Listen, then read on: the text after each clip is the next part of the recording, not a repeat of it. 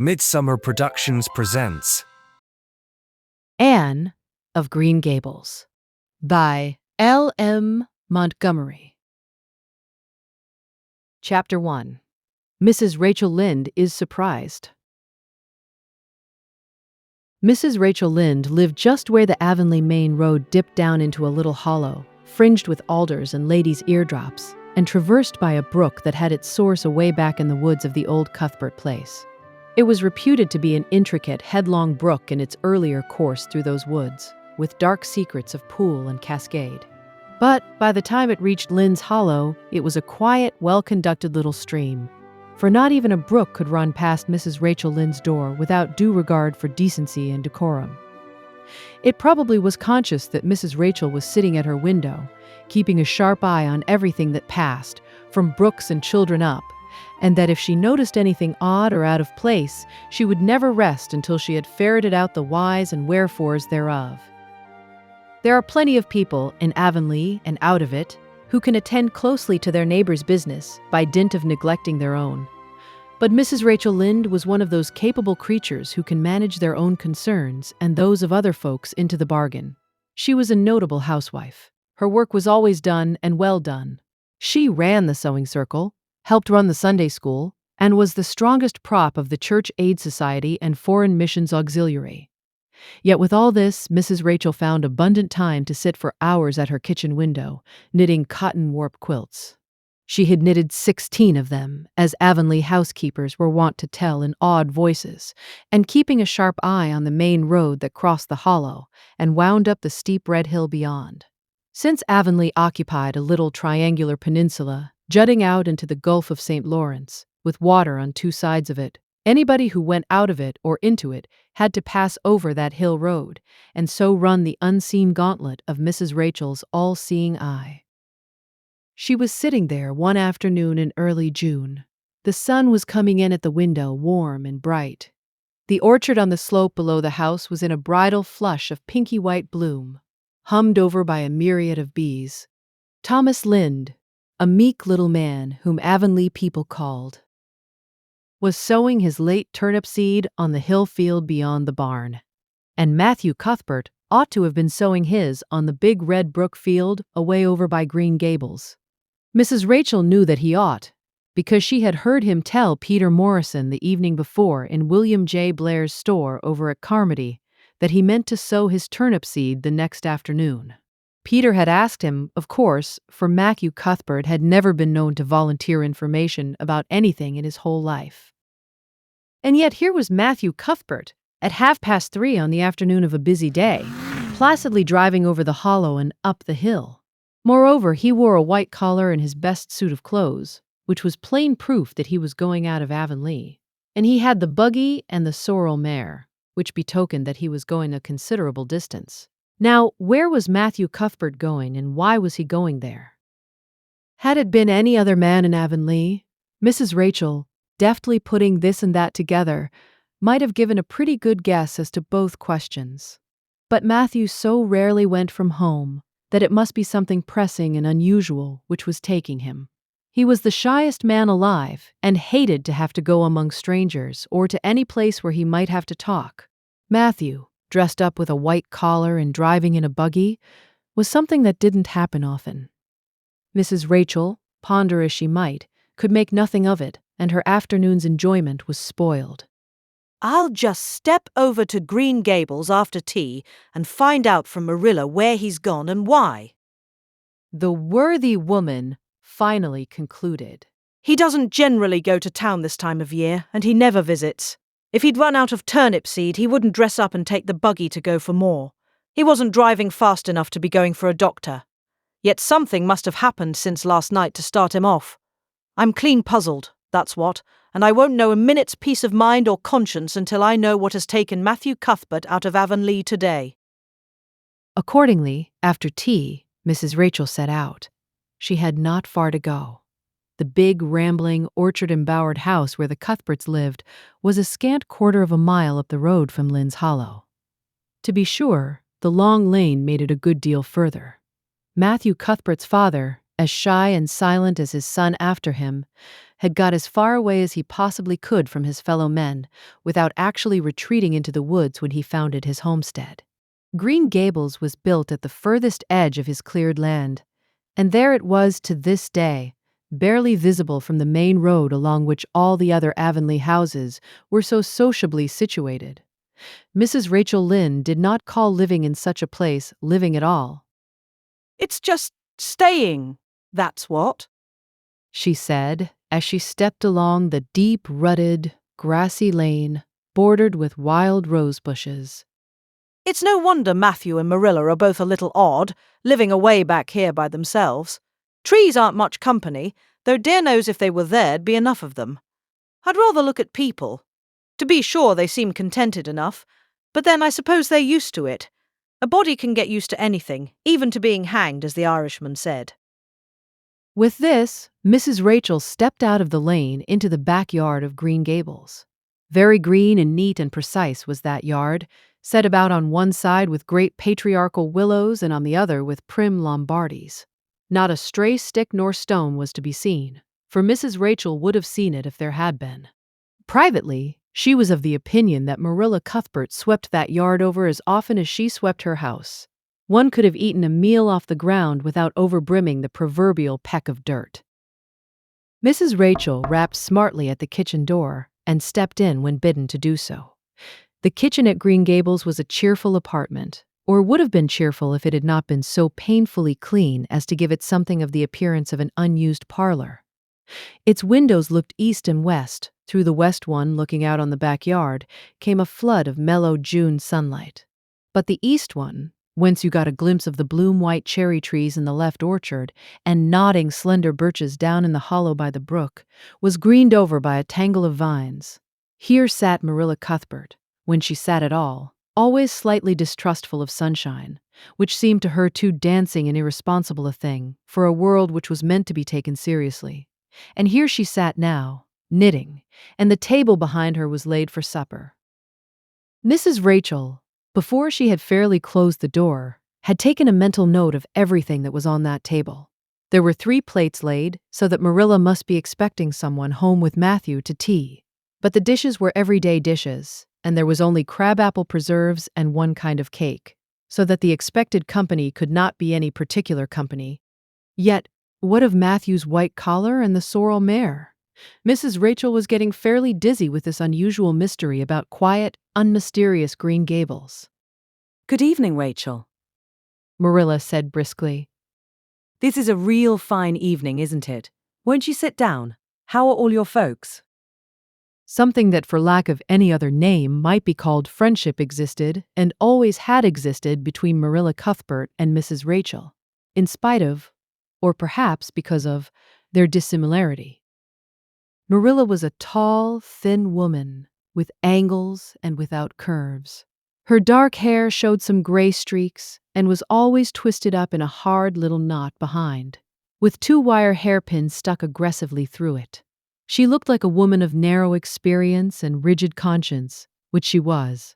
But there was a saving something about her mouth which, if it had been ever so slightly developed, might have been considered indicative of a sense of humor. "We're all pretty well," said Mrs. Rachel. "I was kind of afraid you weren't, though, when I saw Matthew starting off today. I thought maybe he was going to the doctor's." Marilla's lips twitched understandingly. She had expected Mrs. Rachel up. She had known that the sight of Matthew jaunting off so unaccountably would be too much for her neighbor's curiosity. "Oh no, I'm quite well, although I had a bad headache yesterday," she said. "Matthew went to Bright River. We're getting a little boy from an orphan asylum in Nova Scotia, and he's coming on the train tonight." If Marilla had said that Matthew had gone to Bright River to meet a kangaroo from Australia, Mrs. Rachel could not have been more astonished. She was actually stricken dumb for 5 seconds. It was unsupposable that Marilla was making fun of her, but Mrs. Rachel was almost forced to suppose it. "Are you in earnest, Marilla?" she demanded when voice returned to her. "Yes, of course," said Marilla, as if getting boys from orphan asylums in Nova Scotia were part of the usual spring work on any well-regulated Avonlea farm, instead of being an unheard-of innovation. Mrs. Rachel felt that she had received a severe mental jolt. She thought in exclamation points, a boy! Marilla and Matthew Cuthbert of all people adopting a boy from an orphan asylum. Well, the world was certainly turning upside down. She would be surprised at nothing after this. Nothing. What on earth put such a notion into your head? She demanded disapprovingly. This had been done without her advice being asked, and must perforce be disapproved. Well, we've been thinking about it for some time. All winter, in fact, returned Marilla. Mrs. Alexander Spencer was up here one day before Christmas, and she said she was going to get a little girl from the asylum over in Hopeton in the spring. Her cousin lives there, and Mrs. Spencer has visited her and knows all about it. So Matthew and I have talked it over off and on ever since. We thought we'd get a boy. Matthew is getting up in years, you know. He's 60, and he isn't so spry as he once was. His heart troubles him a good deal. And you know how desperate hard it's got to be to get hired help. There's never anybody to be had but those stupid half-grown little French boys. And as soon as you do get one broke into your ways and taught something, he's up and off to the lobster canneries or the States. At first, Matthew suggested getting a homeboy, but I said no flat to that. They may be all right. I'm not saying they're not, but no London street Arabs for me, I said. Give me a native born at least. There'll be a risk, no matter who we get. But I'll feel easier in my mind and sleep sounder at nights if we get a born Canadian. So in the end, we decided to ask Mrs. Spencer to pick us out one when she went over to get her little girl. We heard last week she was going, so we sent her word by Richard Spencer's folks at Carmody to bring us a smart, likely boy of about 10 or 11. We decided that would be the best age, old enough to be of some use in doing chores right off, and young enough to be trained up proper. We mean to give him a good home and schooling. We had a telegram from Mrs. Alexander Spencer today. The mailman brought it from the station, saying they were coming on the 5:30 train tonight. So Matthew went to Bright River to meet him. Mrs. Spencer will drop him off there. Of course, she goes on to White Sands Station herself. Mrs. Rachel prided herself on always speaking her mind. She proceeded to speak it now, having adjusted her mental attitude to this amazing piece of news. Well, Marilla, I'll just tell you plain that I think you're doing a mighty foolish thing. A risky thing, that's what. You don't know what you're getting. You're bringing a strange child into your house and home, and you don't know a single thing about him, nor what his disposition is like, nor what sort of parents he had, nor how he's likely to turn out. Why, it was only last week I read in the paper how a man and his wife up west of the island took a boy out of an orphan asylum and he set fire to the house at night. Set it on purpose, Marilla, and nearly burnt them to a crisp in their beds. And I know another case where an adopted boy used to suck the eggs. They couldn't break him of it. If you had asked my advice in the matter, which you didn't do, Marilla, I'd have said for mercy's sake not to think of such a thing. That's what. This job's comforting seemed neither to offend nor to alarm Marilla. She knitted steadily on. I don't deny there's something in what you say, Rachel. I've had some qualms myself, but Matthew was terrible set on it. I could see that, so I gave in. It's so seldom Matthew sets his mind on anything that when he does, I always feel it's my duty to give in. And as for the risk, there's risks in pretty near everything a body does in this world. There's risks in people's having children of their own if it comes to that. They don't always turn out well. And then Nova Scotia is right close to the island. It isn't as if we were getting him from England or the States. He can't be much different from ourselves. Well, I hope it will turn out all right, said Mrs. Rachel, in a tone that plainly indicated her painful doubts. Only don't say I didn't warn you if he burns Green Gables down or puts strychnine in the well. I heard of a case over in New Brunswick where an orphan asylum child did that and the whole family died in fearful agonies. Only it was a girl in that instance. Well, we're not getting a girl, said Marilla, as if poisoning wells were a purely feminine accomplishment and not to be dreaded in the case of a boy. I'd never dream of taking a girl to bring up. I wonder at Mrs. Alexander Spencer for doing it, but there, she wouldn't shrink from adopting a whole orphan asylum if she took it into her head. Mrs. Rachel would have liked to stay until Matthew came home with his imported orphan, but reflecting that it would be a good 2 hours at least before his arrival, she concluded to go up the road to Robert Bell's, and tell the news. It would certainly make a sensation second to none, and Mrs. Rachel dearly loved to make a sensation. So she took herself away, somewhat to Marilla's relief, for the latter felt her doubts and fears reviving under the influence of Mrs. Rachel's pessimism. Well, of all things that ever were, or will be, Ejaculated Mrs. Rachel when she was safely out in the lane. it does really seem as if I must be dreaming. Well, I'm sorry for that poor young one, and no mistake. Matthew and Marilla don't know anything about children, and they'll expect him to be wiser and steadier than his own grandfather, if so be's he ever had a grandfather, which is doubtful. It seems uncanny to think of a child at Green Gables somehow. There's never been one there, for Matthew and Marilla were grown up when the new house was built, if they ever were children, which is hard to believe when one looks at them. I wouldn't be in that orphan's shoes for anything. My, but I pity him, that's what. So said Mrs. Rachel to the wild rose bushes out of the fullness of her heart. But if she could have seen the child who was waiting patiently at the Bright River station at that very moment, her pity would have been still deeper and more profound.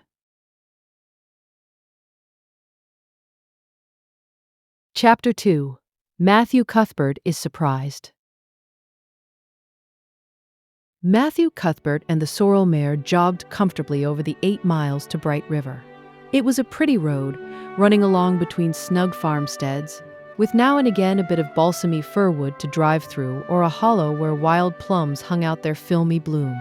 The air was sweet with the breath of many apple orchards, and the meadows sloped away in the distance to horizon mists of pearl and purple, while the little birds sang as if it were the one day of summer in all the year. Matthew enjoyed the drive after his own fashion, except during the moments when he met women and had to nod to them. For, in Prince Edward Island, you are supposed to nod to all and sundry you meet on the road, whether you know them or not. Matthew dreaded all women except Marilla and Mrs. Rachel. He had an uncomfortable feeling that the mysterious creatures were secretly laughing at him. He may have been quite right in thinking so, for he was an odd-looking personage with an ungainly figure and long iron-gray hair that touched his stooping shoulders, and a full, soft brown beard which he had worn ever since he was 20. In fact, he had looked at 20 very much as he looked at 60, lacking a little of the grayness. When he reached Bright River, there was no sign of any train. He thought he was too early, so he tied his horse in the yard of the small Bright River Hotel and went over to the station house. The long platform was almost deserted, the only living creature in sight being a girl who was sitting on a pile of shingles at the extreme end. Matthew, barely noting that it was a girl, sidled past her as quickly as possible without looking at her. Had he looked, he could hardly have failed to notice the tense rigidity and expectation of her attitude and expression.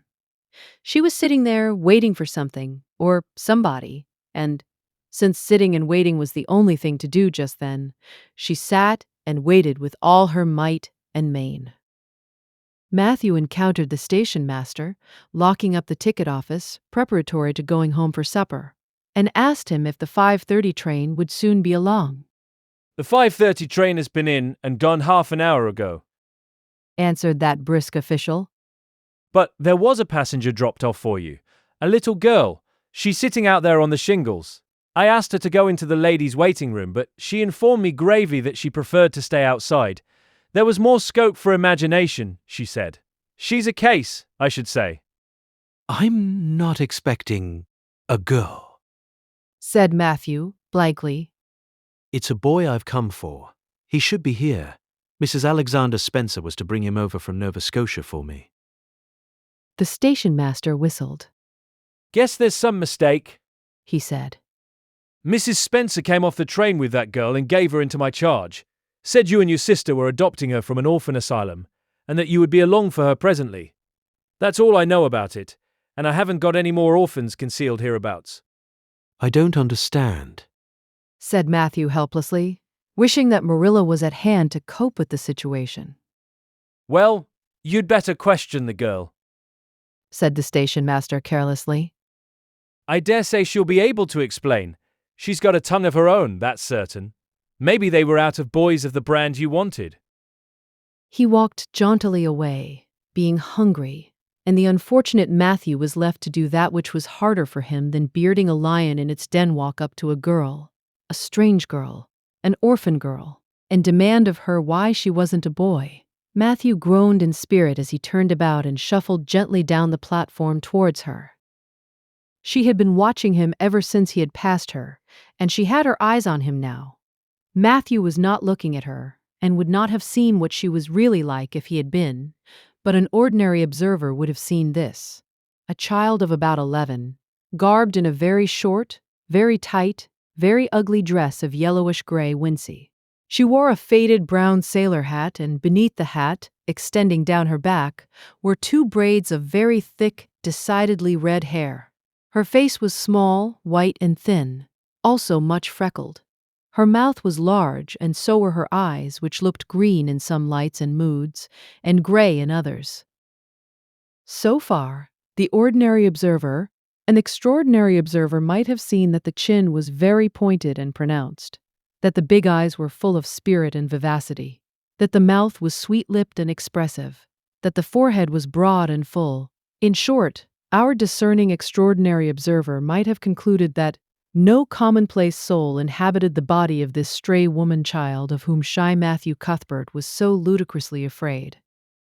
Matthew, however, was spared the ordeal of speaking first, for as soon as she concluded that he was coming to her, she stood up, grasping with one thin brown hand the handle of a shabby, old-fashioned carpet-bag. The other she held out to him. "I suppose you are Mr. Matthew Cuthbert of Green Gables?" she said, in a peculiarly clear, sweet voice. "I'm very glad to see you. I was beginning to be afraid you weren't coming for me, and I was imagining all the things that might have happened to prevent you. I had made up my mind that if you didn't come for me tonight, I'd go down the track to that big wild cherry tree at the bend, and climb up into it to stay all night. I wouldn't be a bit afraid, and it would be lovely to sleep in a wild cherry tree, all white with bloom in the moonshine, don't you think?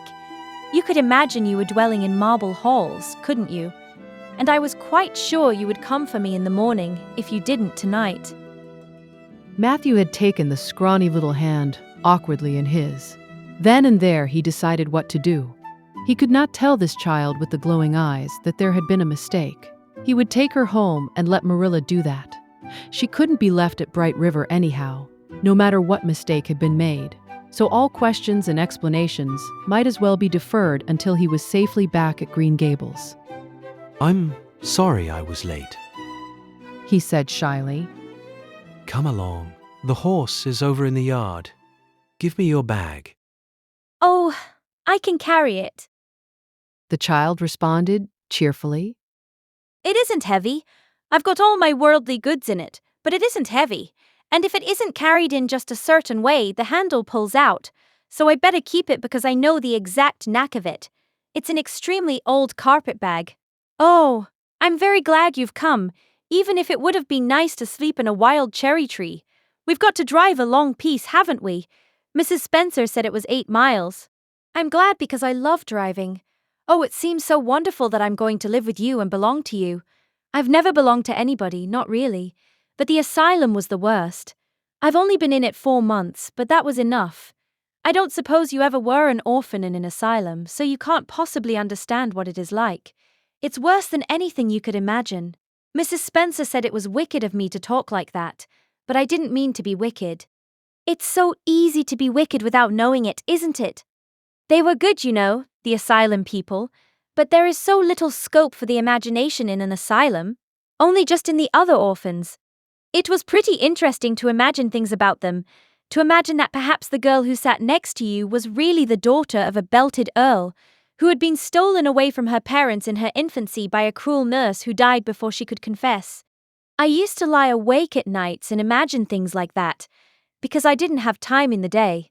I guess that's why I'm so thin. I am dreadful thin, ain't I? There isn't a pick on my bones. I do love to imagine I'm nice and plump, with dimples in my elbows. With this, Matthew's companion stopped talking, partly because she was out of breath and partly because they had reached the buggy. Not another word did she say until they had left the village and were driving down a steep little hill, the road part of which had been cut so deeply into the soft soil that the banks, fringed with blooming wild cherry trees and slim white birches, were several feet above their heads.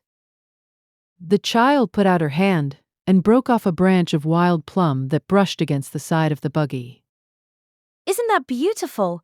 What did that tree, leaning out from the bank, all white and lacy, make you think of? She asked, Well now, I don't know. said Matthew. Why, a bride, of course. A bride all in white with a lovely misty veil. I've never seen one, but I can imagine what she would look like. I don't ever expect to be a bride myself. I'm so homely nobody will ever want to marry me, unless it might be a foreign missionary.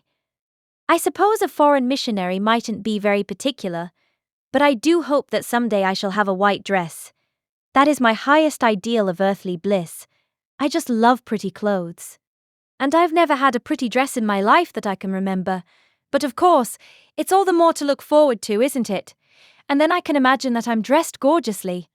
This morning when I left the asylum I felt so ashamed because I had to wear this horrid old wincey dress. All the orphans had to wear them, you know. A merchant in Hopeton last winter donated 300 yards of wincey to the asylum. Some people said it was because he couldn't sell it, but I'd rather believe that it was out of the kindness of his heart, wouldn't you? When we got on the train, I felt as if everybody must be looking at me and pitying me.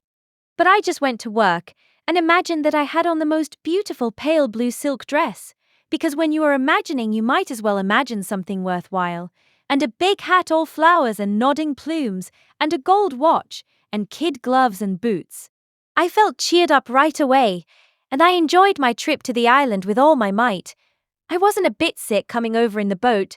Neither was Mrs. Spencer, although she generally is. She said she hadn't time to get sick, watching to see that I didn't fall overboard. She said she never saw the beat of me for prowling about, but if it kept her from being seasick, it's a mercy I did prowl, isn't it? And I wanted to see everything that was to be seen on that boat, because I didn't know whether I'd ever have another opportunity. Oh, there are a lot more cherry trees all in bloom. This island is the bloomiest place. I just love it already, and I'm so glad I'm going to live here. I've always heard that Prince Edward Island was the prettiest place in the world, and I used to imagine I was living here, but I never really expected I would. It's delightful when your imaginations come true, isn't it? But those red roads are so funny. When we got into the train at Charlottetown, and the red roads began to flash past, I asked Mrs. Spencer what made them red, and she said she didn't know, and for pity's sake not to ask her any more questions. She said I must have asked her 1,000 already. I suppose I had too, but how are you going to find out about things if you don't ask questions? And what does make the roads red? Well now, I don't know. said Matthew. Well, that is one of the things to find out sometime. Isn't it splendid to think of all the things there are to find out about? It just makes me feel glad to be alive. It's such an interesting world. It wouldn't be half so interesting if we knew all about everything, would it? There'd be no scope for imagination then, would there? But am I talking too much? People are always telling me I do. Would you rather I didn't talk? If you say so, I'll stop. I can stop when I make up my mind to it, although it's difficult. Matthew, much to his own surprise, was enjoying himself. Like most quiet folks, he liked talkative people when they were willing to do the talking themselves, and did not expect him to keep up his end of it. But he had never expected to enjoy the society of a little girl. Women were bad enough in all conscience, but little girls were worse. He detested the way they had of sidling past him timidly, with sidewise glances, as if they expected him to gobble them up at a mouthful if they ventured to say a word. That was the Avonlea type of well-bred little girl. But this freckled witch was very different. And although he found it rather difficult for his slower intelligence to keep up with her brisk mental processes, he thought that he kind of liked her chatter. So he said, as shyly as usual, Oh, you can talk as much as you like. I don't mind. Oh, I'm so glad. I know you and I are going to get along together fine. It's such a relief to talk when one wants to and not be told that children should be seen and not heard. I've had that said to me 1,000,000 times if I have once. And people laugh at me because I use big words. But if you have big ideas, you have to use big words to express them, haven't you? Well now, that seems reasonable. said Matthew. Mrs. Spencer said that my tongue must be hung in the middle, but it isn't. It's firmly fastened at one end. Mrs. Spencer said your place was named Green Gables. I asked her all about it, and she said there were trees all around it. I was gladder than ever. I just love trees. And there weren't any at all about the asylum, only a few poor weeny-teeny things out in front with little whitewashed cagey things about them. They just looked like orphans themselves, those trees did. It used to make me want to cry to look at them. I used to say to them, "Oh, you poor little things.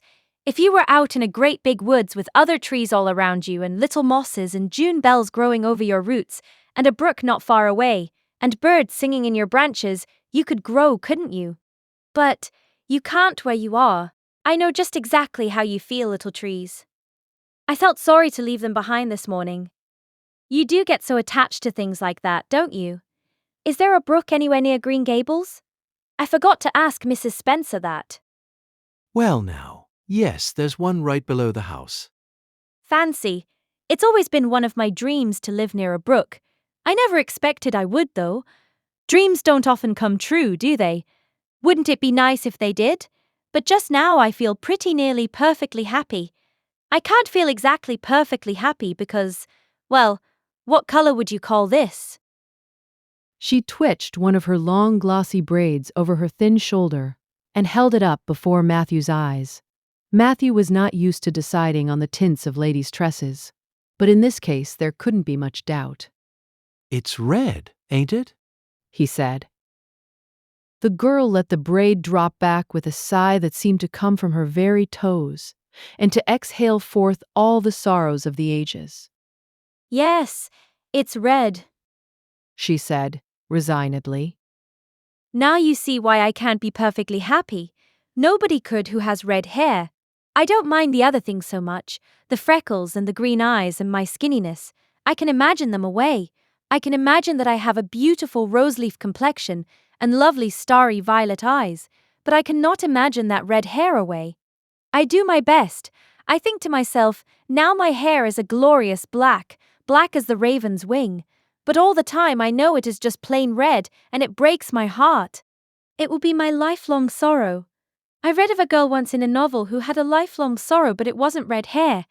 Her hair was pure gold rippling back from her alabaster brow. What is an alabaster brow? I never could find out. Can you tell me? Well now, I'm afraid I can't, said Matthew, who was getting a little dizzy. He felt as he had once felt in his rash youth when another boy had enticed him on the merry-go-round at a picnic. Well, whatever it was, it must have been something nice, because she was divinely beautiful. Have you ever imagined what it must feel like to be divinely beautiful? Well now, no, I haven't, confessed Matthew, ingenuously. I have often. Which would you rather be if you had the choice? Divinely beautiful, or dazzlingly clever, or angelically good? Well now, I don't know exactly. Neither do I. I can never decide. But it doesn't make much real difference, for it isn't likely I'll ever be either. It's certain I'll never be angelically good. Mrs. Spencer says, "Oh, Mr. Cuthbert! Oh, Mr. Cuthbert! Oh, Mr. Cuthbert!" That was not what Mrs. Spencer had said. Neither had the child tumbled out of the buggy, nor had Matthew done anything astonishing. They had simply rounded a curve in the road and found themselves in the avenue. The avenue, so called by the Newbridge people, was a stretch of road 400 or 500 yards long, completely arched over with huge, wide-spreading apple trees planted years ago by an eccentric old farmer. Overhead was one long canopy of snowy, fragrant bloom. Below the boughs, the air was full of a purple twilight, and far ahead a glimpse of painted sunset sky shone like a great rose window at the end of a cathedral aisle. Its beauty seemed to strike the child dumb. She leaned back in the buggy, her thin hands clasped before her, her face lifted rapturously to the white splendor above. Even when they had passed out and were driving down the long slope to Newbridge, she never moved or spoke. Still with rapt face, she gazed afar into the sunset west, with eyes that saw visions trooping splendidly across that glowing background. Through Newbridge, a bustling little village where dogs barked at them and small boys hooted and curious faces peered from the windows, they drove, still in silence. When 3 more miles had dropped away behind them, the child had not spoken. She could keep silence, it was evident, as energetically as she could talk. I guess you're feeling pretty tired and hungry. Matthew ventured to say at last, accounting for her long visitation of dumbness with the only reason he could think of. But we haven't very far to go now, only another mile. She came out of her reverie with a deep sigh and looked at him with the dreamy gaze of a soul that had been wandering afar, star-led. Oh, Mr. Cuthbert, She whispered. that place we came through, that white place. What was it? Well now, you must mean the avenue. Said Matthew, after a few moments' profound reflection. It is a kind of pretty place. Pretty? Oh, pretty doesn't seem the right word to use. Nor beautiful either. They don't go far enough. Oh, it was wonderful, wonderful. It's the first thing I ever saw that couldn't be improved upon by imagination. It just satisfied me here. She put one hand on her breast. It made a queer, funny ache, and yet it was a pleasant ache. Did you ever have an ache like that, Mr. Cuthbert? Well now, I just can't recollect that I ever had. I have it lots of times, whenever I see anything royally beautiful. But they shouldn't call that lovely place the Avenue. There is no meaning in a name like that. They should call it, let me see, the White Way of Delight. Isn't that a nice imaginative name? When I don't like the name of a place or a person, I always imagine a new one, and always think of them so. There was a girl at the asylum whose name was Hepzibah Jenkins, but I always imagined her as Rosalia de Vere. Other people may call that place the Avenue, but I shall always call it the White Way of Delight. Have we really only another mile to go before we get home? I'm glad and I'm sorry. I'm sorry because this drive has been so pleasant, and I'm always sorry when pleasant things end. Something still pleasanter may come after, but you can never be sure. And it's so often the case that it isn't pleasanter. That has been my experience anyhow. But I'm glad to think of getting home. You see, I'd never had a real home since I can remember. It gives me that pleasant ache again just to think of coming to a really, truly home. Oh, isn't that pretty? They had driven over the crest of a hill. Below them was a pond, looking almost like a river, so long and winding was it. A bridge spanned it midway, and from there to its lower end, where an amber-hued belt of sandhills shut it in from the dark blue gulf beyond, the water was a glory of many shifting hues, the most spiritual shadings of crocus and rose and ethereal green, with other elusive tintings for which no name has ever been found. Above the bridge, the pond ran up into fringing groves of fir and maple, and lay all darkly translucent in their wavering shadows. Here and there a wild plum leaned out from the bank like a white-clad girl tiptoeing to her own reflection. From the marsh at the head of the pond came the clear, mournfully sweet chorus of the frogs. There was a little gray house peering around a white apple orchard on a slope beyond, and, although it was not yet quite dark, a light was shining from one of its windows. That's Barry's Pond, Said Matthew. Oh, I don't like that name either. I shall call it, let me see, the Lake of Shining Waters. Yes, that is the right name for it. I know because of the thrill. When I hit on a name that suits exactly, it gives me a thrill. Do things ever give you a thrill? Matthew ruminated. Well now, yes. It always kind of gives me a thrill to see them ugly white grubs that spade up in the cucumber beds. I hate the look of them. Oh, I don't think that can be exactly the same kind of a thrill. Do you think it can? There doesn't seem to be much connection between grubs and lakes of shining waters, does there? But why do other people call it Barry's Pond? I reckon because Mr. Barry lives up there in that house. Orchard Slope's the name of his place. If it wasn't for that big bush behind it, you could see Green Gables from here. But we have to go over the bridge and round by the road, so it's near half a mile further. Has Mr. Barry any little girls? Well, not so very little either, about my size. He's got one about 11. Her name is Diana. Oh, With a long indrawing of breath. what a perfectly lovely name. Well, now, I don't know. There's something dreadful heathenish about it, seems to me. I'd rather Jane or Mary or some sensible name like that. But when Diana was born, there was a schoolmaster boarding there, and they gave him the naming of her, and he called her Diana. I wish there had been a schoolmaster like that around when I was born then. Oh, here we are at the bridge. I'm going to shut my eyes tight. I'm always afraid going over bridges. I can't help imagining that perhaps, just as we get to the middle, they'll crumple up like a jackknife and nip us. So I shut my eyes, but I always have to open them for all when I think we're getting near the middle, because, you see, if the bridge did crumple up, I'd want to see it crumple. What a jolly rumble it makes! I always like the rumble part of it. Isn't it splendid there are so many things to like in this world? There, we're over. Now I'll look back. Good night, dear lake of shining waters. I always say good night to the things I love, just as I would to people. I think they like it. That water looks as if it was smiling at me. When they had driven up the further hill and around a corner, Matthew said, We're pretty near home now. That's Green Gables over. Oh, don't tell me. She interrupted breathlessly, catching at his partially raised arm and shutting her eyes that she might not see his gesture.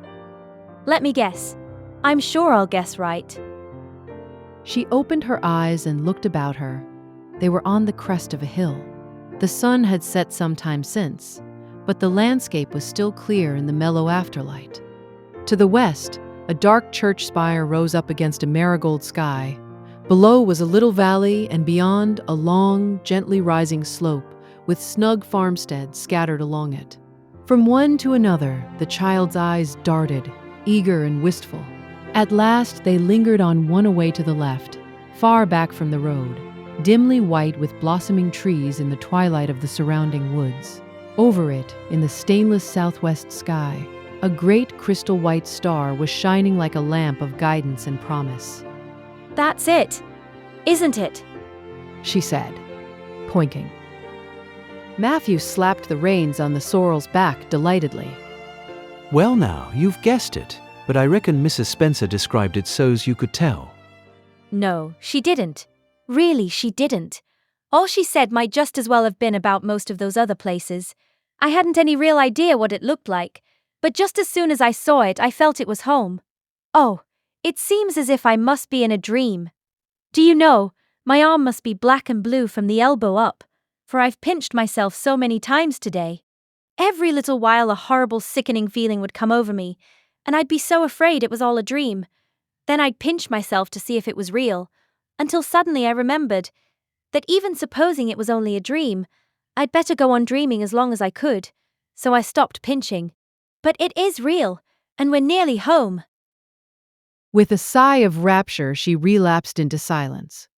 Matthew stirred uneasily. He felt glad that it would be Marilla and not he who would have to tell this waif of the world that the home she longed for was not to be hers after all. They drove over Lynde's Hollow, where it was already quite dark, but not so dark that Mrs. Rachel could not see them from her window vantage, and up the hill and into the long lane of Green Gables. By the time they arrived at the house, Matthew was shrinking from the approaching revelation with an energy he did not understand. It was not of Marilla or himself he was thinking, or of the trouble this mistake was probably going to make for them, but of the child's disappointment. When he thought of that rapt light being quenched in her eyes, he had an uncomfortable feeling that he was going to assist at murdering something. Much the same feeling that came over him when he had to kill a lamb or calf, or any other innocent little creature. The yard was quite dark as they turned into it, and the poplar leaves were rustling silkily all round it. Listen to the trees talking in their sleep, She whispered, as he lifted her to the ground. What nice dreams they must have. Then, holding tightly to the carpetbag which contained all her worldly goods, she followed him into the house. Chapter 3. Marilla Cuthbert is surprised. Marilla came briskly forward as Matthew opened the door. But when her eyes fell on the odd little figure in the stiff, ugly dress, with the long braids of red hair and the eager, luminous eyes, she stopped short in amazement. Matthew Cuthbert, who's that? She ejaculated. Where is the boy? There wasn't any boy. Said Matthew wretchedly. There was only her. He nodded at the child, remembering that he had never even asked her name. No boy, but there must have been a boy, Insisted Marilla. We sent word to Mrs. Spencer to bring a boy. Well, she didn't. She brought her. I asked the station master, and I had to bring her home. She couldn't be left there, no matter where the mistake had come in. Well, this is a pretty piece of business, Ejaculated Marilla. During this dialogue, the child had remained silent, her eyes roving from one to the other, all the animation fading out of her face. Suddenly, she seemed to grasp the full meaning of what had been said. Dropping her precious carpet bag, she sprang forward a step and clasped her hands. You don't want me. She cried. You don't want me because I'm not a boy. I might have expected it. Nobody ever did want me. I might have known it was all too beautiful to last. I might have known nobody really did want me. Oh, what shall I do? I'm going to burst into tears. Burst into tears she did. Sitting down on a chair by the table, flinging her arms out upon it and burying her face in them, she proceeded to cry stormily. Marilla and Matthew looked at each other deprecatingly across the stove. Neither of them knew what to say or do. Finally, Marilla stepped lamely into the breach. Well, there's no need to cry so about it. Yes, there is need. The child raised her head quickly, revealing a tear-stained face and trembling lips. You would cry, too, if you were an orphan and had come to a place you thought was going to be home and found that they didn't want you because you weren't a boy. Oh, this is the most tragical thing that ever happened to me. Something like a reluctant smile, rather rusty from long disuse, mellowed Marilla's grim expression.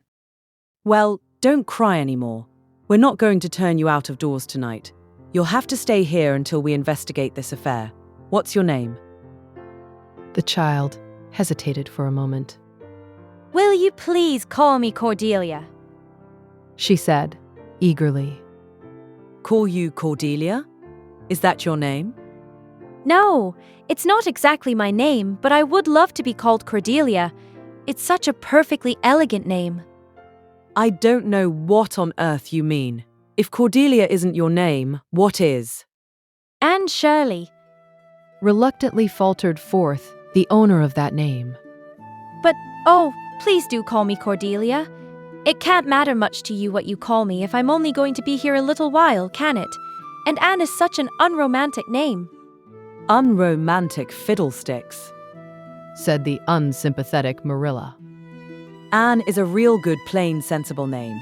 You've no need to be ashamed of it. Oh, I'm not ashamed of it. Explained Anne. Only, I like Cordelia better. I've always imagined that my name was Cordelia. At least, I always have of late years. When I was young, I used to imagine it was Geraldine, but I like Cordelia better now. But if you call me Anne, please call me Anne spelled with an E. What difference does it make how it's spelled? Asked Marilla, with another rusty smile as she picked up the teapot. Oh, it makes such a difference. It looks so much nicer. When you hear a name pronounced, can't you always see it in your mind, just as if it was printed out? I can, and A-N looks dreadful, but A-N-N-E looks so much more distinguished. If you'll only call me Anne, spelled with an E, I shall try to reconcile myself to not being called Cordelia. Very well then. Anne spelled with an E, can you tell us how this mistake came to be made? We sent word to Mrs. Spencer to bring us a boy. Were there no boys at the asylum? Oh yes, there was an abundance of them. But Mrs. Spencer said distinctly that you wanted a girl about 11 years old, and the matron said she thought I would do. You don't know how delighted I was. I couldn't sleep all last night for joy. Oh, she added reproachfully, turning to Matthew. Why didn't you tell me at the station that you didn't want me, and leave me there?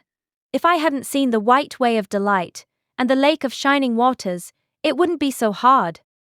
What on earth does she mean? Demanded Marilla, staring at Matthew. She's just referring to some conversation we had on the road, Said Matthew hastily. I'm going out to put the mare in, Marilla. Have tea ready when I come back. Did Mrs. Spencer bring anybody over besides you? Continued Marilla, when Matthew had gone out. She brought Lily Jones for herself. Lily is only 5 years old, and she's very beautiful and had nut-brown hair. If I was very beautiful and had nut-brown hair, would you keep me? No, we want a boy to help Matthew on the farm. A girl would be of no use to us. Take off your hat. I'll lay it and your bag on the hall table. Anne took off her hat meekly. Matthew came back presently and they sat down to supper. But Anne could not eat. In vain she nibbled at the bread and butter and pecked at the crabapple preserve out of the little scalloped glass dish by her plate. She did not really make any headway at all. You're not eating anything, said Marilla sharply, eyeing her as if it were a serious shortcoming. Anne sighed. I can't. I'm in the depths of despair. Can you eat when you are in the depths of despair? I've never been in the depths of despair, so I can't say, responded Marilla. Weren't you? Well, did you ever try to imagine you were in the depths of despair? No, I didn't. Then I don't think you can understand what it's like. It's a very uncomfortable feeling indeed. When you try to eat, a lump comes right up in your throat, and you can't swallow anything, not even if it was a chocolate caramel. I had one chocolate caramel once, 2 years ago, and it was simply delicious. I've often dreamed since then that I had a lot of chocolate caramels, but I always wake up just when I'm going to eat them. I do hope you won't be offended because I can't eat. Everything is extremely nice, but still, I cannot eat. I guess she's tired, said Matthew, who hadn't spoken since his return from the barn. Best put her to bed, Marilla. Marilla had been wondering where Anne should be put to bed. She had prepared a couch in the kitchen chamber for the desired and expected boy. But, although it was neat and clean, it did not seem quite the thing to put a girl there somehow. But the spare room was out of the question for such a stray waif, so there remained only the east gable room. Marilla lighted a candle and told Anne to follow her, which Anne spiritlessly did, taking her hat and carpet bag from the hall table as she passed. The hall was fearsomely clean. The little gable chamber in which she presently found herself seemed still cleaner. Marilla set the candle on a 3-legged, 3-cornered table and turned down the bedclothes. I suppose you have a nightgown, she questioned. Anne nodded. Yes, I have 2. The matron of the asylum made them for me. They're fearfully skimpy. There is never enough to go around in an asylum, so things are always skimpy, at least in a poor asylum like ours. I hate skimpy nightdresses, but one can dream just as well in them as in lovely trailing ones with frills around the neck. That's one consolation. Well, undress as quick as you can and go to bed. I'll come back in a few minutes for the candle. I daren't trust you to put it out yourself. You'd likely set the place on fire. When Marilla had gone, Anne looked around her wistfully. The whitewashed walls were so painfully bare and staring that she thought they must ache over their own bareness. The floor was bare too, except for a round braided mat in the middle such as Anne had never seen before. In one corner was the bed, a high, old-fashioned one with 4 dark, low-turned posts. In the other corner was the aforesaid 3-cornered table adorned with a fat, red velvet pincushion hard enough to turn the point of the most adventurous pin. Above it hung a little 6x8 mirror. Midway between table and bed was the window, with an icy white muslin frill over it, and opposite it was the washstand.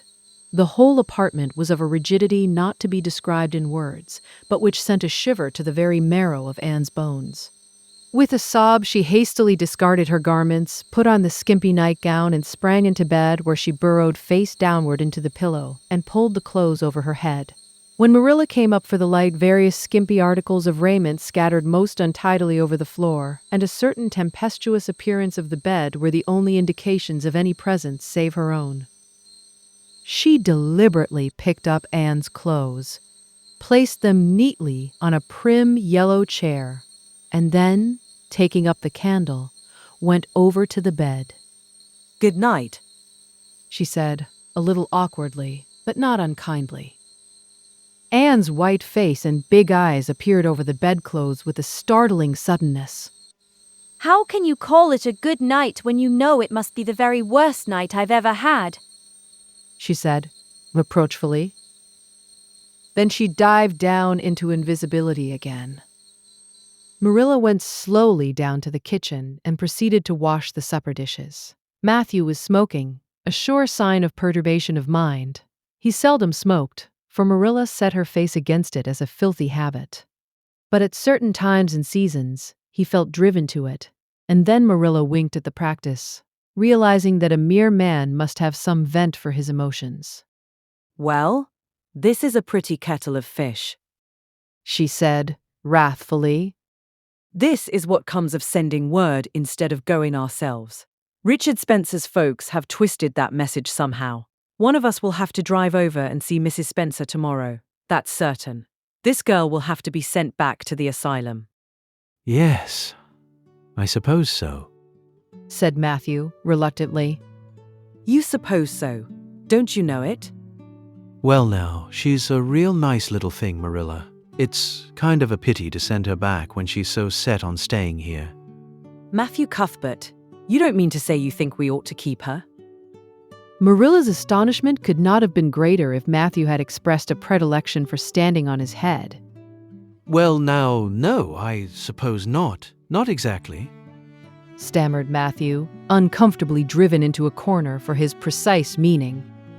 I suppose we could hardly be expected to keep her. "I should say not. What good would she be to us?" We might be some good to her, said Matthew, suddenly and unexpectedly. "Matthew Cuthbert, I believe that child has bewitched you. I can see as plain that you want to keep her." Well now, she's a real interesting little thing, persisted Matthew. You should have heard her talk coming from the station. "Oh, she can talk fast enough. I saw that at once. It's nothing in her favor either. I don't like children who have so much to say. I don't want an orphan girl, and if I did, she isn't the style I'd pick out. There's something I don't understand about her. No, she's got to be dispatched straightway back to where she came from." I could hire a French boy to help me, said Matthew. And she'd be company for you. "I'm not suffering for company," said Marilla shortly. "and I'm not going to keep her." Well now, it's just as you say, of course, Marilla, said Matthew, rising and putting his pipe away. I'm going to bed. To bed went Matthew, and to bed, when she had put her dishes away, went Marilla, frowning most resolutely. And upstairs, in the east gable, a lonely, heart-hungry, friendless child cried herself to sleep. Chapter 4. Morning at Green Gables. It was broad daylight when Anne awoke and sat up in bed, staring confusedly at the window through which a flood of cheery sunshine was pouring and outside of which something white and feathery waved across glimpses of blue sky. For a moment, she could not remember where she was. First came a delightful thrill, as of something very pleasant, then a horrible remembrance. This was Green Gables, and they didn't want her because she wasn't a boy. But it was morning, and yes, it was a cherry tree in full bloom outside of her window. With a bound, she was out of bed and across the floor. She pushed up the sash. It went up stiffly and creakily, as if it hadn't been opened for a long time, which was the case, and it stuck so tight that nothing was needed to hold it up.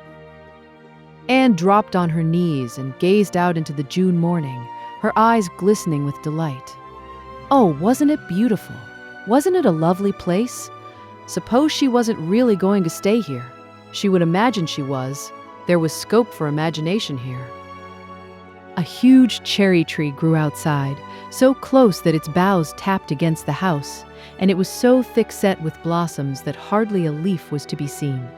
On both sides of the house was a big orchard, one of apple trees and one of cherry trees, also showered over with blossoms, and their grass was all sprinkled with dandelions. In the garden below were lilac trees purple with flowers, and their dizzily sweet fragrance drifted up to the window on the morning wind.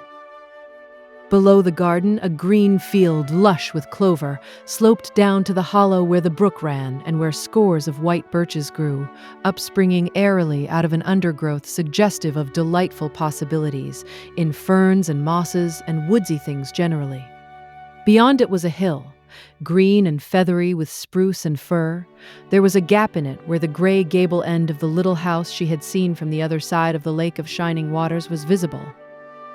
Off to the left were the big barns, and beyond them, away down over green, low-sloping fields, was a sparkling blue glimpse of sea. Anne's beauty-loving eyes lingered on it all, taking everything greedily in. She had looked on so many unlovely places in her life, poor child, but this was as lovely as anything she had ever dreamed. She knelt there, lost to everything but the loveliness around her, until she was startled by a hand on her shoulder. Marilla had come in unheard by the small dreamer. "It's time you were dressed," she said curtly. Marilla really did not know how to talk to the child, and her uncomfortable ignorance made her crisp and curt when she did not mean to be. Anne stood up and drew a long breath. Oh, isn't it wonderful? She said, waving her hand comprehensively at the good world outside. "It's a big tree," said Marilla. "and it blooms great, but the fruit don't amount to much never. Small and wormy." Oh, I don't mean just the tree. Of course it's lovely, yes, it's radiantly lovely. It blooms as if it meant it. But I meant everything. The garden and the orchard and the brook and the woods, the whole big dear world. Don't you feel as if you just loved the world on a morning like this? And I can hear the brook laughing all the way up here. Have you ever noticed what cheerful things brooks are? They're always laughing. Even in wintertime, I've heard them under the ice. I'm so glad there's a brook near Green Gables. Perhaps you think it doesn't make any difference to me when you're not going to keep me, but it does. I shall always like to remember that there is a brook at Green Gables, even if I never see it again. If there wasn't a brook, I'd be haunted by the uncomfortable feeling that there ought to be one. I'm not in the depths of despair this morning. I never can be in the morning. Isn't it a splendid thing that there are mornings? But I feel very sad. I've just been imagining that it was really me you wanted after all, and that I was to stay here forever and ever. It was a great comfort while it lasted. But the worst of imagining things is that the time comes when you have to stop, and that hurts. "You'd better get dressed and come downstairs and never mind your imaginings," said Marilla, as soon as she could get a word in edgewise. "Breakfast is waiting. Wash your face and comb your hair. Leave the window up and turn your bedclothes back over the foot of the bed. Be as smart as you can." Anne could evidently be smart to some purpose, for she was downstairs in 10 minutes' time, with her clothes neatly on, her hair brushed and braided, her face washed, and a comfortable consciousness pervading her soul that she had fulfilled all Marilla's requirements. As a matter of fact, however, she had forgotten to turn back the bedclothes. I'm pretty hungry this morning, she announced as she slipped into the chair Marilla placed for her. The world doesn't seem such a howling wilderness as it did last night. I'm so glad it's a sunshiny morning. But I like rainy mornings real well too. All sorts of mornings are interesting, don't you think? You don't know what's going to happen through the day, and there's so much scope for imagination. But I'm glad it's not rainy today, because it's easier to be cheerful and bear up under affliction on a sunshiny day. I feel that I have a good deal to bear up under. It's all very well to read about sorrows and imagine yourself living through them heroically, but it's not so nice when you really come to have them, is it? "For pity's sake, hold your tongue," said Marilla. You talk entirely too much for a little girl. Thereupon, Anne held her tongue so obediently and thoroughly that her continued silence made Marilla rather nervous, as if in the presence of something not exactly natural. Matthew also held his tongue, but this was natural, so that the meal was a very silent one. As it progressed, Anne became more and more abstracted, eating mechanically, with her big eyes fixed unswervingly and unseeingly on the sky outside the window. This made Marilla more nervous than ever. She had an uncomfortable feeling that while this odd child's body might be there at the table, her spirit was far away in some remote, airy cloudland, borne aloft on the wings of imagination. Who would want such a child about the place? Yet Matthew wished to keep her, of all unaccountable things. Marilla felt that he wanted it just as much this morning as he had the night before, and that he would go on wanting it. That was Matthew's way. Take a whim into his head and cling to it with the most amazing silent persistency, a persistency 10 times more potent and effectual in its very silence than if he had talked it out. When the meal was ended, Anne came out of her reverie and offered to wash the dishes. Can you wash dishes right? Asked Marilla distrustfully. Pretty well. I'm better at looking after children, though. I've had so much experience at that. It's such a pity you haven't any here for me to look after. I don't feel as if I wanted any more children to look after than I've got at present. You're problem enough in all conscience. What's to be done with you, I don't know. Matthew is a most ridiculous man. I think he's lovely, said Anne reproachfully. He is so very sympathetic. He didn't mind how much I talked. He seemed to like it. I felt that he was a kindred spirit as soon as ever I saw him. You're both queer enough, if that's what you mean by kindred spirits, said Marilla with a sniff.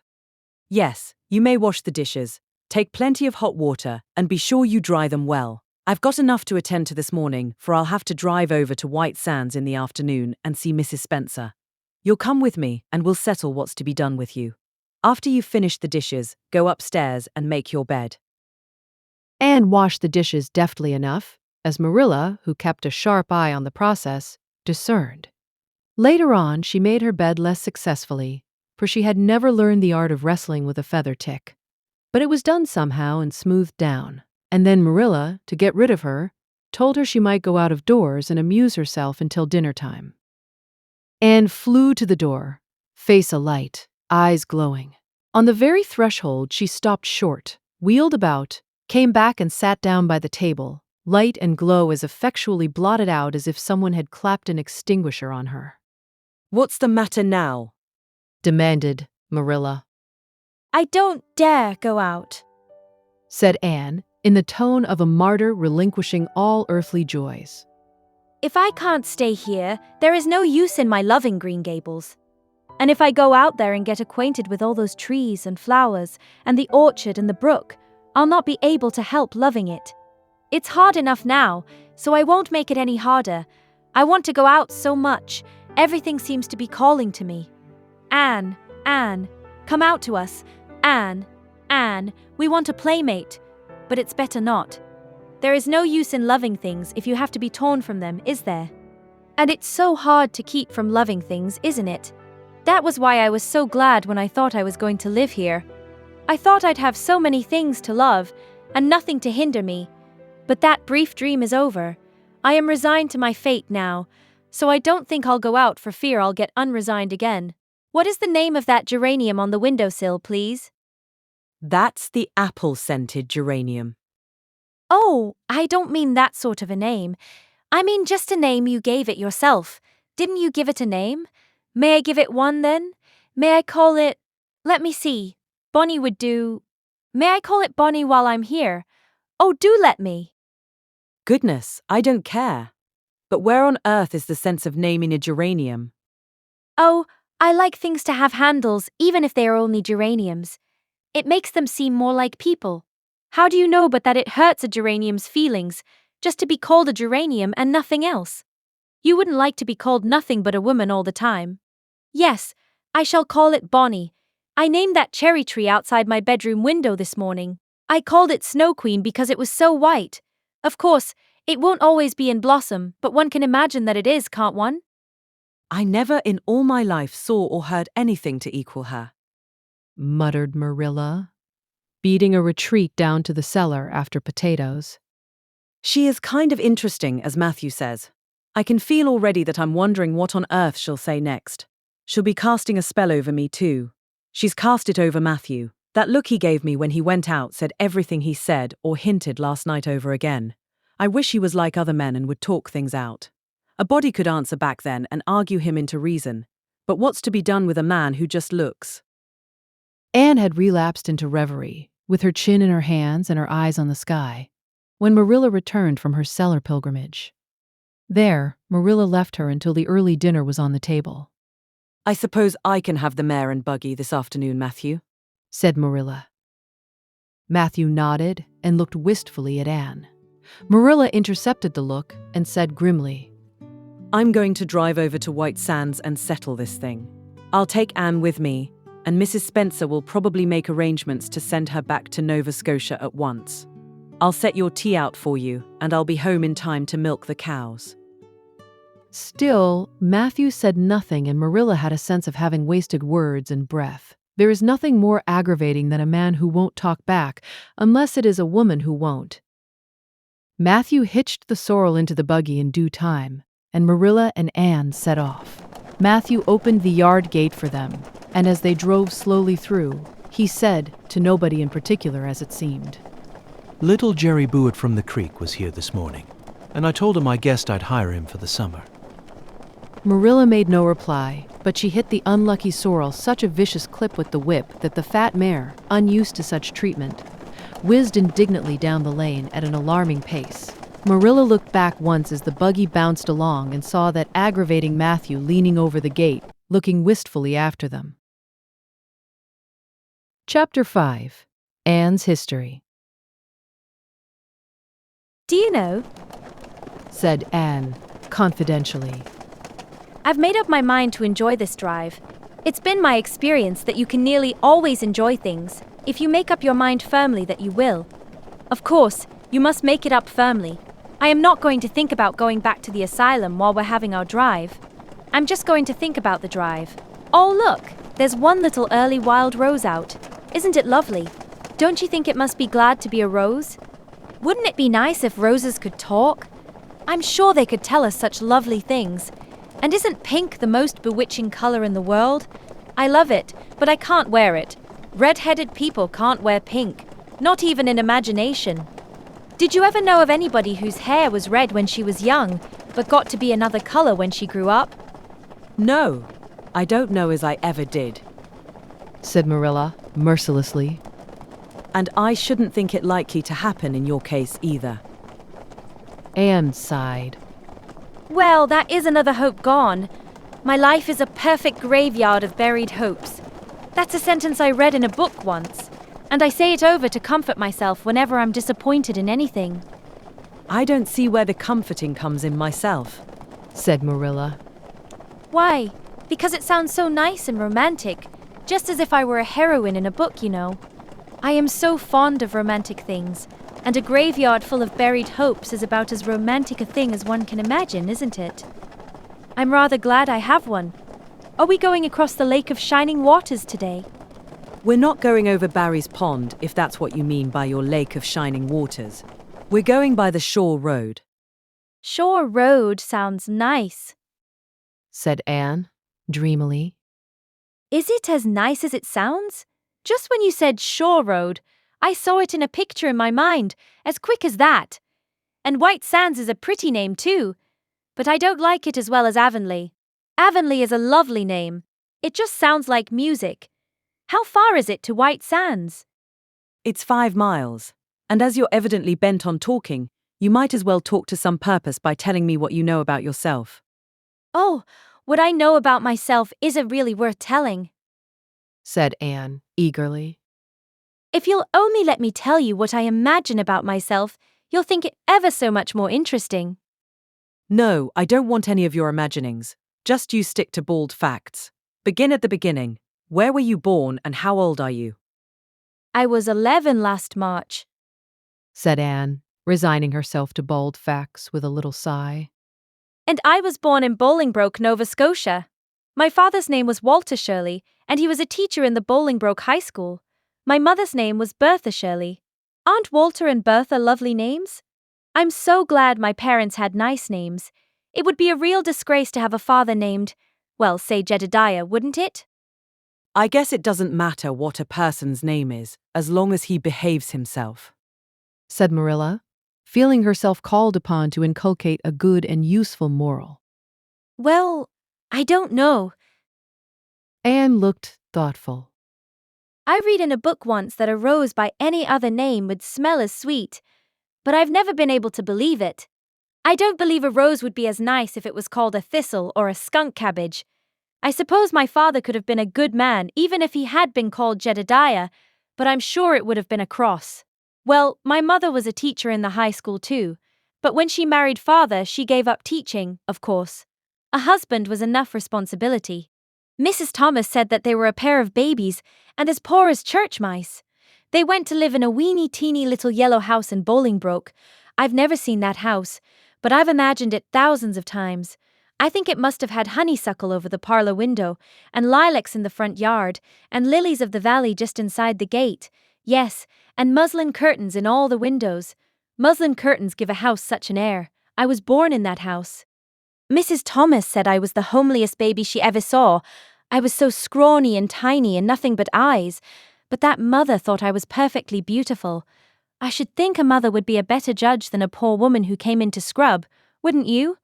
I'm glad she was satisfied with me anyhow. I would feel so sad if I thought I was a disappointment to her, because she didn't live very long after that, you see. She died of fever when I was just 3 months old. I do wish she'd lived long enough for me to remember calling her mother. I think it would be so sweet to say mother, don't you? And father died 4 days afterwards from fever too. That left me an orphan, and folks were at their wits' end, so Mrs. Thomas said what to do with me. You see, nobody wanted me even then. It seems to be my fate. Father and mother had both come from places far away, and it was well known they hadn't any relatives living. Finally, Mrs. Thomas said she'd take me, though she was poor and had a drunken husband. She brought me up by hand.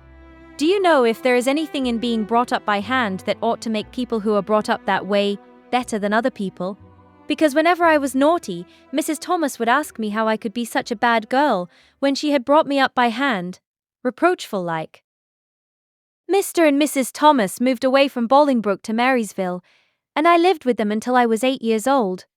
I helped look after the Thomas children. There were 4 of them younger than me, and I can tell you they took a lot of looking after. Then Mr. Thomas was killed falling under a train, and his mother offered to take Mrs. Thomas and the children, but she didn't want me. Mrs. Thomas was at her wits' end, so she said, what to do with me. Then Mrs. Hammond from up the river came down, and said she'd take me, seeing I was handy with children, and I went up the river to live with her in a little clearing among the stumps. It was a very lonesome place. I'm sure I could never have lived there if I hadn't had an imagination. Mr. Hammond worked a little sawmill up there, and Mrs. Hammond had 8 children. She had twins 3 times. I like babies in moderation, but twins 3 times in succession is too much. I told Mrs. Hammond so firmly when the last pair came. I used to get so dreadfully tired carrying them about. I lived upriver with Mrs. Hammond over 2 years, and then Mr. Hammond died, and Mrs. Hammond broke up housekeeping. She divided her children among her relatives and went to the States. I had to go to the asylum at Hopeton because nobody would take me. They didn't want me at the asylum either. They said they were overcrowded as it was. But they had to take me, and I was there 4 months until Mrs. Spencer came. Anne finished up with another sigh, of relief this time. Evidently, she did not like talking about her experiences in a world that had not wanted her. Did you ever go to school? Demanded Marilla, turning the sorrel mare down the shore road. Not a great deal. I went a little the last year I stayed with Mrs. Thomas. When I went upriver, we were so far from a school that I couldn't walk it in winter, and there was vacation in summer, so I could only go in the spring and fall. But of course I went while I was at the asylum. I can read pretty well, and I know ever so many pieces of poetry off by heart. The Battle of Hohenlinden, and Edinburgh after Flodden, and Bingen on the Rhine, and lots of The Lady of the Lake, and most of the Seasons by James Thomson. Don't you just love poetry that gives you a crinkly feeling up and down your back? There is a piece in the Fifth Reader, The Downfall of Poland, that is just full of thrills. Of course, I wasn't in the Fifth Reader. I was only in the Fourth, but the big girls used to lend me theirs to read. Were those women, Mrs. Thomas and Mrs. Hammond, good to you? Asked Marilla, looking at Anne out of the corner of her eye. Oh, Faltered Anne. Her sensitive little face suddenly flushed scarlet, and embarrassment sat on her brow. oh, they meant to be. I know they meant to be just as good and kind as possible. And when people mean to be good to you, you don't mind very much when they're not quite, always. They had a good deal to worry them, you know. It's very trying to have a drunken husband, you see. And it must be very trying to have twins 3 times in succession, don't you think? But I feel sure they meant to be good to me. Marilla asked no more questions. Anne gave herself up to a silent rapture over the shore road, and Marilla guided the sorrel abstractedly while she pondered deeply. Pity was suddenly stirring in her heart for the child. What a starved, unloved life she had had. A life of drudgery and poverty and neglect. For Marilla was shrewd enough to read between the lines of Anne's history and divine the truth. No wonder she had been so delighted at the prospect of a real home. It was a pity she had to be sent back. What if she, Marilla, should indulge Matthew's unaccountable whim and let her stay? He was set on it, and the child seemed a nice, teachable little thing. She's got too much to say. Thought Marilla. But she might be trained out of that. And there's nothing rude or slangy in what she does say. She's ladylike. It's likely her people were nice folks. The shore road was woodsy and wild and lonesome. On the right hand, scrub firs, their spirits quite unbroken by long years of tussle with the Gulf winds, grew thickly. On the left were the steep red sandstone cliffs, so near the track in places that a mare of less steadiness than the sorrel might have tried the nerves of the people behind her. Down at the base of the cliffs were heaps of surf-worn rocks or little sandy coves inlaid with pebbles as with ocean jewels. Beyond lay the sea, shimmering in blue, and over it soared the gulls, their pinions flashing silvery in the sunlight. Isn't the sea wonderful? Said Anne, rousing from a long, wide-eyed silence. Once, when I lived in Marysville, Mr. Thomas hired an express wagon and took us all to spend the day at the shore 10 miles away. I enjoyed every moment of that day, even if I had to look after the children all the time. I lived it over in happy dreams for years. But this shore is nicer than the Marysville shore. Aren't those gulls splendid? Would you like to be a gull? I think I would. That is, if I couldn't be a human girl. Don't you think it would be nice to wake up at sunrise and swoop down over the water and away out over that lovely blue all day, and then at night to fly back to one's nest? Oh, I can just imagine myself doing it. What big house is that just ahead, please? That's the White Sands Hotel. Mr. Kirk runs it, but the season hasn't begun yet. There are heaps of Americans come there for the summer. They think this shore is just about right. I was afraid it might be Mrs. Spencer's place, Said Anne, mournfully. I don't want to get there. Somehow, it will seem like the end of everything. Chapter 6. Marilla Makes Up Her Mind. Get there they did, however, in due season. Mrs. Spencer lived in a big yellow house at White Sands Cove, and she came to the door with surprise and welcome mingled on her benevolent face. Dear, dear, She exclaimed. you're the last folks I was looking for today, but I'm real glad to see you. You'll put your horse in? And how are you, Anne? I'm as well as can be expected, thank you. Said Anne smilelessly. A blight seemed to have descended on her. I suppose we'll stay a little while to rest the mare. Said Marilla. But I promised Matthew I'd be home early. The fact is, Mrs. Spencer, there's been a queer mistake somewhere, and I've come over to see where it is.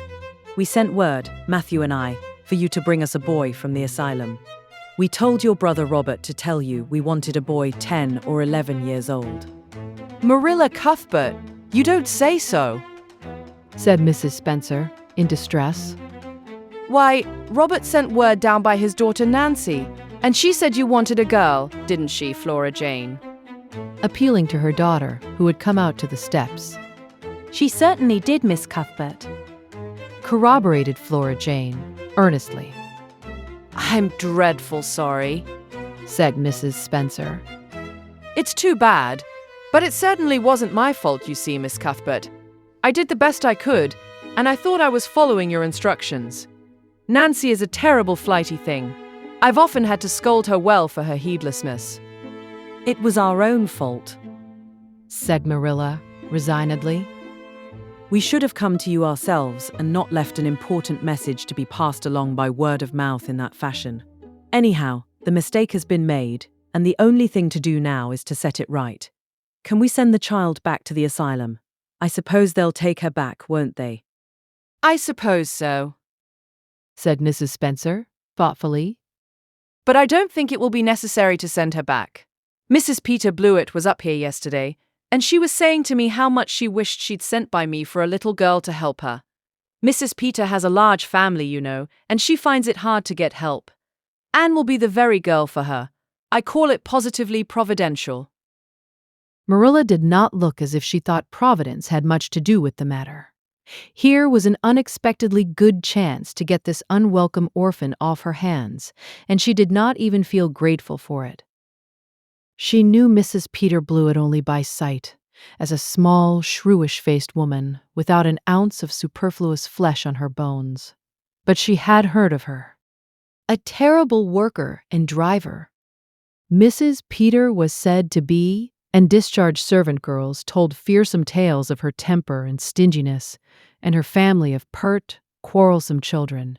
Marilla felt a qualm of conscience at the thought of handing Anne over to her tender mercies.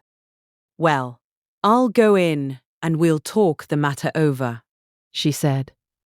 And if there isn't Mrs. Peter coming up the lane, this blessed minute, exclaimed Mrs. Spencer, bustling her guests through the hall into the parlor, where a deadly chill struck on them as if the air had been strained so long through dark green, closely drawn blinds that it had lost every particle of warmth it had ever possessed. That is real lucky, for we can settle the matter right away. Take the armchair, Miss Cuthbert. Anne, you sit here on the ottoman and don't wriggle. Let me take your hats. Flora Jane, go out and put the kettle on. Good afternoon, Mrs. Blewett. We were just saying how fortunate it was you happened along. Let me introduce you two ladies. Mrs. Blewett, Miss Cuthbert, please excuse me for just a moment. I forgot to tell Flora Jane to take the buns out of the oven. Mrs. Spencer whisked away after pulling up the blinds. Anne, sitting mutely on the ottoman, with her hands clasped tightly in her lap, stared at Mrs. Blewett as one fascinated. Was she to be given into the keeping of this sharp-faced, sharp-eyed woman? She felt a lump coming up in her throat, and her eyes smarted painfully. She was beginning to be afraid she couldn't keep the tears back when Mrs. Spencer returned, flushed and beaming, quite capable of taking any and every difficulty, physical, mental, or spiritual, into consideration and settling it out of hand.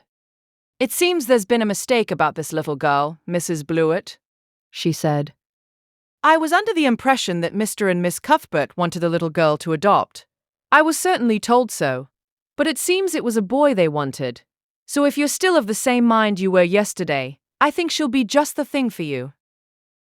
Mrs. Blewett darted her eyes over Anne from head to foot. How old are you and what's your name? She demanded. Anne Shirley, faltered the shrinking child, not daring to make any stipulations regarding the spelling thereof. And I'm 11 years old. Humph, you don't look as if there was much to you. But you're wiry. I don't know, but the wiry ones are the best after all. Well, if I take you, you'll have to be a good girl, you know. Good and smart and respectful. I'll expect you to earn your keep, and no mistake about that. Yes, I suppose I might as well take her off your hands, Miss Cuthbert. The baby's awful fractious, and I'm clean worn out attending to him. If you like, I can take her right home now. Marilla looked at Anne and softened at sight of the child's pale face with its look of mute misery, the misery of a helpless little creature who finds itself once more caught in the trap from which it had escaped. Marilla felt an uncomfortable conviction that, if she denied the appeal of that look, it would haunt her to her dying day. Moreover, she did not fancy Mrs. Blewett. To hand a sensitive, high-strung child over to such a woman, no, she could not take the responsibility of doing that. Well, I don't know, she said, slowly. I didn't say that Matthew and I had absolutely decided that we wouldn't keep her. In fact, I may say that Matthew is disposed to keep her. I just came over to find out how the mistake had occurred. I think I'd better take her home again and talk it over with Matthew. I feel that I oughtn't to decide on anything without consulting him. If we make up our mind not to keep her, we'll bring or send her over to you tomorrow night. If we don't, you may know that she is going to stay with us. Will that suit you, Mrs. Blewett? I suppose it'll have to, said Mrs. Blewett, ungraciously. During Marilla's speech, a sunrise had been dawning on Anne's face. First, the look of despair faded out. Then came a faint flush of hope. Her eyes grew deep and bright as morning stars. The child was quite transfigured. And, a moment later, when Mrs. Spencer and Mrs. Blewett went out in quest of a recipe the latter had come to borrow, she sprang up and flew across the room to Marilla. Oh, Miss Cuthbert, did you really say that perhaps you would let me stay at Green Gables? She said in a breathless whisper, as if speaking aloud might shatter the glorious possibility. Did you really say it? Or did I only imagine that you did? I think you'd better learn to control that imagination of yours, Anne, if you can't distinguish between what is real and what isn't, said Marilla crossly. Yes, you did hear me say just that, and no more. It isn't decided yet, and perhaps we will conclude to let Mrs. Blewett take you after all. She certainly needs you much more than I do. I'd rather go back to the asylum than go to live with her, said Anne, passionately. She looks exactly like a gimlet. Marilla smothered a smile under the conviction that Anne must be reproved for such a speech. A little girl like you should be ashamed of talking so about a lady and a stranger, she said severely. Go back and sit down quietly and hold your tongue and behave as a good girl should. I'll try to do and be anything you want me, if you'll only keep me, said Anne, returning meekly to her ottoman. When they arrived back at Green Gables that evening, Matthew met them in the lane. Marilla from afar had noted him prowling along it and guessed his motive. She was prepared for the relief she read in his face when he saw that she had at least brought Anne back with her. But she said nothing to him relative to the affair until they were both out in the yard behind the barn milking the cows. Then she briefly told him Anne's history and the result of the interview with Mrs. Spencer. I wouldn't give a dog eye like to that Blewett woman, said Matthew with unusual vim. I don't fancy her style myself, admitted Marilla. But it's that or keeping her ourselves, Matthew. And since you seem to want her, I suppose I'm willing, or have to be. I've been thinking over the idea until I've got kind of used to it. It seems a sort of duty. I've never brought up a child, especially a girl, and I dare say I'll make a terrible mess of it. But I'll do my best. So far as I'm concerned, Matthew, she may stay. Matthew's shy face was a glow of delight. Well now, I reckoned you'd come to see it in that light, Marilla, he said. She's such an interesting little thing. It'd be more to the point if you could say she was a useful little thing, retorted Marilla. But I'll make it my business to see she's trained to be that. And mind, Matthew, you're not to go interfering with my methods. Perhaps an old maid doesn't know much about bringing up a child, but I guess she knows more than an old bachelor. So you just leave me to manage her. When I fail, it'll be time enough to put your oar in. There, Marilla. You can have your own way, said Matthew, reassuringly. Only be as good and kind to her as you can without spoiling her. I kind of think she's one of the sort you can do anything with, if you only get her to love you. Marilla sniffed to express her contempt for Matthew's opinions concerning anything feminine, and walked off to the dairy with the pails. I won't tell her tonight that she can stay. She reflected as she strained the milk into the creamers. She'd be so excited that she wouldn't sleep a wink. Marilla Cuthbert, you're fairly in for it. Did you ever suppose you'd see the day when you'd be adopting an orphan girl? It's surprising enough, but not so surprising as that Matthew should be at the bottom of it. Him that always seemed to have such a mortal dread of little girls. Anyhow, we've decided on the experiment, and goodness only knows what will come of it. Chapter 7. Anne Says Her Prayers. When Marilla took Anne up to bed that night, she said stiffly, Now, Anne, I noticed last night that you threw your clothes all about the floor when you took them off. That is a very untidy habit, and I can't allow it at all. As soon as you take off any article of clothing, fold it neatly and place it on the chair. I haven't any use at all for little girls who aren't neat. I was so harrowed up in my mind last night that I didn't think about my clothes at all, said Anne. I'll fold them nicely tonight. They always made us do that at the asylum. Half the time, though, I'd forget. I'd be in such a hurry to get into bed nice and quiet and imagine things. You'll have to remember a little better if you stay here, admonished Marilla. There, that looks something like. Say your prayers now and get into bed. I never say any prayers, announced Anne. Marilla looked horrified astonishment. Why, Anne, what do you mean? Were you never taught to say your prayers? God always wants little girls to say their prayers. Don't you know who God is, Anne? God is a spirit, infinite, eternal, and unchangeable, in his being, wisdom, power, holiness, justice, goodness, and truth, responded Anne, promptly and glibly. Marilla looked rather relieved. So you do know something then, thank goodness. You're not quite a heathen. Where did you learn that? Oh, at the asylum Sunday school. They made us learn the whole catechism. I liked it pretty well. There's something splendid about some of the words. Infinite, eternal, and unchangeable. Isn't that grand? It has such a roll to it, just like a big organ playing. You couldn't quite call it poetry, I suppose, but it sounds a lot like it, doesn't it? We're not talking about poetry, Anne. We are talking about saying your prayers. Don't you know it's a terrible, wicked thing not to say your prayers every night? I'm afraid you are a very bad little girl. You'd find it easier to be bad than good if you had red hair, said Anne, reproachfully. People who haven't red hair don't know what trouble is.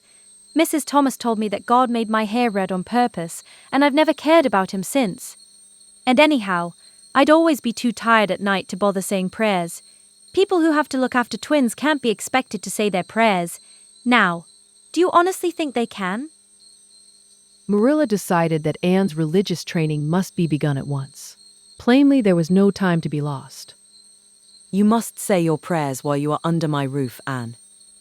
Why, of course, if you want me to, assented Anne, cheerfully. I'd do anything to oblige you, but you'll have to tell me what to say for this once. After I get into bed, I'll imagine out a real nice prayer to say always. I believe that it will be quite interesting, now that I come to think of it. You must kneel down, said Marilla in embarrassment.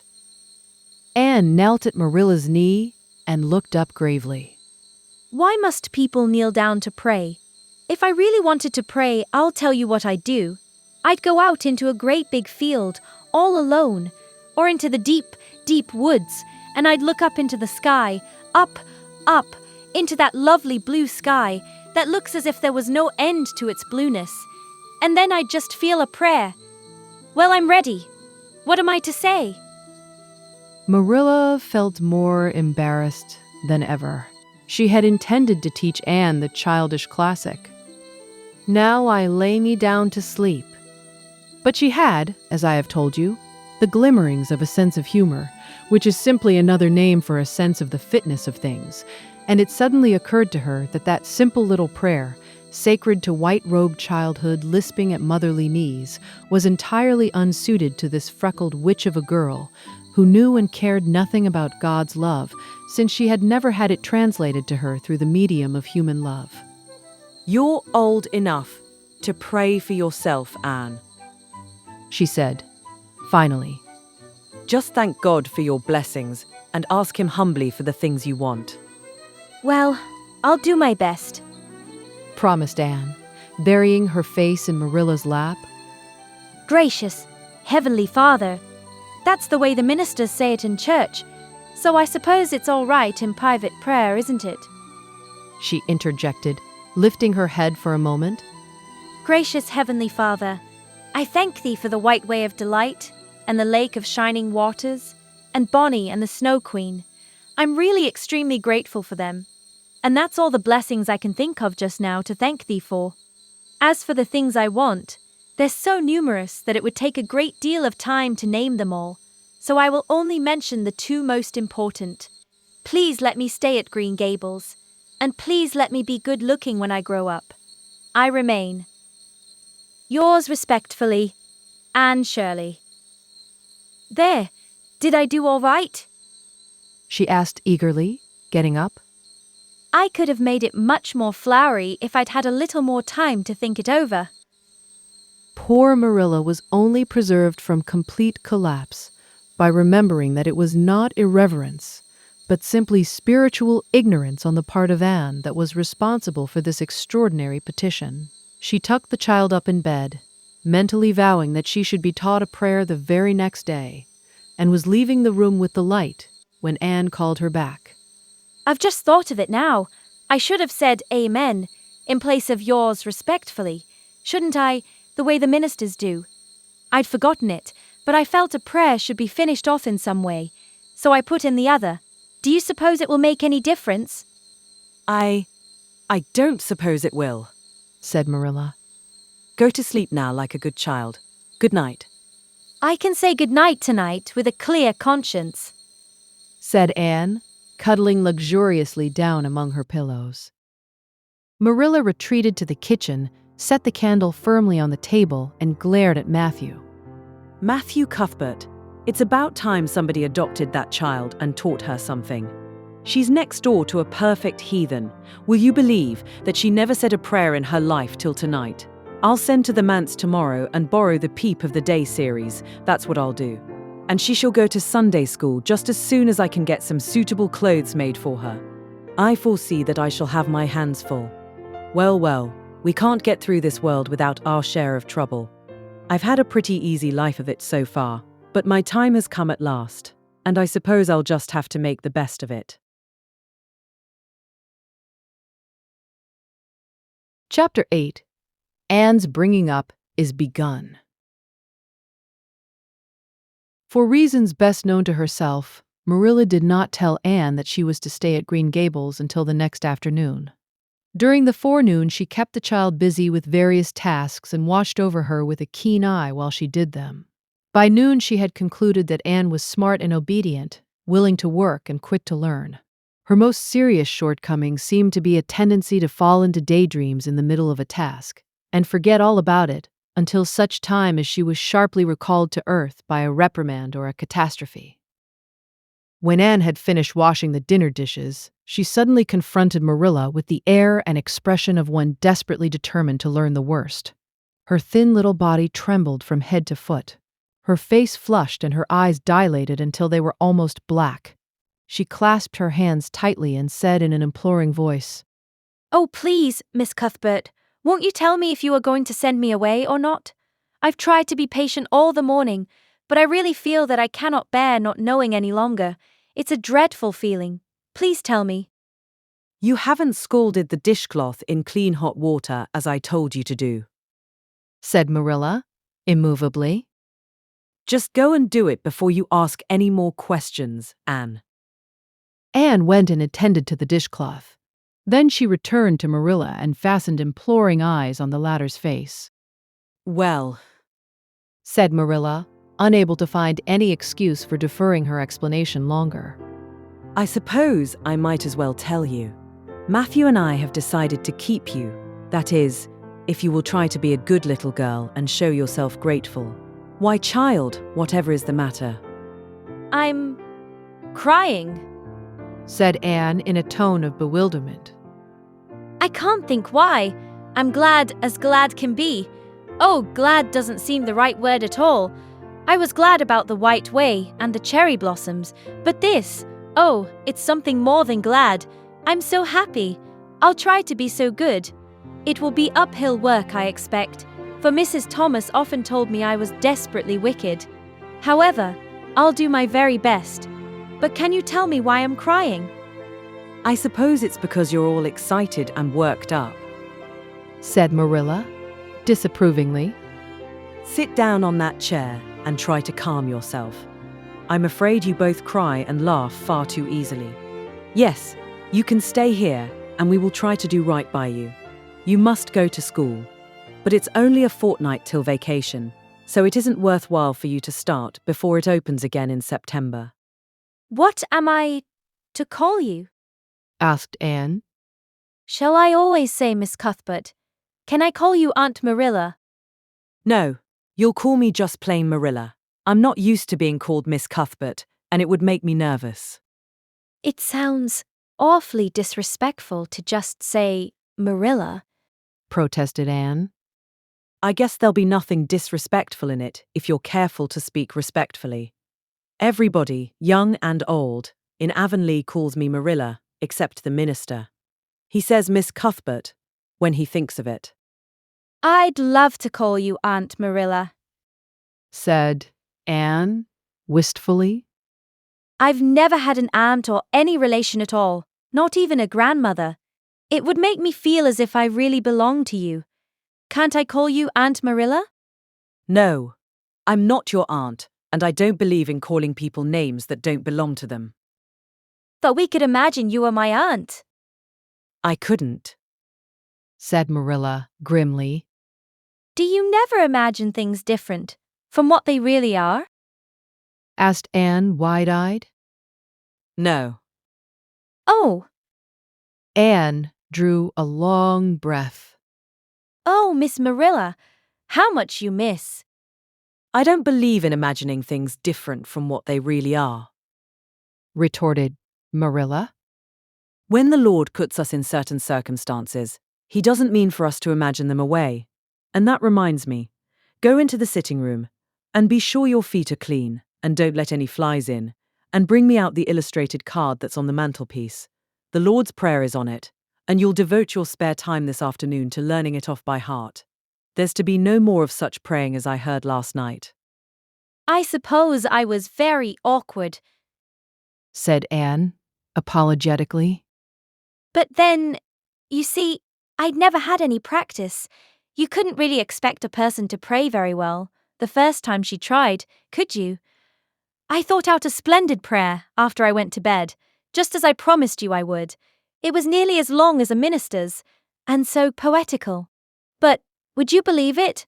I couldn't remember one word when I woke up this morning, and I'm afraid I'll never be able to think out another one as good. Somehow, things never are so good when they're thought out a second time. Have you ever noticed that? Here is something for you to notice, Anne. When I tell you to do a thing, I want you to obey me at once and not stand stock still and discourse about it. Just you go and do as I bid you. Anne promptly departed for the sitting room across the hall. She failed to return. After waiting 10 minutes, Marilla laid down her knitting and marched after her with a grim expression. She found Anne standing motionless before a picture hanging on the wall between the two windows, with her eyes a-star with dreams. The white and green light strained through apple trees and clustering vines outside fell over the wrapped little figure with a half-unearthly radiance. Anne, whatever are you thinking of? Demanded Marilla, sharply. Anne came back to earth with a start. That? She said, pointing to the picture, a rather vivid chromo, entitled, Christ Blessing Little Children. And I was just imagining I was one of them, that I was the little girl in the blue dress, standing off by herself in the corner, as if she didn't belong to anybody like me. She looks lonely and sad, don't you think? I guess she hadn't any father or mother of her own, but she wanted to be blessed too, so she just crept shyly up on the outside of the crowd, hoping nobody would notice her, except him. I'm sure I know just how she felt. Her heart must have beat and her hands must have got cold, like mine did when I asked you if I could stay. She was afraid he mightn't notice her, but it's likely he did, don't you think?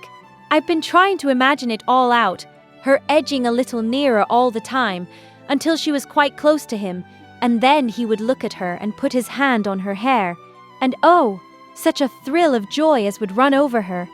But I wish the artist hadn't painted him so sorrowful looking. All his pictures are like that, if you've noticed. But I don't believe he could really have looked so sad, or the children would have been afraid of him. Anne, said Marilla, wondering why she had not broken into this speech long before. you shouldn't talk that way. It's irreverent. Positively irreverent. Anne's eyes marveled. Why, I felt just as reverent as could be.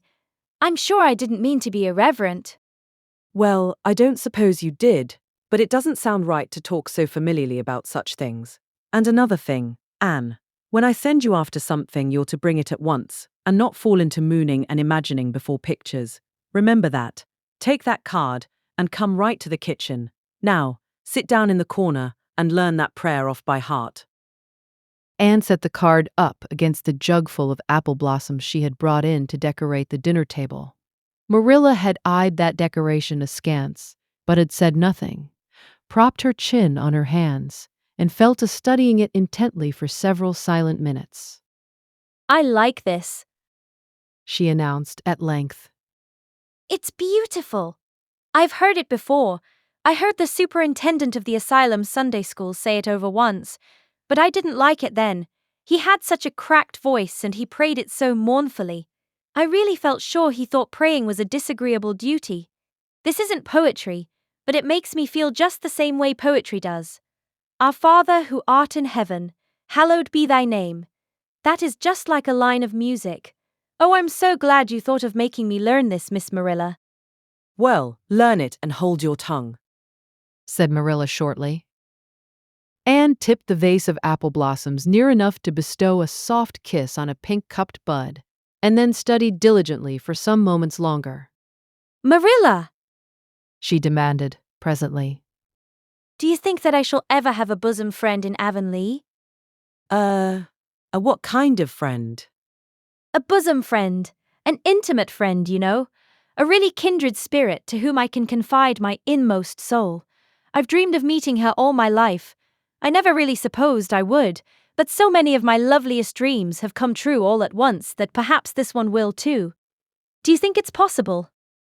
Diana Barry lives over at Orchard Slope, and she's about your age. She's a very nice little girl, and perhaps she will be a playmate for you when she comes home. She's visiting her aunt over at Carmody just now. You'll have to be careful how you behave yourself, though. Mrs. Barry is a very particular woman. She won't let Diana play with any little girl who isn't nice and good. Anne looked at Marilla through the apple blossoms, her eyes aglow with interest. What is Diana like? Her hair isn't red, is it? Oh, I hope not. It's bad enough to have red hair myself, but I positively couldn't endure it in a bosom friend. Diana is a very pretty little girl. She has black eyes and hair and rosy cheeks. And she is good and smart, which is better than being pretty. Marilla was as fond of morals as the Duchess in Wonderland, and was firmly convinced that one should be tacked on to every remark made to a child who was being brought up. But Anne waved the moral inconsequently aside, and seized only on the delightful possibilities before it. Oh, I'm so glad she's pretty. Next to being beautiful oneself, and that's impossible in my case, it would be best to have a beautiful bosom friend. When I lived with Mrs. Thomas, she had a bookcase in her sitting room with glass doors. There weren't any books in it. Mrs. Thomas kept her best china and her preserves there, when she had any preserves to keep. One of the doors was broken. Mr. Thomas smashed it one night when he was slightly intoxicated. But the other was whole, and I used to pretend that my reflection in it was another little girl who lived in it. I called her Katie Maurice, and we were very intimate. I used to talk to her by the hour, especially on Sunday, and tell her everything. Katie was the comfort and consolation of my life. We used to pretend that the bookcase was enchanted, and that if I only knew the spell, I could open the door and step right into the room where Katie Maurice lived, instead of into Mrs. Thomas's shelves of preserves and china. And then Katie Maurice would have taken me by the hand and led me out into a wonderful place, all flowers and sunshine and fairies, and we would have lived there happy forever after. When I went to live with Mrs. Hammond, it just broke my heart to leave Katie Maurice. She felt it dreadfully too. I know she did. For she was crying when she kissed me goodbye through the bookcase door. There was no bookcase at Mrs. Hammond's, but just up the river, a little way from the house, there was a long green little valley, and the loveliest echo lived there. It echoed back every word you said, even if you didn't talk a bit loud. So I imagined that it was a little girl called Violetta, and we were great friends, and I loved her almost as well as I loved Katie Maurice. Not quite, but almost, you know. The night before I went to the asylum, I said goodbye to Violetta. And oh, her goodbye came back to me in such sad, sad tones. I had become so attached to her that I hadn't the heart to imagine a bosom friend at the asylum, even if there had been any scope for imagination there. I think it's just as well there wasn't, said Marilla, dryly. I don't approve of such goings-on. You seem to half believe your own imaginations. It will be well for you to have a real live friend to put such nonsense out of your head. But don't let Mrs. Barry hear you talking about your Katie Morrises and your Violettas, or she'll think you tell stories. Oh, I won't. I couldn't talk of them to everybody. Their memories are too sacred for that. But I thought I'd like to have you know about them. Oh, look, here's a big bee just tumbled out of an apple blossom. Just think what a lovely place to live, in an apple blossom. Fancy going to sleep in it when the wind was rocking it. If I wasn't a human girl, I think I'd like to be a bee and live among the flowers. Yesterday, you wanted to be a seagull, Sniffed Marilla. I think you are very fickle-minded. I told you to learn that prayer and not talk, but it seems impossible for you to stop talking if you've got anybody that will listen to you. So go up to your room and learn it. Oh, I know it pretty nearly all now. All but just the last line. Well, never mind. Do as I tell you. Go to your room and finish learning it well, and stay there until I call you down to help me get tea. Can I take the apple blossoms with me for company? Pleaded Anne. No, you don't want your room cluttered up with flowers. You should have left them on the tree in the first place. I did feel a little that way too, said Anne. I kind of felt I shouldn't shorten their lovely lives by picking them. I wouldn't want to be picked if I were an apple blossom, but the temptation was irresistible. What do you do when you meet with an irresistible temptation? Anne, did you hear me tell you to go to your room? Anne sighed, retreated to the east gable, and sat down in a chair by the window. There, I know this prayer. I learned that last sentence coming upstairs. Now I'm going to imagine things into this room so that they'll always stay imagined. The floor is covered with a white velvet carpet with pink roses all over it, and there are pink silk curtains at the windows. The walls are hung with gold and silver brocade tapestry. The furniture is mahogany. I never saw any mahogany, but it does sound so luxurious. This is a couch all heaped with gorgeous silken cushions, pink and blue and crimson and gold, and I am reclining gracefully on it. I can see my reflection in that splendid big mirror hanging on the wall. I am tall and regal, clad in a gown of trailing white lace, with a pearl cross on my breast and pearls in my hair. My hair is of midnight darkness and my skin is a clear ivory pallor. My name is the Lady Cordelia Fitzgerald. No, it isn't. I can't make that seem real. She danced up to the little looking-glass and peered into it. Her pointed, freckled face and solemn gray eyes peered back at her. You're only Anne of Green Gables, she said earnestly.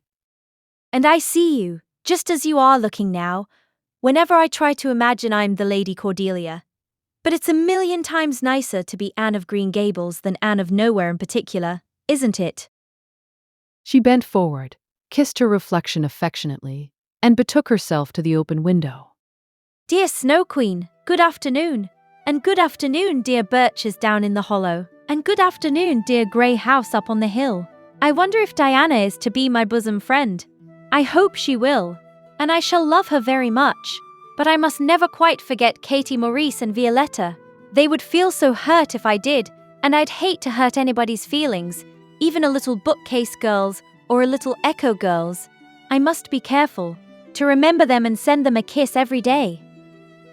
Anne blew a couple of airy kisses from her fingertips past the cherry blossoms and then, with her chin in her hands, drifted luxuriously out on a sea of daydreams.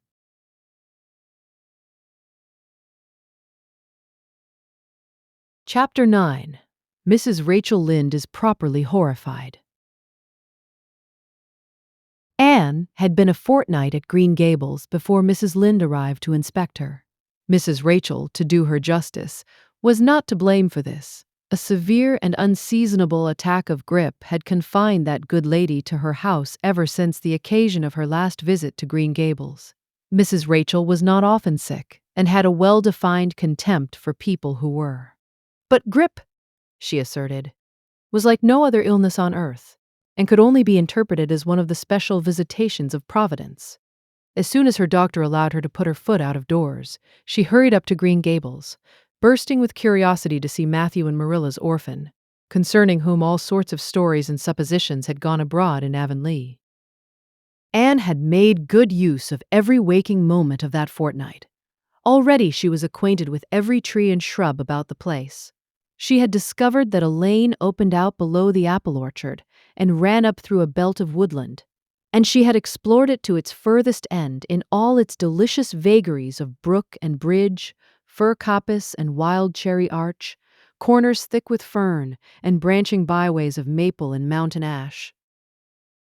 She had made friends with the spring down in the hollow, that wonderful deep, clear, icy cold spring. It was set about with smooth red sandstones and rimmed in by great palm-like clumps of water fern, and beyond it was a log bridge over the brook. That bridge led Anne's dancing feet up over a wooded hill beyond, where perpetual twilight reigned under the straight, thick-growing firs and spruces.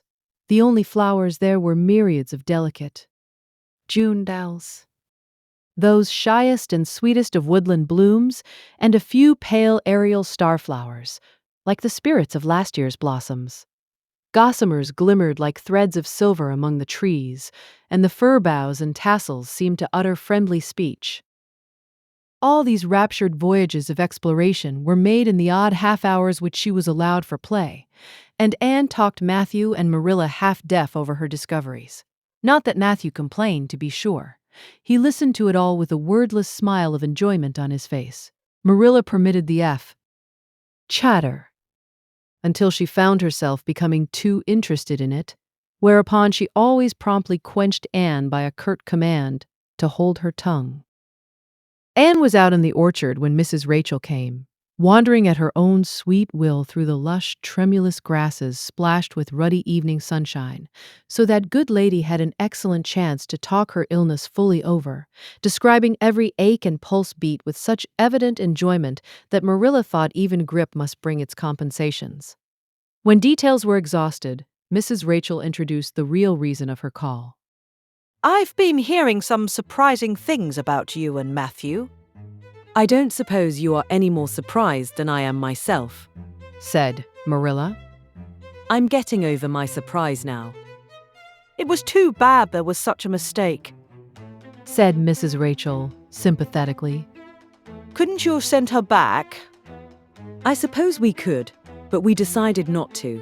Matthew took a fancy to her, and I must say I like her myself, although I admit she has her faults. The house seems a different place already. She's a real bright little thing. Marilla said more than she had intended to say when she began, for she read disapproval in Mrs. Rachel's expression. It's a great responsibility you've taken on yourself, said that lady gloomily. Especially when you've never had any experience with children. You don't know much about her, or her real disposition, I suppose. And there's no guessing how a child like that will turn out. But I don't want to discourage you, I'm sure, Marilla. I'm not feeling discouraged. Was Marilla's dry response. When I make up my mind to do a thing, it stays made up. I suppose you'd like to see Anne. I'll call her in. Anne came running in presently, her face sparkling with the delight of her orchard rovings. But, abashed at finding herself in the unexpected presence of a stranger, she halted confusedly inside the door. She certainly was an odd-looking little creature in the short, tight, wincey dress she had worn from the asylum, below which her thin legs seemed ungracefully long. Her freckles were more numerous and obtrusive than ever. The wind had ruffled her hatless hair into over-brilliant disorder. It had never looked redder than at that moment. Well, they didn't pick you for your looks, that's sure and certain. Was Mrs. Rachel Lynde's emphatic comment. Mrs. Rachel was one of those delightful and popular people who pride themselves on speaking their mind without fear or favor. She's terrible skinny and homely, Marilla. Come here, child, and let me have a look at you. Lawful heart, did anyone ever see such freckles? And hair as red as carrots? Come here, child, I say. And came there, but not exactly as Mrs. Rachel expected. With one bound, she crossed the kitchen floor and stood before Mrs. Rachel, her face scarlet with anger, her lips quivering, and her whole slender form trembling from head to foot. I hate you. She cried in a choked voice, stamping her foot on the floor. I hate you. I hate you. I hate you. A louder stamp with each assertion of hatred. How dare you call me skinny and ugly? How dare you say I'm freckled and red-headed? You are a rude, impolite, unfeeling woman. Anne! Exclaimed Marilla in consternation. But Anne continued to face Mrs. Rachel undauntedly, head up, eyes blazing, hands clenched, passionate indignation exhaling from her like an atmosphere. How dare you say such things about me? She repeated vehemently. How would you like to have such things said about you? How would you like to be told that you are fat and clumsy and probably hadn't a spark of imagination in you? I don't care if I do hurt your feelings by saying so. I hope I hurt them. You have hurt mine worse than they were ever hurt before, even by Mrs. Thomas's intoxicated husband. And I'll never forgive you for it. Never. Never. Stamp, stamp. Did anybody ever see such a temper? Exclaimed the horrified Mrs. Rachel. Anne, go to your room and stay there until I come up, said Marilla, recovering her powers of speech with difficulty. Anne, bursting into tears, rushed to the hall door, slammed it until the tins on the porch wall outside rattled in sympathy, and fled through the hall and up the stairs like a whirlwind. A subdued slam above told that the door of the east gable had been shut with equal vehemence. Well, I don't envy you your job, bringing that up, Marilla, said Mrs. Rachel, with unspeakable solemnity. Marilla opened her lips to say she knew not what of apology or deprecation. What she did say was a surprise to herself, then and ever afterwards. You shouldn't have twitted her about her looks, Rachel. Marilla Cuthbert, you don't mean to say that you are upholding her in such a terrible display of temper as we've just seen? Demanded Mrs. Rachel indignantly. No, said Marilla, slowly. I'm not trying to excuse her. She's been very naughty, and I'll have to give her a talking to about it. But we must make allowances for her. She's never been taught what is right, and you were too hard on her, Rachel. Marilla could not help tacking on that last sentence, although she was again surprised at herself for doing it. Mrs. Rachel got up with an air of offended dignity. Well, I see that I'll have to be very careful what I say after this, Marilla, since the fine feelings of orphans, brought from goodness knows where, have to be considered before anything else.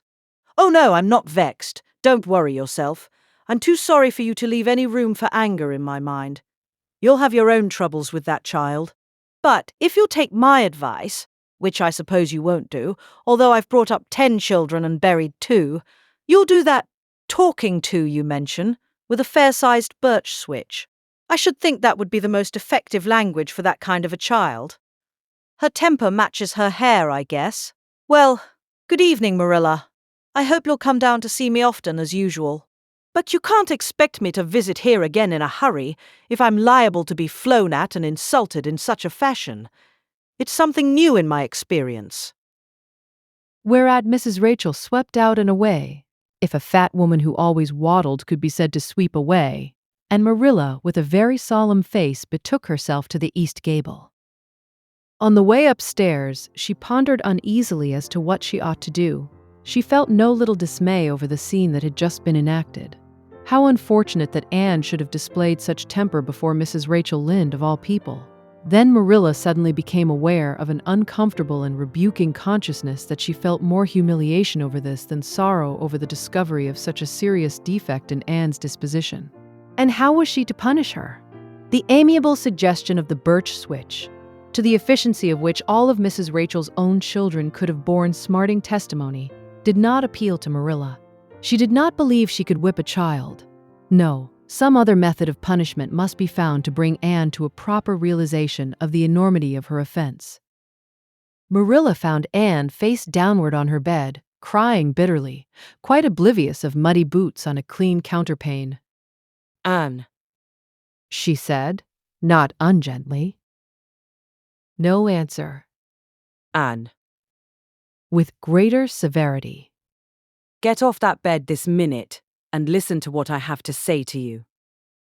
Anne squirmed off the bed and sat rigidly on a chair beside it, her face swollen and tear-stained, and her eyes fixed stubbornly on the floor. This is a nice way for you to behave. Anne, aren't you ashamed of yourself? She hadn't any right to call me ugly and red-headed. Retorted Anne, evasive and defiant. You hadn't any right to fly into such a fury and talk the way you did to her, Anne. I was ashamed of you, thoroughly ashamed of you. I wanted you to behave nicely to Mrs. Lynde, and instead of that you have disgraced me. I'm sure I don't know why you should lose your temper like that just because Mrs. Lynde said you were red-haired and homely. You say it yourself often enough. Oh, but there's such a difference between saying a thing yourself and hearing other people say it. Wailed Anne. You may know a thing is so, but you can't help hoping other people don't quite think it is. I suppose you think I have an awful temper, but I couldn't help it. When she said those things, something just rose right up in me and choked me. I had to fly out at her. Well, you made a fine exhibition of yourself, I must say. Mrs. Lynde will have a nice story to tell about you everywhere, and she'll tell it too. It was a dreadful thing for you to lose your temper like that, Anne. Just imagine how you would feel if somebody told you to your face that you were skinny and ugly. Pleaded Anne tearfully. An old remembrance suddenly rose up before Marilla. She had been a very small child when she had heard one aunt say of her to another, "What a pity she is such a dark, homely little thing." Marilla was every day of 50 before the sting had gone out of that memory. I don't say that I think Mrs. Lynde was exactly right in saying what she did to you, Anne. She admitted in a softer tone. Rachel is too outspoken, but that is no excuse for such behavior on your part. She was a stranger and an elderly person, and my visitor, all three, very good reasons why you should have been respectful to her. You were rude and saucy and... Marilla had a saving inspiration of punishment. You must go to her and tell her you are very sorry for your bad temper and ask her to forgive you. I can never do that, said Anne determinedly and darkly. You can punish me in any way you like, Marilla. You can shut me up in a dark, damp dungeon inhabited by snakes and toads, and feed me only on bread and water, and I shall not complain. But I cannot ask Mrs. Lynde to forgive me. We're not in the habit of shutting people up in dark, damp dungeons, said Marilla dryly. Especially as they're rather scarce in Avonlea. But apologize to Mrs. Lynde you must, and shall, and you'll stay here in your room until you can tell me you're willing to do it. I shall have to stay here forever then, said Anne, mournfully. Because I can't tell Mrs. Lynde I'm sorry I said those things to her. How can I? I'm not sorry. I'm sorry I vexed you, but I'm glad I told her just what I did. It was a great satisfaction. I can't say I'm sorry when I'm not, can I? I can't even imagine I'm sorry. Perhaps your imagination will be in better working order by the morning. Said Marilla, rising to depart. You'll have the night to think over your conduct, Anne, and come to a better frame of mind. You said you would try to be a very good girl if we kept you at Green Gables, but I must say it hasn't seemed very much like it this evening. Leaving this Parthian shaft to rankle in Anne's stormy bosom, Marilla descended to the kitchen, grievously troubled in mind and vexed in soul. She was as angry with herself as with Anne, because whenever she recalled Mrs. Rachel's dumbfounded countenance, her lips twitched with amusement, and she felt a most reprehensible desire to laugh. Chapter 10. Anne's Apology. Marilla said nothing to Matthew about the affair that evening, but when Anne proved still refractory the next morning, an explanation had to be made to account for her absence from the breakfast table. Marilla told Matthew the whole story, taking pains to impress him with a due sense of the enormity of Anne's behavior. It's a good thing Rachel Lynde got a calling down. She's a meddlesome old gossip. Was Matthew's consolatory rejoinder. Matthew Cuthbert, I'm astonished at you. You know that Anne's behavior was dreadful, and yet you take her part. I suppose you'll be saying next thing that she oughtn't to be punished at all. Well now, no, not exactly. Said Matthew uneasily. I reckon she ought to be punished a little, but don't be too hard on her, Marilla. Recollect she hasn't ever had anyone to teach her right. You're going to give her something to eat, aren't you? When did you ever hear of me starving people into good behavior? Demanded Marilla indignantly. She'll have her meals regular, and I'll carry them up to her myself. But she'll stay up there until she's willing to apologize to Mrs. Lynde, and that's final, Matthew. Breakfast, dinner, and supper were very silent meals, for Anne still remained obdurate. After each meal, Marilla carried a well-filled tray to the east gable, and brought it down later on, not noticeably depleted. Matthew eyed its last descent with a troubled eye. Had Anne eaten anything at all? When Marilla went out that evening to bring the cows from the back pasture, Matthew, who had been hanging about the barns and watching, slipped into the house with the air of a burglar and crept upstairs. As a general thing, Matthew gravitated between the kitchen and the little bedroom off the hall where he slept. Once in a while, he ventured uncomfortably into the parlor or sitting room when the minister came to tea. But he had never been upstairs in his own house since the spring he helped Marilla paper the spare bedroom, and that was 4 years ago. He tiptoed along the hall and stood for several minutes outside the door of the east gable before he summoned courage to tap on it with his fingers and then open the door to peep in. Anne asked when the yellow chair by the window gazing mournfully out into the garden. Very small and unhappy she looked, and Matthew's heart smote him. He softly closed the door and tiptoed over to her. Anne? He whispered, as if afraid of being overheard. How are you making it, Anne? Anne smiled wanly. Pretty well. I imagine a good deal, and that helps to pass the time. Of course, it's rather lonesome, but then I may as well get used to that. Anne smiled again, bravely facing the long years of solitary imprisonment before her. Matthew recollected that he must say what he had come to say without loss of time, lest Marilla return prematurely. Well now, Anne, don't you think you'd better do it and have it over with? He whispered. It'll have to be done sooner or later, you know, for Marilla's a dreadful determined woman. Dreadful determined, Anne. Do it right off, I say, and have it over. Do you mean apologize to Mrs. Lynde? Yes, apologize. That's the very word. Said Matthew, eagerly. Just smooth it over, so to speak. That's what I was trying to get at. I suppose I could do it to oblige you. Said Anne, thoughtfully. It would be true enough to say I am sorry, because I am sorry now. I wasn't a bit sorry last night. I was mad clear through, and I stayed mad all night. I know I did because I woke up 3 times and I was just furious every time. But this morning it was over. I wasn't in a temper anymore, and it left a dreadful sort of goneness too. I felt so ashamed of myself, but I just couldn't think of going and telling Mrs. Lynde so. It would be so humiliating. I made up my mind I'd stay shut up here forever rather than do that. But still, I'd do anything for you, if you really want me to. Well now, of course I do. It's terrible lonesome downstairs without you. Just go and smooth things over. That's a good girl. Very well. said Anne, resignedly. I'll tell Marilla as soon as she comes in. I've repented. That's right. That's right, Anne. But don't tell Marilla I said anything about it. She might think I was putting my oar in, and I promise not to do that. Wild horses won't drag the secret from me, promised Anne solemnly. How would wild horses drag a secret from a person anyhow? But Matthew was gone.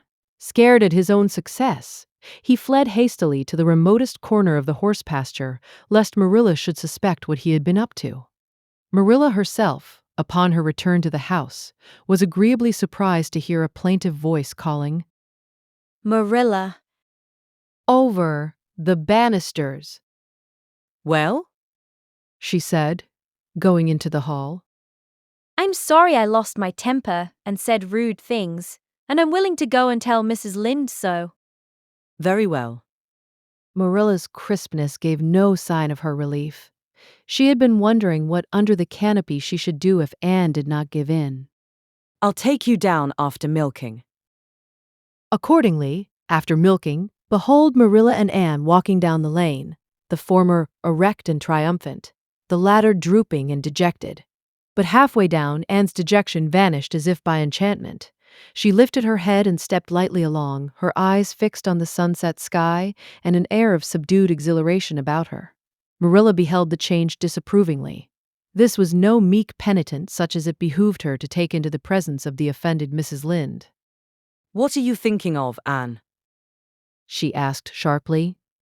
I'm imagining out what I must say to Mrs. Lynde, answered Anne, dreamily. This was satisfactory, or should have been so. But Marilla could not rid herself of the notion that something in her scheme of punishment was going askew. Anne had no business to look so rapt and radiant.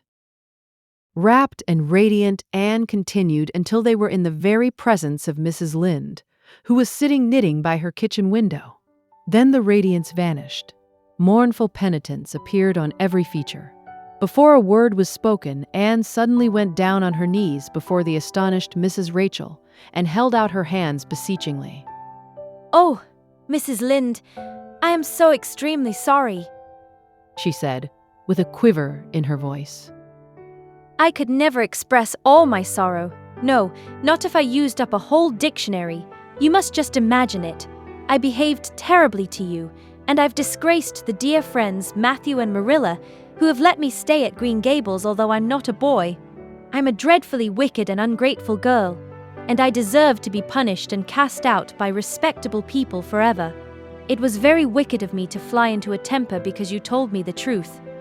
It was the truth. Every word you said was true. My hair is red, and I'm freckled and skinny and ugly.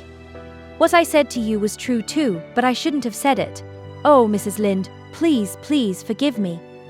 If you refuse, it will be a lifelong sorrow on a poor little orphan girl, would you? Even if she had a dreadful temper. Oh, I am sure you wouldn't. Please say you forgive me, Mrs. Lynde. Anne clasped her hands together, bowed her head, and waited for the word of judgment. There was no mistaking her sincerity. It breathed in every tone of her voice. Both Marilla and Mrs. Lynde recognized its unmistakable ring. But the former understood in dismay that Anne was actually enjoying her valley of humiliation, was reveling in the thoroughness of her abasement. Where was the wholesome punishment upon which she, Marilla, had plumed herself? Anne had turned it into a species of positive pleasure. Good Mrs. Lynde, not being overburdened with perception, did not see this. She only perceived that Anne had made a very thorough apology, and all resentment vanished from her kindly, if somewhat officious heart. There, get up, child. She said, heartily. Of course I forgive you. I guess I was a little too hard on you anyway. But I'm such an outspoken person. You just mustn't mind me, that's what. It can't be denied your hair is terrible red. But I knew a girl once, went to school with her, in fact, whose hair was every mite as red as yours when she was young, but when she grew up it darkened to a real handsome auburn. I wouldn't be a mite surprised if yours did too. Not a mite. Oh, Mrs. Lynde! Anne drew a long breath as she rose to her feet. You have given me a hope. I shall always feel that you are a benefactor. Oh, I could endure anything if I only thought my hair would be a handsome auburn when I grew up. It would be so much easier to be good if one's hair was a handsome auburn, don't you think? And now, may I go out into your garden and sit on that bench under the apple trees while you and Marilla are talking? There is so much more scope for imagination out there. Laws, yes. Run along, child. And you can pick a bouquet of them white June lilies over in the corner if you like. As the door closed behind Anne, Mrs. Lynde got briskly up to light a lamp. She's a real odd little thing. Take this chair, Marilla. It's easier than the one you've got. I just keep that for the hired boy to sit on. Yes, she certainly is an odd child, but there is something kind of taking about her after all. I don't feel so surprised at you and Matthew keeping her as I did, nor so sorry for you either. She may turn out all right. Of course, she has a queer way of expressing herself, a little too kind of forcible, you know. But she'll likely get over that now that she's come to live among civilized folks. And then, her temper's pretty quick, I guess. But there's one comfort. A child that has a quick temper, just blaze up and cool down, ain't never likely to be sly or deceitful. Preserve me from a sly child, that's what. On the whole, Marilla, I kind of like her. When Marilla went home, Anne came out of the fragrant twilight of the orchard with a sheaf of white narcissi in her hands. I apologized pretty well, didn't I? She said proudly as they went down the lane. I thought since I had to do it, I might as well do it thoroughly. You did it thoroughly, all right enough, was Marilla's comment. Marilla was dismayed at finding herself inclined to laugh over the recollection. She had also an uneasy feeling that she ought to scold Anne for apologizing so well. But then, that was ridiculous. She compromised with her conscience by saying severely, I hope you won't have occasion to make many more such apologies. I hope you'll try to control your temper now, Anne. That wouldn't be so hard if people wouldn't twit me about my looks, said Anne, with a sigh. I don't get cross about other things, but I'm so tired of being twitted about my hair, and it just makes me boil right over. Do you suppose my hair will really be a handsome auburn when I grow up? You shouldn't think so much about your looks, Anne. I'm afraid you are a very vain little girl. How can I be vain when I know I'm homely? Protested Anne. I love pretty things, and I hate to look in the glass and see something that isn't pretty. It makes me feel so sorrowful, just as I feel when I look at any ugly thing. I pity it because it isn't beautiful.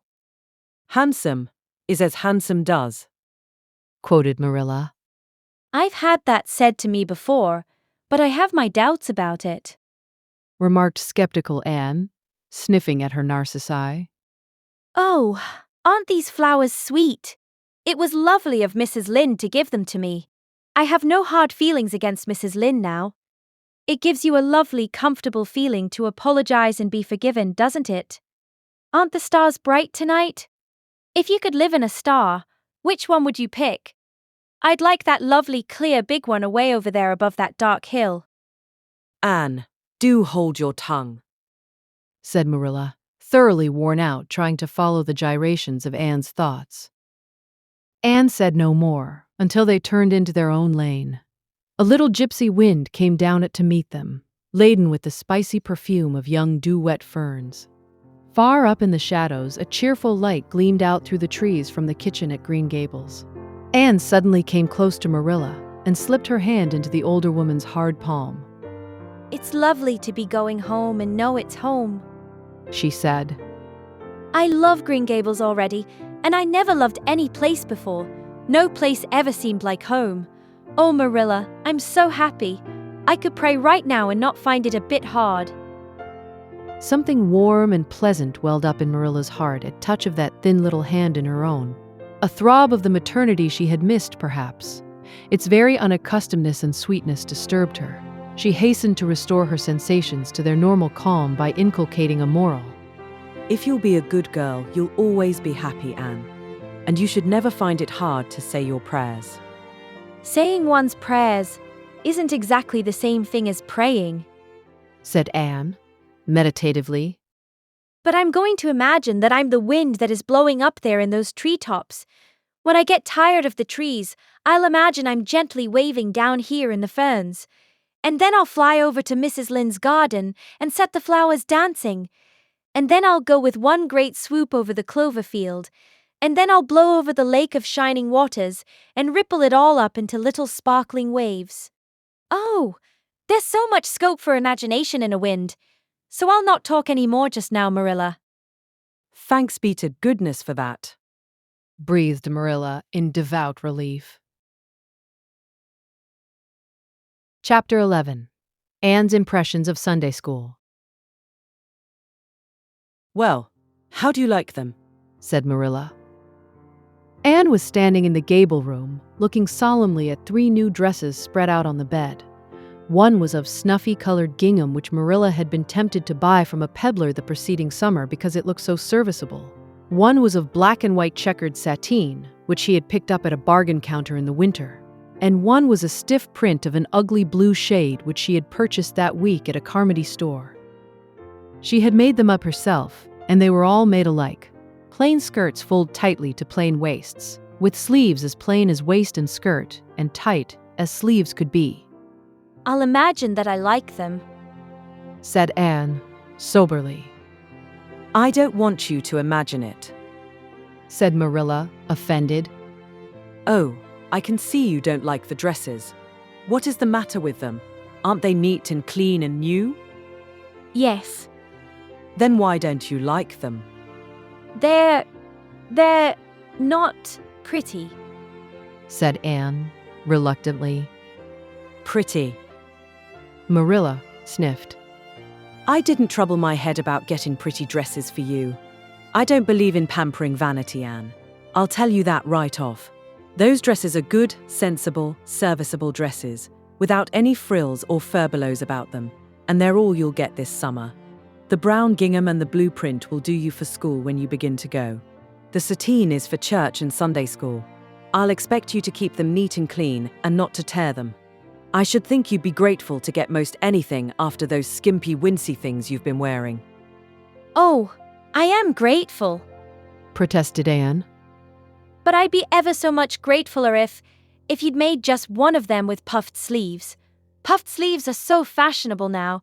It would give me such a thrill, Marilla, just to wear a dress with puffed sleeves. Well, you'll have to do without your thrill. I hadn't any material to waste on puffed sleeves. I think they are ridiculous-looking things anyhow. I prefer the plain, sensible ones. But I'd rather look ridiculous when everybody else does than plain and sensible all by myself, persisted Anne, mournfully. Trust you for that. Well, hang those dresses carefully up in your closet, and then sit down and learn the Sunday school lesson. I got a quarterly from Mr. Bell for you, and you'll go to Sunday school tomorrow, said Marilla, disappearing downstairs in high dudgeon. Anne clasped her hands and looked at the dresses. I did hope there would be a white one with puffed sleeves, she whispered, disconsolately. I prayed for one, but I didn't much expect it on that account. I didn't suppose God would have time to bother about a little orphan girl's dress. I knew I'd just have to depend on Marilla for it. Well, fortunately, I can imagine that one of them is of snow-white muslin, with lovely lace frills and 3 puff sleeves.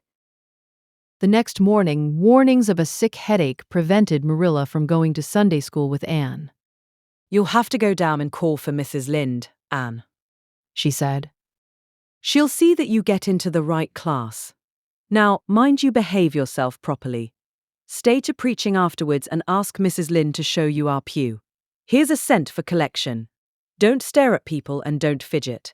I shall expect you to tell me the text when you come home. Anne started off irreproachable, arrayed in the stiff black and white sateen, which, while decent as regards length and certainly not open to the charge of skimpiness, contrived to emphasize every corner and angle of her thin figure. Her hat was a little, flat, glossy new sailor, the extreme plainness of which had likewise much disappointed Anne, who had permitted herself secret visions of ribbon and flowers. The latter, however, were supplied before Anne reached the main road, for being confronted halfway down the lane with a golden frenzy of wind-stirred buttercups and a glory of wild roses, Anne promptly and liberally garlanded her hat with a heavy wreath of them. Whatever other people might have thought of the result, it satisfied Anne, and she tripped gaily down the road, holding her ruddy head with its decoration of pink and yellow very proudly. When she had reached Mrs. Lynde's house, she found that lady gone. Nothing daunted, Anne proceeded onward to the church alone. In the porch she found a crowd of little girls, all more or less gaily attired in whites and blues and pinks, and all staring with curious eyes at this stranger in their midst, with her extraordinary head adornment. Avonlea little girls had already heard queer stories about Anne. Mrs. Lynde said she had an awful temper. Jerry Buett, the hired boy at Green Gables, said she talked all the time to herself or to the trees and flowers like a crazy girl. They looked at her and whispered to each other behind their quarterlies. Nobody made any friendly advances, then or later on when the opening exercises were over, and Anne found herself in Miss Rogerson's class. Miss Rogerson was a middle-aged lady who had taught a Sunday school class for 20 years. Her method of teaching was to ask the printed questions from the quarterly and look sternly over its edge at the particular little girl she thought ought to answer the question. She looked very often at Anne, and Anne, thanks to Marilla's drilling, answered promptly. But it may be questioned if she understood very much about either question or answer. She did not think she liked Miss Rogerson, and she felt very miserable. Every other little girl in the class had puffed sleeves. Anne felt that life was really not worth living without puffed sleeves. Well, how did you like Sunday school? Marilla wanted to know when Anne came home.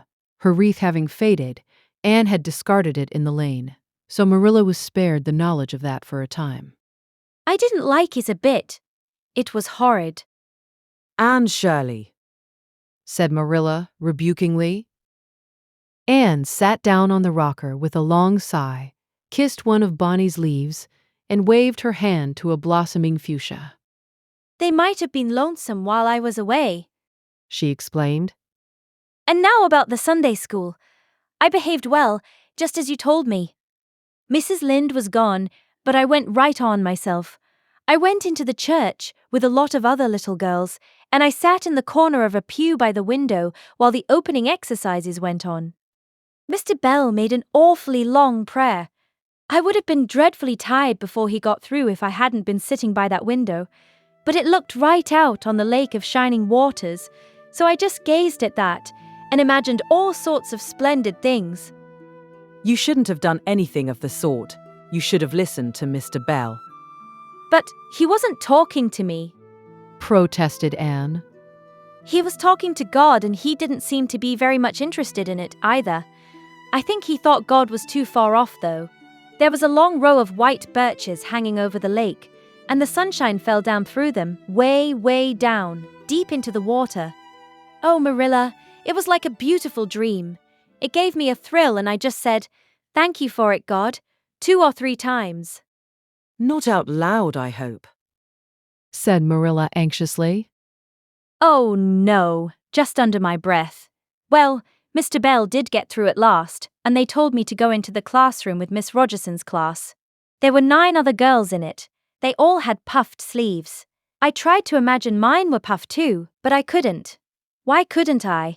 It was as easy as could be to imagine they were puffed when I was alone in the east gable, but it was awfully hard there among the others who had really truly puffs.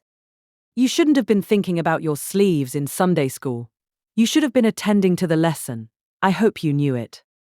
Oh, yes, and I answered a lot of questions. Miss Rogerson asked ever so many. I don't think it was fair for her to do all the asking. There were lots I wanted to ask her, but I didn't like to because I didn't think she was a kindred spirit. Then all the other little girls recited a paraphrase. She asked me if I knew any. I told her I didn't, but I could recite "The dog at his master's grave" if she liked. That's in the Third Royal Reader. It isn't a really, truly religious piece of poetry, but it's so sad and melancholy that it might as well be. She said it wouldn't do, and she told me to learn the 19th paraphrase for next Sunday. I read it over in church afterwards, and it's splendid. There are 2 lines in particular that just thrill me. Quick as the slaughtered squadrons fell, in Midian's evil day. I don't know what squadrons means, nor Midian either, but it sounds so tragical. I can hardly wait until next Sunday to recite it. I'll practice it all the week.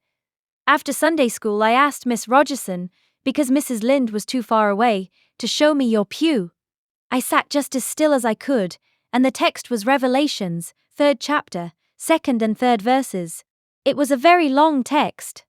If I was a minister, I'd pick the short, snappy ones. The sermon was awfully long, too. I suppose the minister had to match it to the text. I didn't think he was a bit interesting. The trouble with him seems to be that he hasn't enough imagination. I didn't listen to him very much. I just let my thoughts run, and I thought of the most surprising things.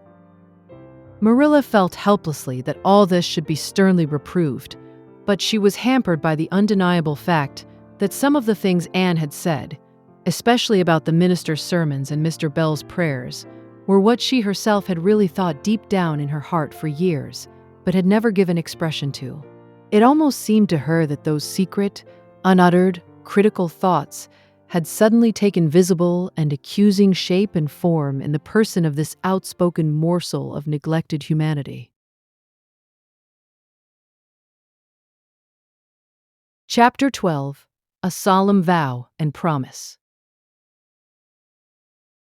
It was not until the next Friday that Marilla heard the story of the flower-wreathed hat. She came home from Mrs. Lynde's and called Anne to account. Anne, Mrs. Rachel says you went to church last Sunday with your hat rigged out ridiculous with roses and buttercups. What on earth put you up to such a caper? A pretty-looking object you must have been. Oh, I know pink and yellow aren't becoming to me, began Anne. Becoming fiddlesticks. It was putting flowers on your hat at all, no matter what color they were, that was ridiculous. You are the most aggravating child. I don't see why it's any more ridiculous to wear flowers on your hat than on your dress, protested Anne. Lots of little girls there had bouquets pinned on their dresses. What's the difference? Marilla was not to be drawn from the safe concrete into dubious paths of the abstract. Don't answer me back like that, Anne. It was very silly of you to do such a thing. Never let me catch you at such a trick again. Mrs. Rachel says she thought she would sink through the floor when she saw you come in all rigged out like that. She couldn't get near enough to tell you to take them off till it was too late. She says people talked about it something dreadful. Of course they would think I had no better sense than to let you go decked out like that. Oh, I'm so sorry, said Anne, tears welling into her eyes. I never thought you'd mind. The roses and buttercups were so sweet and pretty. I thought they'd look lovely on my hat.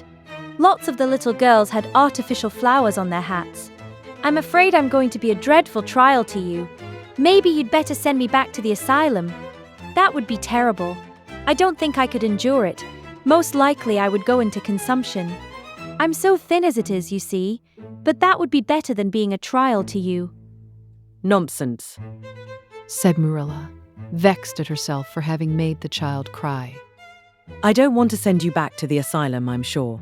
All I want is that you should behave like other little girls and not make yourself ridiculous. Don't cry anymore. I've got some news for you. Diana Barry came home this afternoon. I'm going up to see if I can borrow a skirt pattern from Mrs. Barry, and if you like, you can come with me and get acquainted with Diana. Anne rose to her feet with clasped hands, the tears still glistening on her cheeks. The dish towel she had been hemming slipped unheeded to the floor. Oh, Marilla, I'm frightened. Now that it has come, I'm actually frightened. What if she shouldn't like me? It would be the most tragical disappointment of my life. Now, don't get into a fluster. And I do wish you wouldn't use such long words. It sounds so funny in a little girl. I guess Diana'll like you well enough. It's her mother you've got to reckon with. If she doesn't like you, it won't matter how much Diana does. If she has heard about your outburst to Mrs. Lynde and going to church with buttercups round your hat, I don't know what she'll think of you. You must be polite and well-behaved. And don't make any of your startling speeches. For pity's sake, if the child isn't actually trembling. Anne was trembling. Her face was pale and tense. Oh, Marilla, you'd be excited too if you were going to meet a little girl you hoped to be your bosom friend and whose mother mightn't like you, she said, as she hastened to get her hat. They went over to Orchard Slope by the shortcut across the brook and up the Fairy Hill Grove. Mrs. Barry came to the kitchen door in answer to Marilla's knock. She was a tall, black-eyed, black-haired woman with a very resolute mouth. She had the reputation of being very strict with her children. How do you do, Marilla? She said, cordially.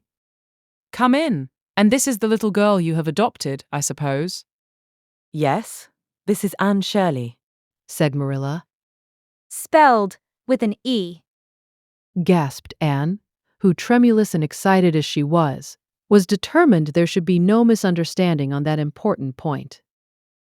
Mrs. Barry, not hearing or not comprehending, merely shook hands and said kindly, How are you? I am well in body, although considerable rumpled up in spirit, thank you, ma'am, said Anne gravely. Then, aside to Marilla in an audible whisper, There wasn't anything startling in that, was there, Marilla? Diana was sitting on the sofa, reading a book which she dropped when the callers entered. She was a very pretty little girl, with her mother's black eyes and hair and rosy cheeks, and the merry expression which was her inheritance from her father. This is my little girl, Diana, said Mrs. Barry. Diana, you might take Anne out into the garden and show her your flowers. It will be better for you than straining your eyes over that book.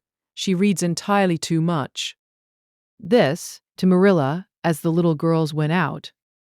And I can't prevent her, for her father aids and abets her. She's always poring over a book. I'm glad she has the prospect of a playmate. Perhaps it will take her more out of doors. Outside in the garden, which was full of mellow sunset light streaming through the dark old firs to the west of it, stood Anne and Diana, gazing bashfully at each other over a clump of gorgeous tiger lilies. The Barry garden was a bowery wilderness of flowers which would have delighted Anne's heart at any time less fraught with destiny. It was encircled by huge old willows and tall firs, beneath which flourished flowers that loved the shade. Prim, right-angled paths, neatly bordered with clamshells, intersected it like moist red ribbons, and in the beds between old-fashioned flowers ran riot.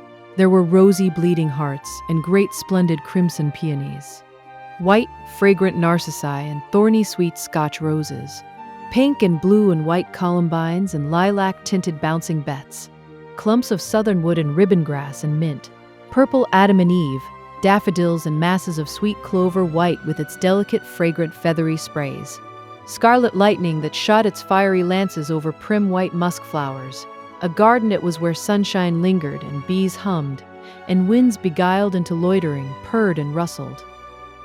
Oh, Diana, said Anne at last, clasping her hands and speaking almost in a whisper. Oh, do you think you can like me a little enough to be my bosom friend? Diana laughed. Diana always laughed before she spoke. Why, I guess so, she said, frankly. I'm awfully glad you've come to live at Green Gables. It will be jolly to have somebody to play with. There isn't any other girl who lives near enough to play with, and I've no sisters big enough. Will you swear to be my friend forever and ever? Demanded Anne eagerly. Diana looked shocked. Why, it's dreadfully wicked to swear, she said, rebukingly. Oh no, not my kind of swearing. There are two kinds, you know. I never heard of but one kind, said Diana, doubtfully. There really is another. Oh, It isn't wicked at all. It just means vowing and promising solemnly. Well, I don't mind doing that. agreed Diana, relieved. How do you do it? We must join hands. So, Said Anne gravely. it ought to be over running water. We'll just imagine this path is running water. I'll repeat the oath first. I solemnly swear to be faithful to my bosom friend Diana Barry, as long as the sun and moon shall endure. Now you say it, and put my name in. Diana repeated the oath with a laugh, fore and aft. Then she said, You're a queer girl, Anne. I heard before that you were queer, but I believe I'm going to like you real well. When Marilla and Anne went home, Diana went with them as far as the log bridge. The two little girls walked with their arms about each other. At the brook, they parted with many promises to spend the next afternoon together. Well, did you find Diana a kindred spirit? Asked Marilla as they went up through the garden of Green Gables. Oh, yes. Sighed Anne, blissfully unconscious of any sarcasm on Marilla's part. Oh, Marilla, I'm the happiest girl on Prince Edward Island this very moment. I assure you I'll say my prayers with a right good will tonight. Diana and I are going to build a playhouse in Mr. William Bell's birch grove tomorrow. Can I have those broken pieces of china that are out in the woodshed? Diana's birthday is in February, and mine is in March. Don't you think that is a very strange coincidence? Diana is going to lend me a book to read.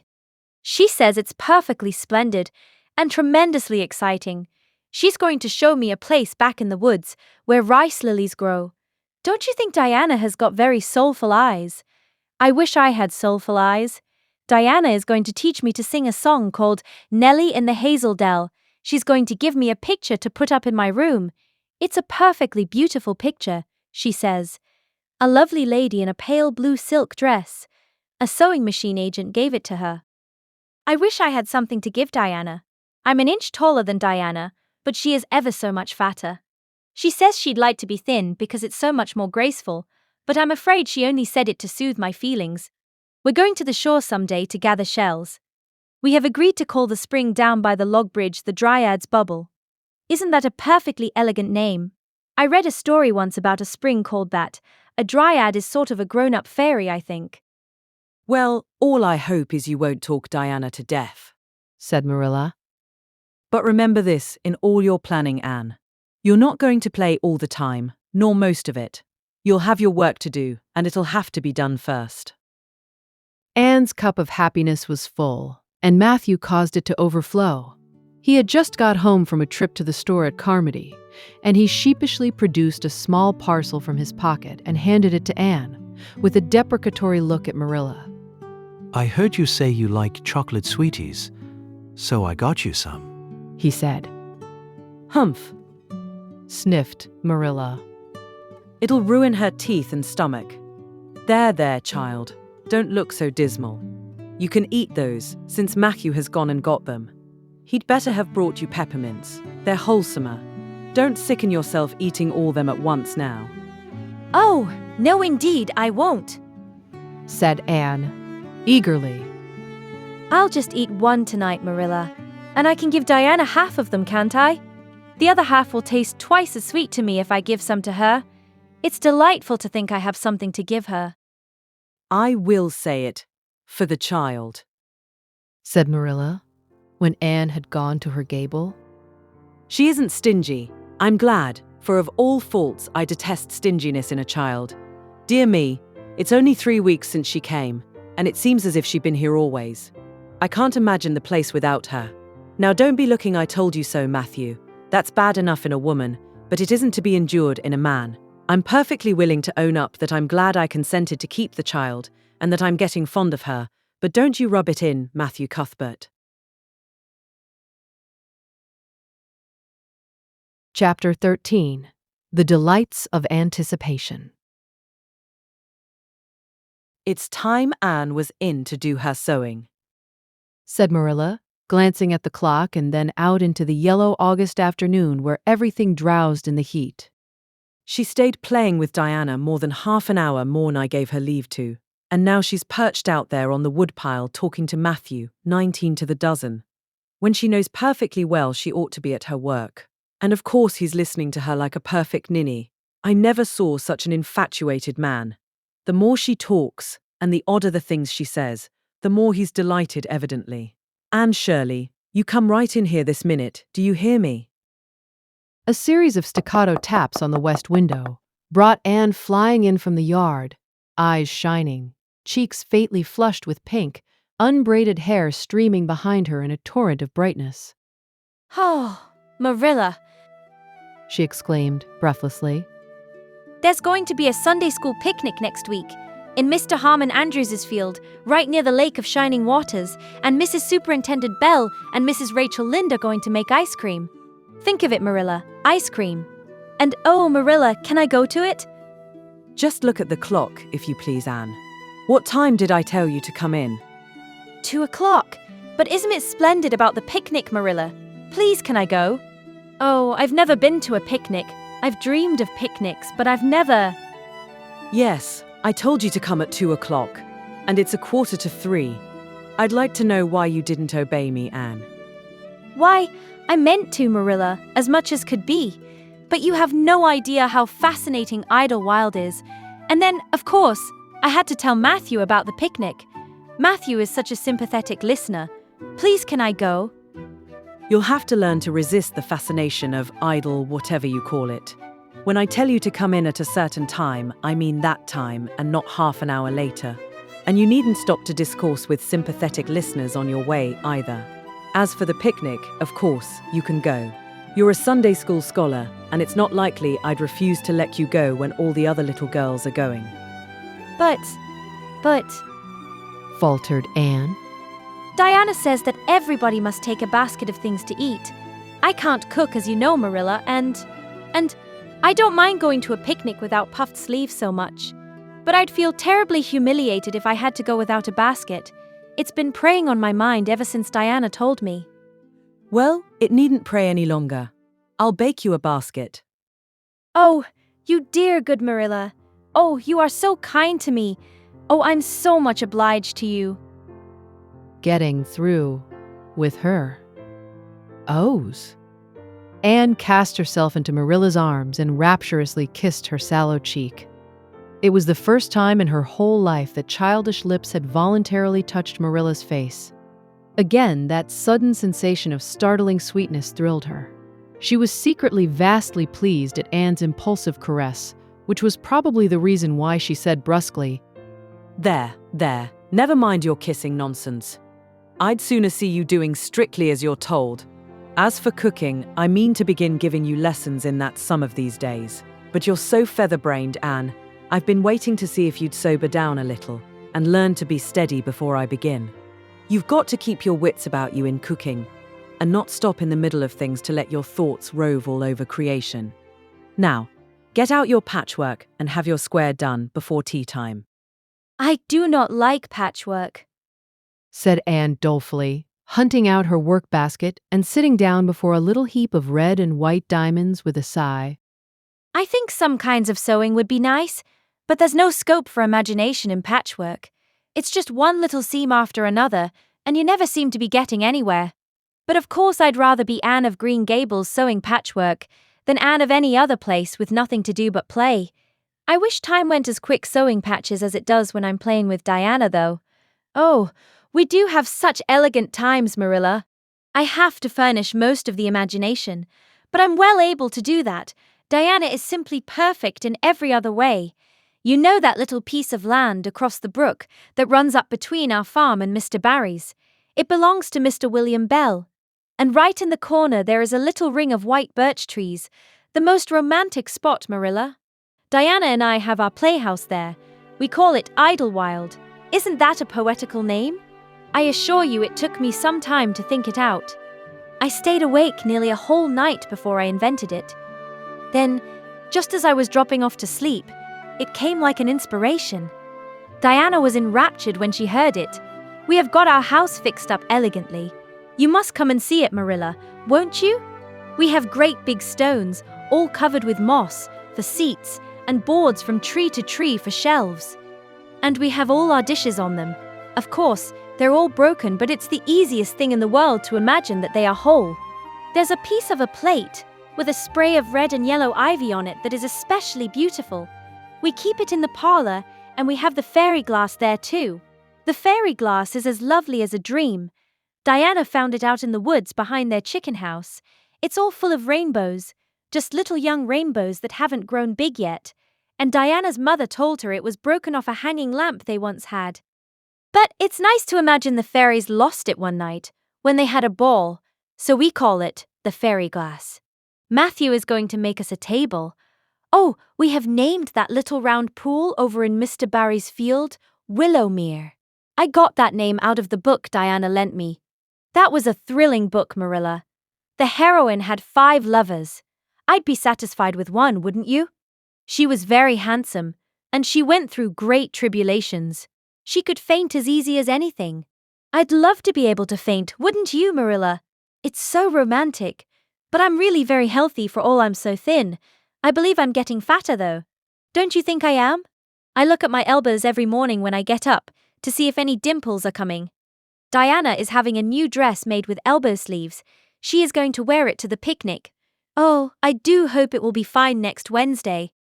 I don't feel that I could endure the disappointment if anything happened to prevent me from getting to the picnic. I suppose I'd live through it, but I'm certain it would be a lifelong sorrow. It wouldn't matter if I got to 100 picnics in after years. They wouldn't make up for missing this one. They're going to have boats on the Lake of Shining Waters and ice cream, as I told you. I have never tasted ice cream. Diana tried to explain what it was like, but I guess ice cream is one of those things that are beyond imagination. Anne, you have talked even on for 10 minutes by the clock, said Marilla.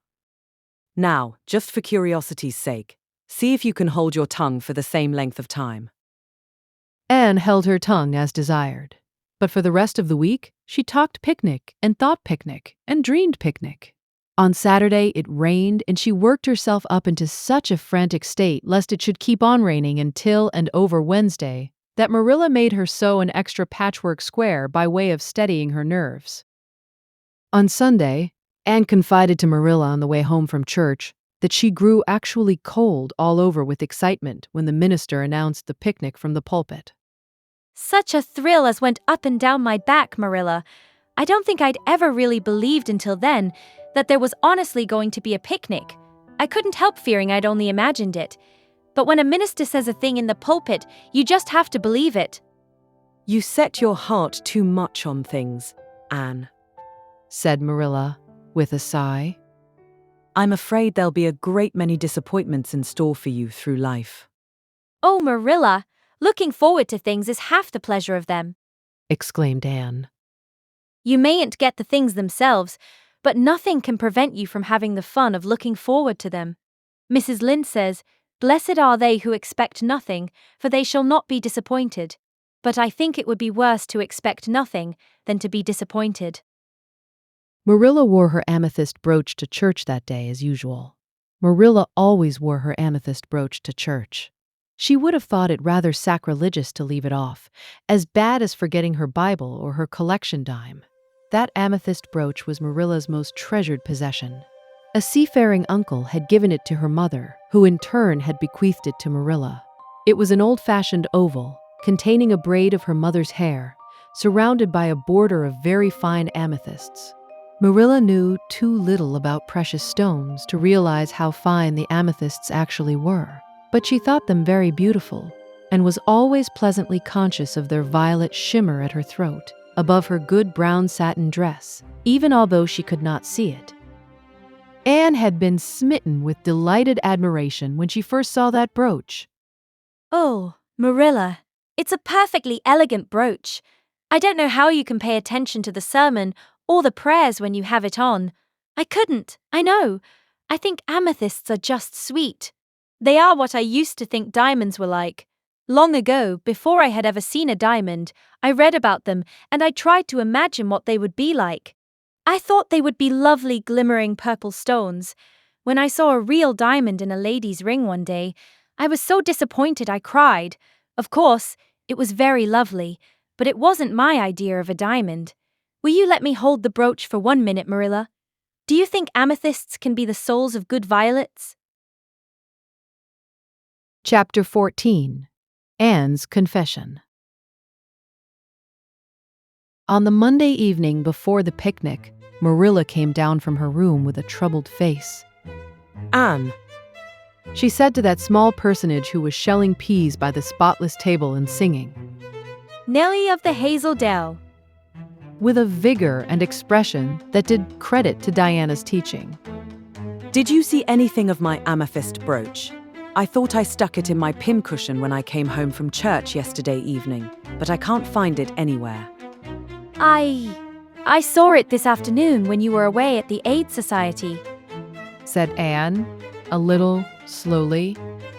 I was passing your door when I saw it on the cushion, so I went in to look at it.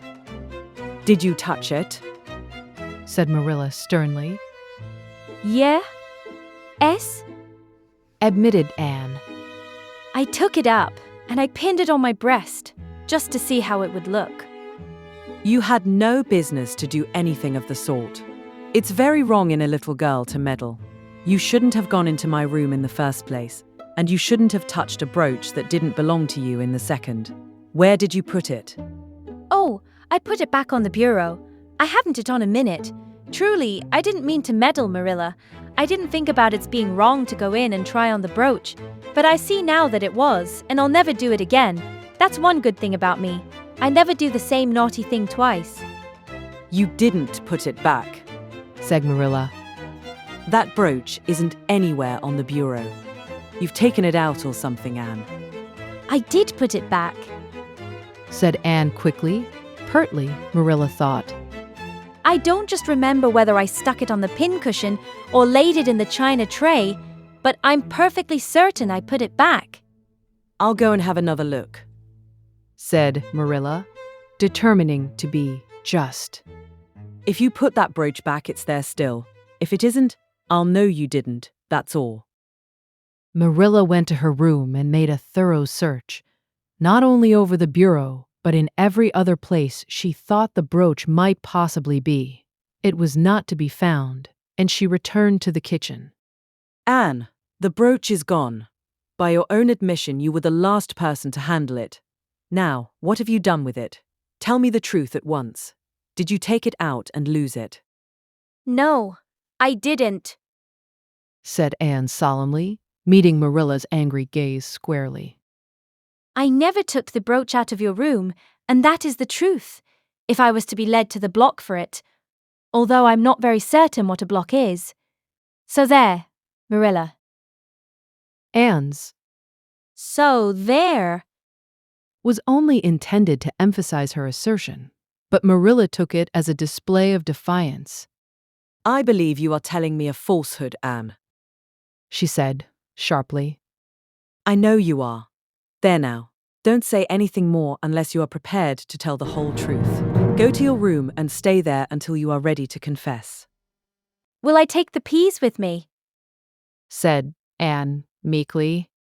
No, I'll finish shelling them myself. Do as I bid you. When Anne had gone, Marilla went about her evening tasks in a very disturbed state of mind. She was worried about her valuable brooch. What if Anne had lost it? And how wicked of the child to deny having taken it, when anybody could see she must have. With such an innocent face, too. I don't know what I wouldn't sooner have had happen, thought Marilla, as she nervously shelled the peas. Of course. I don't suppose she meant to steal it or anything like that. She's just taken it to play with or help along that imagination of hers. She must have taken it, that's clear, for there hasn't been a soul in that room since she was in it, by her own story, until I went up tonight. And the brooch is gone, there's nothing surer. I suppose she has lost it and is afraid to own up for fear she'll be punished. It's a dreadful thing to think she tells falsehoods. It's a far worse thing than her fit of temper. It's a fearful responsibility to have a child in your house you can't trust. Slyness and untruthfulness, that's what she has displayed. I declare, I feel worse about that than about the brooch. If she'd only have told the truth about it, I wouldn't mind so much. Marilla went to her room at intervals all through the evening and searched for the brooch without finding it. A bedtime visit to the East Gable produced no result. Anne persisted in denying that she knew anything about the brooch, but Marilla was only the more firmly convinced that she did. She told Matthew the story the next morning. Matthew was confounded and puzzled. He could not so quickly lose faith in Anne, but he had to admit that circumstances were against her. You're sure it hasn't fell down behind the bureau? Was the only suggestion he could offer. I've moved the bureau, and I've taken out the drawers, and I've looked in every crack and cranny. Was Marilla's positive answer? The brooch is gone, and that child has taken it and lied about it. That's the plain, ugly truth, Matthew Cuthbert, and we might as well look it in the face. Well now, what are you going to do about it? Matthew asked forlornly, feeling secretly thankful that Marilla, and not he, had to deal with the situation. He felt no desire to put his oar in this time. She'll stay in her room until she confesses, said Marilla grimly, remembering the success of this method in the former case. Then we'll see. Perhaps we'll be able to find the brooch if she'll only tell where she took it. But in any case, she'll have to be severely punished, Matthew. Well now, you'll have to punish her, said Matthew, reaching for his hat. I've nothing to do with it, remember? You warned me off yourself. Marilla felt deserted by everyone. She could not even go to Mrs. Lynde for advice. She went up to the East Gable with a very serious face and left it with a face more serious still. Anne steadfastly refused to confess. She persisted in asserting that she had not taken the brooch. The child had evidently been crying, and Marilla felt a pang of pity which she sternly repressed. By night she was, as she expressed it, beat out. You'll stay in this room until you confess, Anne. You can make up your mind to that, she said, firmly. But the picnic is tomorrow, Marilla, cried Anne. You won't keep me from going to that, will you? You'll just let me out for the afternoon, won't you? Then I'll stay here as long as you like afterwards, cheerfully. But I must go to the picnic. You'll not go to picnics, nor anywhere else, until you've confessed, Anne. Oh, Marilla, gasped Anne. But Marilla had gone out and shut the door. Wednesday morning dawned as bright and fair as if expressly made to order for the picnic. Birds sang around Green Gables. The Madonna lilies in the garden sent out whiffs of perfume that entered in on viewless winds at every door and window, and wandered through halls and rooms like spirits of benediction.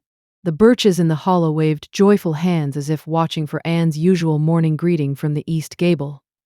But Anne was not at her window. When Marilla took her breakfast up to her, she found the child sitting primly on her bed, pale and resolute, with tight-shut lips and gleaming eyes. Marilla, I'm ready to confess. Oh. Marilla laid down her tray. Once again her method had succeeded, but her success was very bitter to her. Let me hear what you have to say then, Anne. I took the amethyst brooch, said Anne, as if repeating a lesson she had learned. I took it just as you said. I didn't mean to take it when I went in, but it did look so beautiful, Marilla, when I pinned it on my breast, that I was overcome by an irresistible temptation. I imagined how perfectly thrilling it would be to take it to Idlewild and play I was the Lady Cordelia Fitzgerald. It would be so much easier to imagine I was the Lady Cordelia if I had a real amethyst brooch on. Diana and I make necklaces of roseberries, but what are roseberries compared to amethysts? So I took the brooch. I thought I could put it back before you came home. I went all the way around by the road to lengthen out the time. When I was going over the bridge across the lake of shining waters, I took the brooch off to have another look at it. Oh, how it did shine in the sunlight. And then when I was leaning over the bridge, it just slipped through my fingers so, and went down, down, down, all purply sparkling, and sank forevermore beneath the lake of shining waters. And that's the best I can do at confessing, Marilla. Marilla felt hot anger surge up into her heart again. This child had taken and lost her treasured amethyst brooch, and now sat there calmly reciting the details thereof, without the least apparent compunction or repentance. Anne, this is terrible. she said, trying to speak calmly. You are the very wickedest girl I ever heard of. Yes, I suppose I am. Agreed Anne tranquilly. And I know I'll have to be punished. It'll be your duty to punish me, Marilla. Won't you please get it over right off because I'd like to go to the picnic with nothing on my mind. Picnic, indeed. You'll go to no picnic today, Anne Shirley. That shall be your punishment. And it isn't half severe enough either for what you've done. Not go to the picnic. Anne sprang to her feet and clutched Marilla's hand. But you promised me I might. Oh, Marilla, I must go to the picnic. That was why I confessed. Punish me any way you like but that. Oh, Marilla, please, please, let me go to the picnic. Think of the ice cream. For anything you know, I may never have a chance to taste ice cream again. Marilla disengaged Anne's clinging hands stonily. You needn't plead, Anne. You are not going to the picnic and that's final. No, not a word. Anne realized that Marilla was not to be moved. She clasped her hands together, gave a piercing shriek, and then flung herself face downward on the bed, crying and writhing in an utter abandonment of disappointment and despair. For the land's sake, gasped Marilla, hastening from the room. I believe the child is crazy. No child in her senses would behave as she does. If she isn't, she's utterly bad. Oh dear, I'm afraid Rachel was right from the first, but I've put my hand to the plow, and I won't look back. That was a dismal morning. Marilla worked fiercely and scrubbed the porch floor and the dairy shelves when she could find nothing else to do. Neither the shelves nor the porch needed it, but Marilla did. Then she went out and raked the yard. When dinner was ready, she went to the stairs and called. Anne. A tear-stained face appeared, looking tragically over the banisters. Come down to your dinner, Anne. I don't want any dinner, Marilla, said Anne, sobbingly. I couldn't eat anything. My heart is broken. You'll feel remorse of conscience someday, I expect, for breaking it, Marilla. But I forgive you. Remember when the time comes that I forgive you.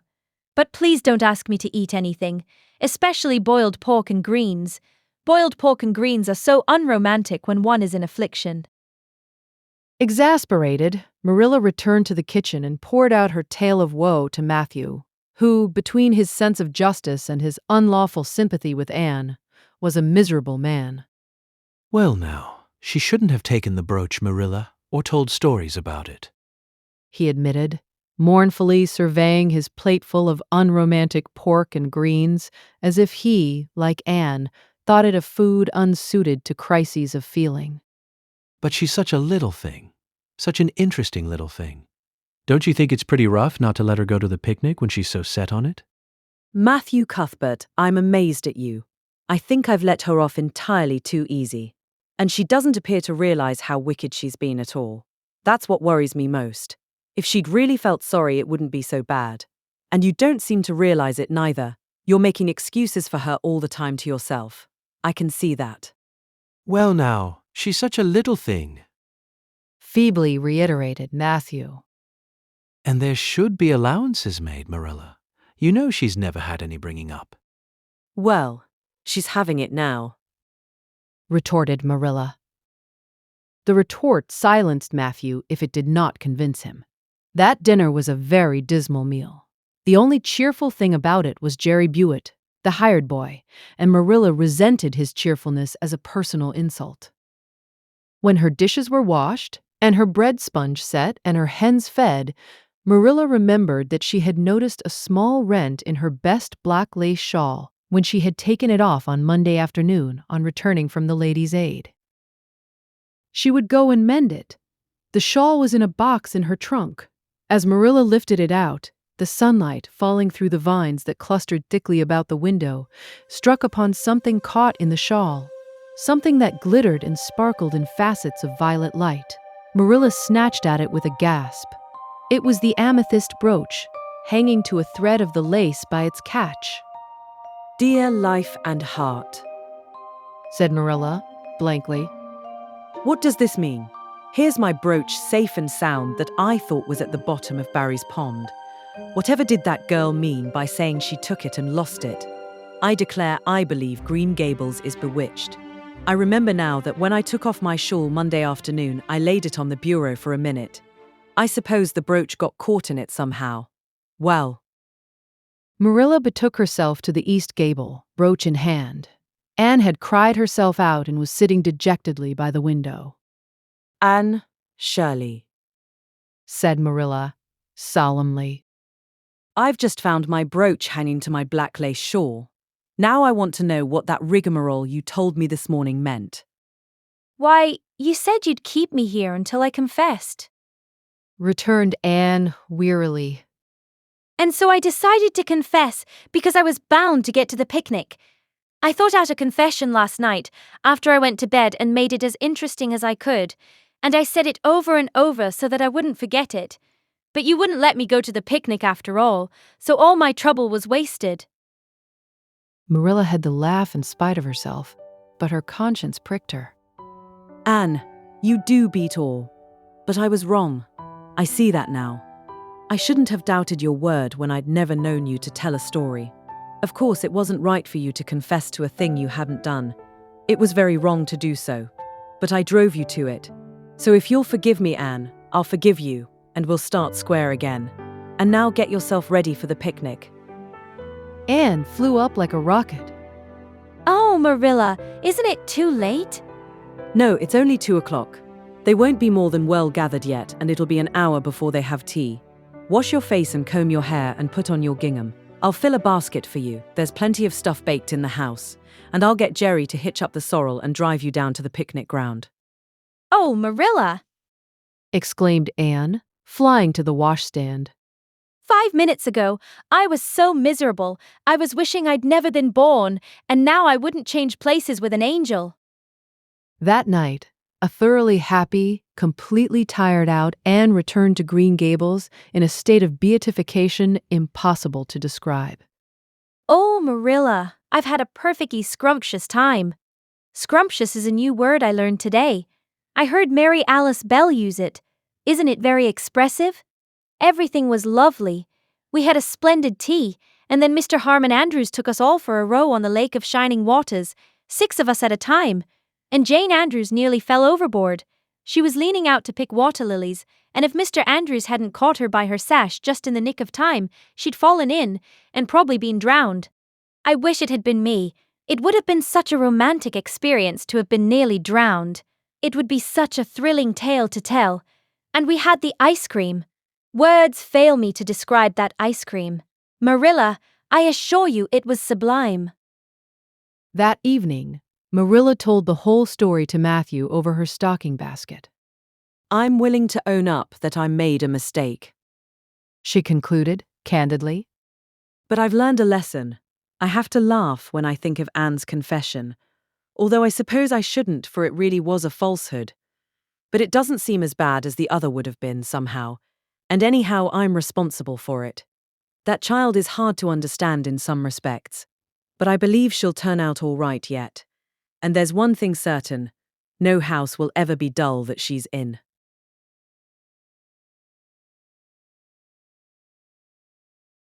Chapter 15. A Tempest in the School Teapot.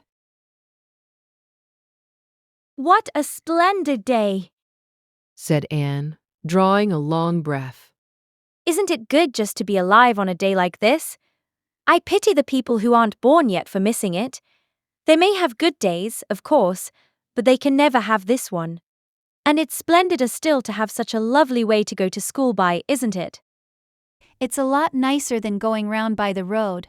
That is so dusty and hot, said Diana practically, peeping into her dinner basket and mentally calculating if the 3 juicy, toothsome raspberry tarts reposing there were divided among 10 girls, how many bites each girl would have. The little girls of Avonlea School always pooled their lunches, and to eat 3 raspberry tarts all alone, or even to share them only with one's best chum, would have forever and ever branded as awful, mean. The girl who did it. And yet, when the tarts were divided among 10 girls, you just got enough to tantalize you. The way Anne and Diana went to school was a pretty one. Anne thought those walks to and from school with Diana couldn't be improved upon even by imagination. Going around by the main road would have been so unromantic. But to go by Lover's Lane and Willowmere and Violet Vale and the Birch Path was romantic, if ever anything was. Lover's Lane opened out below the orchard at Green Gables and stretched far up into the woods to the end of the Cuthbert farm. It was the way by which the cows were taken to the back pasture and the wood hauled home in winter. Anne had named it Lover's Lane before she had been a month at Green Gables. Not that lovers ever really walk there. She explained to Marilla. But Diana and I are reading a perfectly magnificent book, and there's a lover's lane in it. So we want to have one too. And it's a very pretty name, don't you think? So romantic. We can't imagine the lovers into it, you know. I like that lane because you can think out loud there without people calling you crazy. Anne, starting out alone in the morning, went down Lover's Lane as far as the brook. Here, Diana met her, and the two little girls went on up the lane under the leafy arch of maples. Maples are such sociable trees, said Anne, they're always rustling and whispering to you. Until they came to a rustic bridge. Then they left the lane and walked through Mr. Barry's back field and past Willowmere. Beyond Willowmere came Violet Vale, a little green dimple in the shadow of Mr. Andrew Bell's big woods. Of course, there are no violets there now, Anne told Marilla. but Diana says there are millions of them in spring. Oh, Marilla, can't you just imagine you see them? It actually takes away my breath. I named it Violet Vale. Diana says she never saw the beat of me for hitting on fancy names for places. It's nice to be clever at something, isn't it? But Diana named the Birch Path. She wanted to, so I let her. But I'm sure I could have found something more poetical than plain Birch Path. Anybody can think of a name like that. But the Birch Path is one of the prettiest places in the world, Marilla. It was. Other people besides Anne thought so when they stumbled on it. It was a little narrow, twisting path, winding down over a long hill straight through Mr. Bell's woods, where the light came down sifted through so many emerald screens that it was as flawless as the heart of a diamond. It was fringed in all its length with slim young birches, white-stemmed and lissom-boughed. Ferns and starflowers and wild lilies of the valley and scarlet tufts of pigeonberries grew thickly along it. And always there was a delightful spiciness in the air and music of bird calls and the murmur and laugh of woodwinds in the trees overhead. Now and then you might see a rabbit skipping across the road if you were quiet, which, with Anne and Diana, happened about once in a blue moon. Down in the valley, the path came out to the main road, and then it was just up the spruce hill to the school. The Avonlea School was a whitewashed building, low in the eaves and wide in the windows, furnished inside with comfortable, substantial, old-fashioned desks that opened and shut, and were carved all over their lids with the initials and hieroglyphics of 3 generations of school children. The schoolhouse was set back from the road, and behind it was a dusky fir wood and a brook where all the children put their bottles of milk in the morning to keep cool and sweet until dinner hour. Marilla had seen Anne start off to school on the first day of September with many secret misgivings. Anne was such an odd girl. How would she get on with the other children? And how on earth would she ever manage to hold her tongue during school hours? Things went better than Marilla feared, however. Anne came home that evening in high spirits. I think I'm going to like school here, she announced. I don't think much of the master, though. He's all the time curling his mustache and making eyes at Prissy Andrews. Prissy has grown up, you know. She's 16, and she's studying for the entrance examination into Queen's Academy at Charlottetown next year. Tilly Bolter says the master is dead gone on her. She's got a beautiful complexion and curly brown hair, and she does it up so elegantly. She sits in the long seat at the back, and he sits there too, most of the time. To explain her lessons, he says. But Ruby Gillis says she saw him writing something on her slate, and when Prissy read it, she blushed as red as a beet and giggled. And Ruby Gillis says she doesn't believe it had anything to do with the lesson. Anne Shirley, don't let me hear you talking about your teacher in that way again, said Marilla, sharply. You don't go to school to criticize the master. I guess he can teach you something. and it's your business to learn. And I want you to understand right off that you are not to come home telling tales about him. That is something I won't encourage. I hope you were a good girl. Indeed I was. said Anne, comfortably. It wasn't so hard as you might imagine either. I sit with Diana. Our seat is right by the window, and we can look down to the lake of shining waters. There are a lot of nice girls in school, and we had scrumptious fun playing at dinner time. It's so nice to have a lot of little girls to play with. But of course, I like Diana best, and always will. I adore Diana. I'm dreadfully far behind the others. They're all in the 5th book, and I'm only in the 4th. I feel that it's kind of a disgrace. But there's not one of them has such an imagination as I have, and I soon found that out. We had reading, and geography, and Canadian history, and dictation today. Mr. Phillips said my spelling was disgraceful, and he held up my slate so that everybody could see it, all marked over. I felt so mortified, Marilla. He might have been politer to a stranger, I think. Ruby Gillis gave me an apple, and Sophia Sloane lent me a lovely pink card with "May I see you home" on it. I'm to give it back to her tomorrow. And Tilly Bolter let me wear her bead ring all the afternoon. Can I have some of those pearl beads off the old pincushion in the garret to make myself a ring? And oh, Marilla, Jane Andrews told me that Minnie Macpherson told her that she heard Prissy Andrews tell Sarah Gillis that I had a very pretty nose. Marilla, that is the first compliment I have ever had in my life, and you can't imagine what a strange feeling it gave me. Marilla, have I really a pretty nose? I know you'll tell me the truth. Your nose is well enough, said Marilla shortly. Secretly, she thought Anne's nose was a remarkable pretty one, but she had no intention of telling her so. That was 3 weeks ago, and all had gone smoothly so far. And now, this crisp September morning, Anne and Diana were tripping blithely down the birch path, 2 of the happiest little girls in Avonlea. I guess Gilbert Blythe will be in school today, said Diana.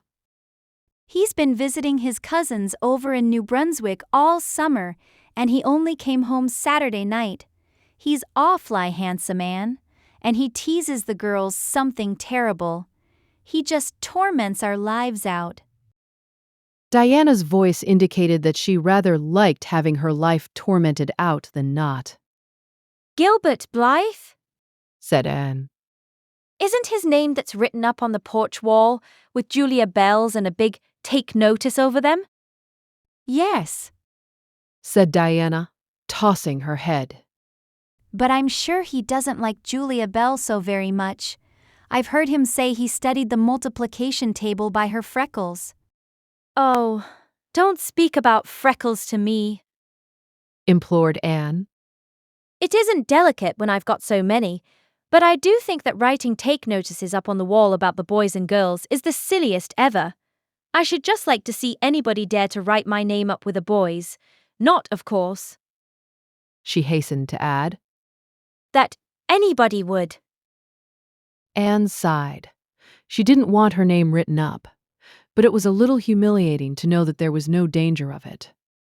Nonsense, said Diana, whose black eyes and glossy tresses had played such havoc with the hearts of Avonlea schoolboys that her name figured on the porch walls in 6 take notices. It's only meant as a joke, and don't you be too sure your name won't ever be written up. Charlie Sloane is dead gone on you. He told his mother, mind you, that you were the smartest girl in school. That's better than being good-looking. No, it isn't, said Anne, feminine to the core. I'd rather be pretty than clever, and I hate Charlie Sloane.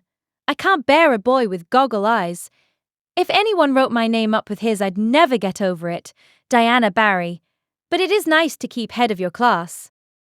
You'll have Gilbert in your class after this, said Diana. And he's used to being head of his class, I can tell you. He's only in the 4th book, although he's nearly 14.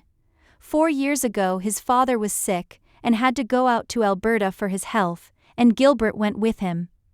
They were there 3 years, and Gil didn't go to school hardly any until they came back. You won't find it so easy to keep head after this, Anne. I'm glad. said Anne, quickly. I couldn't really feel proud of keeping head of little boys and girls of just 9 or 10. I got up yesterday spelling ebullition. Josie Pye was head and, mind you, she peeped in her book. Mr. Phillips didn't see her, he was looking at Prissy Andrews, but I did. I just swept her a look of freezing scorn, and she got as red as a beet and spelled it wrong after all. Those Pye girls are cheats all round, said Diana indignantly as they climbed the fence of the main road. Gertie Pye actually went and put her milk bottle in my place in the brook yesterday. Did you ever? I don't speak to her now. When Mr. Phillips was in the back of the room hearing Prissy Andrews's Latin, Diana whispered to Anne, That's Gilbert Blythe sitting right across the aisle from you, Anne. Just look at him and see if you don't think he's handsome. Anne looked accordingly.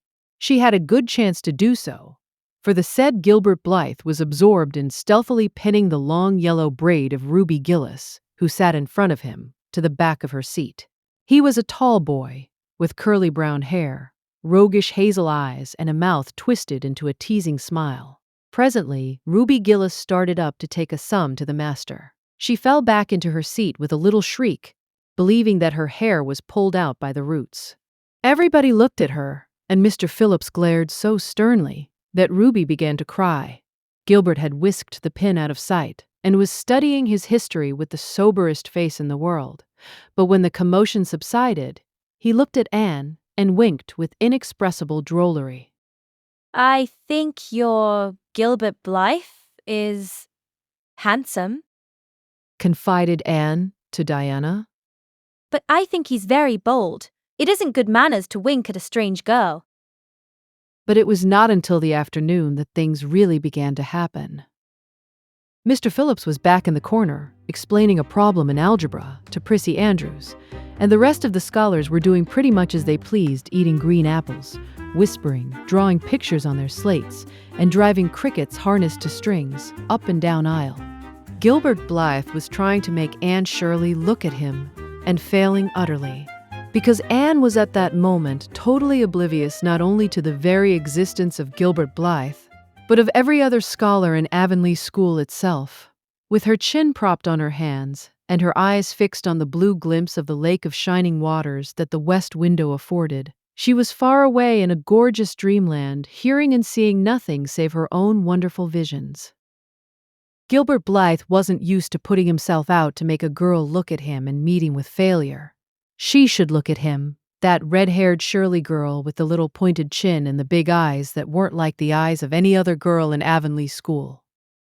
Gilbert reached across the aisle, picked up the end of Anne's long red braid, held it out at arm's length, and said in a piercing whisper, Carrots!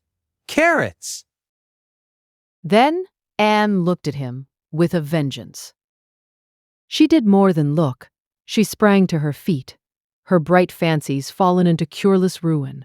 She flashed one indignant glance at Gilbert from eyes whose angry sparkle was swiftly quenched in equally angry tears. You mean, hateful boy! She exclaimed passionately. How dare you! And then, thwack! Anne had brought her slate down on Gilbert's head and cracked it. Slate, not head clear across. Avonlea School always enjoyed a scene. This was an especially enjoyable one.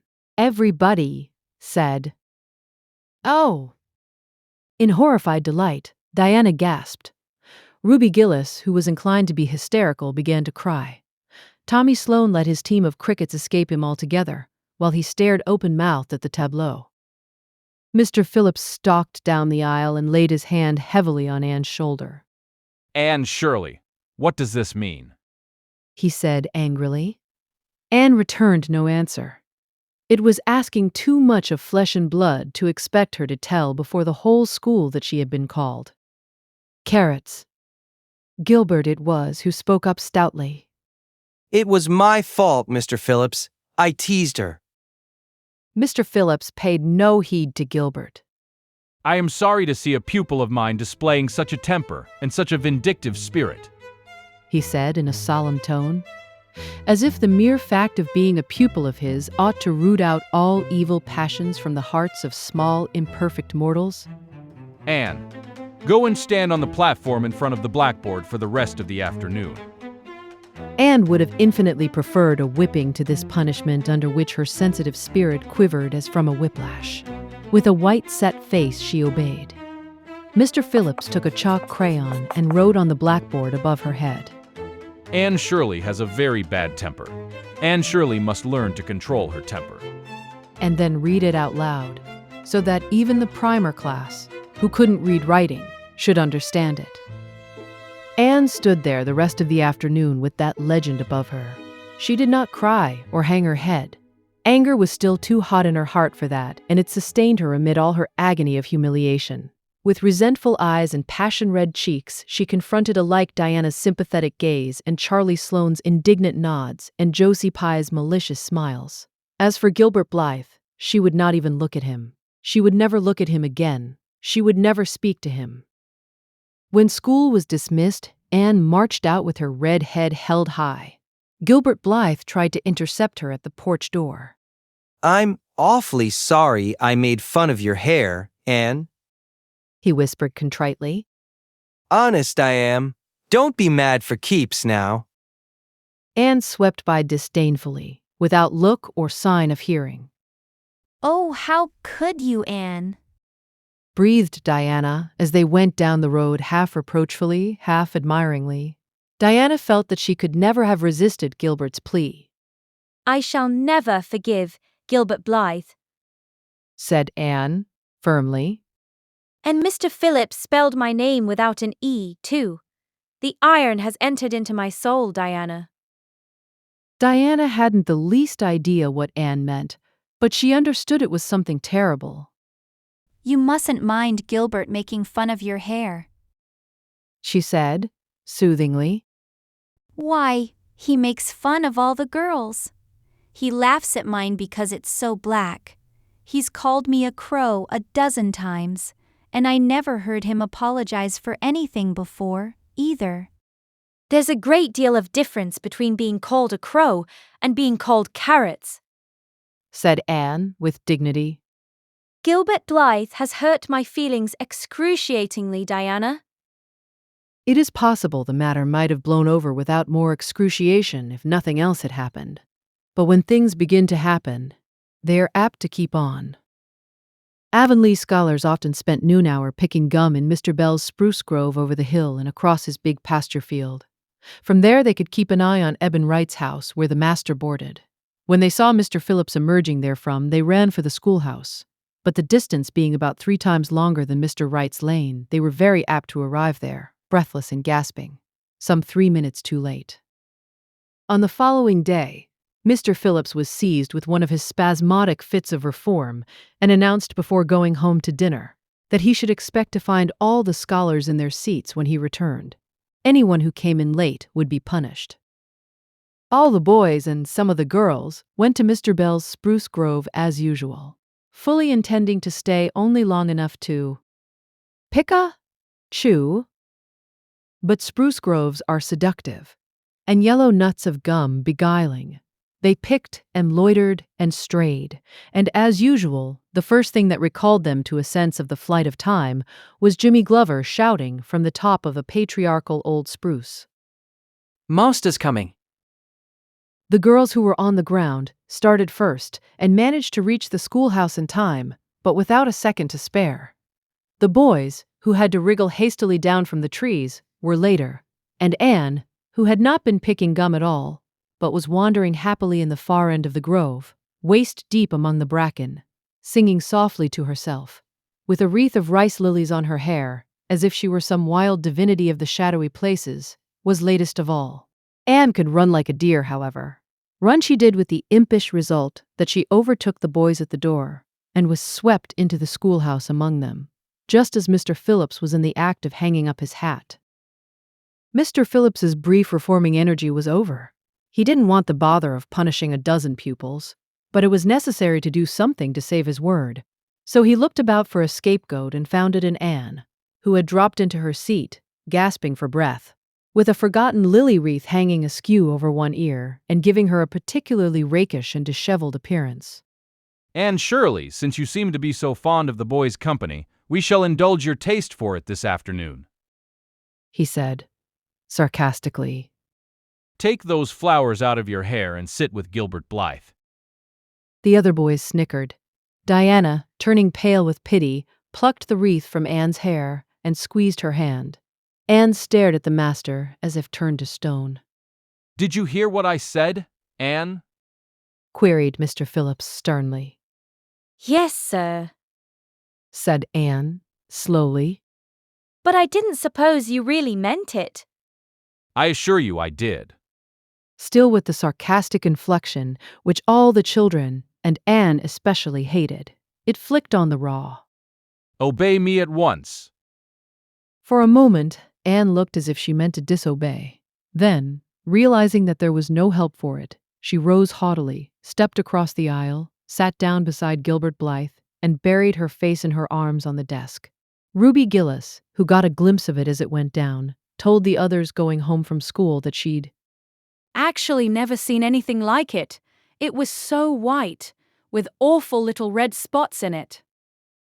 To Anne, this was as the end of all things. It was bad enough to be singled out for punishment from among a dozen equally guilty ones.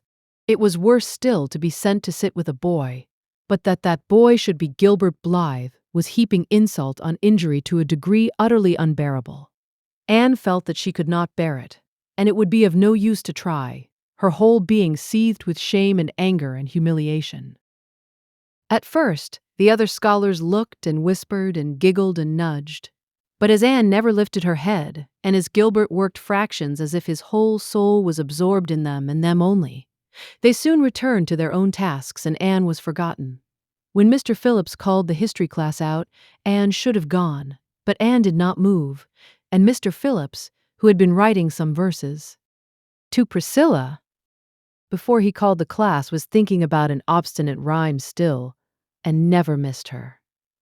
Once, when nobody was looking, Gilbert took from his desk a little pink candy heart with a gold motto on it. "You are sweet," and slipped it under the curve of Anne's arm, whereupon Anne arose, took the pink heart gingerly between the tips of her fingers, dropped it on the floor, ground it to powder beneath her heel, and resumed her position without deigning to bestow a glance on Gilbert. When school went out, Anne marched to her desk, ostentatiously took out everything therein, books and writing tablet, pen and ink, testament and arithmetic, and piled them neatly on her cracked slate. What are you taking all those things home for, Anne? Diana wanted to know, as soon as they were out on the road. She had not dared to ask the question before. I am not coming back to school anymore, said Anne. Diana gasped and stared at Anne to see if she meant it. Will Marilla let you stay home? She asked. She'll have to, said Anne. I'll never go to school to that man again. Oh, Anne. Diana looked as if she were ready to cry. I do think you're mean. What shall I do? Mr. Phillips will make me sit with that horrid Gertie Pye. I know he will because she is sitting alone. Do come back, Anne. I'd do almost anything in the world for you, Diana, said Anne, sadly. I'd let myself be torn limb from limb if it would do you any good. But I can't do this, so please don't ask it. You harrow up my very soul.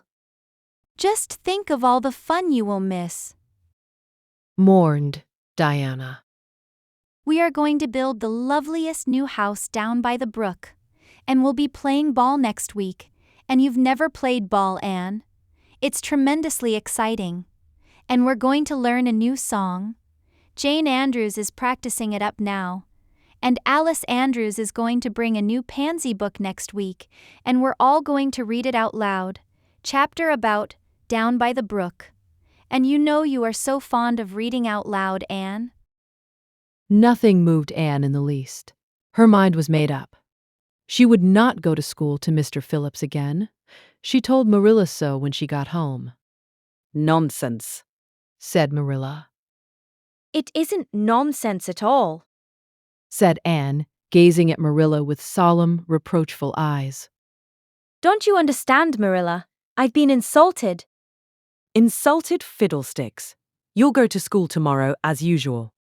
Oh, no. Anne shook her head gently. I'm not going back, Marilla. I'll learn my lessons at home, and I'll be as good as I can be, and hold my tongue all the time if it's possible at all. But I will not go back to school, I assure you. Marilla saw something remarkably like unyielding stubbornness looking out of Anne's small face. She understood that she would have trouble in overcoming it, but she resolved wisely to say nothing more just then. I'll run down and see Rachel about it this evening, she thought. There's no use reasoning with Anne now. She's too worked up, and I've an idea she can be awful stubborn if she takes the notion. Far as I can make out from her story, Mr. Phillips has been carrying matters with a rather high hand. But it would never do to say so to her. I'll just talk it over with Rachel. She's sent 10 children to school and she ought to know something about it. She'll have heard the whole story too by this time. Marilla found Mrs. Lynde knitting quilts as industriously and cheerfully as usual. I suppose you know what I've come about, she said, a little shamefacedly. Mrs. Rachel nodded. About Anne's fuss in school, I reckon, she said. Tilly Boulter was in on her way home from school and told me about it. I don't know what to do with her, said Marilla. She declares she won't go back to school. I never saw a child so worked up. I've been expecting trouble ever since she started to school. I knew things were going too smooth to last. She's so high-strung. What would you advise, Rachel? Well, since you've asked my advice, Marilla, said Mrs. Lynde amiably. Mrs. Lynde dearly loved to be asked for advice. I'd just humour her a little at first, that's what I'd do. It's my belief that Mr. Phillips was in the wrong. Of course, it doesn't do to say so to the children, you know. And of course he did right to punish her yesterday for giving way to temper. But today it was different. The others who were late should have been punished as well as Anne, that's what. And I don't believe in making the girls sit with the boys for punishment. It isn't modest. Tilly Boulter was real indignant. She took Anne's part right through and said all the scholars did too. Anne seems real popular among them somehow. I never thought she'd take with them so well. Then you really think I'd better let her stay home? Said Marilla in amazement. Yes, that is, I wouldn't say school to her again until she said it herself. Depend upon it, Marilla, she'll cool off in a week or so and be ready enough to go back of her own accord, that's what. While, if you were to make her go back right off, dear knows what freak or tantrum she'd take next and make more trouble than ever. The less fuss made the better, in my opinion. She won't miss much by not going to school as far as that goes. Mr. Phillips isn't any good at all as a teacher. The order he keeps is scandalous, that's what. And he neglects the young fry and puts all his time on those big scholars he's getting ready for Queen's. He'd never have got the school for another year if his uncle hadn't been a trustee. The trustee, for he just leads the other two around by the nose, that's what. I declare, I don't know what education in this island is coming to. Mrs. Rachel shook her head, as much as to say, if she were only at the head of the educational system of the province, things would be much better managed. Marilla took Mrs. Rachel's advice, and not another word was said to Anne about going back to school.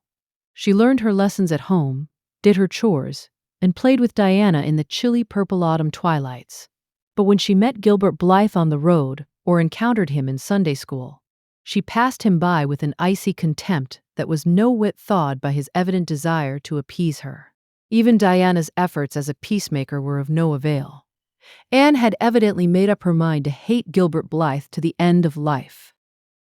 As much as she hated Gilbert, however, did she love Diana with all the love of her passionate little heart, equally intense in its likes and dislikes. One evening, Marilla, coming in from the orchard with a basket of apples, found Anne sitting along by the east window in the twilight, crying bitterly. Whatever's the matter now, Anne? She asked. It's about Diana, sobbed Anne luxuriously. I love Diana so, Marilla. I cannot ever live without her. But I know very well when we grow up that Diana will get married and go away and leave me. And oh, what shall I do? I hate her husband. I just hate him furiously. I've been imagining it all out. The wedding and everything. Diana dressed in snowy garments with a veil and looking as beautiful and regal as a queen. And me, the bridesmaid, with a lovely dress too, and puffed sleeves, but with a breaking heart hid beneath my smiling face. And then bidding Diana goodbye. Here Anne broke down entirely and wept with increasing bitterness. Marilla turned quickly away to hide her twitching face, but it was no use. She collapsed on the nearest chair and burst into such a hearty and unusual peal of laughter that Matthew, crossing the yard outside, halted in amazement. When had he heard Marilla laugh like that before? Well, Anne Shirley, Said Marilla, as soon as she could speak. if you must borrow trouble, for pity's sake borrow it handier home. I should think you had an imagination, sure enough. Chapter 16. Diana is invited to tea with tragic results. October was a beautiful month at Green Gables, when the birches in the hollow turned as golden as sunshine, and the maples behind the orchard were royal crimson, and the wild cherry trees along the lane put on the loveliest shades of dark red and bronzy green, while the fields sunned themselves in aftermaths. Anne reveled in the world of color about her. Oh, Marilla! She exclaimed one Saturday morning, coming dancing in with her arms full of gorgeous boughs. I'm so glad I live in a world where there are Octobers. It would be terrible if we just skipped from September to November, wouldn't it? Look at these maple branches. Don't they give you a thrill? Several thrills. I'm going to decorate my room with them. Messy things, Said Marilla, whose aesthetic sense was not noticeably developed. You clutter up your room entirely too much with out-of-doors stuff, Anne. Bedrooms were made to sleep in. Oh, and dream in too, Marilla. And you know, one can dream so much better in a room where there are pretty things. I'm going to put these boughs in the old blue jug and set them on my table. Mind you don't drop leaves all over the stairs then. I'm going to a meeting of the Aid Society at Carmody this afternoon, Anne, and I won't likely be home before dark. You'll have to get Matthew and Jerry their supper, so mind you don't forget to put the tea to draw until you sit down at the table as you did last time. It was dreadful of me to forget. Said Anne, apologetically. But that was the afternoon I was trying to think of a name for Violet Vale, and it crowded other things out. Matthew was so good. He never scolded a bit. He put the tea down himself and said we could wait a while as well as not. And I told him a lovely fairy story while we were waiting, so he didn't find the time long at all. It was a beautiful fairy story, Marilla. I forgot the end of it, so I made up an end for it myself, and Matthew said he couldn't tell where the join came in. Matthew would think it all right, Anne, if you took a notion to get up and have dinner in the middle of the night. But you keep your wits about you this time. And I don't really know if I'm doing right. It may make you more addlepated than ever, but you can ask Diana to come over and spend the afternoon with you and have tea here. Oh, Marilla! Anne clasped her hands. How perfectly lovely! You are able to imagine things after all, or else you'd never have understood how I've longed for that very thing. It will seem so nice and grown-uppish. No fear of my forgetting to put the tea to draw when I have company. Oh, Marilla, can I use the rosebud spray tea set? No, indeed. The rosebud tea set. Well, what next? You know I never use that except for the minister or the aides. You'll put down the old brown tea set. But you can open the little yellow crock of cherry preserves. It's time it was being used anyhow. I believe it's beginning to work. And you can cut some fruitcake and have some of the cookies and snaps. I can just imagine myself sitting down at the head of the table and pouring out the tea. Said Anne, shutting her eyes ecstatically. And asking Diana if she takes sugar. I know she doesn't, but of course I'll ask her, just as if I didn't know. And then pressing her to take another piece of fruitcake and another helping of preserves. Oh, Marilla, it's a wonderful sensation just to think of it. Can I take her into the spare room to lay off her hat when she comes? and then into the parlor to sit. No, the sitting room will do for you and your company.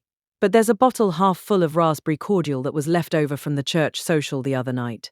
It's on the second shelf of the sitting room closet, and you and Diana can have it if you like, and a cookie to eat with it along in the afternoon. For I dare say Matthew will be late coming in to tea since he's hauling potatoes to the vessel. Anne flew down to the hollow, past the Dryad's bubble, and up the spruce path to Orchard Slope to ask Diana to tea. As a result, just after Marilla had driven off to Carmody, Diana came over, dressed in her second best dress and looking exactly as it is proper to look when asked out to tea.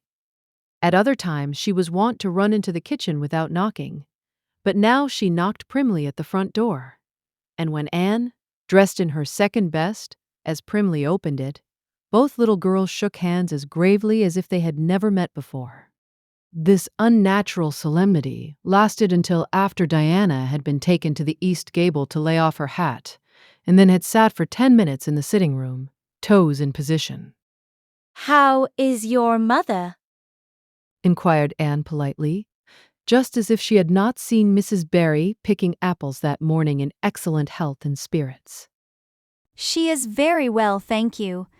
I suppose Mr. Cuthbert is hauling potatoes to the lily sands this afternoon, is he? Said Diana, who had ridden down to Mr. Harmon Andrews's that morning in Matthew's cart. Yes, our potato crop is very good this year. I hope your father's crop is good too. It is fairly good, thank you. Have you picked many of your apples yet? Oh, ever so many, said Anne, forgetting to be dignified and jumping up quickly. Let's go out to the orchard and get some of the red sweetings, Diana. Marilla says we can have all that are left on the tree. Marilla is a very generous woman. She said we could have fruitcake and cherry preserves for tea. But it isn't good manners to tell your company what you are going to give them to eat, so I won't tell you what she said we could have to drink. Only, it begins with an R and a C, and it's bright red color. I love bright red drinks. Don't you? They taste twice as good as any other color. The orchard, with its great sweeping boughs that bent to the ground with fruit, proved so delightful that the little girls spent most of the afternoon in it, sitting in a grassy corner where the frost had spared the green and the mellow autumn sunshine lingered warmly, eating apples and talking as hard as they could. Diana had much to tell Anne of what went on in school. She had to sit with Gertie Pye, and she hated it. Gertie squeaked her pencil all the time, and it just made Diana's blood, run cold. Ruby Gillis had charmed all her warts away, true's you live, with a magic pebble that old Mary Jo from the creek gave her. You had to rub the warts with the pebble and then throw it away over your left shoulder at the time of the new moon, and the warts would all go. Charlie Sloane's name was written up with M. White's on the porch wall, and M. White was awful mad about it. Sam Bolter had. Sassed. Mr. Phillips in class, and Mr. Phillips whipped him, and Sam's father came down to the school and dared Mr. Phillips to lay a hand on one of his children again. And Mattie Andrews had a new red hood and a blue crossover with tassels on it, and the airs she put on about it were perfectly sickening. And Lizzie Wright didn't speak to Mamie Wilson because Mamie Wilson's grown-up sister had cut out Lizzie Wright's grown-up sister with her bow. And everybody missed Anne so and wished she'd come to school again. And Gilbert Blythe? But Anne didn't want to hear about Gilbert Blythe. She jumped up hurriedly and said, "Suppose they go in and have some raspberry cordial." Anne looked on the second shelf of the room pantry, but there was no bottle of raspberry cordial there. Search revealed it away back on the top shelf. Anne put it on a tray and set it on the table with a tumbler. Now, please help yourself, Diana, she said, politely. I don't believe I'll have any just now. I don't feel as if I wanted any after all those apples. Diana poured herself out a tumblerful, looked at its bright red hue admiringly, and then sipped it daintily. That's awfully nice raspberry cordial, Anne, she said. I didn't know raspberry cordial was so nice. I'm real glad you like it. Take as much as you want. I'm going to run out and stir the fire up. There are so many responsibilities on a person's mind when they're keeping house, isn't there? When Anne came back from the kitchen, Diana was drinking her second glassful of cordial, and, being entreated thereto by Anne, She offered no particular objection to the drinking of a third. The tumblerfuls were generous ones, and the raspberry cordial was certainly very nice. The nicest I ever drank. Said Diana.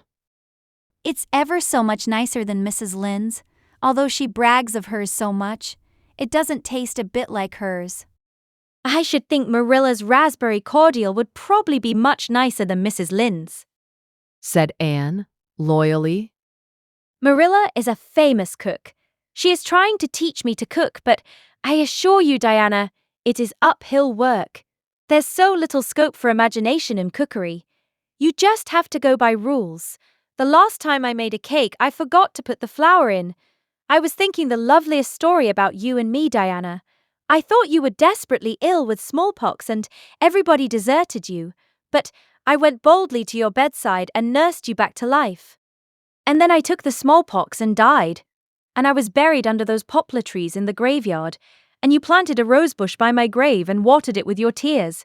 And you never forgot the friend of your youth who sacrificed her life for you. Oh, it was such a pathetic tale, Diana. The tears just rained down over my cheeks while I mixed the cake, but I forgot the flour, and the cake was a dismal failure. Flour is so essential to cakes, you know. Marilla was very cross, and I don't wonder.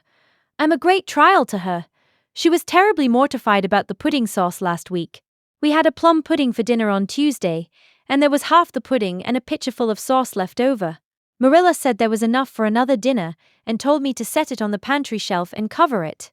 I meant to cover it just as much as could be, Diana, but when I carried it in, I was imagining I was a nun.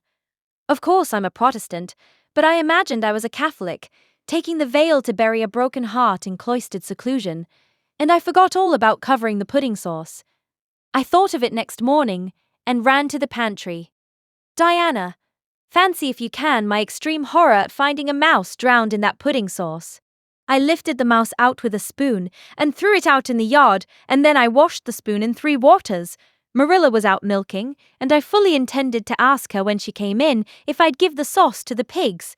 But when she did come in, I was imagining that I was a frost fairy, going through the woods, turning the trees red and yellow, whichever they wanted to be.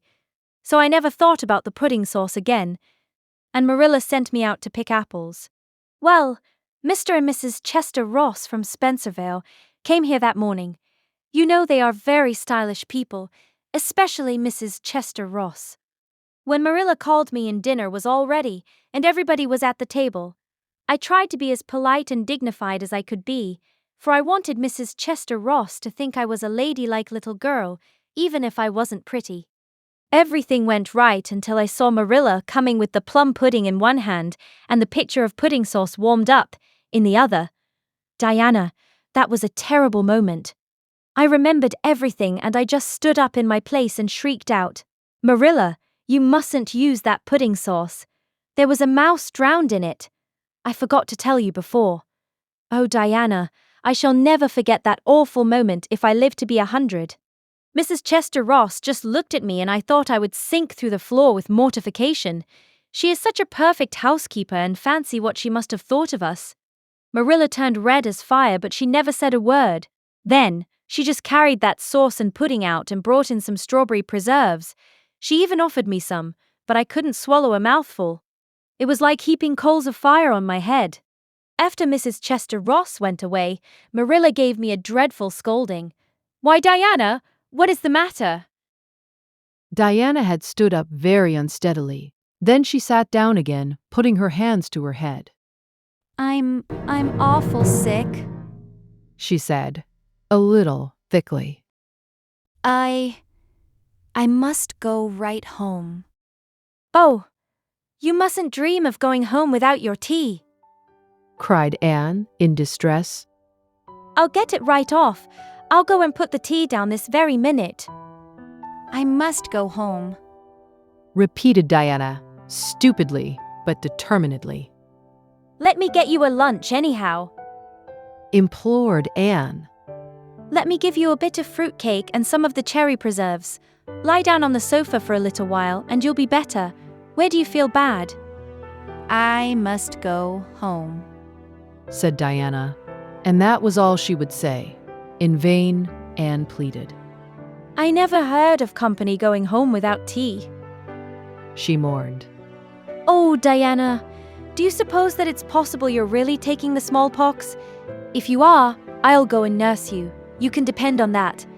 I'll never forsake you, but I do wish you'd stay till after tea. Where do you feel bad? I'm awful dizzy, said Diana. And indeed, she walked very dizzily. Anne, with tears of disappointment in her eyes, got Diana's hat and went with her as far as the Berry Yard fence. Then she wept all the way back to Green Gables, where she sorrowfully put the remainder of the raspberry cordial back into the pantry and got tea ready for Matthew and Jerry, with all the zest gone out of the performance. The next day was Sunday, and as the rain poured down in torrents from dawn till dusk, Anne did not stir abroad from Green Gables. Monday afternoon, Marilla sent her down to Mrs. Lynde's on an errand. In a very short space of time, Anne came flying back up the lane with tears rolling down her cheeks. Into the kitchen she dashed and flung herself face downward on the sofa in an agony. Whatever has gone wrong now, Anne? Queried Marilla, in doubt and dismay. I do hope you haven't gone and been saucy to Mrs. Lynde again. No answer from Anne, save more tears and stormier sobs. Anne Shirley, when I ask you a question, I want to be answered. Sit right up this very minute and tell me what you are crying about. Anne sat up, tragedy personified. Mrs. Lynde was up to see Mrs. Barry today, and Mrs. Barry was in an awful state. She wailed. She says that I set Diana drunk Saturday and sent her home in a disgraceful condition. And she says I must be a thoroughly bad, wicked little girl, and she's never going to let Diana play with me again. Oh, Marilla, I'm just overcome with woe. Marilla stared in blank amazement. Set Diana drunk? She said, when she found her voice. Anne, are you or Mrs. Barry crazy? What on earth did you give her? Not a thing but raspberry cordial, sobbed Anne. I never thought raspberry cordial would set people drunk, Marilla, not even if they drank 3 big tumblerfuls as Diana did. Oh, it sounds so like Mrs. Thomas's husband, but I didn't mean to set her drunk. Drunk fiddlesticks, said Marilla, marching to the sitting room pantry. There on the shelf was a bottle which she at once recognized as one containing some of her 3-year-old homemade currant wine for which she was celebrated in Avonlea. Although certain of the stricter sort, Mrs. Barry among them, disapproved strongly of it. And at the same time, Marilla recollected that she had put the bottle of raspberry cordial down in the cellar instead of in the pantry, as she had told Anne. She went back to the kitchen with the wine bottle in her hand. Her face was twitching in spite of herself. Anne, you certainly have a genius for getting into trouble. You went and gave Diana currant wine instead of raspberry cordial. Didn't you know the difference yourself? I never tasted it, said Anne. I thought it was the cordial. I meant to be so hospitable. Diana got awfully sick and had to go home. Mrs. Barry told Mrs. Lynde she was simply dead drunk. She just laughed silly-like when her mother asked her what was the matter and went to sleep and slept for hours. Her mother smelled her breath and knew she was drunk. She had a fearful headache all day yesterday. Mrs. Barry is so indignant. She will never believe but what I did it on purpose. I should think she would better punish Diana for being so greedy as to drink 3 glassfuls of anything, said Marilla, shortly. Why, 3 of those big glasses would have made her sick, even if it had only been cordial. Well, this story will be a nice handle for those folks who are so down on me for making currant wine, although I haven't made any for 3 years ever since I found out that the minister didn't approve. I just kept that bottle for sickness. There, child, don't cry. I can't see as you were to blame, although I'm sorry it happened so. I must cry, said Anne. My heart is broken. The stars in their courses fight against me, Marilla. Diana and I are parted forever. Oh, Marilla, I little dreamed of this when first we swore our vows of friendship. Don't be foolish, Anne. Mrs. Barry will think better of it when she finds you're not to blame. I suppose she thinks you've done it for a silly joke or something of that sort. You'd best go up this evening and tell her how it was. My courage fails me at the thought of facing Diana's injured mother. sighed Anne. I wish you'd go, Marilla. You're so much more dignified than I am. Likely she'd listen to you quicker than to me. Well, I will, said Marilla, reflecting that it would probably be the wiser course. Don't cry anymore, Anne. It will be all right. Marilla had changed her mind about it being all right by the time she got back from Orchard Slope. Anne was watching for her coming and flew to the porch door to meet her. Oh, Marilla, I know by your face that it's been no use, she said sorrowfully. Mrs. Barry won't forgive me. Mrs. Barry, indeed. Snapped Marilla. Of all the unreasonable women I ever saw, she's the worst. I told her it was all a mistake and you weren't to blame, but she just simply didn't believe me. And she rubbed it well in about my currant wine and how I'd always said it couldn't have the least effect on anybody. I just told her plainly that currant wine wasn't meant to be drunk 3 tumblerfuls at a time, and that if a child I had to do with was so greedy, I'd sober her up with a right good spanking. Marilla whisked into the kitchen, grievously disturbed, leaving a very much distracted little soul in the porch behind her. Presently, Anne stepped out bareheaded into the chill autumn dusk. Very determinedly and steadily, she took her way down through the sere clover field, over the log bridge, and up through the spruce grove, lighted by a pale little moon hanging low over the western woods. Mrs. Barry, coming to the door in answer to a timid knock, found a white-lipped, eager-eyed suppliant on the doorstep. Her face hardened.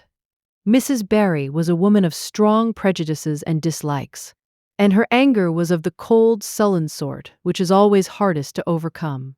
To do her justice, she really believed Anne had made Diana drunk out of sheer malice prepense, and she was honestly anxious to preserve her little daughter from the contamination of further intimacy with such a child. What do you want? She said stiffly. Anne clasped her hands. Oh, Mrs. Barry, please forgive me. I did not mean to intoxicate Diana. How could I? Just imagine if you were a poor little orphan girl that kind people had adopted, and you had just one bosom friend in all the world. Do you think you would intoxicate her on purpose? I thought it was only raspberry cordial. I was firmly convinced it was raspberry cordial. Oh, please don't say that you won't let Diana play with me anymore. If you do, you will cover my life with a dark cloud of woe.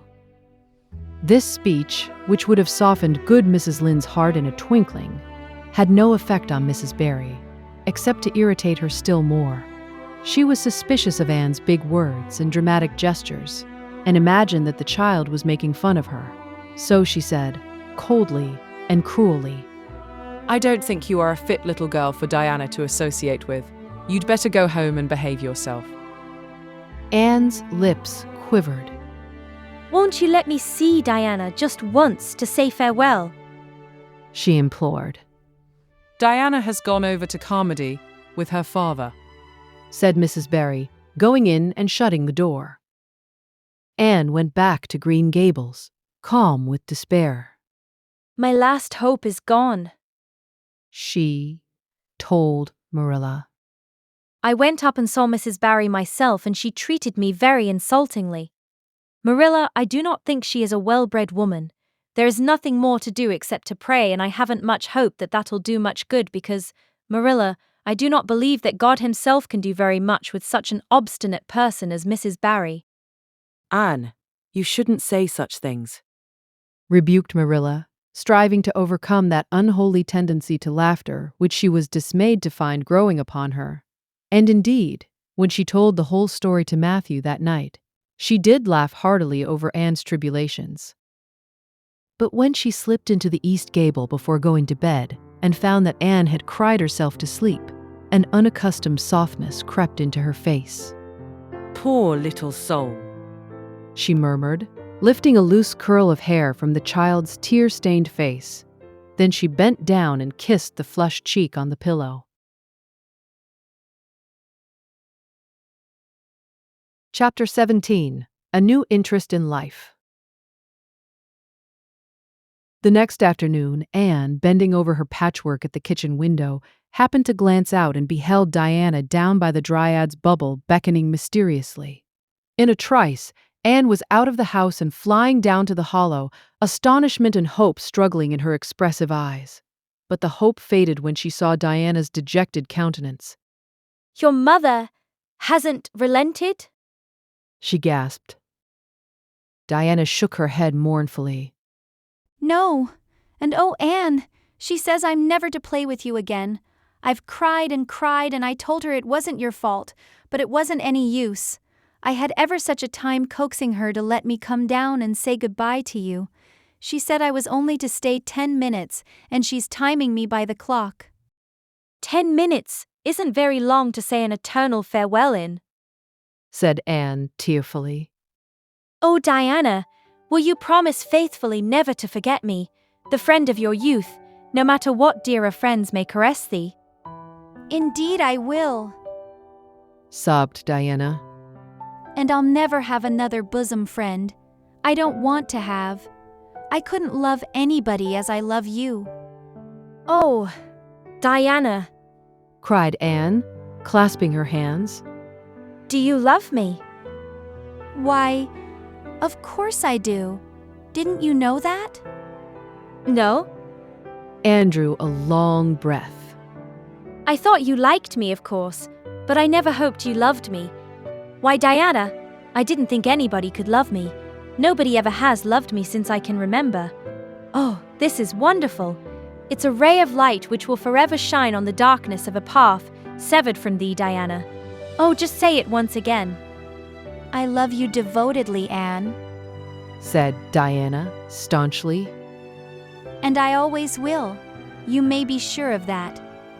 And I will always love thee, Diana, said Anne, solemnly extending her hand. In the years to come, thy memory will shine like a star over my lonely life, as that last story we read together says. Diana, wilt thou give me a lock of thy jet-black tresses, in parting to treasure forevermore? Have you got anything to cut it with? Queried Diana, wiping away the tears which Anne's affecting accents had caused to flow afresh, and returning to practicalities. Yes, I've got my patchwork scissors in my apron pocket, fortunately, said Anne. She solemnly clipped one of Diana's curls. Fare thee well, my beloved friend. Henceforth we must be as strangers, though living side by side. But my heart will ever be faithful to thee. Anne stood and watched Diana out of sight, mournfully waving her hand to the latter whenever she turned to look back. Then she returned to the house, not a little consoled for the time being by this romantic parting. It is all over, she informed Marilla.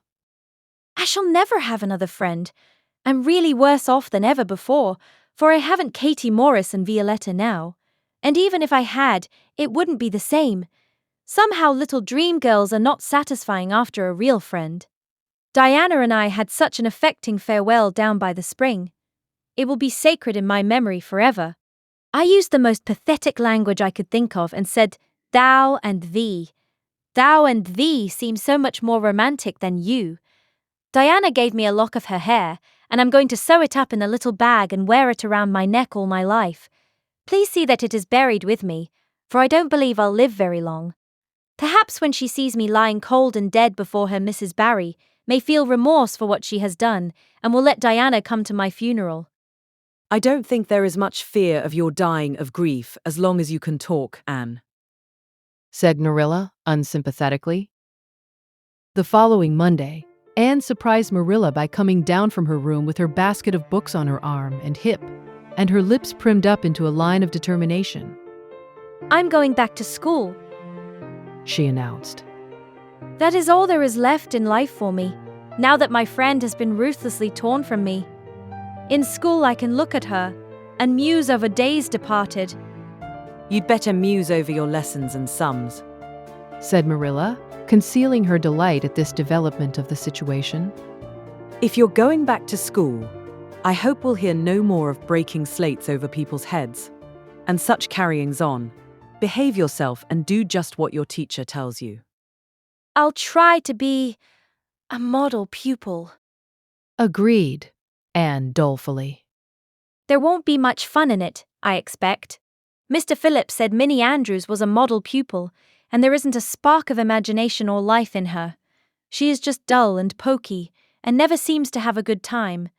But I feel so depressed that perhaps it will come easy to me now. I'm going round by the road. I couldn't bear to go by the birch path all alone. I should weep bitter tears if I did. Anne was welcomed back to school with open arms. Her imagination had been sorely missed in games, her voice in the singing and her dramatic ability in the perusal aloud of books at dinner hour. Ruby Gillis smuggled 3 blue plums over to her during Testament reading. Ella Mae McPherson gave her an enormous yellow pansy cut from the covers of a floral catalog, a species of desk decoration much prized in Avonlea School. Sophia Sloane offered to teach her a perfectly elegant new pattern of knit lace, so nice for trimming aprons. Katie Bolter gave her a perfume bottle to keep slate water in, and Julia Bell copied carefully on a piece of pale pink paper, scalloped on the edges the following effusion. To Anne. When twilight drops her curtain down and pins it with a star, remember that you have a friend, though she may wander far. It's so nice to be appreciated, Sighed Anne rapturously to Marilla that night.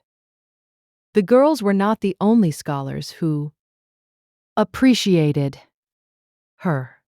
When Anne went to her seat after dinner hour, she had been told by Mr. Phillips to sit with the model Minnie Andrews. She found on her desk a big, luscious strawberry apple. Anne caught it up all ready to take a bite, when she remembered that the only place in Avonlea where strawberry apples grew was in the old Blythe orchard, on the other side of the Lake of Shining Waters. Anne dropped the apple as if it were a red-hot coal and ostentatiously wiped her fingers on her handkerchief. The apple lay untouched on her desk until the next morning, when little Timothy Andrews, who swept the school and kindled the fire, annexed it as one of his perquisites. Charlie Sloane's slate pencil, gorgeously bedizened with striped red and yellow paper, costing 2 cents where ordinary pencils cost only 1, which he sent up to her after dinner hour, met with a more favorable reception.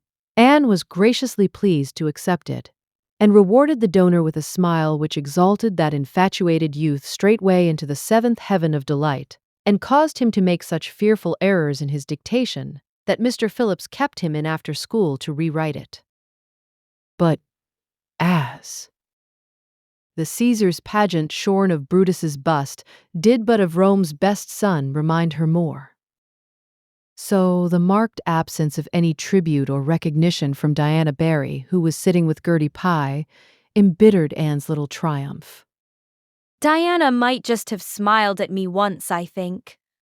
She mourned to Marilla that night. But the next morning, a note most fearfully and wonderfully twisted and folded, and a small parcel were passed across to Anne. Dear Anne, ran the former. Mother says I'm not to play with you or talk to you even in school. It isn't my fault and don't be cross at me, because I love you as much as ever. I miss you awfully to tell all my secrets to, and I don't like Gertie Pye one bit. I made you one of the new bookmarkers out of red tissue paper. They are awfully fashionable now and only 3 girls in school know how to make them. When you look at it, remember. Your true friend, Diana Barry. Anne read the note, kissed the bookmark, and dispatched a prompt reply back to the other side of the school. My own darling Diana. Of course, I am not cross at you because you have to obey your mother. Our spirits can commune. I shall keep your lovely present forever. Minnie Andrews is a very nice little girl, although she has no imagination, but after having been Diana's bosom friend, I cannot be Minnie's. Please excuse mistakes because my spelling isn't very good yet, although much improved. Yours until death us do part, Anne or Cordelia Shirley. P.S. I shall sleep with your letter under my pillow tonight. A. or C.S. Marilla pessimistically expected more trouble since Anne had again begun to go to school, but none developed. Perhaps Anne caught something of the model spirit from Minnie Andrews, At least she got on very well with Mr. Phillips thenceforth. She flung herself into her studies heart and soul, determined not to be outdone in any class by Gilbert Blythe. The rivalry between them was soon apparent. It was entirely good-natured on Gilbert's side, but it is much to be feared that the same thing cannot be said of Anne, who had certainly an unpraiseworthy tenacity for holding grudges. She was as intense in her hatreds as in her loves. She would not stoop to admit that she meant to rival Gilbert in schoolwork, because that would have been to acknowledge his existence, which Anne persistently ignored. But the rivalry was there, and honors fluctuated between them. Now Gilbert was head of the spelling class. Now Anne, with a toss of her long red braids, spelled him down. One morning, Gilbert had all his sums done correctly, and had his name written on the blackboard on the roll of honor. The next morning, Anne, having wrestled wildly with decimals the entire evening before, would be first. One awful day they were ties, and their names were written up together. It was almost as bad as a take notice, and Anne's mortification was as evident as Gilbert's satisfaction. When the written examinations at the end of each month were held, the suspense was terrible. The first month, Gilbert came out 3 marks ahead. The second, Anne beat him by 5, but her triumph was marred by the fact that Gilbert congratulated her heartily before the whole school. It would have been ever so much sweeter to her if he had felt the sting of his defeat. Mr. Phillips might not be a very good teacher, but a pupil so inflexibly determined on learning as Anne was could hardly escape making progress under any kind of teacher. By the end of the term, Anne and Gilbert were both promoted into the 5th class and allowed to begin studying the elements of the branches, by which Latin, geometry, French, and algebra were meant. In geometry, Anne met her Waterloo. It's perfectly awful stuff, Marilla. She groaned. I'm sure I'll never be able to make head or tail of it. There is no scope for imagination in it at all. Mr. Phillips says I'm the worst dunce he ever saw at it. And some of the others are so smart at it. It is extremely mortifying, Marilla. Even Diana gets along better than I do. But I don't mind being beaten by Diana. Even although we meet as strangers now, I still love her with an inextinguishable love. It makes me very sad at times to think about her. But really, Marilla, one can't stay sad very long in such an interesting world, can one? Chapter 18. Anne to the Rescue. All things great are wound up with all things little.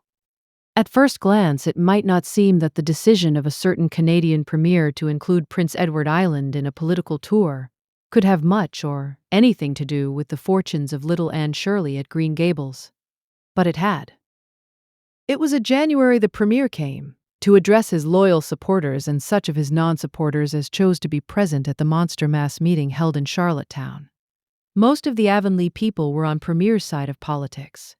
Hence, on the night of the meeting, nearly all the men and a goodly proportion of the women had gone to town 30 miles away. Mrs. Rachel Lynde had gone too. Mrs. Rachel Lynde was a red-hot politician, and couldn't have believed that the political rally could be carried through without her, although she was on the opposite side of politics. So she went to town and took her husband. Thomas would be useful in looking after the horse, and Marilla Cuthbert with her. Marilla had a sneaking interest in politics herself, and as she thought it might be her only chance to see a real live premier, she promptly took it, leaving Anne and Matthew to keep house until her return the following day. Hence, while Marilla and Mrs. Rachel were enjoying themselves hugely at the mass meeting, Anne and Matthew had the cheerful kitchen at Green Gables all to themselves. A bright fire was glowing in the old-fashioned Waterloo stove, and blue-white frost crystals were shining on the window panes. Matthew nodded over a Farmer's Advocate on the sofa, and Anne at the table studied her lessons with grim determination, despite sundry wistful glances at the clock shelf, where lay a new book that Jane Andrews had lent her that day. Jane had assured her that it was warranted to produce any number of thrills, or words to that effect, and Anne's fingers tingled to reach out for it. But that would mean Gilbert Blythe's triumph on the morrow. Anne turned her back on the clock shelf and tried to imagine it wasn't there. Matthew, did you ever study geometry when you went to school? Well now, No, I didn't. said Matthew, coming out of his doze with a start. I wish you had, Sighed Anne. because then you'd be able to sympathize with me. You can't sympathize properly if you've never studied it. It is casting a cloud over my whole life. I'm such a dunce at it, Matthew. Well now, I dunno. Said Matthew, soothingly. I guess you're all right at anything. Mr. Phillips told me last week in Blair's store at Carmody that you was the smartest scholar in school and was making rapid progress. Rapid progress was his very words. There's them as runs down Teddy Phillips and says he ain't much of a teacher, but I guess he's all right. Matthew would have thought anyone who praised Anne was all right. I'm sure I'd get on better with geometry, if only he wouldn't change the letters. Complained Anne. I learn the proposition off by heart, and then he draws it on the blackboard and puts different letters from what are in the book, and I get all mixed up. I don't think a teacher should take such a mean advantage, do you? We're studying agriculture now, and I've found out at last what makes the roads red. It's a great comfort. I wonder how Marilla and Mrs. Lynde are enjoying themselves. Mrs. Lynde says Canada is going to the dogs the way things are being run at Ottawa, and that it's an awful warning to the electors. She says if women were allowed to vote, we would soon see a blessed change. What way do you vote, Matthew? Conservative. Said Matthew promptly. To vote conservative was part of Matthew's religion. Then I'm conservative too. Said Anne, decidedly. I'm glad because some of the boys in school are grits. I guess Mr. Phillips is a grit too because Prissy Andrews' father is one, and Ruby Gillis says that when a man is courting, he always has to agree with the girl's mother in religion and her father in politics. Is that true, Matthew? Well now, I don't know. Said Matthew. Did you ever go courting, Matthew? Well now, no, I don't know's I ever did. Said Matthew, who had certainly never thought of such a thing in his whole existence. Anne reflected with her chin in her hands. It must be rather interesting, don't you think, Matthew? Ruby Gillis says when she grows up, she's going to have ever so many bows on the string and have them all crazy about her. But I think that would be too exciting. I'd rather have just one in his right mind. But Ruby Gillis knows a great deal about such matters because she has so many big sisters, and Mrs. Lynde says the Gillis girls have gone off like hotcakes. Mr. Phillips goes up to see Prissy Andrews nearly every evening. He says it is to help her with her lessons, but Miranda Sloane is studying for Queen's too, and I should think she needed help a lot more than Prissy because she's ever so much stupider, but he never goes to help her in the evenings at all. There are a great many things in this world that I can't understand very well, Matthew. Well now, I don't know as I comprehend them all myself. Acknowledged. Matthew. Well, I suppose I must finish up my lessons. I won't allow myself to open that new book Jane lent me until I'm through. But it's a terrible temptation, Matthew. Even when I turn my back on it, I can see it there just as plain. Jane said she cried herself sick over it. I love a book that makes me cry. But I think I'll carry that book into the sitting room and lock it in the jam closet and give you the key. And you must not give it to me, Matthew, until my lessons are done, not even if I implore you on my bended knees. It's all very well to say resist temptation, but it's ever so much easier to resist it if you can't get the key. And then shall I run down the cellar and get some russets, Matthew? Wouldn't you like some russets? Well now, I don't know but what I would. Said Matthew, who never ate russets but knew Anne's weakness for them. Just as Anne emerged triumphantly from the cellar with her plate full of russets, came the sound of flying footsteps on the icy boardwalk outside, and the next moment the kitchen door was flung open and in rushed Diana Barry, white-faced and breathless, with a shawl wrapped hastily around her head. Anne promptly let go of her candle and plate in her surprise, and plate, candle, and apples crashed together down the cellar ladder and were found at the bottom, embedded in melted grease, the next day by Marilla, who gathered them up and thanked mercy the house hadn't been set on fire. Whatever is the matter, Diana? Cried Anne. Has your mother relented at last? Oh, Anne, do come quick. Implored Diana nervously. Minnie May is awful sick. She's got croup. Young Mary Jo says, and father and mother are away to town and there's nobody to go for the doctor. Minnie May is awful bad, and young Mary Jo doesn't know what to do. And oh, Anne, I'm so scared. Matthew, without a word, reached out for cap and coat, slipped past Diana and away into the darkness of the yard. He's gone to harness the sorrel mare to go to Carmody for the doctor, said Anne, who was hurrying on hood and jacket. I know it as well as if he'd said so. Matthew and I are such kindred spirits, I can read his thoughts without words at all. I don't believe he'll find the doctor at Carmody, sobbed Diana. I know that Dr. Blair went to town and I guess Dr. Spencer would go too. Young Mary Jo never saw anybody with croup and Mrs. Lynde is away. Oh, Anne. Don't cry, Di, said Anne, cheerily. I know exactly what to do for croup. You forget that Mrs. Hammond had twins 3 times. When you look after 3 pairs of twins, you naturally get a lot of experience. They all had croup regularly. Just wait till I get the Ipecac bottle. You mayn't have any at your house. Come on now. The 2 little girls hastened out hand in hand and hurried through Lover's Lane and across the crusted field beyond, for the snow was too deep to go by the shorter woodway. Anne, although sincerely sorry for Minnie May, was far from being insensible to the romance of the situation and to the sweetness of once more sharing that romance with a kindred spirit. The night was clear and frosty, all ebony of shadow and silver of snowy slope. Big stars were shining over the silent fields.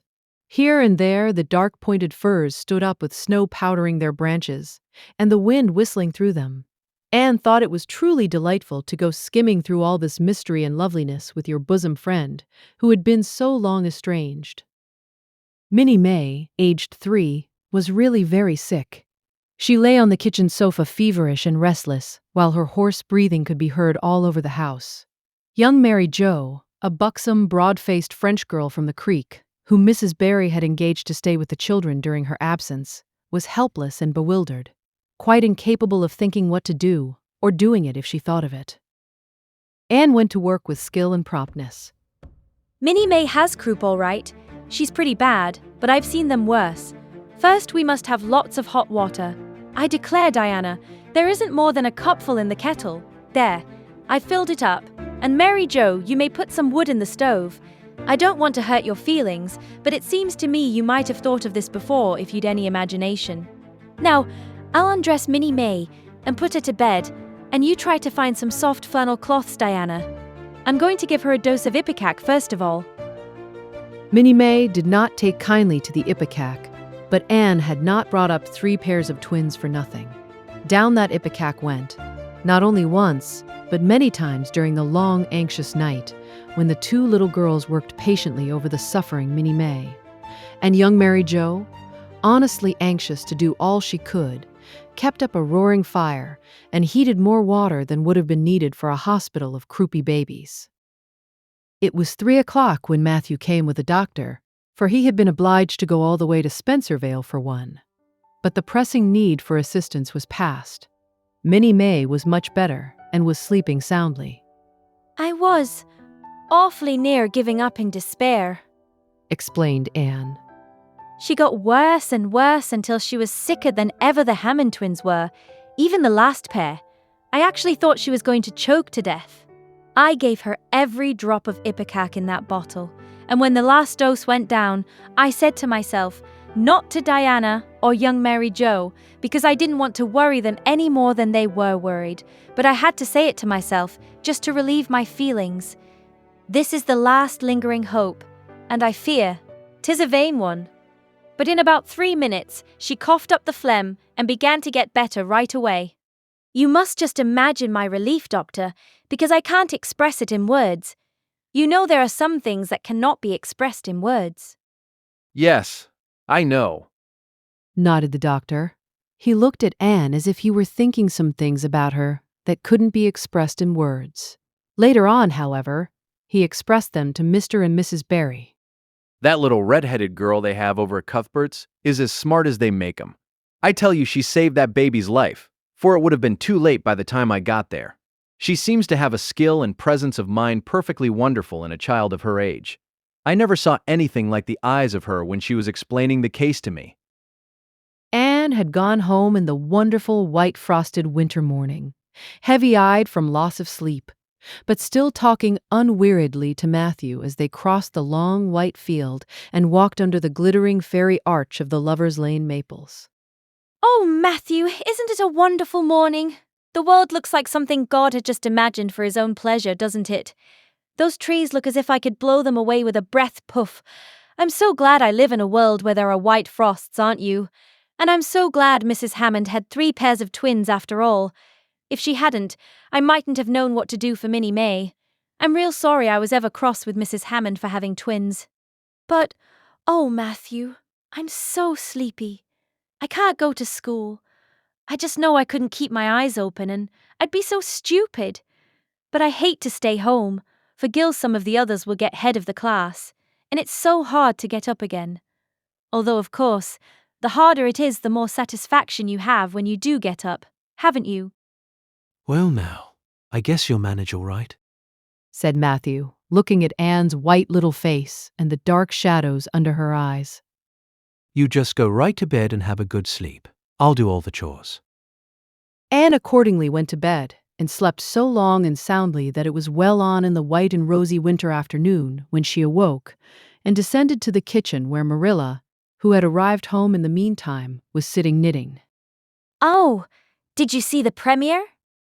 Exclaimed Anne at once. What did he look like, Marilla?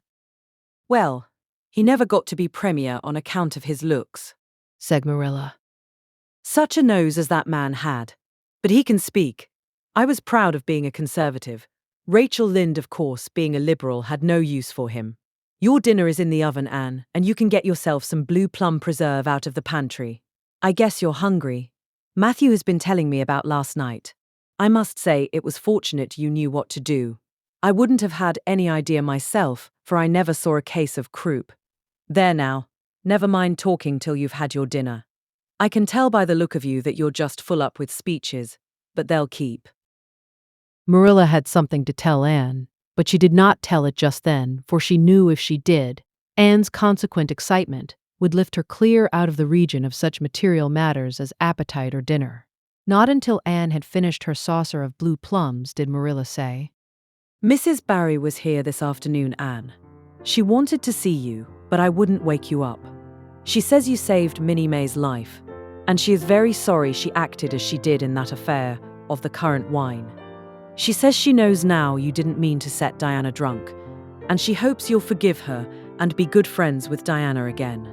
You're to go over this evening if you like, for Diana can't stir outside the door on account of a bad cold she caught last night. Now, Anne Shirley, for pity's sake, don't fly up into the air.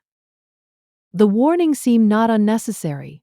So uplifted and aerial was Anne's expression and attitude as she sprang to her feet, her face irradiated with the flame of her spirit. Oh, Marilla, can I go right now without washing my dishes?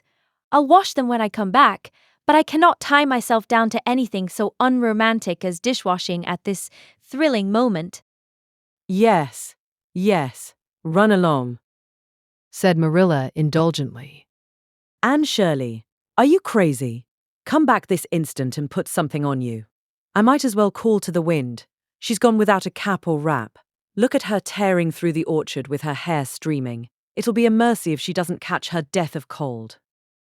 Anne came dancing home in the purple winter twilight across the snowy places. Afar in the southwest was the great shimmering pearl-like sparkle of an evening star in a sky that was pale golden and ethereal rose over gleaming white spaces and dark glens of spruce. The tinkles of sleigh bells among the snowy hills came like elfin chimes through the frosty air, but their music was not sweeter than the song in Anne's heart and on her lips. You see before you a perfectly happy person, Marilla, she announced. I'm perfectly happy, yes, in spite of my red hair. Just at present, I have a soul above red hair. Mrs. Barry kissed me and cried, and said she was so sorry, and she could never repay me. I felt fearfully embarrassed, Marilla, but I just said as politely as I could, "I have no hard feelings for you, Mrs. Barry. I assure you once for all that I did not mean to intoxicate Diana, and henceforth I shall cover the past with the mantle of oblivion." That was a pretty dignified way of speaking, wasn't it, Marilla? I felt that I was heaping coals of fire on Mrs. Barry's head, and Diana and I had a lovely afternoon. Diana showed me a new fancy crochet stitch her aunt over at Comedy taught her. Not a soul in Avonlea knows it but us, and we pledged a solemn vow never to reveal it to anyone else. Diana gave me a beautiful card with a wreath of roses on it, and a verse of poetry. "If you love me as I love you, nothing but death can part us two." And that is true, Marilla. We're going to ask Mr. Phillips to let us sit together in school again, and Gertie Pye can go with Minnie Andrews. We had an elegant tea. Mrs. Barry had the very best china set out, Marilla, just as if I was real company. I can't tell you what a thrill it gave me. Nobody ever used their very best china on my account before. And we had fruitcake and pound cake and donuts, and 2 kinds of preserves, Marilla. And Mrs. Barry asked me if I took tea and said, "Pa, why don't you pass the biscuits to Anne?" It must be lovely to be grown up, Marilla, when just being treated as if you were is so nice. I don't know about that, said Marilla, with a brief sigh. Well, anyway, when I am grown up, said Anne, decidedly, I'm always going to talk to little girls as if they were 2, and I'll never laugh when they use big words. I know from sorrowful experience how that hurts one's feelings. After tea, Diana and I made taffy. The taffy wasn't very good, I suppose because neither Diana nor I had ever made any before. Diana left me to stir it while she buttered the plates, and I forgot and let it burn. And then when we set it out on the platform to cool, the cat walked over one plate, and that had to be thrown away. But the making of it was splendid fun. Then when I came home, Mrs. Barry asked me to come over as often as I could, and Diana stood at the window and threw kisses to me all the way down to Lover's Lane. I assure you, Marilla, that I feel like praying tonight, and I'm going to think out a special brand new prayer in honor of the occasion. Chapter 19. A Concert, a Catastrophe, and a Confession. Marilla, can I go over to see Diana just for a minute? Asked Anne, running breathlessly down from the east gable one February evening. I don't see what you want to be traipsing about after dark for, said Marilla shortly. You and Diana walked home from school together and then stood down there in the snow for half an hour more. Your tongues going the whole blessed time, clickety-clack. So I don't think you're very badly off to see her again. But she wants to see me, pleaded Anne. She has something very important to tell me. How do you know she has? Because she just signaled to me from her window. We have arranged a way to signal with our candles and cardboard. We set the candle on the windowsill and make flashes by passing the cardboard back and forth. So many flashes mean a certain thing. It was my idea, Marilla. I'll warrant you it was, said Marilla, emphatically. And the next thing you'll be setting fire to the curtains with your signaling nonsense. Oh, we're very careful, Marilla. And it's so interesting. 2 flashes mean, "Are you there?" 3 mean yes, and 4 no. 5 mean, "Come over as soon as possible," because I have something important to reveal. Diana has just signaled 5 flashes, and I'm really suffering to know what it is. Well, you needn't suffer any longer, said Marilla sarcastically. You can go, but you're to be back here in just 10 minutes, remember that. Anne did remember it and was back in the stipulated time, although probably no mortal will ever know just what it cost her to confine the discussion of Diana's important communication within the limits of 10 minutes. But at least she had made good use of them. Oh, Marilla, what do you think? You know tomorrow is Diana's birthday. Well, her mother told her she could ask me to go home with her from school and stay all night with her. And her cousins are coming over from Newbridge in a big pung sleigh to go to the debating club concert at the hall tomorrow night. And they are going to take Diana and me to the concert, if you'll let me go, that is. You will, won't you, Marilla? Oh, I feel so excited. You can calm down then, because you're not going. You're better at home in your own bed. And as for that club concert, it's all nonsense, and little girls should not be allowed to go out to such places at all. I'm sure the debating club is a most respectable affair, pleaded Anne. I'm not saying it isn't, but you're not going to begin gadding about to concerts and staying out all hours of the night. Pretty doings for children. I'm surprised at Mrs. Barry's letting Diana go.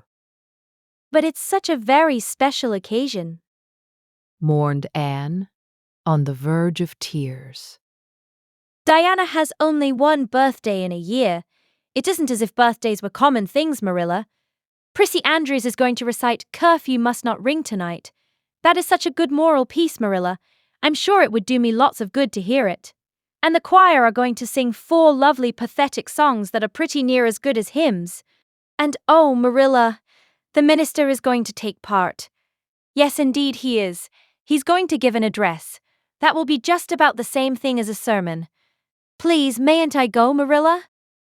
You heard what I said, Anne, didn't you? Take off your boots now and go to bed. It's past 8. There's just one more thing, Marilla, said Anne, with the air of producing the last shot in her locker. Mrs. Barry told Diana that we might sleep in the spare room bed.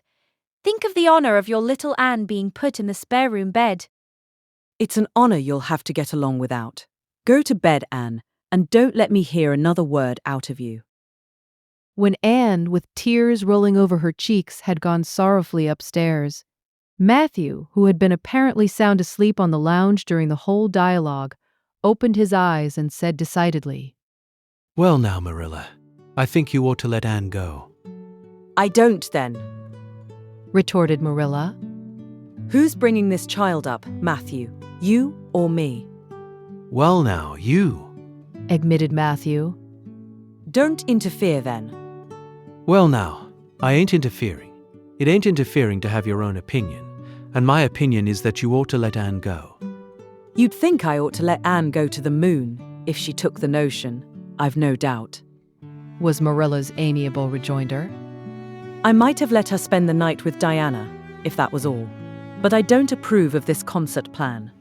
She'd go there and catch cold like as not, and have her head filled up with nonsense and excitement. It would unsettle her for a week. I understand that child's disposition, and what's good for it better than you, Matthew. I think you ought to let Anne go, repeated Matthew firmly. Argument was not his strong point, but holding fast to his opinion certainly was. Marilla gave a gasp of helplessness and took refuge in silence. The next morning, when Anne was washing the breakfast dishes in the pantry, Matthew paused on his way out to the barn to say to Marilla again, I think you ought to let Anne go, Marilla. For a moment, Marilla looked things not lawful to be uttered. Then she yielded to the inevitable and said tartly, Very well, she can go, since nothing else will please you. Anne flew out of the pantry, dripping dishcloth in hand. Oh, Marilla, say those blessed words again. I guess once is enough to say them. This is Matthew's doings, and I wash my hands of it. If you catch pneumonia sleeping in a strange bed or coming out of that hot hall in the middle of the night, don't blame me, blame Matthew. Anne Shirley, you're dripping greasy water all over the floor. I never saw such a careless child. Oh, I know I'm a great trial to you, Marilla, said Anne, repentantly. I make so many mistakes. But then, just think of all the mistakes I don't make. Although I might. I'll get some sand and scrub up the spots before I go to school. Oh, Marilla, my heart was just set on going to that concert. I never was to a concert in my life, and when the other girls talk about them in school, I feel so out of it. You didn't know just how I felt about it, but you see Matthew did. Matthew understands me, and it's so nice to be understood, Marilla.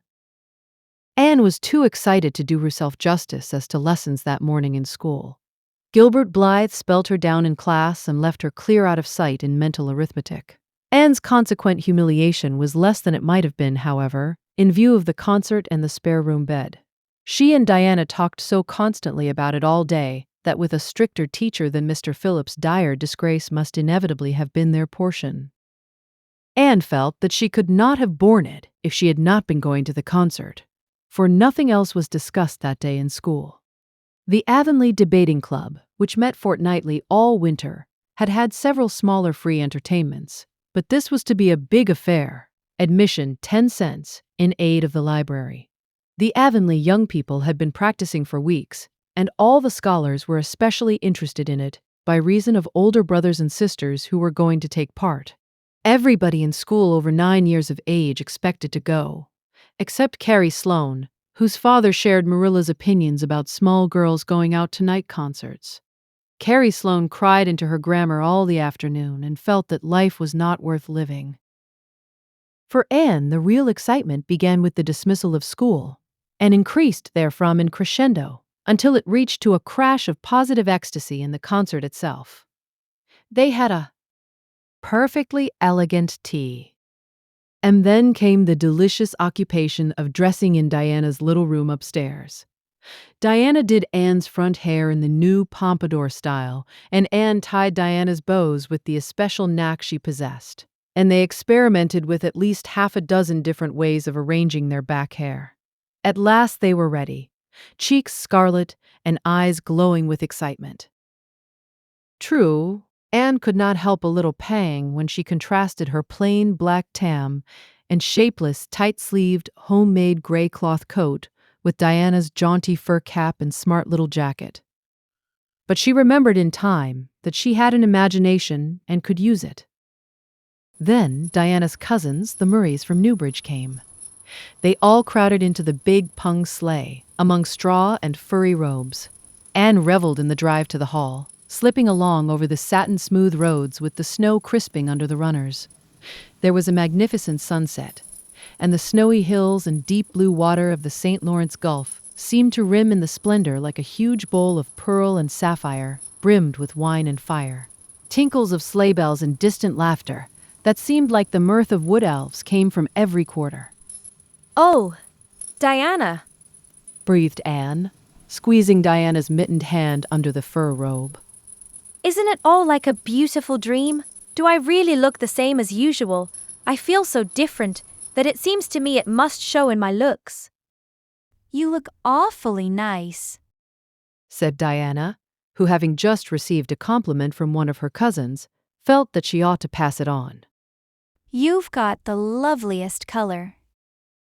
The program that night was a series of thrills for at least one listener in the audience, and, as Anne assured Diana, every succeeding thrill was thrillier than the last.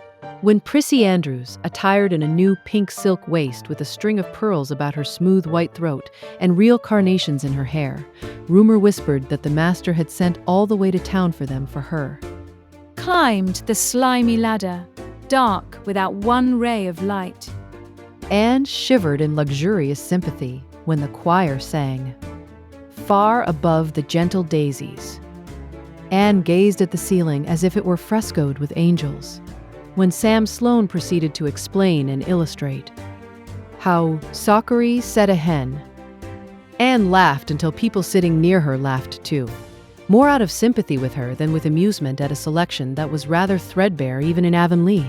And when Mr. Phillips gave Mark Antony's oration over the dead body of Caesar in the most heart-stirring tones, looking at Prissy Andrews at the end of every sentence, Anne felt that she could rise in mutiny on the spot if but one Roman citizen led the way. Only one number on the program failed to interest her, when Gilbert Blythe recited, "Bingen on the Rhine." Anne picked up Rhoda Murray's library book and read it until he had finished, when she sat rigidly stiff and motionless, while Diana clapped her hands until they tingled. It was 11 when they got home, sated with dissipation, but with the exceeding sweet pleasure of talking it all over still to come. Everybody seemed asleep, and the house was dark and silent. Anne and Diana tiptoed into the parlor, a long, narrow room out of which the spare room opened. It was pleasantly warm and dimly lighted by the embers of a fire in the grate. Let's undress here, said Diana. It's so nice and warm. Hasn't it been a delightful time? sighed Anne rapturously. It must be splendid to get up and recite there. Do you suppose we will ever be asked to do it, Diana? Yes, of course. Someday, they're always wanting the big scholars to recite. Gilbert Blythe does often, and he's only 2 years older than us. Oh, Anne, how could you pretend not to listen to him when he came to the line? There's another, not a sister. He looked right down at you. Diana, Said Anne with dignity. you are my bosom friend, but I cannot allow even you to speak to me of that person. Are you ready for bed? Let's run a race and see who'll get to the bed first. The suggestion appealed to Diana. The 2 little white-clad figures flew down the long room, through the spare room door, and bounded on the bed at the same moment. And then, something moved beneath them. There was a gasp and a cry, and somebody said in muffled accents, Merciful goodness! Anne and Diana were never able to tell just how they got off that bed and out of the room. They only knew that after one frantic rush, they found themselves tiptoeing shiveringly upstairs. Oh, who was it? What was it? Whispered Anne, her teeth chattering with cold and fright. It was Aunt Josephine. Said Diana, gasping with laughter. Oh, Anne, it was Aunt Josephine, however she came to be there. Oh, and I know she will be furious. It's dreadful, it's really dreadful, but did you ever know anything so funny, Anne? Who is your Aunt Josephine? She's Father's aunt and she lives in Charlottetown. She's awfully old 70 anyhow, and I don't believe she was ever a little girl. We were expecting her out for a visit, but not so soon. She's awfully prim and proper and she'll scold dreadfully about this, I know. Well, we'll have to sleep with Minnie May, and you can't think how she kicks. Miss Josephine Barry did not appear at the early breakfast the next morning. Mrs. Barry smiled kindly at the 2 little girls. Did you have a good time last night? I tried to stay awake until you came home, for I wanted to tell you Aunt Josephine had come and that you would have to go upstairs after all, but I was so tired I fell asleep. I hope you didn't disturb your aunt, Diana. Diana preserved a discreet silence, but she and Anne exchanged furtive smiles of guilty amusement across the table. Anne hurried home after breakfast, and so remained in blissful ignorance of the disturbance which presently resulted in the Barry household until the late afternoon, when she went down to Mrs. Lynde's on an errand for Marilla. So you and Diana nearly frightened poor old Miss Barry to death last night? Said Mrs. Lynde severely, but with a twinkle in her eye. Mrs. Barry was here a few minutes ago on her way to Carmody. She's feeling real worried over it. Old Miss Barry was in a terrible temper when she got up this morning, and Josephine Barry's temper is no joke, I can tell you that. She wouldn't speak to Diana at all. It wasn't Diana's fault. Said Anne, contritely. It was mine. I suggested racing to see who would get into bed first. I knew it! Said Mrs. Lynde, with the exultation of a correct guesser. I knew that idea came out of your head. Well, it's made a nice lot of trouble, that's what. Old Miss Barry came out to stay for a month, but she declares she won't stay another day and is going right back to town tomorrow, Sunday, and all as it is. She'd have gone today if they could have taken her. She had promised to pay for a quarter's music lessons for Diana, but now she is determined to do nothing at all for such a tomboy.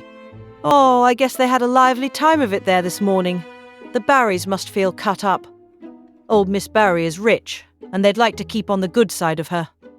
Of course, Mrs. Barry didn't say just that to me, but I'm a pretty good judge of human nature, that's what. I'm such an unlucky girl. Mourned Anne. I'm always getting into scrapes myself, and getting my best friends, people I'd shed my heart's blood for, into them too. Can you tell me why it is so, Mrs. Lynde? It's because you're too heedless and impulsive, child, that's what. You never stop to think. Whatever comes into your head to say or do, you say or do it without a moment's reflection. Oh, but that's the best of it, protested Anne. Something just flashes into your mind, so exciting, and you must out with it. If you stop to think it over, you spoil it all. Haven't you never felt that yourself, Mrs. Lynde? No, Mrs. Lynde had not. She shook her head sagely. You must learn to think a little, Anne, that's what. The proverb you need to go by is, look before you leap, especially into spare room beds. Mrs. Lynde laughed comfortably over her mild joke, but Anne remained pensive. She saw nothing to laugh at in the situation, which to her eyes appeared very serious. When she left Mrs. Lynde's, she took her way across the crusted fields to Orchard Slope. Diana met her at the kitchen door.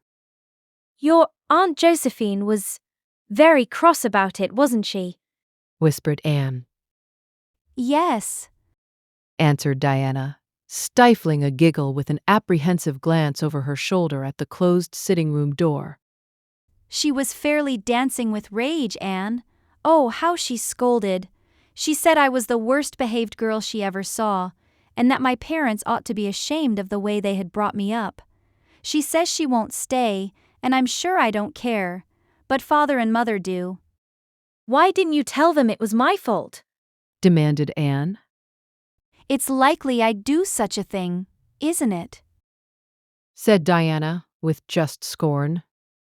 I'm no telltale, Anne Shirley, and anyhow, I was just as much to blame as you. Well, I'm going in to tell her myself. Said Anne, resolutely. Diana stared. Anne Shirley, you'd never. Why, she'll eat you alive. Don't frighten me any more than I am frightened. Implored Anne. I'd rather walk up to a cannon's mouth, but I've got to do it, Diana. It was my fault and I've got to confess. I've had practice in confessing, fortunately. Well, she's in the room. Said Diana. You can go in if you want to. I wouldn't dare, and I don't believe you'll do a bit of good. With this encouragement, Anne bearded the lion in its den, that is to say, walked resolutely up to the sitting-room door and knocked faintly. A sharp Come in. followed. Miss Josephine Barry, thin, prim, and rigid, was knitting fiercely by the fire, her wrath quite unappeased and her eyes snapping through her gold-rimmed glasses. She wheeled around in her chair, expecting to see Diana, and beheld a white-faced girl whose great eyes were brimmed up with a mixture of desperate courage and shrinking terror. Who are you? Demanded Miss Josephine Barry, without ceremony. An Anne of Green Gables. Said the small visitor tremulously, clasping her hands with her characteristic gesture. And I've come to confess, if you please. Confess what? That it was all my fault about jumping into bed on you last night. I suggested it. Diana would never have thought of such a thing, I am sure. Diana is a very ladylike girl, Miss Barry, so you must see how unjust it is to blame her. Oh, I must, hey? I rather think Diana did her share of the jumping at least. Such carryings on in a respectable house. But we were only in fun. Persisted Anne. I think you ought to forgive us, Miss Barry, now that we've apologized. And anyhow, please forgive Diana and let her have her music lessons. Diana's heart is set on her music lessons, Miss Barry, and I know too well what it is to set your heart on a thing and not get it. If you must be cross with anyone, be cross with me. I've been so used in my early days to having people cross at me that I can endure it much better than Diana can. Much of the snap had gone out of the old lady's eyes by this time, and was replaced by a twinkle of amused interest. But she still said severely, I don't think it is any excuse for you that you were only in fun. Little girls never indulged in that kind of fun when I was young. You don't know what it is to be awakened out of a sound sleep, after a long and arduous journey, by two great girls coming bounce down on you. I don't know, but I can imagine.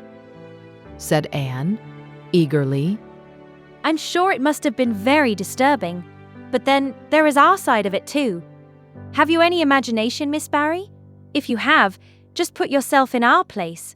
We didn't know there was anybody in that bed and you nearly scared us to death. It was simply awful the way we felt.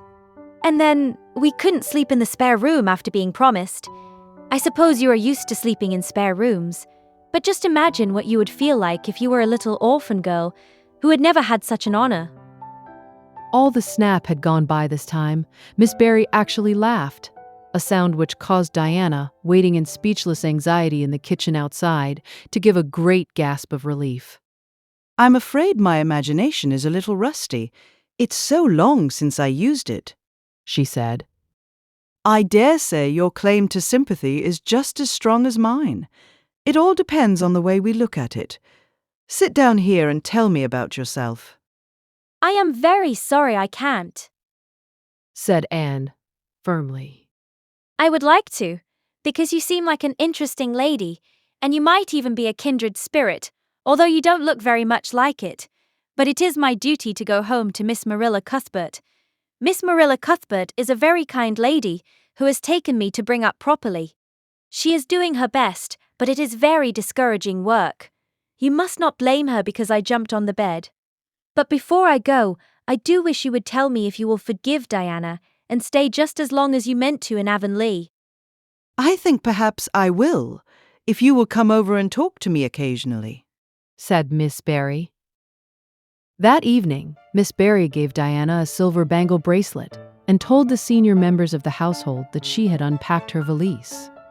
I've made up my mind to stay simply for the sake of getting better acquainted with that Anne girl, she said, frankly. She amuses me, and at my time of life, an amusing person is a rarity. Marilla's only comment when she heard the story was, I told you so. This was for Matthew's benefit. Miss Barry stayed her month out and over. She was a more agreeable guest than usual, for Anne kept her in good humor. They became firm friends. When Miss Barry went away, she said, Remember, you Anne girl, when you come to town, you're to visit me, and I'll put you in my very sparest spare-room bed to sleep. Miss Barry was a kindred spirit after all, Anne confided to Marilla. You wouldn't think so to look at her, but she is. You don't find it right out at first, as in Matthew's case, but after a while you come to see it. Kindred spirits are not so scarce as I used to think. It's splendid to find out there are so many of them in the world. Chapter 20. A Good Imagination Gone Wrong. Spring had come once more to Green Gables. The beautiful, capricious, reluctant Canadian spring, lingering along through April and May in a succession of sweet, fresh, chilly days, with pink sunsets and miracles of resurrection and growth. The maples in Lover's Lane were red-budded, and little curly ferns pushed up around the Dryad's bubble. Away up in the barrens, behind Mr. Silas Sloane's place, the mayflowers blossomed out, pink and white stars of sweetness under their brown leaves. All the school girls and boys had one golden afternoon gathering them, coming home in the clear, echoing twilight with arms and baskets full of flowery spoil. I'm so sorry for people who live in lands where there are no mayflowers, said Anne. Diana says perhaps they have something better, but there couldn't be anything better than mayflowers, could there, Marilla? And Diana says if they don't know what they are like, they don't miss them. But I think that is the saddest thing of all. I think it would be tragic, Marilla, not to know what mayflowers are like, and not to miss them. Do you know what I think mayflowers are, Marilla? I think they must be the souls of the flowers that died last summer, and this is their heaven. But we had a splendid time today, Marilla. We had our lunch down in a big mossy hollow by an old well. Such a romantic spot. Charlie Sloane dared Artie Gillis to jump over it, and Artie did because he wouldn't take a dare. Nobody would in school. It is very fashionable to dare. Mr. Phillips gave all the mayflowers he found to Prissy Andrews, and I heard him to say sweets to the sweet. He got that out of a book, I know, but it shows he has some imagination. I was offered some mayflowers too, but I rejected them with scorn. I can't tell you the person's name because I have vowed never to let it cross my lips. We made wreaths of the mayflowers and put them on our hats, and when the time came to go home, we marched in procession down the road, 2 by 2, with our bouquets and wreaths, singing My Home on the Hill. Oh, it was so thrilling, Marilla. All Mr. Silas Sloane's folks rushed out to see us, and everybody we met on the road stopped and stared after us. We made a real sensation. Not much wonder. Such silly doings, was Marilla's response. After the Mayflowers came the violets, and Violet Vale was empurpled with them. Anne walked through it on her way to school, with reverent steps and worshipping eyes, as if she trod on holy ground. Somehow, she told Diana, when I'm going through here, I don't really care whether anybody gets ahead of me in class or not. But when I'm up in school, it's all different, and I care as much as ever. There's such a lot of different Annis in me. I sometimes think that is why I'm such a troublesome person. If I was just the one Anne, it would be ever so much more comfortable, but then it wouldn't be half so interesting. One June evening, when the orchards were pink-blossomed again, when the frogs were singing silverly sweet in the marshes about the head of the Lake of Shining Waters, and the air was full of the savor of clover fields and balsamic fir woods, Anne was sitting by her gable window. She had been studying her lessons, but it had grown too dark to see the book, so she had fallen into wide-eyed reverie, looking out past the boughs of the Snow Queen, once more bestarred with its tufts of blossom. In all essential respects, the little gable chamber was unchanged. The walls were as white, the pincushion as hard, the chairs as stiffly and yellowly upright as ever. Yet the whole character of the room was altered. It was full of a new vital, pulsing personality that seemed to pervade it, and to be quite independent of schoolgirl books and dresses and ribbons, and even of the cracked blue jug full of apple blossoms on the table. It was as if all the dreams, sleeping and waking, of its vivid occupant had taken a visible, although unmaterial form, and had tapestried the bare room with splendid filmy tissues of rainbow and moonshine. Presently, Marilla came briskly in with some of Anne's freshly ironed school aprons. She hung them over a chair and sat down with a short sigh. She had had one of her headaches that afternoon, and although the pain had gone, she felt weak and tuck it out, as she expressed it. Anne looked at her with eyes limpid with sympathy. I do truly wish I could have had the headache in your place, Marilla. I would have endured it joyfully for your sake. I guess you did your part in attending to the work and letting me rest, said Marilla. You seem to have got on fairly well and made fewer mistakes than usual. Of course, it wasn't exactly necessary to starch Matthew's handkerchiefs. And most people, when they put a pie in the oven to warm up for dinner, take it out and eat it when it gets hot, instead of leaving it to be burned to a crisp. But that doesn't seem to be your way, evidently. Headaches always left Marilla somewhat sarcastic. Oh, I'm so sorry, said Anne, penitently. I never thought about that pie from the moment I put it in the oven till now, although I felt instinctively that there was something missing on the dinner table. I was firmly resolved, when you left me in charge this morning, not to imagine anything, but keep my thoughts on facts. I did pretty well until I put the pie in, and then an irresistible temptation came to me to imagine I was an enchanted princess shut up in a lonely tower with a handsome knight riding to my rescue on a coal-black steed. So that is how I came to forget the pie. I didn't know I starched the handkerchiefs. All the time I was ironing, I was trying to think of a name for a new island Diana and I have discovered up the brook. It's the most ravishing spot, Marilla. There are 2 maple trees on it, and the brook flows right around it. At last it struck me that it would be splendid to call it Victoria Island, because we found it on the Queen's birthday. Both Diana and I are very loyal, but I'm sorry about that pie and the handkerchiefs.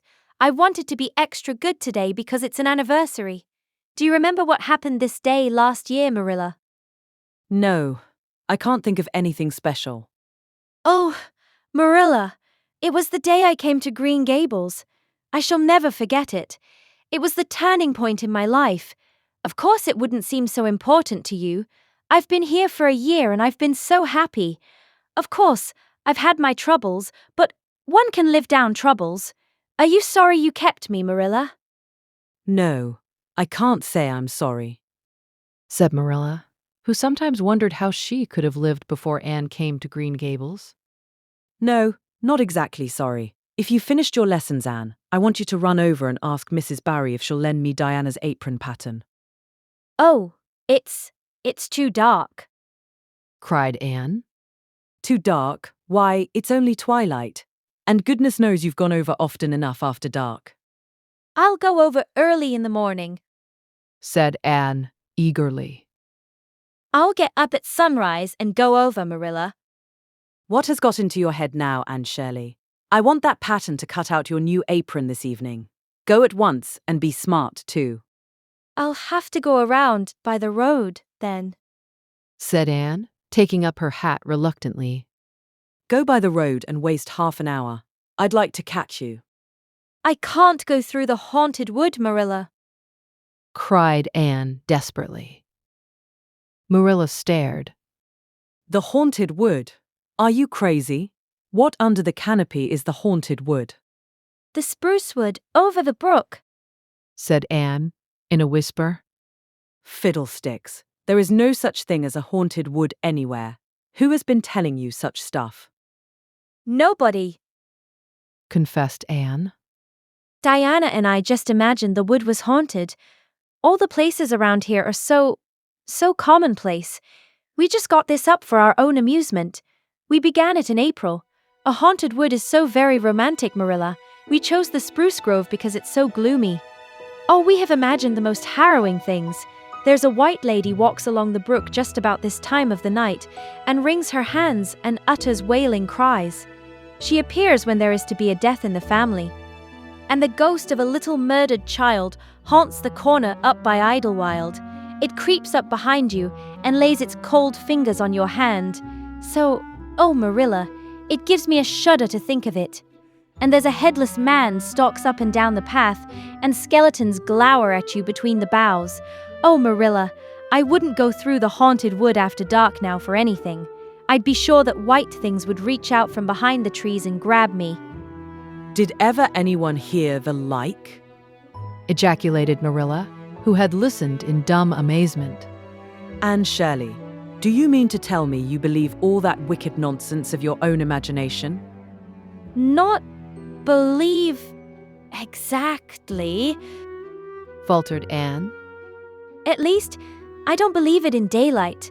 But after dark, Marilla, it's different. That is when ghosts walk. There are no such things as ghosts, Anne. Oh, but there are, Marilla, cried Anne eagerly. I know people who have seen them, and they are respectable people.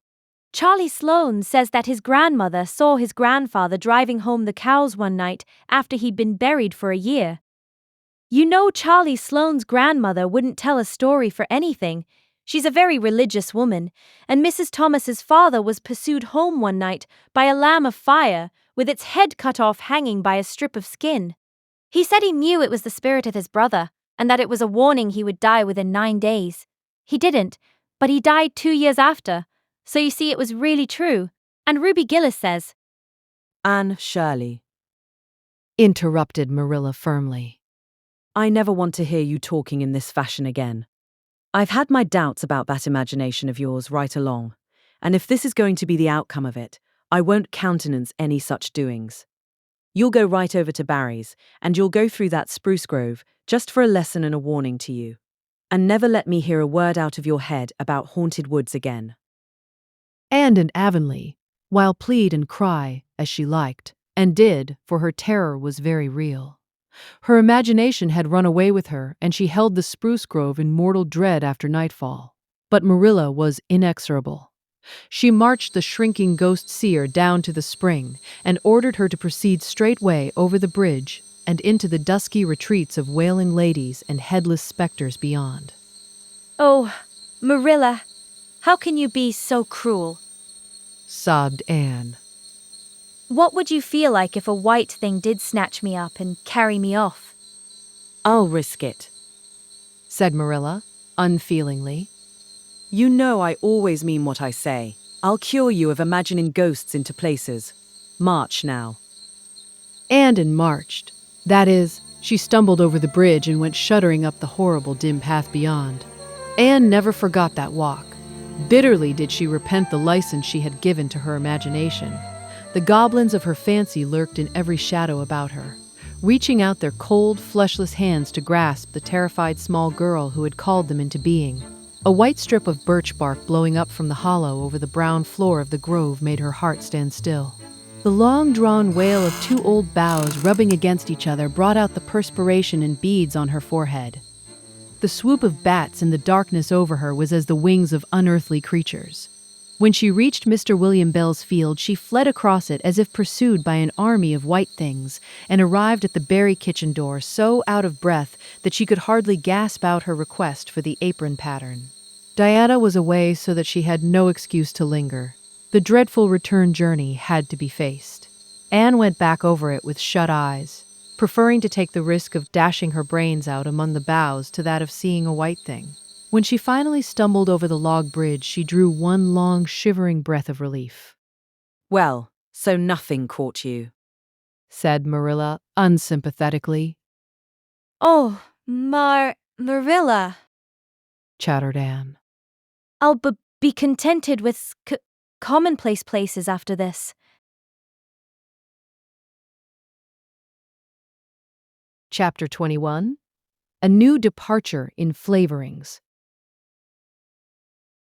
Dear me, there is nothing but meetings and partings in this world, as Mrs. Lynde says, remarked Anne plaintively, putting her slate and books down on the kitchen table on the last day of June and wiping her red eyes with a very damp handkerchief. Wasn't it fortunate, Marilla, that I took an extra handkerchief to school today?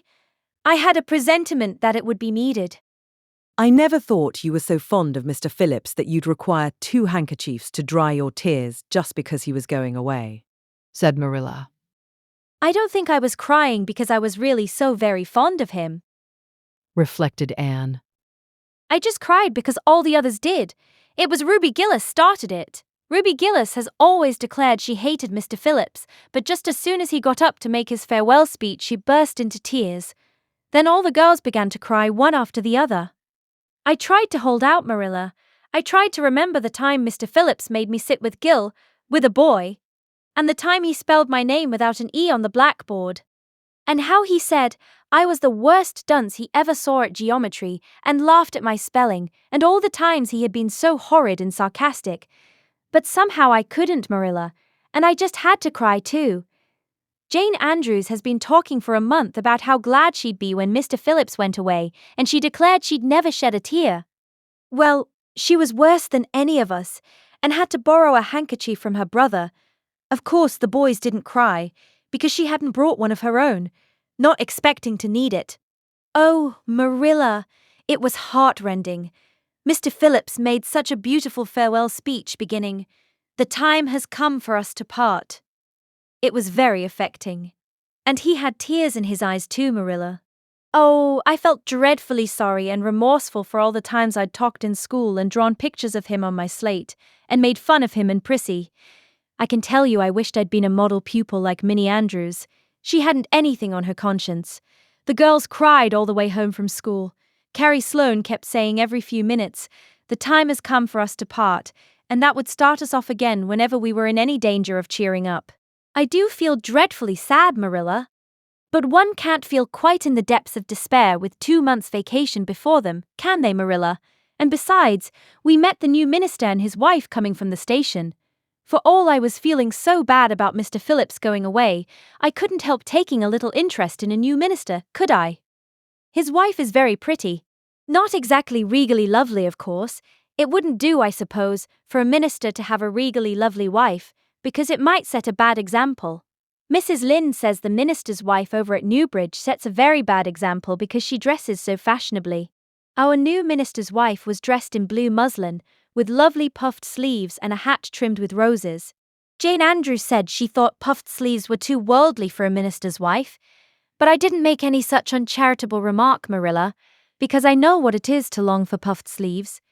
Besides, she's only been a minister's wife for a little while, so one should make allowances, shouldn't they? They are going to board with Mrs. Lynde until the manse is ready. If Marilla, in going down to Mrs. Lynde's that evening, was actuated by any motive save her avowed one of returning the quilting frames she had borrowed the preceding winter, it was an amiable weakness shared by most of the Avonlea people. Many a thing Mrs. Lynde had lent, sometimes never expecting to see it again, came home that night in charge of the borrowers thereof. A new minister, and moreover a minister with a wife, was a lawful object of curiosity in a quiet little country settlement where sensations were few and far between. Old Mr. Bentley, the minister whom Anne had found lacking in imagination, had been pastor of Avonlea for 18 years. He was a widower when he came, and a widower he remained, despite the fact that gossip regularly married him to this, that, or the other one, every year of his sojourn. In the preceding February, he had resigned his charge and departed amid the regrets of his people, most of whom had the affection born of long intercourse for their good old minister, in spite of his shortcomings as an orator. Since then, the Avonlea Church had enjoyed a variety of religious dissipation in listening to the many and various candidates and supplies who came Sunday after Sunday to preach on trial. These stood or fell by the judgment of the fathers and mothers in Israel, but a certain small, red-haired girl who sat meekly in the corner of the old Cuthbert pew also had her opinions about them and discussed the same in full with Matthew, Marilla always declining from principle to criticize ministers in any shape or form. I don't think Mr. Smith would have done, Matthew, was Anne's final summing up. Mrs. Lynde says his delivery was so poor, but I think his worst fault was just like Mr. Bentley's. He had no imagination. And Mr. Terry had too much. He let it run away with him just as I did mine in the matter of the haunted wood. Besides, Mrs. Lynde says his theology wasn't sound. Mr. Gresham was a very good man, and a very religious man, but he told too many funny stories and made the people laugh in church. He was undignified, and you must have some dignity about a minister, mustn't you, Matthew? I thought Mr. Marshall was decidedly attractive, but Mrs. Lynde says he isn't married, or even engaged, because she made special inquiries about him, and she says it would never do to have a young unmarried minister in Avonlea, because he might marry in the congregation, and that would make trouble. Mrs. Lynde is a very far-seeing woman, isn't she, Matthew? I'm very glad they've called Mr. Allen. I liked him because his sermon was interesting, and he prayed as if he meant it, and not just as if he did it because he was in the habit of it. Mrs. Lynde says he isn't perfect, but she says she supposes we couldn't expect a perfect minister for $750 a year, and anyhow, his theology is sound because she questioned him thoroughly on all the points of doctrine. And she knows his wife's people, and they are most respectable, and the women are all good housekeepers. Mrs. Lynde says that sound doctrine in the man and good housekeeping in the woman make an ideal combination for a minister's family. The new minister and his wife were a young, pleasant-faced couple, still on their honeymoon, and full of all good and beautiful enthusiasms for their chosen life work. Avonlea opened its heart to them from the start. Old and young liked the frank, cheerful young man with his high ideals, and the bright, gentle little lady who assumed the mistress-ship of the manse. With Mrs. Allen, Anne fell promptly and wholeheartedly in love. She had discovered another kindred spirit. Mrs. Allen is perfectly lovely, she announced one Sunday afternoon. She's taken our class and she's a splendid teacher. She said right away she didn't think it was fair for the teacher to ask all the questions. And you know, Marilla, that is exactly what I've always thought. She said we could ask her any question we liked, and I asked ever so many. I'm good at asking questions, Marilla. I believe you, was Marilla's emphatic comment. Nobody else asked any except Ruby Gillis, and she asked if there was to be a Sunday school picnic this summer. I didn't think that was a very proper question to ask because it hadn't any connection with the lesson. The lesson was about Daniel in the lion's den. But Mrs. Allen just smiled and said she thought there would be. Mrs. Allen has a lovely smile. She has such exquisite dimples in her cheeks. I wish I had dimples in my cheeks, Marilla. I'm not half so skinny as I was when I came here, but I have no dimples yet. If I had, perhaps I could influence people for good. Mrs. Allen said we ought always to try to influence other people for good. She talked so nice about everything. I never knew before that religion was such a cheerful thing. I always thought it was kind of melancholy, but Mrs. Allen's isn't, and I'd like to be a Christian if I could be one like her. I wouldn't want to be one like Mr. Superintendent Bell. It's very naughty of you to speak so about Mr. Bell, said Marilla severely. Mr. Bell is a real good man. Oh, of course he's good. Agreed. Anne? But he doesn't seem to get any comfort out of it. If I could be good, I'd dance and sing all day because I was glad of it. I suppose Mrs. Allen is too old to dance and sing, and of course it wouldn't be dignified in a minister's wife. But I can just feel she's glad she's a Christian, and that she'd be one even if she could get to heaven without it. I suppose we must have Mr. and Mrs. Allen up to tea some day soon, said Marilla reflectively. They've been most everywhere but here. Let me see. Next Wednesday would be a good time to have them, but don't say a word to Matthew about it, for if he knew they were coming, he'd find some excuse to be away that day. He'd got so used to Mr. Bentley he didn't mind him, but he's going to find it hard to get acquainted with a new minister, and a new minister's wife will frighten him to death.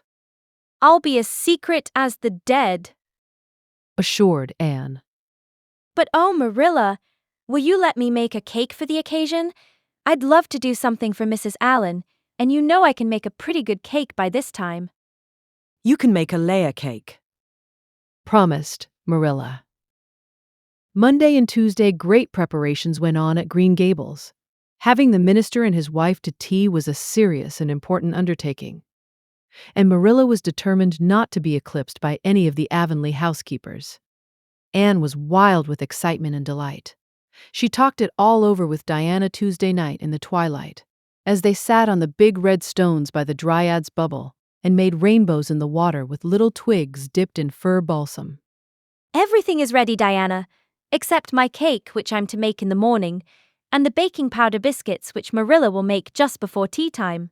I assure you, Diana, that Marilla and I have had a busy 2 days of it. It's such a responsibility having a minister's family to tea. I never went through such an experience before. You should just see our pantry. It's a sight to behold. We're going to have jellied chicken and cold tongue. We're to have 2 kinds of jelly, red and yellow, and whipped cream and lemon pie, and cherry pie, and 3 kinds of cookies, and fruit cake, and Marilla's famous yellow plum preserves that she keeps especially for ministers, and pound cake and layer cake, and biscuits as aforesaid, and new bread and old both, in case the minister is dyspeptic and can't eat new. Mrs. Lynde says ministers are dyspeptic, but I don't think Mr. Allen has been a minister long enough for it to have had a bad effect on him. I just grow cold when I think of my layer cake. Oh, Diana, what if it shouldn't be good? I dreamed last night that I was chased all around by a fearful goblin, with a big layer cake for a head. It'll be good, all right, assured Diana, who was a very comfortable sort of friend. I'm sure that piece of the one you made that we had for lunch in Idlewild 2 weeks ago was perfectly elegant. Yes, but cakes have such a terrible habit of turning out bad just when you especially want them to be good, sighed Anne, setting a particularly well-balsamed twig afloat. However, I suppose I shall just have to trust to Providence and be careful to put in the flour. Oh, look, Diana, what a lovely rainbow. Do you suppose the Dryad will come out after we go away and take it for a scarf? You know there is no such thing as a Dryad, said Diana. Diana's mother had found out about the haunted wood and had been decidedly angry over it.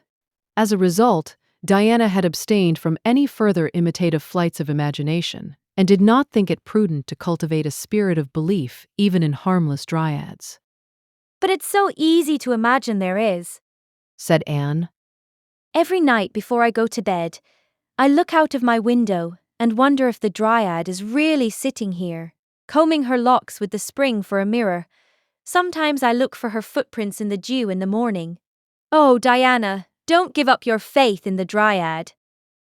Wednesday morning came. Anne got up at sunrise because she was too excited to sleep. She had caught a severe cold in the head by reason of her dabbling in the spring on the preceding evening, but nothing short of absolute pneumonia could have quenched her interest in culinary matters that morning. After breakfast, she proceeded to make her cake. When she finally shut the oven door upon it, she drew a long breath. I'm sure I haven't forgotten anything this time, Marilla, but do you think it will rise? Just suppose perhaps the baking powder isn't good. I used it out of the new can. And Mrs. Lynde says you can never be sure of getting good baking powder nowadays when everything is so adulterated. Mrs. Lynde says the government ought to take the matter up. but she says we'll never see the day when a Tory government will do it. Marilla, what if that cake doesn't rise? We'll have plenty without it, was Marilla's unimpassioned way of looking at the subject.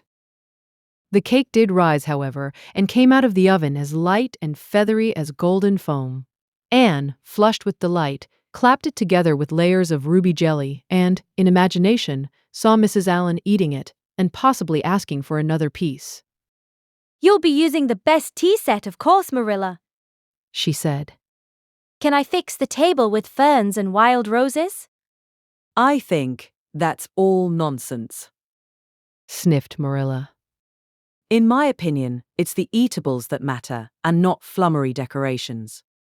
Mrs. Barry had her table decorated, said Anne, who was not entirely guiltless of the wisdom of the serpent. And the minister paid her an elegant compliment. He said it was a feast for the eye as well as the palate. Well, do as you like, said Marilla, who was quite determined not to be surpassed by Mrs. Barry or anybody else. Only mind you leave enough room for the dishes and the food. Anne laid herself out to decorate in a manner and after a fashion that should leave Mrs. Barry's nowhere. Having abundance of roses and ferns and a very artistic taste of her own, she made that tea table such a thing of beauty that when the minister and his wife sat down to it, they exclaimed in chorus over its loveliness. It's Anne's doings, said Marilla grimly, and Anne felt that Mrs. Allen's approving smile was almost too much happiness for this world. Matthew was there, having been inveigled into the party only goodness and Anne knew how.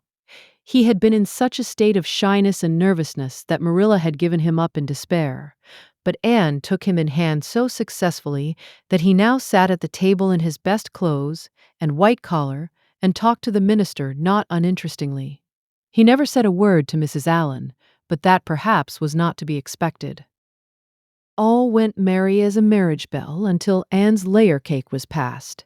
Mrs. Allen, having already been helped to a bewildering variety, declined it. But Marilla, seeing the disappointment on Anne's face, said smilingly, "Oh, you must take a piece of this, Mrs. Allen. Anne made it on purpose for you." In that case, I must sample it, laughed Mrs. Allen, helping herself to a plump triangle, as did also the minister and Marilla. Mrs. Allen took a mouthful of hers and a most peculiar expression crossed her face. Not a word did she say, however, but steadily ate away at it. Marilla saw the expression and hastened to taste the cake. "Anne Shirley," she exclaimed. "What on earth did you put into that cake?" Nothing but what the recipe said, Marilla, cried Anne, with a look of anguish. Oh, isn't it all right? All right, it's simply horrible. Mr. Allen, don't try to eat it. Anne, taste it yourself. What flavoring did you use? Vanilla? said Anne, her face scarlet with mortification after tasting the cake. Only vanilla. Oh, Marilla, it must have been the baking powder. I had my suspicions of that. Baking powder fiddlesticks. Go and bring me the bottle of vanilla you used. Anne fled to the pantry and returned with a small bottle partially filled with a brown liquid and labeled yellowly, "Dest vanilla." Marilla took it, uncorked it, smelled it. Mercy on us, Anne. You flavored that cake with anodyne liniment. I broke the liniment bottle last week and poured what was left into an old empty vanilla bottle. I suppose it's partly my fault. I should have warned you, but for pity's sake, why couldn't you have smelled it? Anne dissolved into tears under this double disgrace. I couldn't. I had such a cold. And with this, she fairly fled to the gable chamber, where she cast herself on the bed and wept as one who refuses to be comforted. Presently, a light step sounded on the stairs and somebody entered the room. Oh, Marilla, sobbed Anne, without looking up.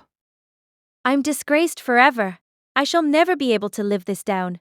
It will get out. Things always do get out in Avonlea. Diana will ask me how my cake turned out, and I shall have to tell her the truth. I shall always be pointed at as the girl who flavored a cake with anodyne liniment. Gil, the boys in school will never get over laughing at it. Oh, Marilla, if you have a spark of Christian pity, don't tell me that I must go down and wash the dishes after this.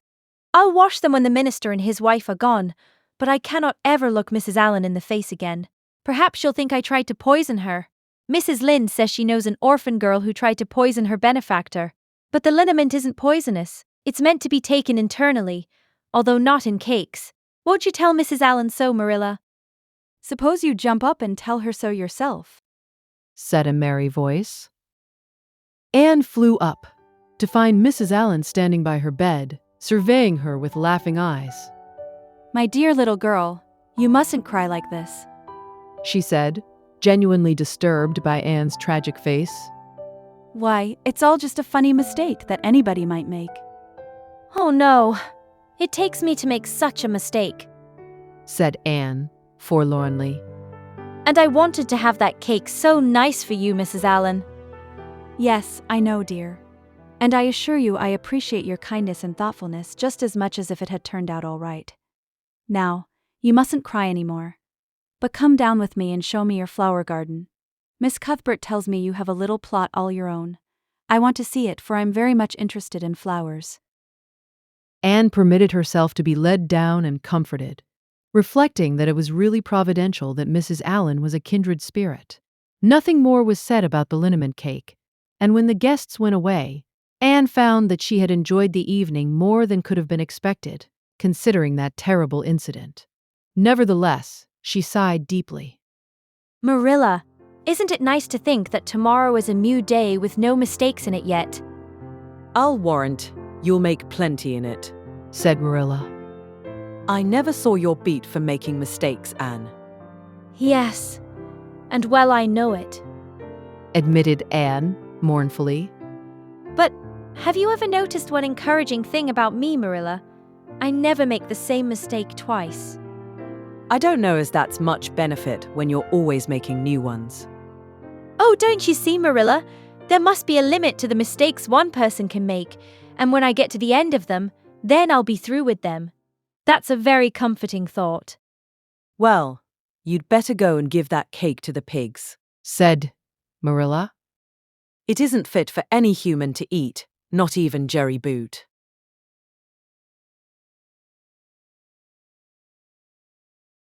Chapter 22. Anne is invited out to tea. And what are your eyes popping out of your head about? Now?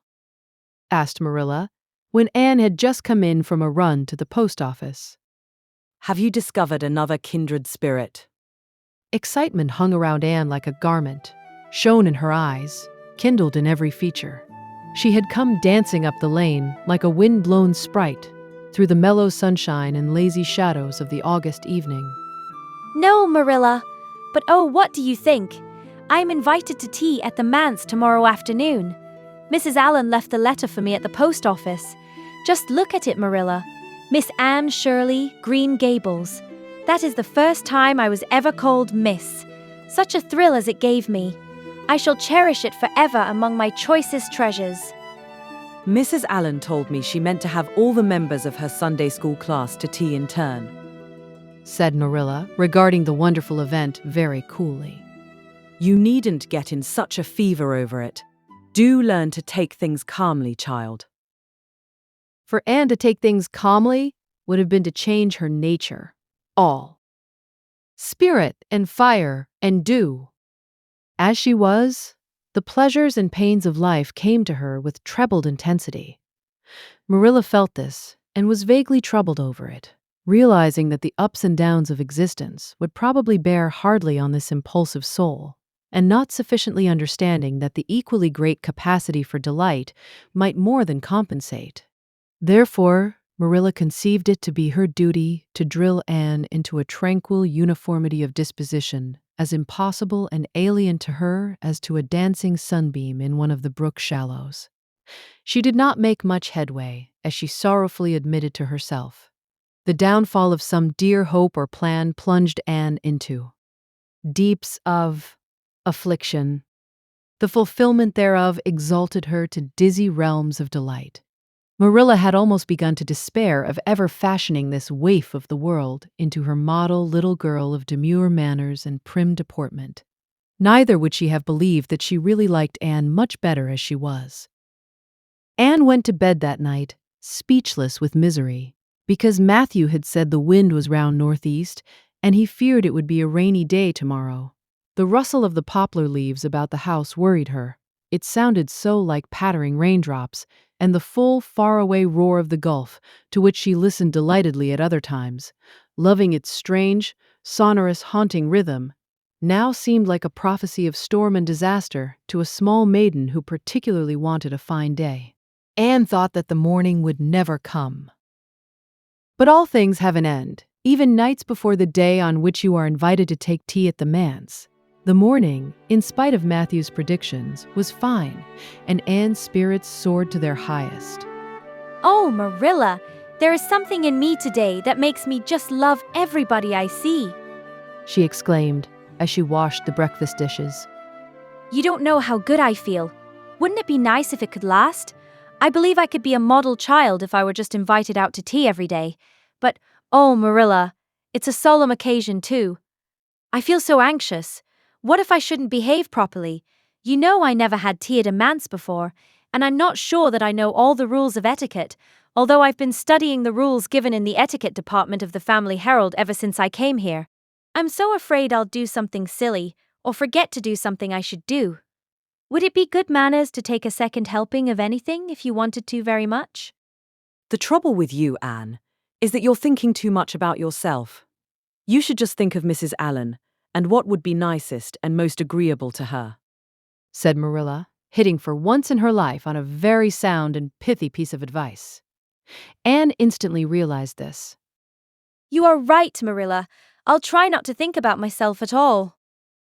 Anne evidently got through her visit without any serious breach of etiquette, for she came home through the twilight under a great high-sprung sky, gloried over with trails of saffron and rosy cloud in a beatified state of mind, and told Marilla all about it happily, sitting on the big red sandstone slab at the kitchen door with her tired, curly head in Marilla's gingham lap.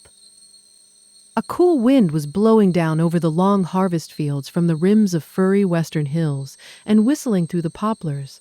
One clear star hung over the orchard, and the fireflies were flitting over in Lover's Lane, in and out among the ferns and rustling boughs. Anne watched them as she talked, and somehow felt that wind and stars and fireflies were all tangled up together into something unutterably sweet and enchanting. Oh, Marilla, I've had a most fascinating time.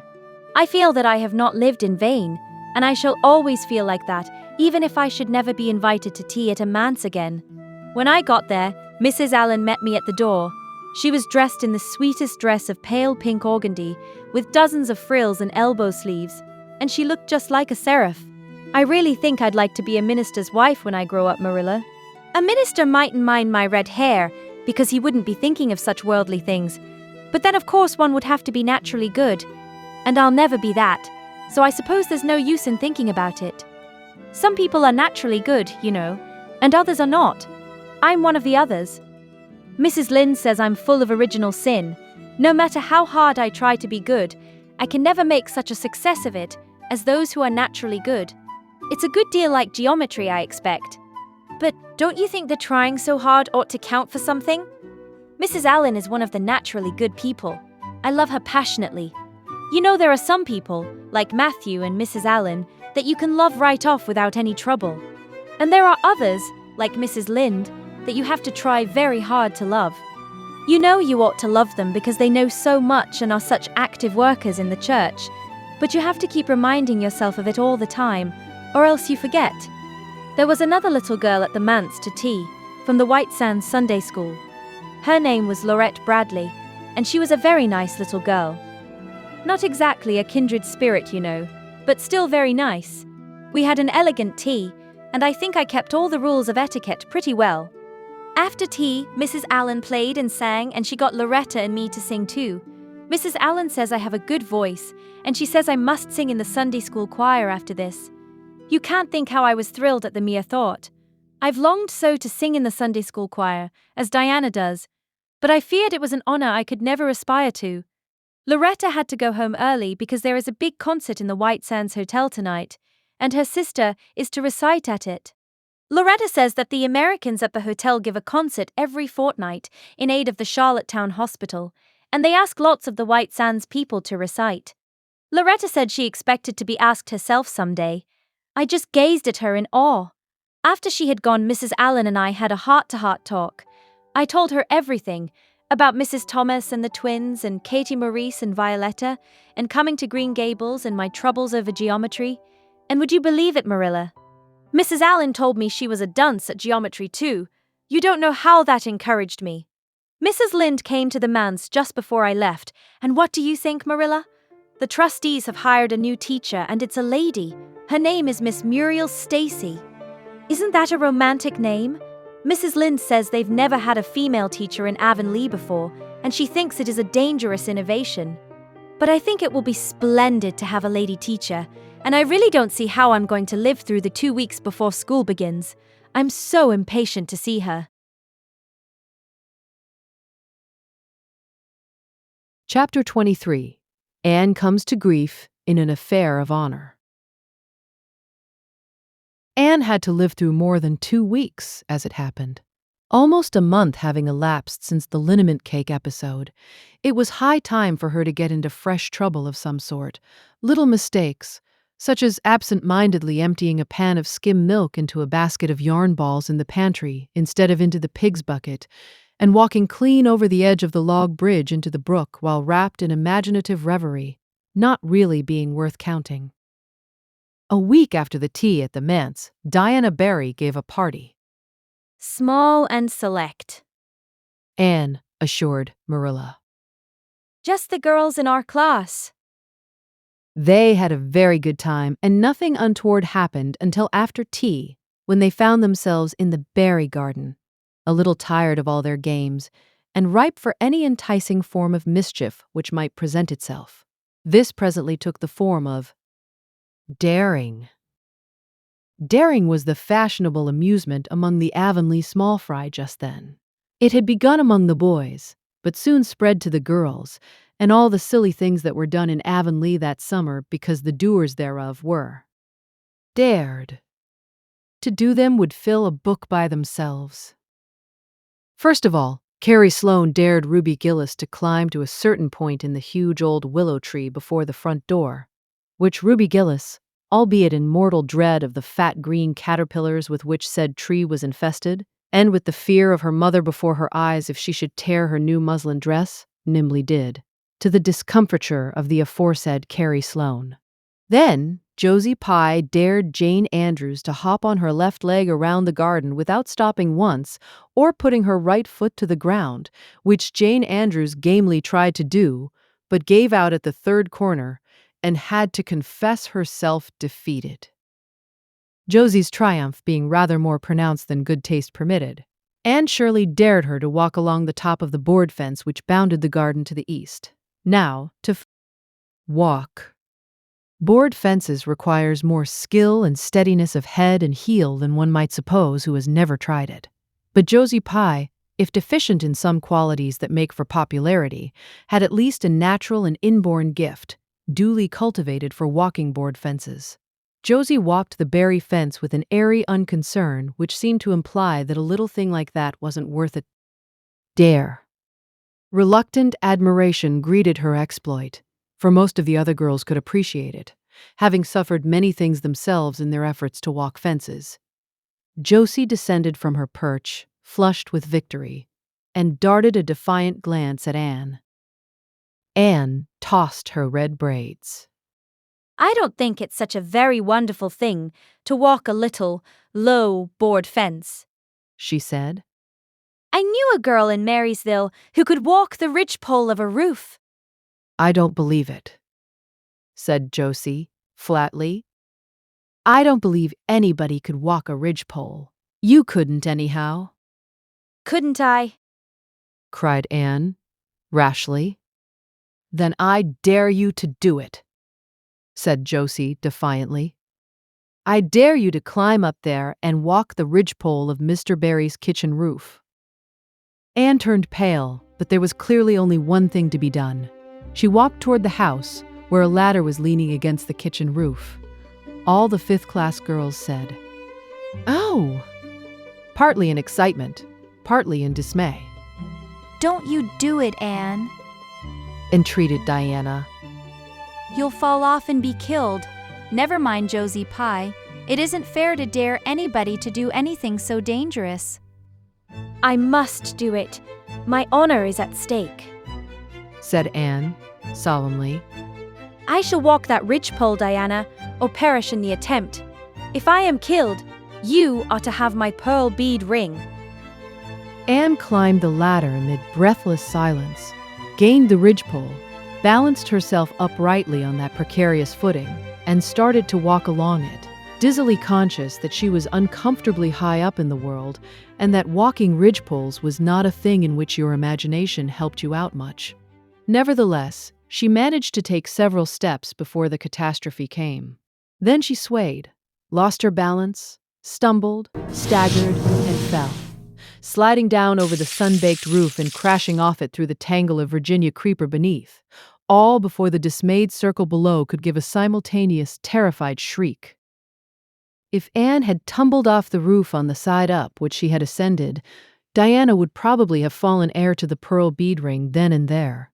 Fortunately, she fell on the other side, where the roof extended down over the porch so nearly to the ground that a fall therefrom was a much less serious thing. Nevertheless, when Diana and the other girls had rushed frantically around the house, except Ruby Gillis, who remained as if rooted to the ground and went into hysterics, they found Anne, lying all white and limp among the wreck and ruin of the Virginia creeper. "Anne, are you killed?" shrieked Diana, throwing herself on her knees beside her friend. "Oh, Anne, dear Anne, speak just one word to me and tell me if you're killed." To the immense relief of all the girls, and especially of Josie Pye, who, in spite of lack of imagination, had been seized with horrible visions of a future branded as the girl who was the cause of Anne Shirley's early and tragic death, Anne sat dizzily up and answered uncertainly. No, Diana, I am not killed, but I think I am rendered unconscious. Where? Sobbed Carrie Sloane. Oh, where, Anne? Before Anne could answer, Mrs. Barry appeared on the scene. At sight of her, Anne tried to scramble to her feet, but sank back again with a sharp little cry of pain. What's the matter? Where have you hurt yourself? Demanded Mrs. Barry. My ankle, Gasped Anne. Oh, Diana, please find your father and ask him to take me home. I know I can never walk there, and I'm sure I couldn't hop so far on one foot when Jane couldn't even hop around the garden. Marilla was out in the orchard picking a pan full of summer apples when she saw Mr. Barry coming over the log bridge and up the slope, with Mrs. Barry beside him and a whole procession of little girls trailing after him. In his arms he carried Anne, whose head lay limply against his shoulder. At that moment, Marilla had a revelation. In the sudden stab of fear that pierced her very heart, she realized what Anne had come to mean to her. She would have admitted that she liked Anne, nay, that she was very fond of Anne, but now she knew as she hurried wildly down the slope that Anne was dearer to her than anything else on earth. Mr. Barry, what has happened to her? She gasped, more white and shaken than the self-contained, sensible Marilla had been for many years. Anne herself answered, lifting her head. Don't be very frightened, Marilla. I was walking the ridgepole and I fell off. I expect I have sprained my ankle. But Marilla, I might have broken my neck. Let us look on the bright side of things. I might have known you'd go and do something of the sort when I let you go to that party, said Marilla, sharp and shrewish in her very relief. Bring her in here, Mr. Barry, and lay her on the sofa. Mercy me, the child has gone and fainted. It was quite true. Overcome by the pain of her injury, Anne had one more of her wishes granted to her. She had fainted dead away. Matthew, hastily summoned from the harvest field, was straightway dispatched for the doctor, who in due time came, to discover that the injury was more serious than they had supposed. Anne's ankle was broken. That night, when Marilla went up to the east gable, where a white-faced girl was lying, a plaintive voice greeted her from the bed. Aren't you very sorry for me, Marilla? It was your own fault, said Marilla, twitching down the blind and lighting a lamp. And that is just why you should be sorry for me, said Anne. Because the thought that it is all my own fault is what makes it so hard. If I could blame it on anybody, I would feel so much better. But what would you have done, Marilla, if you had been dared to walk a ridgepole? I'd have stayed on good firm ground and let them dare away. Such absurdity, said Marilla. Anne sighed. But you have such strength of mind, Marilla. I haven't. I just felt that I couldn't bear Josie Pye's scorn. She would have crowed over me all my life. And I think I have been punished so much that you needn't be very cross with me, Marilla. It's not a bit nice to faint after all. And the doctor hurt me dreadfully when he was setting my ankle. I won't be able to go around for 6 or 7 weeks, and I'll miss the new lady teacher. She won't be new anymore by the time I'm able to go to school. And oh, everybody will get ahead of me in class. Oh, I am an afflicted mortal. But I'll try to bear it all bravely if only you won't be cross with me, Marilla. There. I'm not cross, said Marilla.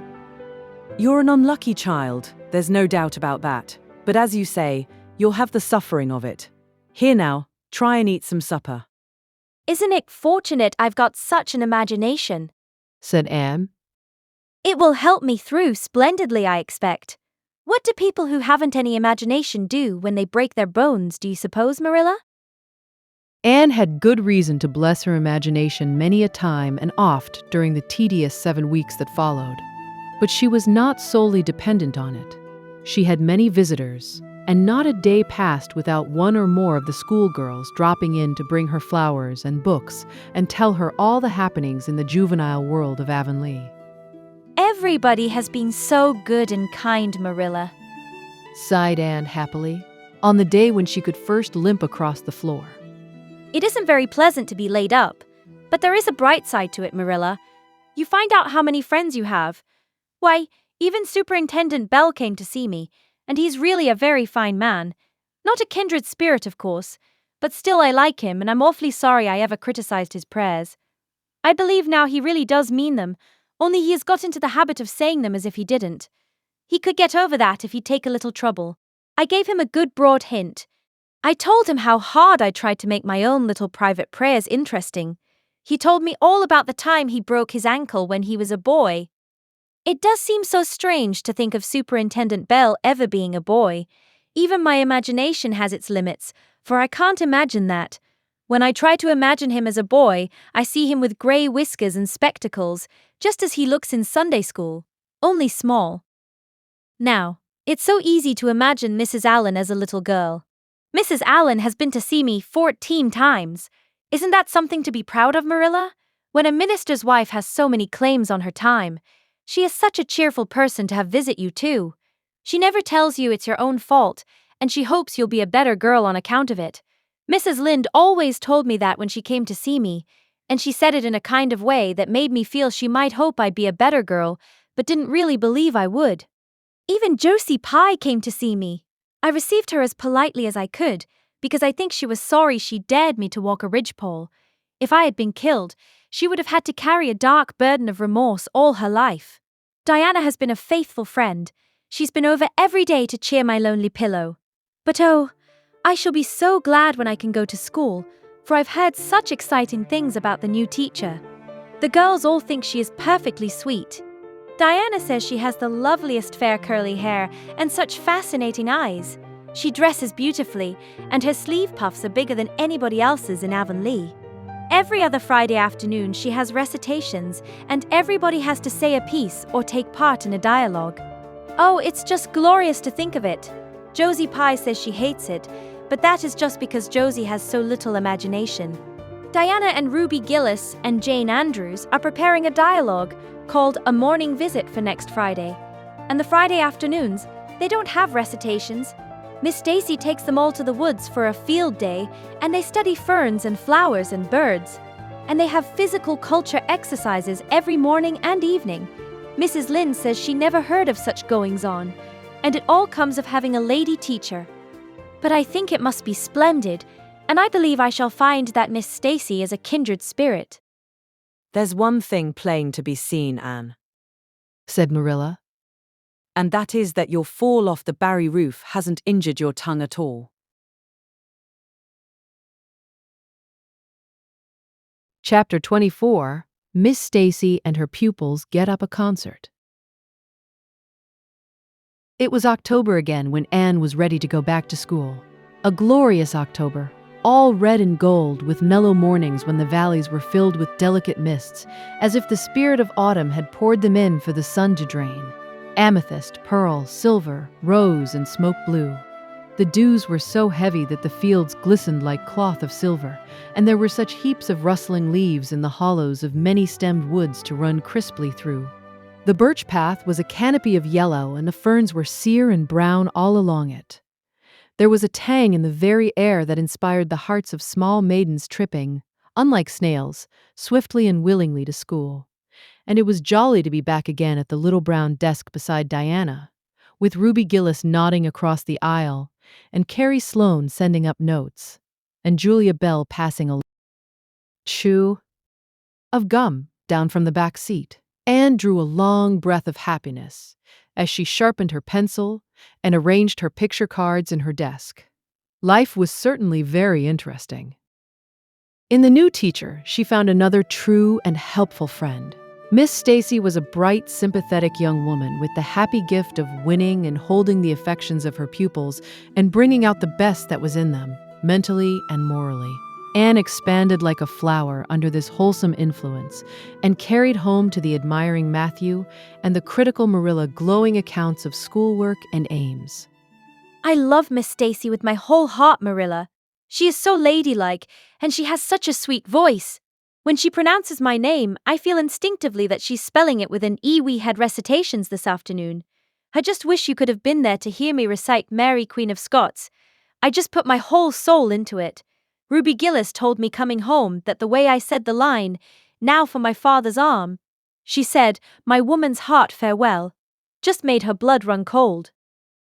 Well now, you might recite it for me some of these days, out in the barn, suggested Matthew. Of course I will, said Anne, meditatively. But I won't be able to do it so well, I know. It won't be so exciting as it is when you have a whole schoolful before you, hanging breathlessly on your words.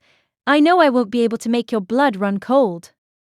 Mrs. Lynde says it made her blood run cold to see the boys climbing to the very tops of those big trees on Bell's Hill after crow's nests last Friday, said Marilla. I wonder at Miss Stacy for encouraging it. But we wanted a crow's nest for nature study, explained Anne. That was on our field afternoon. Field afternoons are splendid, Marilla, and Miss Stacy explains everything so beautifully. We have to write compositions on our field afternoons, and I write the best ones. It's very vain of you to say so then. You'd better let your teacher say it. But she did say it, Marilla, and indeed I'm not vain about it. How can I be when I'm such a dunce at geometry? Although I'm really beginning to see through it a little too. Miss Stacy makes it so clear. Still, I'll never be good at it, and I assure you it is a humbling reflection. But I love writing compositions. Mostly Miss Stacy lets us choose our own subjects. But next week we are to write a composition on some remarkable person. It's hard to choose among so many remarkable people who have lived. Mustn't it be splendid to be remarkable and have compositions written about you after you're dead? Oh, I would dearly love to be remarkable. I think when I grow up, I'll be a trained nurse and go with the Red Crosses to the field of battle as a messenger of mercy. That is, if I don't go out as a foreign missionary. That would be very romantic, but one would have to be very good to be a missionary, and that would be a stumbling block. We have physical culture exercises every day too. They make you graceful and promote digestion. Promote fiddlesticks, said Marilla, who honestly thought it was all nonsense. But all the field afternoons and recitation Fridays and physical culture contortions paled before a project which Miss Stacy brought forward in November. This was that the scholars of Avonlea School should get up a concert and hold it in the hall on Christmas night, for the laudable purpose of helping to pay for a schoolhouse flag. The pupils one and all taking graciously to this plan, the preparations for a program were begun at once. And of all the excited performers-elect, none was so excited as Anne Shirley, who threw herself into the undertaking heart and soul, hampered as she was by Marilla's disapproval. Marilla thought it all rank foolishness. It's just filling your heads up with nonsense and taking time that ought to be put on your lessons, she grumbled. I don't approve of children's getting up concerts and racing about to practices. It makes them vain and forward and fond of gadding. But think of the worthy object, pleaded Anne. A flag will cultivate a spirit of patriotism, Marilla. Fudge. There's precious little patriotism in the thoughts of any of you. All you want is a good time. Well, when you can combine patriotism and fun, isn't it all right? Of course it's real nice to be getting up a concert. We're going to have 6 choruses, and Diana is to sing a solo. I'm in 2 dialogues, the Society for the Suppression of Gossip and the Fairy Queen. The boys are going to have a dialogue too, and I'm to have 2 recitations, Marilla. I just tremble when I think of it, but it's a nice thrilly kind of tremble. And we're to have a tableau at the last. Faith, hope, and charity. Diana and Ruby and I are to be in it, all draped in white with flowing hair. I'm to be Hope, with my hands clasped so, and my eyes uplifted. I'm going to practice my recitations in the garret. Don't be alarmed if you hear me groaning.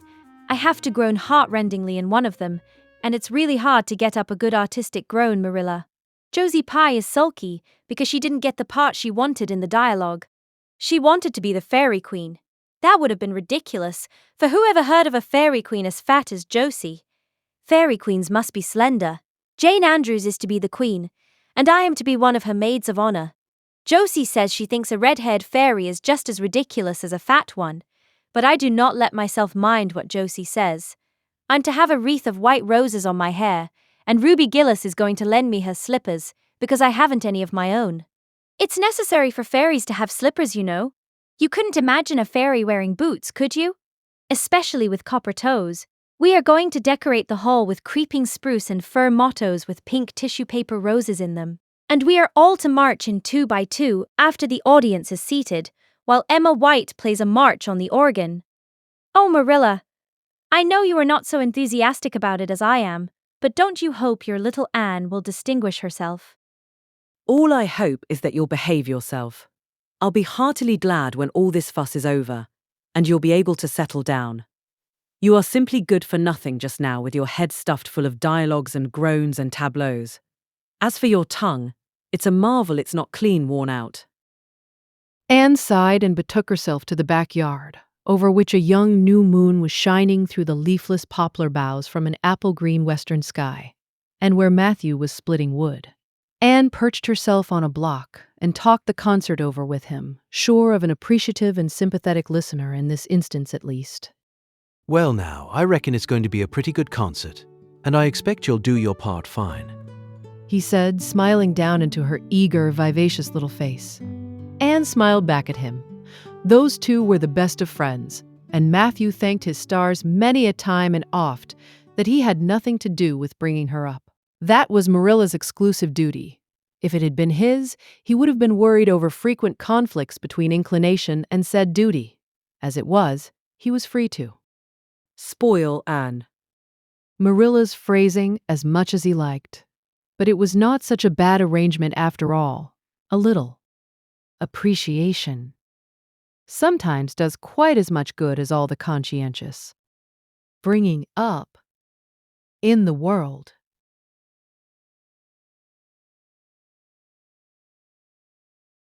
Chapter 25. Matthew insists on puffed sleeves. Matthew was having a bad 10 minutes of it. He had come into the kitchen in the twilight of a cold, gray December evening and had sat down in the woodbox corner to take off his heavy boots, unconscious of the fact that Anne and a bevy of her schoolmates were having a practice of the Fairy Queen. in the sitting room. Presently they came trooping through the hall and out into the kitchen, laughing and chattering gaily. They did not see Matthew, who shrank bashfully back into the shadows beyond the woodbox, with a boot in one hand and a bootjack in the other, and he watched them shyly for the aforesaid 10 minutes as they put on caps and jackets and talked about the dialogue and the concert.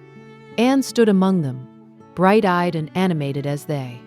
But Matthew suddenly became conscious that there was something about her different from her mates. And what worried Matthew was that the difference impressed him as being something that should not exist. Anne had a brighter face, and bigger, starrier eyes, and more delicate features than the other.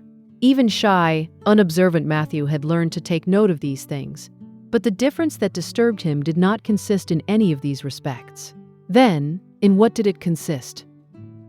Matthew was haunted by this question long after the girls had gone, arm in arm, down the long, hard, frozen lane, and Anne had betaken herself to her books. He could not refer it to Marilla, who he felt would be quite sure to sniff scornfully and remark that the only difference she saw between Anne and the other girls was that they sometimes kept their tongues quiet, while Anne never did. This, Matthew felt, would be no great help. He had recourse to his pipe that evening to help him study it out, much to Marilla's disgust. After 2 hours of smoking and hard reflection, Matthew arrived at a solution of his problem. Anne was not dressed like the other girls.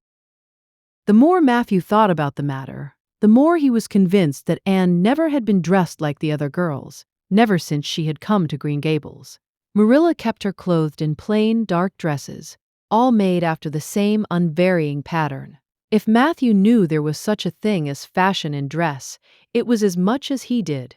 But he was quite sure that Anne's sleeves did not look at all like the sleeves the other girls wore. He recalled the cluster of little girls he had seen around her that evening, all gay in waists of red and blue and pink and white, and he wondered why Marilla always kept her so plainly and soberly gowned. Of course it must be all right. Marilla knew best, and Marilla was bringing her up. Probably some wise, inscrutable motive was to be served thereby. But surely it would do no harm to let the child have one pretty dress something, like Diana Barry always wore.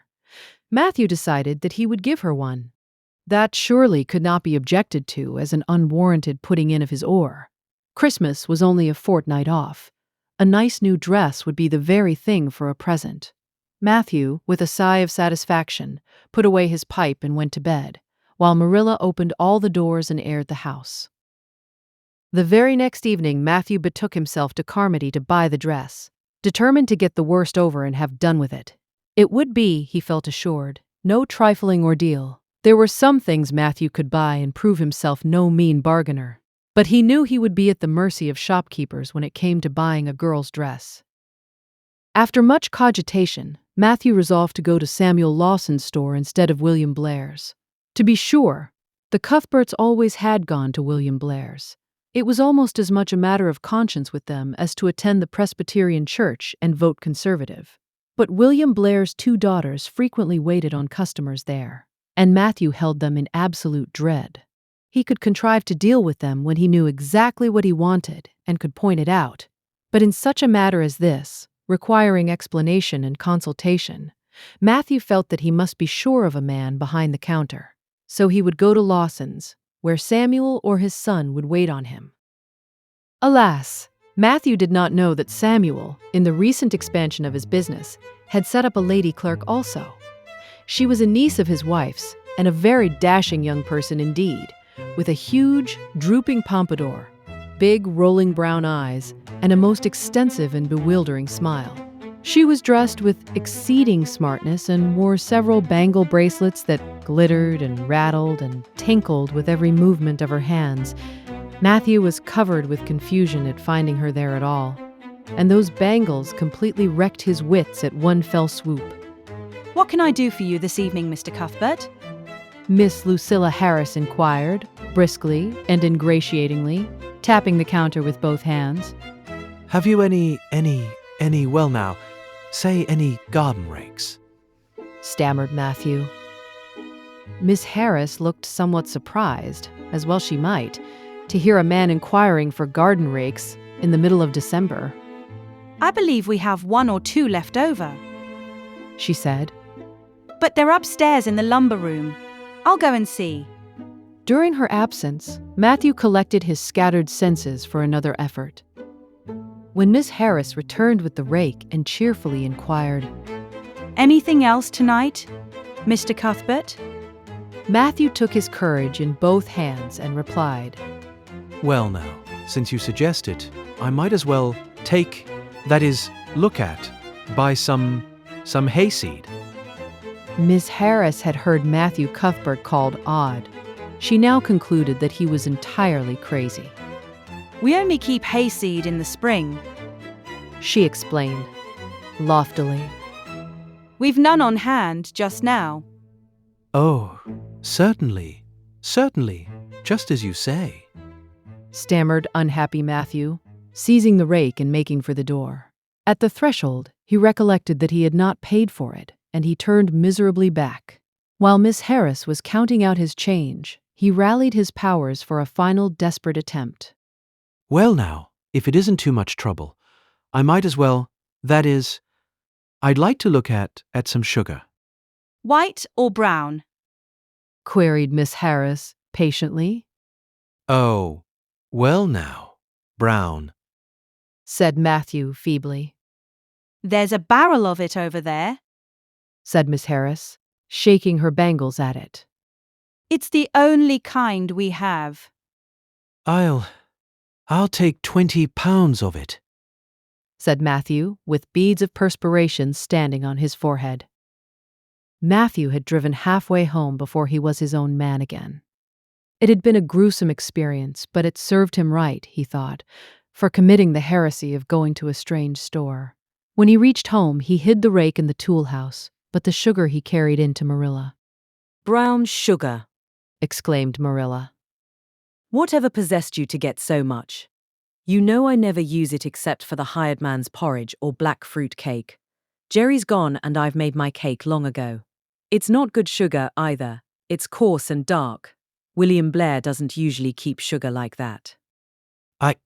I thought it might come in handy sometime, said Matthew, making good his escape. When Matthew came to think the matter over, he decided that a woman was required to cope with the situation. Marilla was out of the question. Matthew felt sure she would throw cold water on his project at once.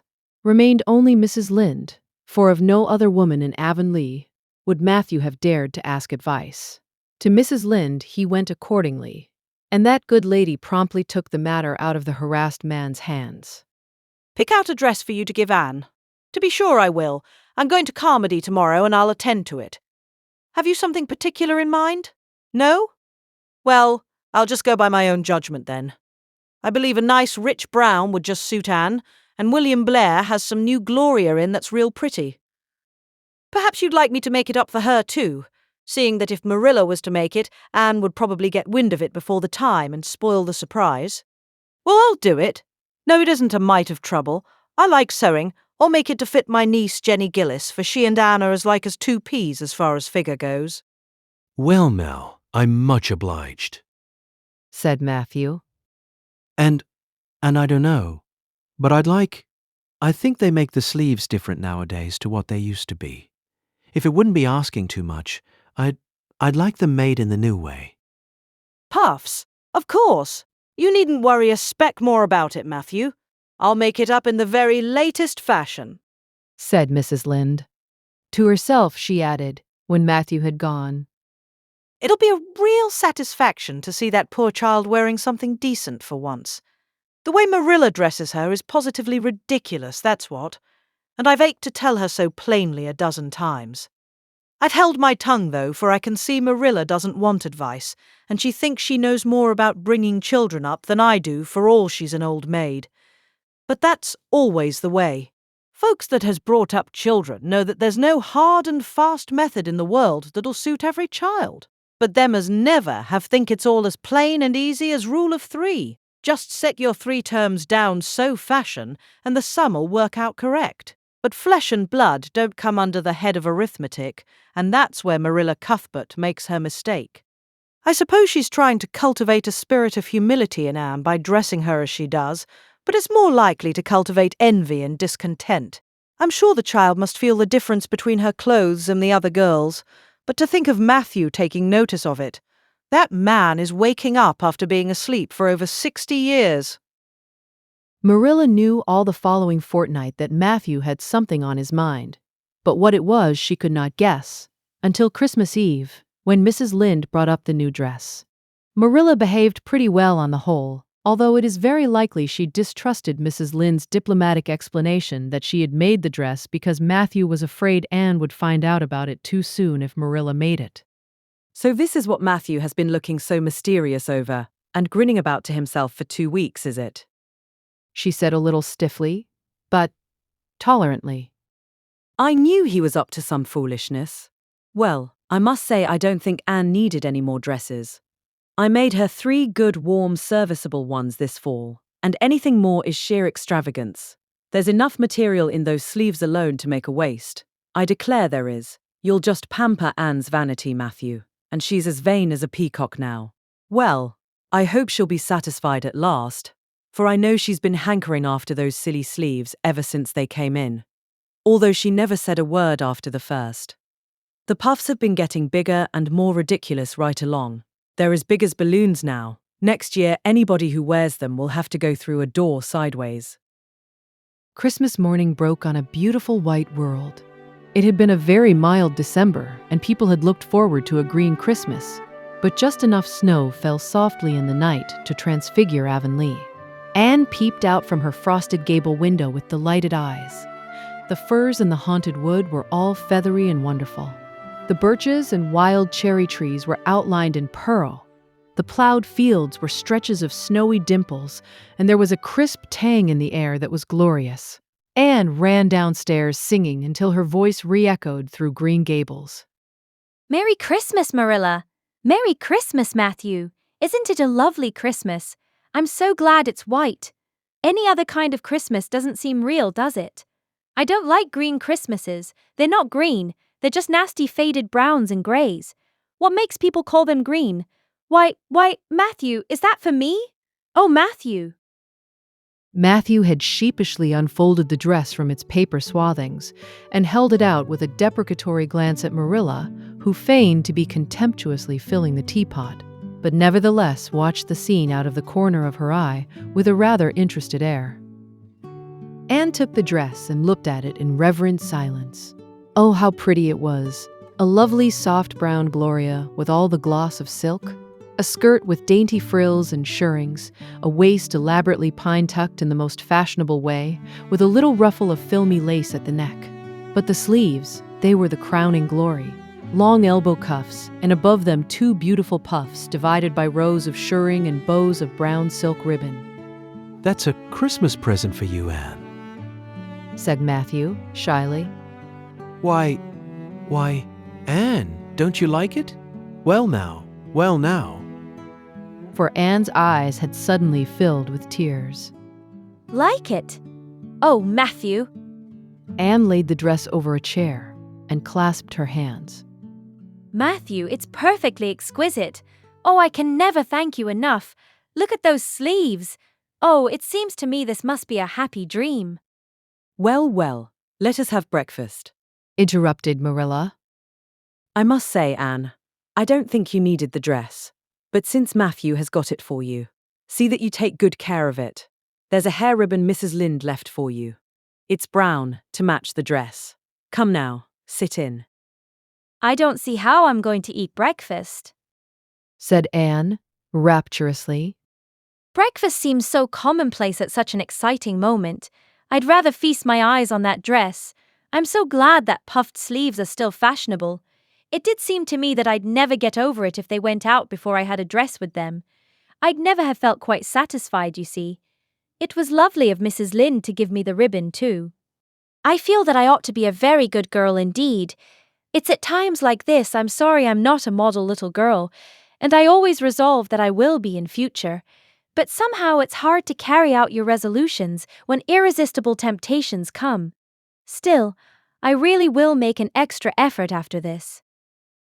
When the commonplace breakfast was over, Diana appeared, crossing the white log bridge in the hollow, a gay little figure in her crimson ulster. Anne flew down the slope to meet her. Merry Christmas, Diana. And it's a wonderful Christmas. I've something splendid to show you. Matthew has given me the loveliest dress, with such sleeves. I couldn't even imagine any nicer. I've got something more for you, said Diana, breathlessly. Here, this box. Aunt Josephine sent us out a big box with ever so many things in it, and this is for you. I'd have brought it over last night, but it didn't come until after dark, and I never feel very comfortable coming through the haunted wood in the dark now. Anne opened the box and peeped in. First a card with, "For the Anne girl," and "Merry Christmas," written on it, and then a pair of the daintiest little kid slippers, with beaded toes and satin bows and glistening buckles. Oh, said Anne. Diana, this is too much. I must be dreaming. I call it providential, said Diana. You won't have to borrow Ruby's slippers now, and that's a blessing, for they're 2 sizes too big for you, and it would be awful to hear a fairy shuffling. Josie Pye would be delighted. Mind you, Rob Wright went home with Gertie Pye from the practice night before last. Did you ever hear anything equal to that? All the Avonlea scholars were in a fever of excitement that day, for the hall had to be decorated and a last grand rehearsal held. The concert came off in the evening and was a pronounced success. The little hall was crowded. All the performers did excellently well. But Anne was the bright particular star of the occasion, as even envy, in the shape of Josie Pye, dared not deny. Oh, hasn't it been a brilliant evening? Sighed Anne, when it was all over and she and Diana were walking home together under a dark, starry sky. Everything went off very well, said Diana, practically. I guess we must have made as much as $10. Mind you, Mr. Allen is going to send an account of it to the Charlottetown papers. Oh, Diana, will we really see our names in print? It makes me thrilled to think of it. Your solo was perfectly elegant, Diana. I felt prouder than you did when it was encored. I just said to myself, it is my dear bosom friend who is so honored. Well, your recitations just brought down the house, Anne. That sad one was simply splendid. Oh, I was so nervous, Diana. When Mr. Allen called out my name, I really cannot tell how I ever got up on that platform. I felt as if a million eyes were looking at me and through me, and for one dreadful moment, I was sure I couldn't begin at all. Then I thought of my lovely puffed sleeves and took courage. I knew that I must live up to those sleeves, Diana, so I started in, and my voice seemed to be coming from ever so far away. I just felt like a parrot. It's providential that I practiced those recitations so often up in the garret, or I'd never have been able to get through. Did I groan all right? Yes, indeed. You groaned lovely, assured Diana.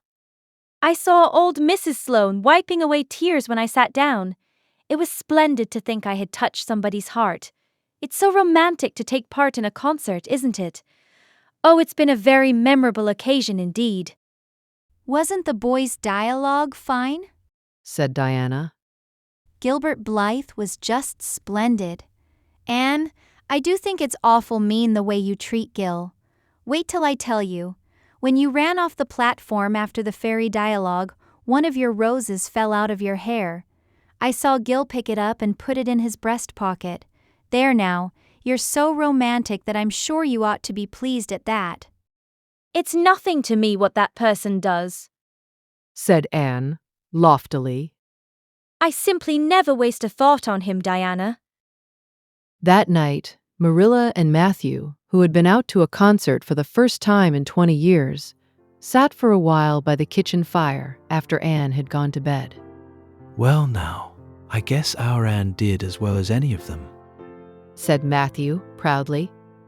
Yes, she did, admitted Marilla. She's a bright child, Matthew. And she looked real nice, too. I've been kind of opposed to this concert scheme, but I suppose there's no real harm in it after all. Anyhow, I was proud of Anne tonight, although I'm not going to tell her so. Well now, I was proud of her and I did tell her so, before she went upstairs," said Matthew. "We must see what we can do for her some of these days, Marilla. I guess she'll need something more than Avonlea School by and by." There's time enough to think of that, said Marilla. She's only 13 in March, though tonight it struck me she was growing quite a big girl. Mrs. Lynde made that dress a mite too long, and it makes Anne look so tall. She's quick to learn, and I guess the best thing we can do for her will be to send her to Queen's after a spell, but nothing need be said about that for a year or two yet.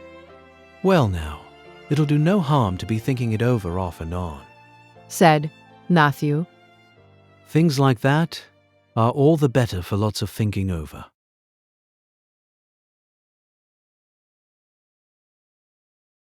Chapter 26. The Story Club is formed. Junior. Avonlea found it hard to settle down to humdrum existence again.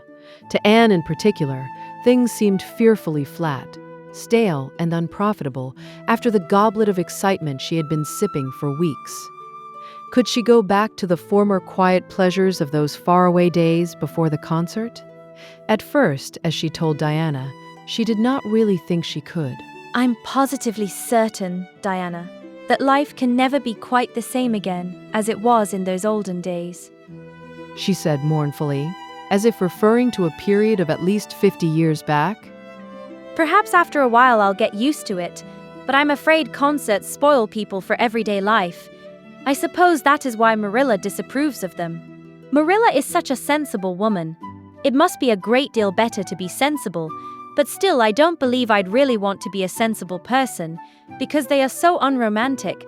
Mrs. Lynde says there is no danger of my ever being one, but you can never tell. I feel just now that I may grow up to be sensible yet, but perhaps that is only because I'm tired. I simply couldn't sleep last night for ever so long. I just lay awake and imagined the concert over and over again. That's one splendid thing about such affairs. It's so lovely to look back to them." Eventually, however, Avonlea School slipped back into its old groove and took up its old interests. To be sure, the concert left traces. Ruby Gillis and Emma White, who had quarreled over a point of precedence in their platform seats, no longer sat at the same desk, and a promising friendship of 3 years was broken up.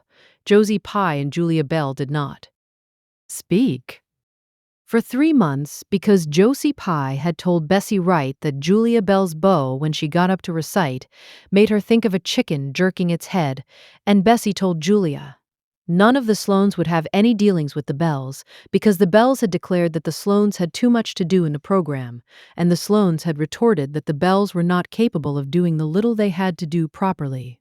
Finally, Charlie Sloane fought Moody Spurgeon McPherson because Moody Spurgeon had said that Anne Shirley put on airs about her recitations, and Moody Spurgeon was licked.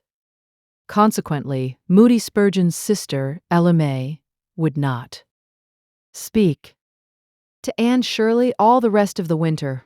With the exception of these trifling frictions, work in Miss Stacy's little kingdom went on with regularity and smoothness. The winter weeks slipped by. It was an unusually mild winter, with so little snow that Anne and Diana could go to school nearly every day by way of the birch path.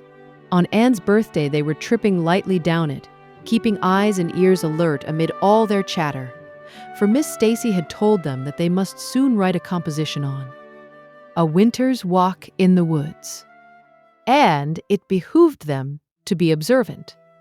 "Just think, Diana, I'm 13 years old today," remarked Anne in an odd voice. "I can scarcely realize that I'm in my teens.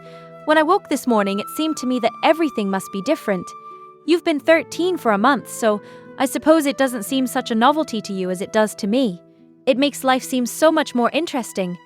In 2 more years, I'll be really grown up. It's a great comfort to think that I'll be able to use big words then without being laughed at."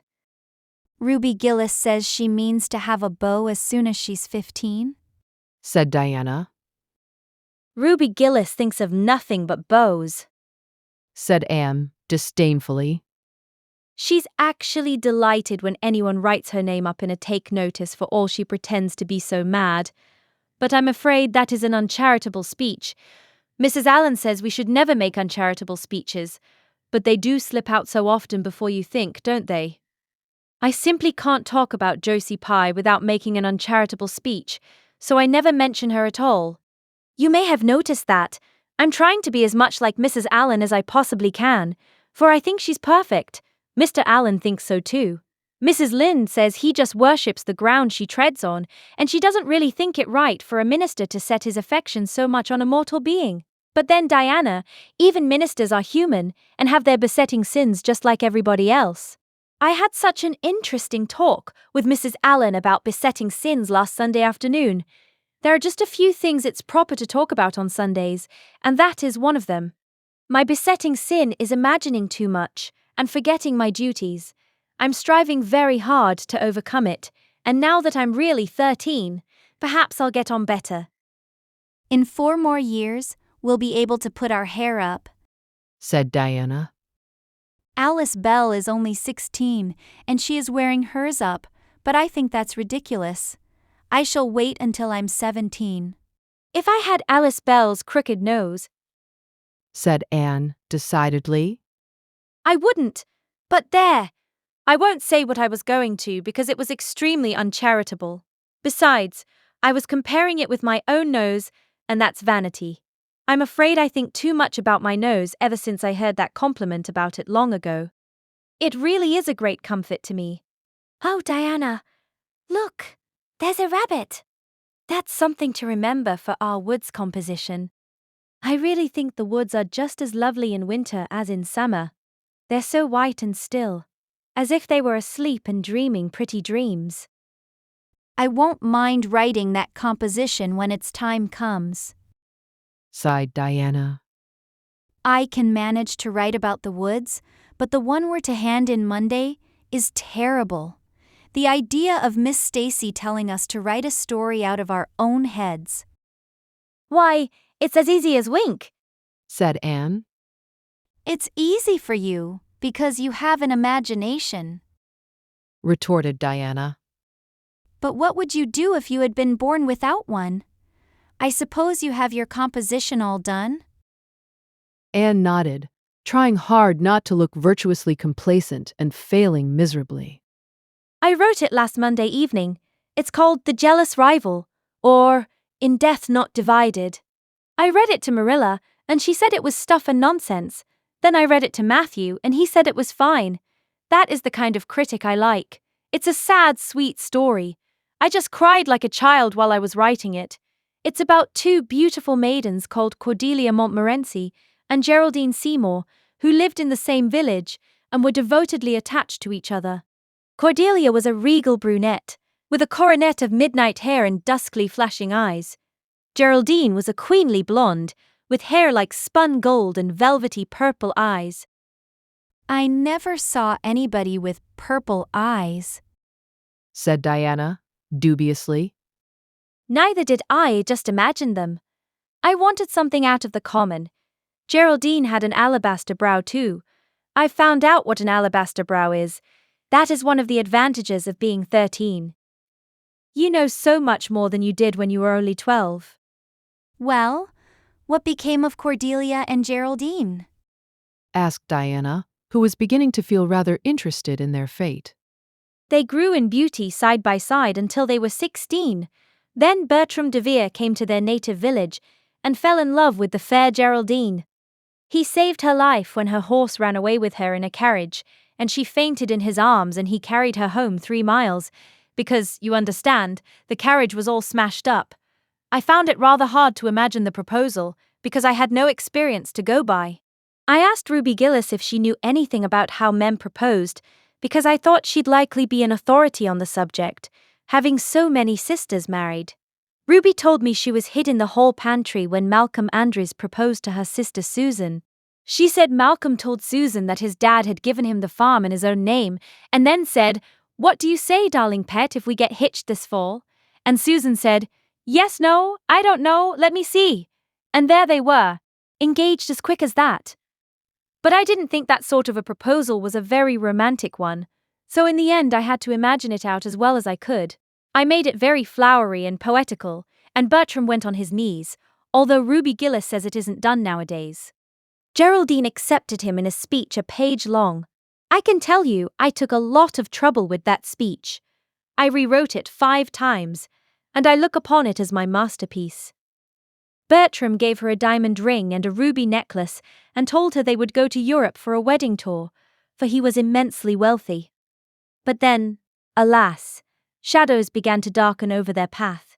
Cordelia was secretly in love with Bertram herself, and when Geraldine told her about the engagement, she was simply furious, especially when she saw the necklace and the diamond ring. All her affection for Geraldine turned to bitter hate, and she vowed that she should never marry Bertram.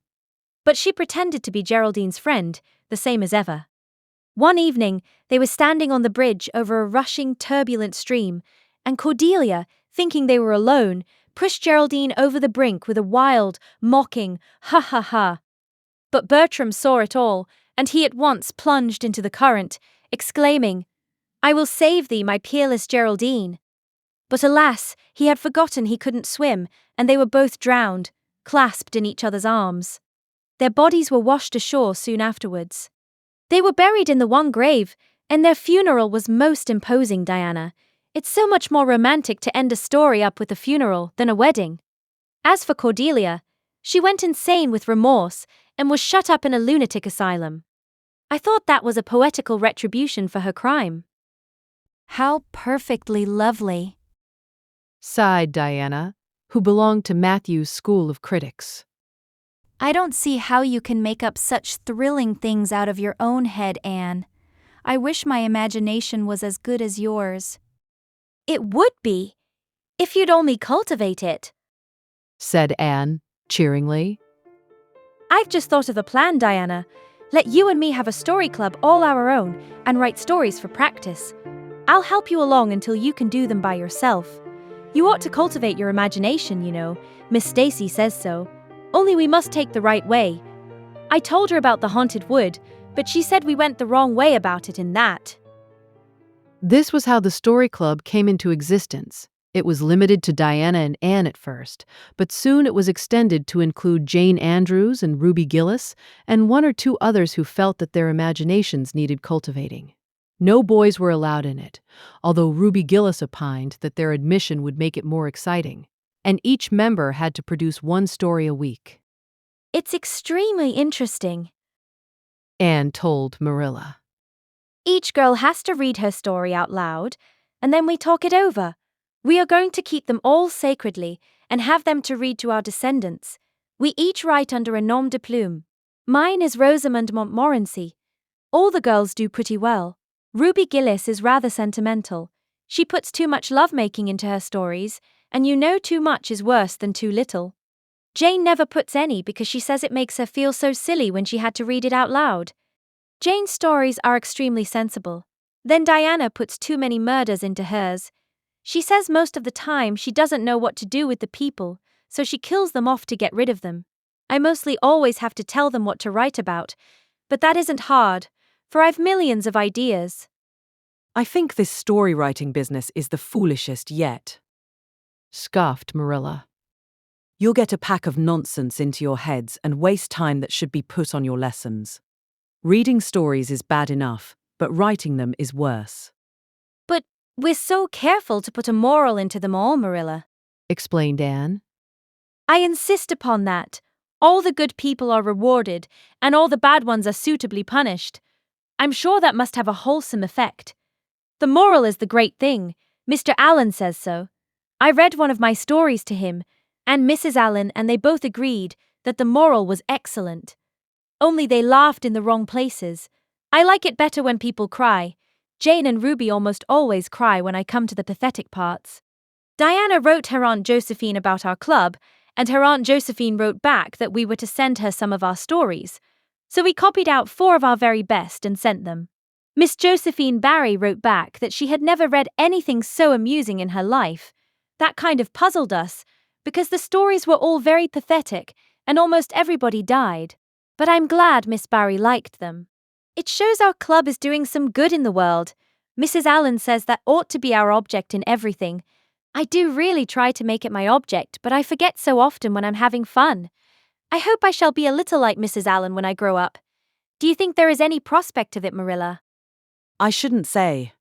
There was a great deal, was Marilla's encouraging answer. I'm sure Mrs. Allen was never such a silly, forgetful little girl as you are.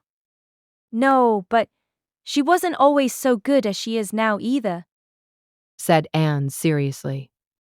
She told me so herself. That is, she said she was a dreadful mischief when she was a girl and was always getting into scrapes. I felt so encouraged when I heard that. Is it very wicked of me, Marilla, to feel encouraged when I hear that other people have been bad and mischievous? Mrs. Lynde says it is. Mrs. Lynde says she always feels shocked when she hears of anyone ever having been naughty, no matter how small they were.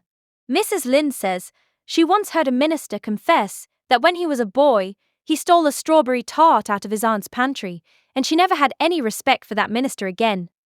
Now, I wouldn't have felt that way. I'd have thought that it was real noble of him to confess it. And I'd have thought what an encouraging thing it would be for small boys nowadays, who do naughty things and are sorry for them to know that perhaps they may grow up to be ministers in spite of it. That's how I'd feel, Marilla. The way I feel at present, Anne, said Marilla, is that it's high time you had those dishes washed. You've taken half an hour longer than you should with all your chattering. Learn to work first and talk afterwards.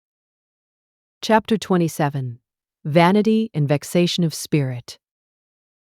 Marilla, walking home one late April evening from an aid meeting, realized that the winter was over and gone with the thrill of delight that spring never fails to bring to the oldest and saddest, as well as to the youngest and merriest. Marilla was not given to subjective analysis of her thoughts and feelings. She probably imagined that she was thinking about the aides and their missionary box and the new carpet for the vestry room. But under these reflections was a harmonious consciousness of red fields smoking into pale purply mists in the declining sun, of long, sharp-pointed fir shadows falling over the meadow beyond the brook, of still, crimson-budded maples around a mirror-like wood pool, of awakening in the world and a stir of hidden pulses under the gray sod. The spring was abroad in the land, and Marilla's sober, middle-aged step was lighter and swifter because of its deep, primal gladness. Her eyes dwelt affectionately on Green Gables, peering through its network of trees and reflecting the sunlight back from its windows in several little coruscations of glory. Marilla, as she picked her steps along the damp lane, thought that it was really a satisfaction to know that she was going home to a briskly snapping wood fire and a table nicely spread for tea, instead of to the cold comfort of old aid meeting evenings before Anne had come to Green Gables. Consequently, when Marilla entered her kitchen and found the fire blackout, with no sign of Anne anywhere, she felt justly disappointed and irritated. She had told Anne to be sure and have tea ready at 5 o'clock, but now she must hurry to take off her second-best dress and prepare the meal herself against Matthew's return from plowing. I'll settle Miss Anne when she comes home, said Marilla grimly, as she shaved up kindlings with a carving knife and with more vim than was strictly necessary. Matthew had come in and was waiting patiently for his tea in his corner. She's gadding off somewhere with Diana, writing stories or practicing dialogues or some such tomfoolery, and never thinking once about the time or her duties. She's just got to be pulled up short and sudden on this sort of thing. I don't care if Mrs. Allen does say she's the brightest and sweetest child she ever knew. She may be bright and sweet enough, but her head is full of nonsense, and there's never any knowing what shape it'll break out in next. Just as soon as she grows out of one freak, she takes up with another. But there, here I am, saying the very thing I was so riled with Rachel Lynde for saying at the aid today.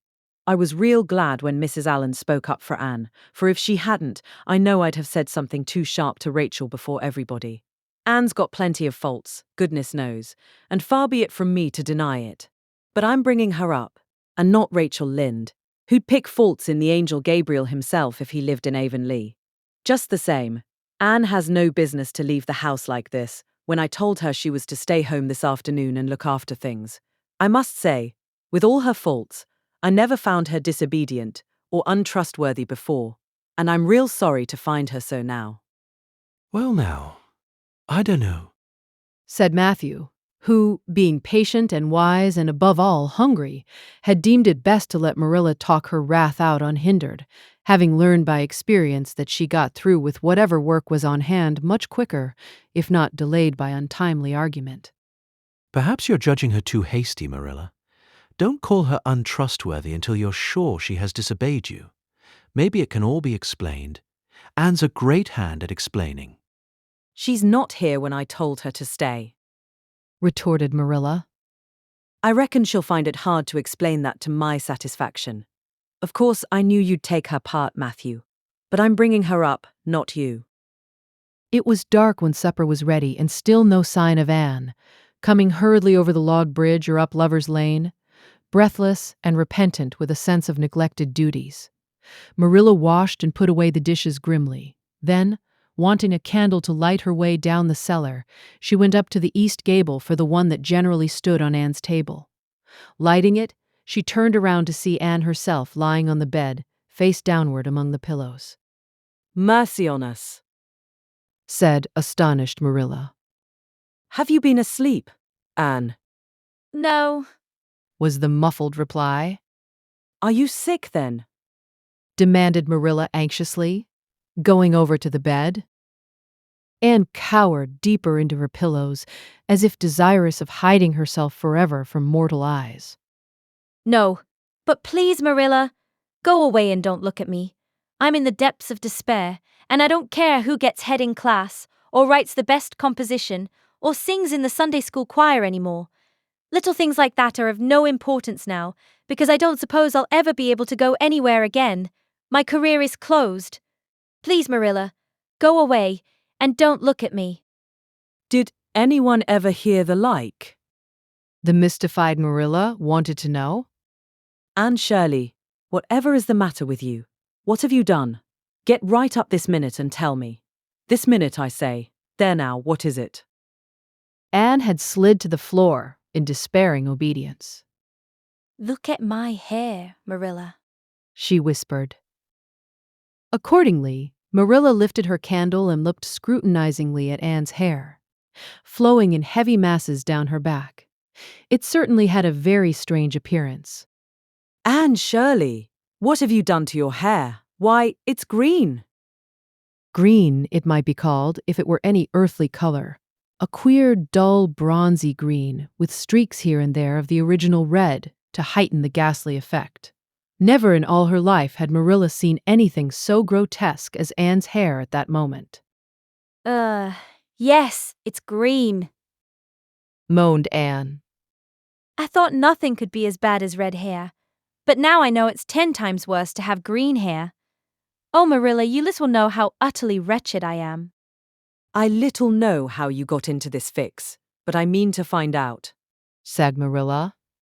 Come right down to the kitchen. It's too cold up here, and tell me just what you've done. I've been expecting something queer for some time. You haven't got into any scrape for over 2 months, and I was sure another one was due. Now then, what did you do to your hair? I dyed it. Dyed it? Dyed your hair? Anne Shirley, didn't you know it was a wicked thing to do? Yes, I knew it was a little wicked, admitted Anne. But I thought it was worthwhile to be a little wicked to get rid of red hair. I counted the cost, Marilla. Besides, I meant to be extra good in other ways to make up for it. Well, said Marilla sarcastically, if I'd decided it was worthwhile to dye my hair, I'd have dyed it a decent color at least. I wouldn't have dyed it green. But I didn't mean to dye it green, Marilla, protested Anne dejectedly. If I was wicked, I meant to be wicked to some purpose. He said it would turn my hair a beautiful raven black. He positively assured me that it would. How could I doubt his word, Marilla? I know what it feels like to have your word doubted. And Mrs. Allen says we should never suspect anyone of not telling us the truth unless we have proof that they're not. I have proof now. Green hair is proof enough for anybody. But I hadn't then, and I believed every word he said implicitly. Who said? Who are you talking about? The peddler that was here this afternoon. I bought the dye from him. Anne Shirley, how often have I told you never to let one of those Italians in the house? I don't believe in encouraging them to come around at all. Oh, I didn't let him in the house. I remembered what you told me, and I went out, carefully shut the door, and looked at his things on the step. Besides, he wasn't an Italian, he was a German Jew. He had a big box full of very interesting things, and he told me he was working hard to make enough money to bring his wife and children out from Germany. He spoke so feelingly about them that it touched my heart. I wanted to buy something from him to help him in such a worthy object. Then, all at once, I saw the bottle of hair dye. The peddler said it was warranted to dye any hair a beautiful raven black and wouldn't wash off. In a trice, I saw myself with beautiful raven black hair, and the temptation was irresistible.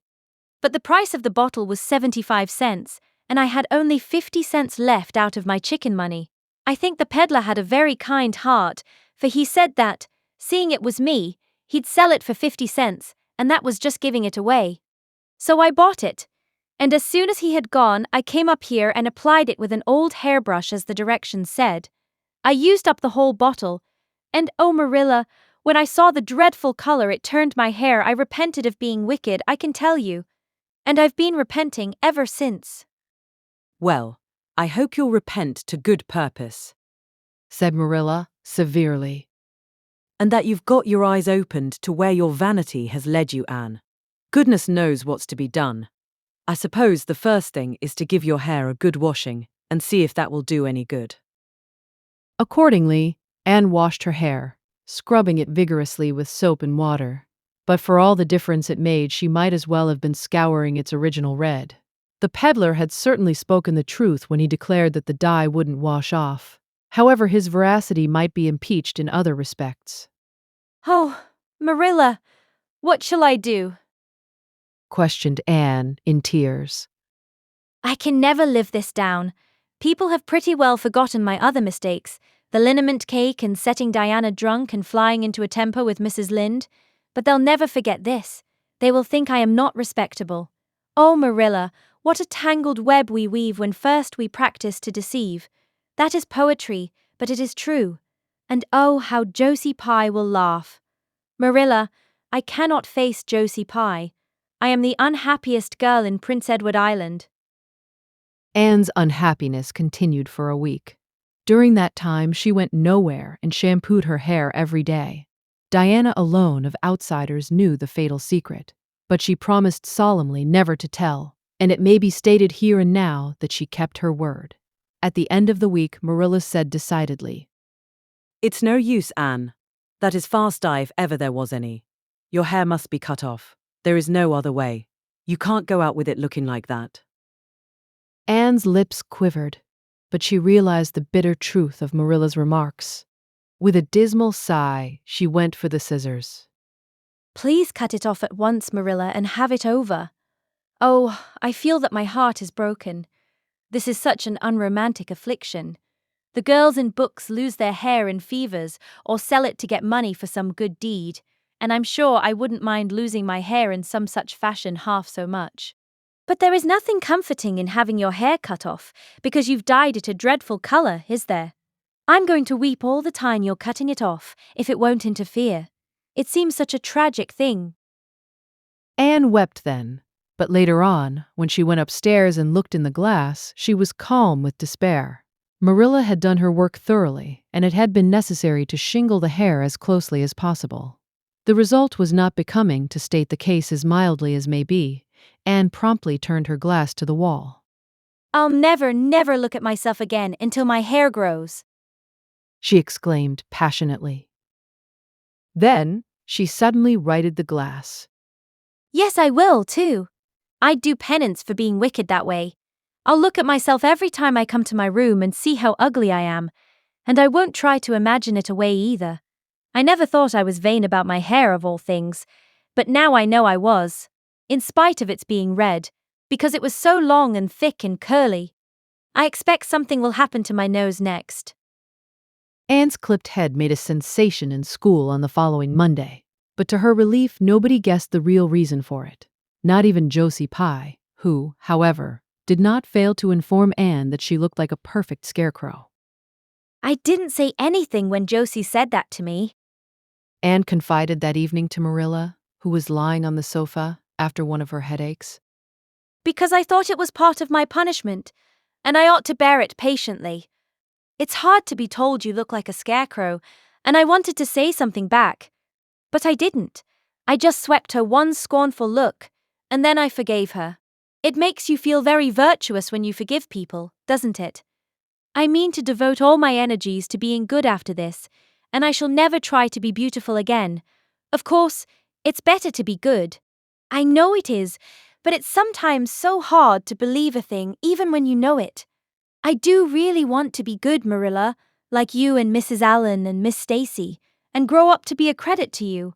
Diana says when my hair begins to grow to tie a black velvet ribbon around my head with a bow at one side. She says she thinks it will be very becoming. I will call it a snood. That sounds so romantic. But am I talking too much, Marilla? Does it hurt your head? My head is better now.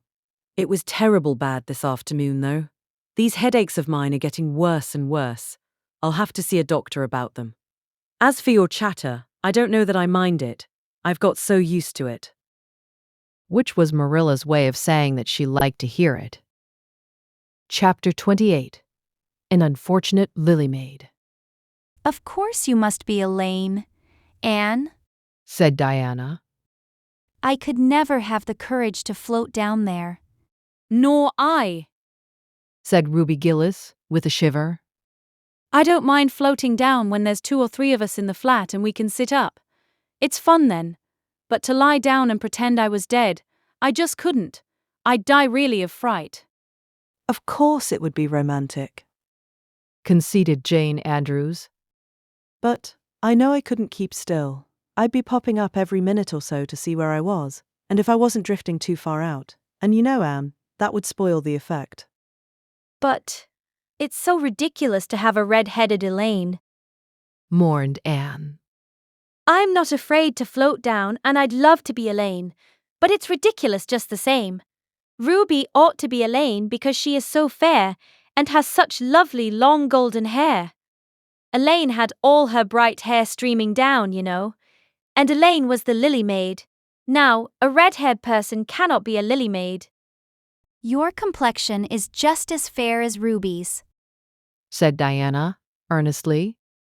And your hair is ever so much darker than it used to be before you cut it. Oh, do you really think so? Exclaimed Anne, flushing sensitively with delight.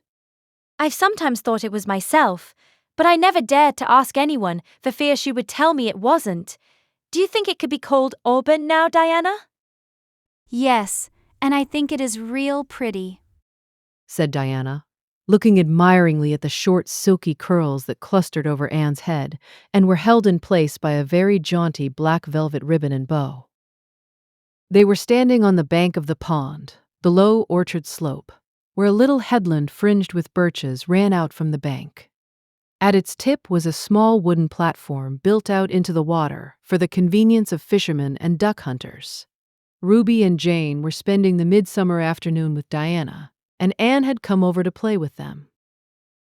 Anne and Diana had spent most of their playtime that summer on and about the pond. Idlewild was a thing of the past, Mr. Bell having ruthlessly cut down the little circle of trees in his back pasture in the spring. Anne had sat among the stumps and wept, not without an eye to the romance of it. But she was speedily consoled, for after all, as she and Diana said, big girls of 13 going on 14 were too old for such childish amusements as playhouses, and there were more fascinating sports to be found about the pond. It was splendid to fish for trout over the bridge, and the 2 girls learned to row themselves about in the little flat-bottomed dory Mr. Barry kept for duck shooting. It was Anne's idea that they dramatize Elaine. They had studied Tennyson's poem in school the preceding winter, the superintendent of education having prescribed it in the English course for the Prince Edward Island schools. They had analyzed and parsed it and torn it to pieces in general, until it was a wonder there was any meaning at all left in it for them. But at least the fair Lily Maid and Lancelot and Guinevere and King Arthur had become very real people to them, and Anne was devoured by secret regret that she had not been born in Camelot. Those days, she said, were so much more romantic than the present. Anne's plan was hailed with enthusiasm. The girls had discovered that if the flat were pushed off from the landing place, it would drift down with the current under the bridge and finally strand itself on another headland lower down, which ran out at a curve in the pond. They had often gone down like this, and nothing could be more convenient for playing Elaine. Well, I'll be Elaine, said Anne, yielding reluctantly. For although she would have been delighted to play the principal character, yet her artistic sense demanded fitness for it. And this, she felt, her limitations made impossible. Ruby, you must be King Arthur, and Jane will be Guinevere, and Diana must be Lancelot. But first you must be the brothers and the father. We can't have the old dumb servitor because there isn't room for two in the flat when one is lying down. We must pall the barge all its length in blackest samite. That old black shawl of your mother's will be just the thing, Diana. The black shawl having been procured, Anne spread it over the flat and then lay down on the bottom, with closed eyes and hands folded over her breast. Oh, she does look really dead, whispered Ruby Gillis nervously, watching the still, white little face under the flickering shadows of the birches.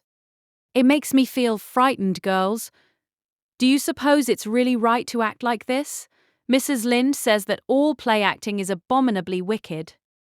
Ruby, you shouldn't talk about Mrs. Lynde, said Anne, severely. It spoils the effect, because this is hundreds of years before Mrs. Lynde was born. Jane, you arrange this. It's silly for Elaine to be talking when she's dead. Jane rose to the occasion. Cloth of gold for coverlet there was none, but an old piano scarf of yellow Japanese crepe was an excellent substitute. A white lily was not obtainable just then, but the effect of a tall blue iris placed in one of Anne's folded hands was all that could be desired. Now, she's all ready, said Jane. We must kiss her quiet brows and, Diana, you say, sister, farewell forever. And Ruby, you say, farewell, sweet sister, both of you as sorrowfully as you possibly can. Anne, for goodness sake, smile a little. You know Elaine lay as though she smiled. That's better. Now push the flat off. The flat was accordingly pushed off, scraping roughly over an old embedded stake in the process. Diana and Jane and Ruby only waited long enough to see it caught in the current and headed for the bridge before scampering up through the woods across the road and down to the lower headland where, as Lancelot and Guinevere and the king, they were to be in readiness to receive the Lily Maid. For a few minutes, Anne, drifting slowly down, enjoyed the romance of her situation to the full. Then something happened not at all romantic. The flat began to leak. In a very few moments, it was necessary for Elaine to scramble to her feet, pick up her cloth of gold coverlet and pall of blackest samite, and gaze blankly at a big crack in the bottom of her barge, through which the water was literally pouring. That sharp stake at the landing had torn off the strip of batting nailed on the flat. Anne did not know this, but it did not take her long to realize that she was in a dangerous plight. At this rate, the flat would fill and sink long before it could drift to the lower headland. Where were the oars? Left behind at the landing. Anne gave one gasping little scream which nobody ever heard. She was white to the lips, but she did not lose her self-possession. There was one chance, just one. I was horribly frightened, she told Mrs. Allen the next day. And it seemed like years while the flat was drifting down to the bridge and the water rising in it every moment. I prayed, Mrs. Allen, most earnestly, but I didn't shut my eyes to pray, for I knew the only way God could save me was to let the flat float close enough to one of the bridge piles for me to climb up on it. You know, the piles are just old tree trunks, and there are lots of knots and old branch stubs on them. It was proper to pray, but I had to do my part by watching out, and right well I knew it. I just said, Dear God, please take the flat close to a pile and I'll do the rest. Over and over again. Under such circumstances, you don't think much about making a flowery prayer, but mine was answered, for the flat bumped right into a pile for a minute, and I flung the scarf and the shawl over my shoulder and scrambled up on a big providential stub. And there I was, Mrs. Allen, clinging to that slippery old pile with no way of getting up or down. It was a very unromantic position, but I didn't think about that at the time. You don't think much about romance when you have just escaped from a watery grave. I said a grateful prayer at once, and then I gave all my attention to holding on tight, for I knew I should probably have to depend on human aid to get back to dry land. The flat drifted under the bridge and then promptly sank in midstream. Ruby, Jane, and Diana, already awaiting it on the lower headland, saw it disappear before their very eyes and had not a doubt but that Anne had gone down with it. For a moment they stood still, white as sheets, frozen with horror at the tragedy. Then, shrieking at the tops of their voices, they started on a frantic run up through the woods, never pausing as they crossed the main road to glance the way of the bridge. Anne, clinging desperately to her precarious foothold, saw their flying forms and heard their shrieks. Help would soon come, but meanwhile her position was a very uncomfortable one. The minutes passed by, each seeming an hour to the unfortunate Lily Maid. Why didn't somebody come? Where had the girls gone? Suppose they had fainted, one and all. Suppose nobody ever came. Suppose she grew so tired and cramped that she could hold on no longer. Anne looked at the wicked green depths below her, wavering with long, oily shadows, and shivered. Her imagination began to suggest all manner of gruesome possibilities to her. Then, just as she thought she really could not endure the ache in her arms and wrists another moment, Gilbert Blythe came rowing under the bridge in Harmon Andrews's dory. Gilbert glanced up and, much to his amazement, beheld a little white, scornful face looking down upon him with big, frightened but also scornful gray eyes.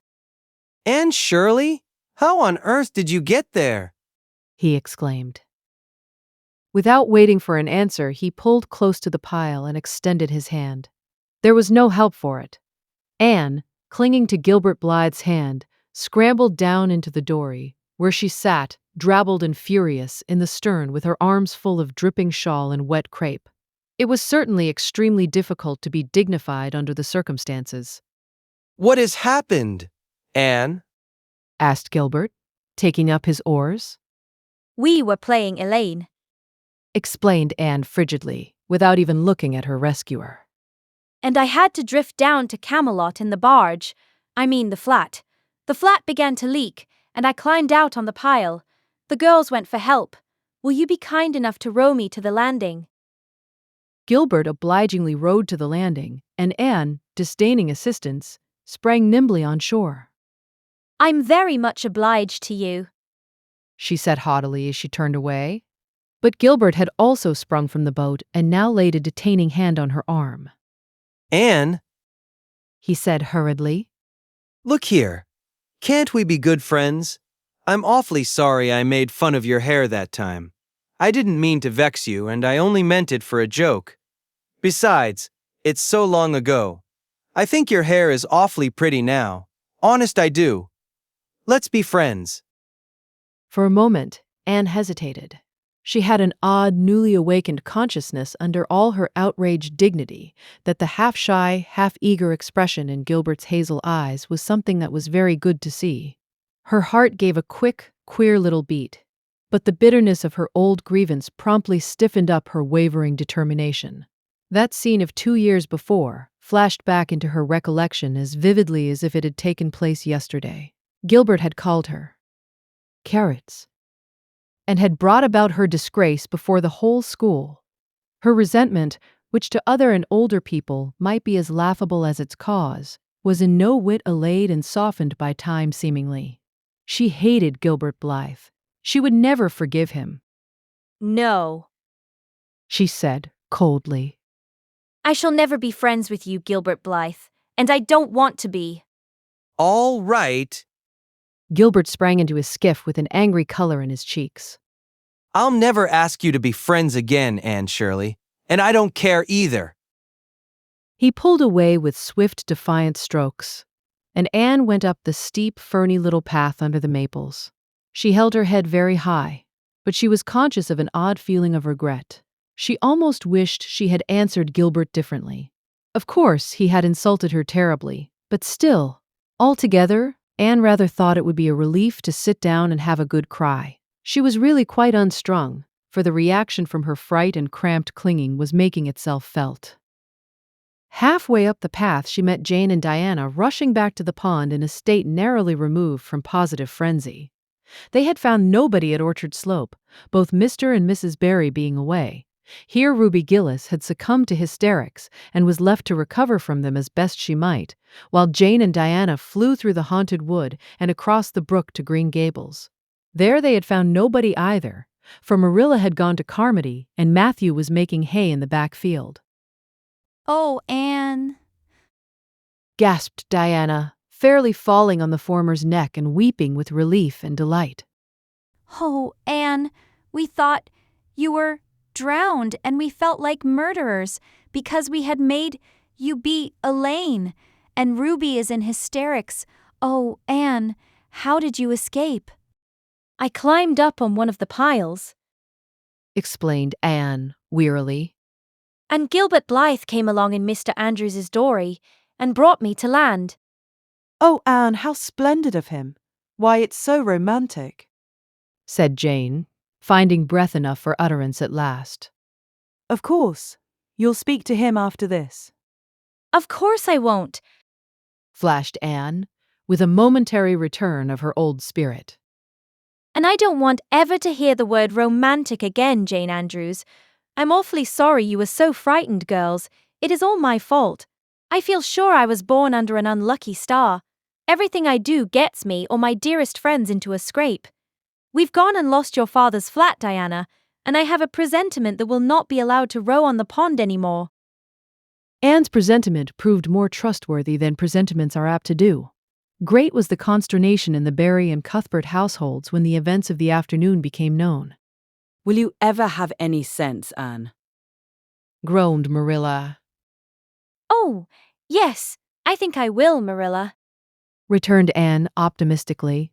A good cry, indulged in the grateful solitude of the east gable, had soothed her nerves and restored her to her wonted cheerfulness. I think my prospects of becoming sensible are brighter now than ever. I don't see how, Said Marilla. Well, Explained Anne. I've learned a new and valuable lesson today. Ever since I came to Green Gables, I've been making mistakes, and each mistake has helped to cure me of some great shortcoming. The affair of the amethyst brooch cured me of meddling with things that didn't belong to me. The haunted wood mistake cured me of letting my imagination run away with me. The liniment cake mistake cured me of carelessness in cooking. Dyeing my hair cured me of vanity. I never think about my hair and nose now, at least, very seldom. And today's mistake is going to cure me of being too romantic. I have come to the conclusion that it is no use trying to be romantic in Avonlea. It was probably easy enough in towered Camelot hundreds of years ago, but romance is not appreciated now. I feel quite sure that you will soon see a great improvement in me in this respect, Marilla. I'm sure. I hope so. Said Marilla skeptically. But Matthew, who had been sitting mutely in his corner, laid a hand on Anne's shoulder when Marilla had gone out. Don't give up all your romance, Anne. He whispered, shyly. A little of it is a good thing. Not too much, of course. But keep a little of it, Anne. Keep a little of it. Chapter 29. An Epoch in Anne's Life. Anne was bringing the cows home from the back pasture by way of Lover's Lane. It was a September evening, and all the gaps and clearings in the woods were brimmed up with ruby sunset light. Here and there the lane was splashed with it, but for the most part, it was already quite shadowy beneath the maples, and the spaces under the firs were filled with a clear violet dusk like airy wine. The winds were out in their tops, and there is no sweeter music on earth than that which the wind makes in the fir trees at evening. The cows swung placidly down the lane, and Anne followed them dreamily, repeating aloud the battle canto from Marmion, which had also been part of their English course the preceding winter, and which Miss Stacy had made them learn off by heart, and exulting in its rushing lines and the clash of spears in its imagery. When she came to the lines, The stubborn spearsmen still made good their dark impenetrable wood. she stopped in ecstasy to shut her eyes, that she might the better fancy herself one of that heroic ring. When she opened them again, it was to behold Diana coming through the gate that led into the berry field. and looking so important that Anne instantly divined there was news to be told. But betray too eager curiosity she would not. Isn't this evening just like a purple dream, Diana? It makes me so glad to be alive. In the mornings, I always think the mornings are best, but when evening comes, I think it's lovelier still. It's a very fine evening, said Diana. But oh, I have such news, Anne. Guess. You can have 3 guesses. Charlotte Gillis is going to be married in the church after all, and Mrs. Allen wants us to decorate it, cried Anne. No, Charlotte's beau won't agree to that, because nobody ever has been married in the church yet, and he thinks it would seem too much like a funeral. It's too mean, because it would be such fun. Guess again. Jane's mother is going to let her have a birthday party? Diana shook her head, her black eyes dancing with merriment. I can't think what it can be, said Anne in despair. Unless it's that moody Spurgeon Macpherson saw you home from prayer meeting last night. Did he? I should think not, exclaimed Diana indignantly. I wouldn't be likely to boast of it if he did, the horrid creature. I knew you couldn't guess it. Mother had a letter from Aunt Josephine today, and Aunt Josephine wants you and me to go to town next Tuesday and stop with her for the exhibition. There. Oh, Diana, whispered Anne, finding it necessary to lean up against a maple tree for support. Do you really mean it? But I'm afraid Marilla won't let me go. She will say that she can't encourage gadding about. That was what she said last week when Jane invited me to go with them in their double-seated buggy to the American concert at the White Sands Hotel. I wanted to go, but Marilla said I'd be better at home learning my lessons, and so would Jane. I was bitterly disappointed, Diana. I felt so heartbroken that I wouldn't say my prayers when I went to bed, but I repented of that and got up in the middle of the night and said them. I'll tell you, said Diana. We'll get Mother to ask Marilla. She'll be more likely to let you go then. And if she does, we'll have the time of our lives, Anne. I've never been to an exhibition, and it's so aggravating to hear the other girls talking about their trips. Jane and Ruby have been twice, and they're going this year again. I'm not going to think about it at all until I know whether I can go or not, said Anne resolutely.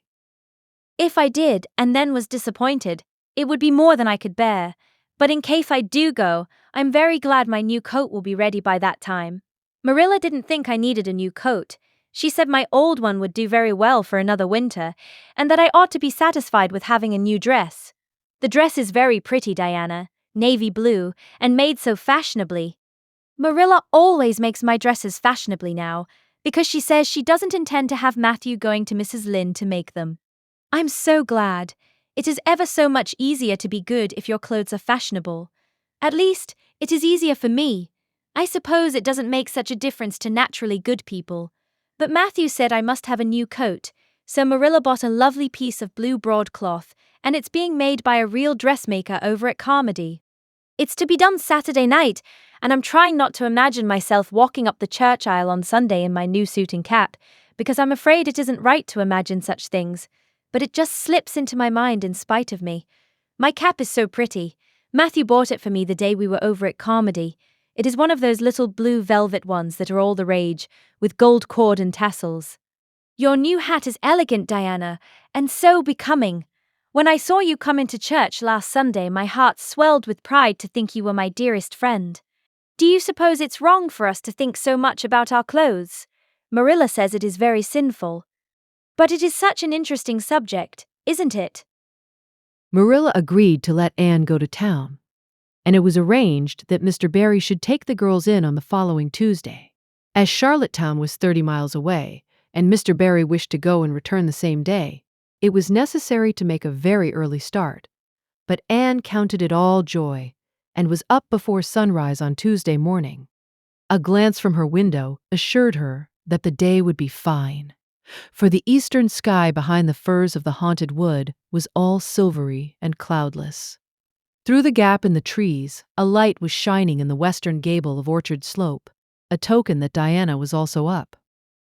Anne was dressed by the time Matthew had the fire on and had the breakfast ready when Marilla came down, but for her own part was much too excited to eat. After breakfast, the jaunty new cap and jacket were donned, and Anne hastened over the brook and up through the firs to Orchard Slope. Mr. Barry and Diana were waiting for her, and they were soon on the road.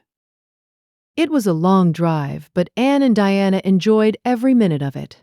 It was delightful to rattle along over the moist roads in the early red sunlight that was creeping across the shorn harvest fields. The air was fresh and crisp, and little smoke-blue mists curled through the valleys and floated off from the hills. Sometimes the road went through woods where maples were beginning to hang out scarlet banners. Sometimes it crossed rivers on bridges that made Anne's flesh cringe with the old, half-delightful fear. Sometimes it wound along a harbor shore and passed by a little cluster of weather-gray fishing huts. Again, it mounted to hills whence a far sweep of curving upland or misty blue sky could be seen. But wherever it went, there was much of interest to discuss. It was almost noon when they reached town and found their way to Beechwood. It was quite a fine old mansion, set back from the street in a seclusion of green elms and branching beeches. Miss Barry met them at the door with a twinkle in her sharp black eyes. "So you've come to see me at last, you Anne girl," she said. "Mercy, child, how you have grown. You're taller than I am, I declare, and you're ever so much better looking than you used to be, too. But I dare say you know that without being told." Indeed, I didn't, said Anne, radiantly. I know I'm not so freckled as I used to be, so I've much to be thankful for, but I really hadn't dared to hope there was any other improvement. I'm so glad you think there is, Miss Barry. Miss Barry's house was furnished with great magnificence. As Anne told Marilla afterward, the two little country girls were rather abashed by the splendor of the parlor, where Miss Barry left them when she went to see about dinner. Isn't it just like a palace? Whispered Diana. I never was in Aunt Josephine's house before, and I'd no idea it was so grand. I just wish Julia Bell could see this. She puts on such airs about her mother's parlor. Ah, velvet carpet. Sighed Anne, luxuriously. And silk curtains. I've dreamed of such things, Diana, but do you know, I don't believe I feel very comfortable with them after all. There are so many things in this room, and all so splendid, that there is no scope for imagination. That is one consolation when you are poor. There are so many more things you can imagine about. Their sojourn in town was something that Anne and Diana dated from for years. From first to last, it was crowded with delights. On Wednesday, Miss Barry took them to the exhibition grounds and kept them there all day. It was splendid. Anne related to Marilla later on. I never imagined anything so interesting. I don't really know which department was the most interesting. I think I liked the horses and the flowers and the fancy work best. Josie Pye took first prize for knitted lace. I was real glad she did, and I was glad that I felt glad, for it shows I'm improving, don't you think, Marilla, when I can rejoice in Josie's success? Mr. Harmon Andrews took second prize for Gravenstein apples, and Mr. Bell took first prize for a pig. Diana said she thought it was ridiculous for a Sunday school superintendent to take a prize in pigs, but I don't see why. Do you? She said she would always think of it after this when he was praying so solemnly. Clara Louise McPherson took a prize for painting, and Mrs. Lynde got first prize for homemade butter and cheese. So Avonlea was pretty well represented, wasn't it?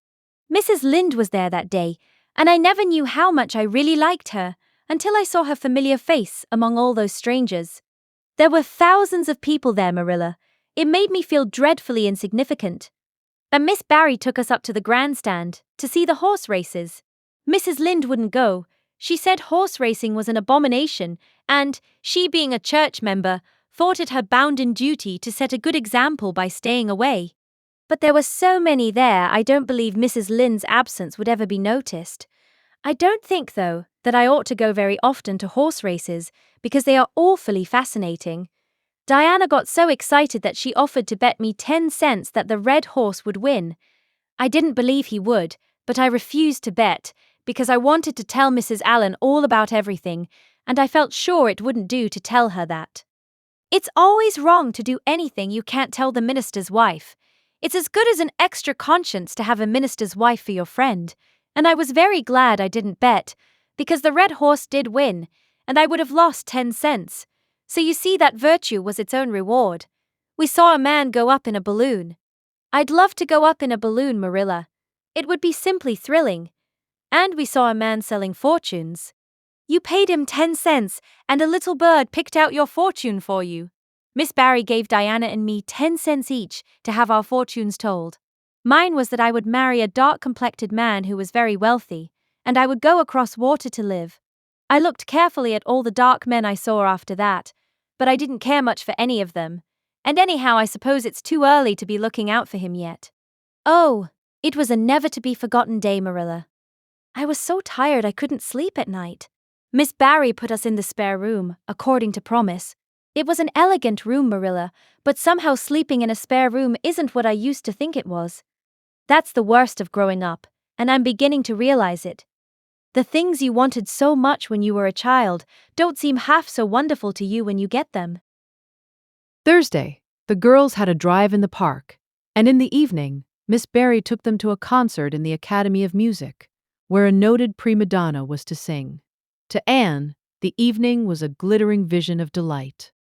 Oh, Marilla, it was beyond description. I was so excited I couldn't even talk, so you may know what it was like. I just sat in enraptured silence. Madame Selitsky was perfectly beautiful and wore white satin and diamonds, but when she began to sing I never thought about anything else. Oh, I can't tell you how I felt, but it seemed to me that it could never be hard to be good anymore. I felt like I do when I look up to the stars. Tears came into my eyes, but oh, they were such happy tears. I was so sorry when it was all over, and I told Miss Barry I didn't see how I was ever to return to common life again. She said she thought if we went over to the restaurant across the street and had an ice cream it might help me. That sounded so prosaic, but to my surprise I found it true. The ice cream was delicious, Marilla, and it was so lovely and dissipated to be sitting there eating it at 11 o'clock at night. Diana said she believed she was born for city life. Miss Barry asked me what my opinion was, but I said I would have to think it over very seriously before I could tell her what I really thought. So I thought it over after I went to bed. That is the best time to think things out. And I came to the conclusion, Marilla, that I wasn't born for city life, and that I was glad of it. It's nice to be eating ice cream at brilliant restaurants at 11 o'clock at night once in a while. But as a regular thing, I'd rather be in the East Gable at 11, sound asleep, but kind of knowing, even in my sleep, that the stars were shining outside, and that the wind was blowing in the firs across the brook. I told Miss Barry so at breakfast the next morning, and she laughed. Miss Barry generally laughed at anything I said, even when I said the most solemn things. I don't think I liked it, Marilla, because I wasn't trying to be funny. But she is a most hospitable lady, and treated us royally. Friday brought going home time, and Mr. Barry drove in for the girls. Well, I hope you've enjoyed yourselves, said Miss Barry, as she bade them goodbye. Indeed we have, said Diana. And you, Amgo? I've enjoyed every minute of the time, said Anne, throwing her arms impulsively about the old woman's neck and kissing her wrinkled cheek. Diana would never have dared to do such a thing, and felt rather aghast at Anne's freedom. But Miss Barry was pleased, and she stood on her veranda and watched the buggy out of sight. Then she went back into her big house with a sigh. It seemed very lonely, lacking those fresh young lives. Miss Barry was a rather selfish old lady, if the truth must be told, and had never cared much for anybody but herself. She valued people only as they were of service to her or amused her. Anne had amused her, and consequently stood high in the old lady's good graces. But Miss Barry found herself thinking less about Anne's quaint speeches than of her fresh enthusiasms, her transparent emotions, her little winning ways, and the sweetness of her eyes and lips. I thought Marilla Cuthbert was an old fool when I heard she'd adopted a girl out of an orphan asylum, she said to herself. But I guess she didn't make much of a mistake after all. If I'd a child like Anne in the house, all the time I'd be a better and happier woman. Anne and Diana found the drive home as pleasant as the drive. Pleasanter, indeed, since there was the delightful consciousness of home waiting at the end of it. It was sunset when they passed through White Sands and turned into the shore road. Beyond, the Avonlea hills came out darkly against the saffron sky. Behind them, the moon was rising out of the sea, that grew all radiant and transfigured in her light. Every little cove along the curving road was a marvel of dancing ripples. The waves broke with a soft swish on the rocks below them, and the tang of the sea was in the strong, fresh air. Oh, but it's good to be alive and to be going home, breathed Anne. When she crossed the log bridge over the brook, the kitchen light of Green Gables winked her a friendly welcome back, and through the open door shone the hearth fire, sending out its warm red glow athwart the chilly autumn night. Anne ran blithely up the hill and into the kitchen, where a hot supper was waiting on the table. "So you've got back?" said Marilla, folding up her knitting. Yes, and oh, it's so good to be back, said Anne, joyously. I could kiss everything, even to the clock. Marilla, a broiled chicken. You don't mean to say you cooked that for me? "Yes, I did," said Marilla. "I thought you'd be hungry after such a drive and need something real appetizing. Hurry and take off your things, and we'll have supper as soon as Matthew comes in. I'm glad you've got back, I must say. It's been fearful lonesome here without you, and I never put in 4 longer days." After supper, Anne sat before the fire between Matthew and Marilla, and gave them a full account of her visit. I've had a splendid time, she concluded, happily. And I feel that it marks an epoch in my life, but the best of it all was the coming home. Chapter 30. The Queen's Class is Organized. Marilla laid her knitting on her lap and leaned back in her chair. Her eyes were tired, and she thought vaguely that she must see about having her glasses changed the next time she went to town, for her eyes had grown tired very often of late. It was nearly dark, for the full November twilight had fallen around Green Gables, and the only light in the kitchen came from the dancing red flames in the stove. Anne was curled up Turk fashion on the hearthrug, gazing into that joyous glow where the sunshine of 100 summers was being distilled from the maple cordwood. She had been reading, but her book had slipped to the floor, and now she was dreaming with a smile on her parted lips. Glittering castles in Spain were shaping themselves out of the mists and rainbows of her lively fancy. Adventures, wonderful and enthralling, were happening to her in cloudland adventures that always turned out triumphantly, and never involved her in scrapes like those of actual life. Marilla looked at her with a tenderness that would never have been suffered to reveal itself in any clearer light than that soft mingling of fireshine and shadow.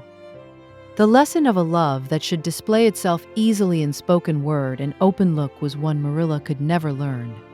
But she had learned to love this slim, gray-eyed girl with an affection all the deeper and stronger from its very undemonstrativeness. Her love made her afraid of being unduly indulgent indeed. She had an uneasy feeling that it was rather sinful to set one's heart so intensely on any human creature as she had set hers on Anne. And perhaps she performed a sort of unconscious penance for this, by being stricter and more critical than if the girl had been less dear to her. Certainly Anne herself had no idea how Marilla loved her. She sometimes thought wistfully that Marilla was very hard to please, and distinctly lacking in sympathy and understanding. But she always checked the thought reproachfully, remembering what she owed to Marilla. "Anne," said Marilla, abruptly. "Miss Stacy was here this afternoon when you were out with Diana." Anne came back from her other world with a start and a sigh. Was she? Oh, I'm so sorry I wasn't in. Why didn't you call me, Marilla? Diana and I were only over in the haunted wood. It's lovely in the woods now. All the little wood things, the ferns and the satin leaves and the crackerberries, have gone to sleep, just as if somebody had tucked them away until spring under a blanket of leaves. I think it was a little grey fairy with a rainbow scarf that came tiptoeing along the last moonlight night and did it. Diana wouldn't say much about that, though. Diana has never forgotten the scolding her mother gave her about imagining ghosts into the haunted wood. It had a very bad effect on Diana's imagination. It blighted it. Mrs. Lynde says Myrtle Bell is a blighted being. I asked Ruby Gillis why Myrtle was blighted, and Ruby said she guessed it was because her young man had gone back on her. Ruby Gillis thinks of nothing but young men, and the older she gets, the worse she is. Young men are all very well in their place, but it doesn't do to drag them into everything, does it? Diana and I are thinking seriously of promising each other that we will never marry but be nice old maids and live together forever. Diana hasn't quite made up her mind, though, because she thinks perhaps it would be nobler to marry some wild, dashing, wicked young man and reform him. Diana and I talk a great deal about serious subjects now, you know. We feel that we are so much older than we used to be, that it isn't becoming to talk of childish matters. It's such a solemn thing to be almost 14, Marilla. Miss Stacy took all us girls who are in our teens down to the brook last Wednesday and talked to us about it. She said we couldn't be too careful what habits we formed and what ideals we acquired in our teens, because by the time we were 20, our characters would be developed and the foundation laid for our whole future life. And she said if the foundation was shaky, we could never build anything really worthwhile on it. Diana and I talked the matter over coming home from school. We felt extremely solemn, Marilla, and we decided that we would try to be very careful indeed and form respectable habits and learn all we could and be as sensible as possible so that by the time we were 20, our characters would be properly developed. It's perfectly appalling to think of being 20, Marilla. It sounds so fearfully old and grown up, but why was Miss Stacy here this afternoon? That is what I want to tell you, Anne, if you'll ever give me a chance to get a word in edgewise. She was talking about you. About me? Anne looked rather scared. Then she flushed and exclaimed, Oh, I know what she was saying. I meant to tell you, Marilla, honestly I did, but I forgot. Miss Stacy caught me reading Ben-Hur in school yesterday afternoon, when I should have been studying my Canadian history. Jane Andrews lent it to me. I was reading it at dinner hour, and I had just got to the chariot race when school went in. I was simply wild to know how it turned out, although I felt sure Ben-Hur must win, because it wouldn't be poetical justice if he didn't, so I spread the history open on my desk lid and then tucked Ben-Hur between the desk and my knee. I just looked as if I were studying Canadian history, you know, while all the while I was reveling in Ben-Hur. I was so interested in it that I never noticed Miss Stacy coming down the aisle until all at once I just looked up, and there she was looking down at me, so reproachful-like. I can't tell you how ashamed I felt, Marilla, especially when I heard Josie Pye giggling. Miss Stacy took Ben-Hur away, but she never said a word then. She kept me in at recess and talked to me. She said I had done very wrong in two respects. First, I was wasting the time I ought to have put on my studies. And secondly, I was deceiving my teacher in trying to make it appear I was reading a history when it was a storybook instead. I had never realized until that moment, Marilla, that what I was doing was deceitful. I was shocked. I cried bitterly and asked Miss Stacy to forgive me, and I'd never do such a thing again. And I offered to do penance by never so much as looking at Ben-Hur for a whole week, not even to see how the chariot race turned out. But Miss Stacy said she wouldn't require that, and she forgave me freely. So I think it wasn't very kind of her to come up here to you about it after all. Miss Stacy never mentioned such a thing to me, Anne, and it's only your guilty conscience that's the matter with you. You have no business to be taking storybooks to school. You read too many novels anyhow. When I was a girl, I wasn't so much as allowed to look at a novel. Oh, how can you call Ben-Hur a novel when it's really such a religious book? protested Anne. Of course, it's a little too exciting to be proper reading for Sunday, and I only read it on weekdays. And I never read any book now unless either Miss Stacy or Mrs. Allen thinks it is a proper book for a girl 13 3/4 to read. Miss Stacy made me promise that. She found me reading a book one day called The Lurid Mystery of the Haunted Hall. It was one Ruby Gillis had lent me. And oh, Marilla, it was so fascinating and creepy. It just curdled the blood in my veins. But Miss Stacy said it was a very silly, unwholesome book, and she asked me not to read any more of it or any like it. I didn't mind promising not to read any more like it, but it was agonizing to give back that book, without knowing how it turned out. But my love for Miss Stacy stood the test, and I did.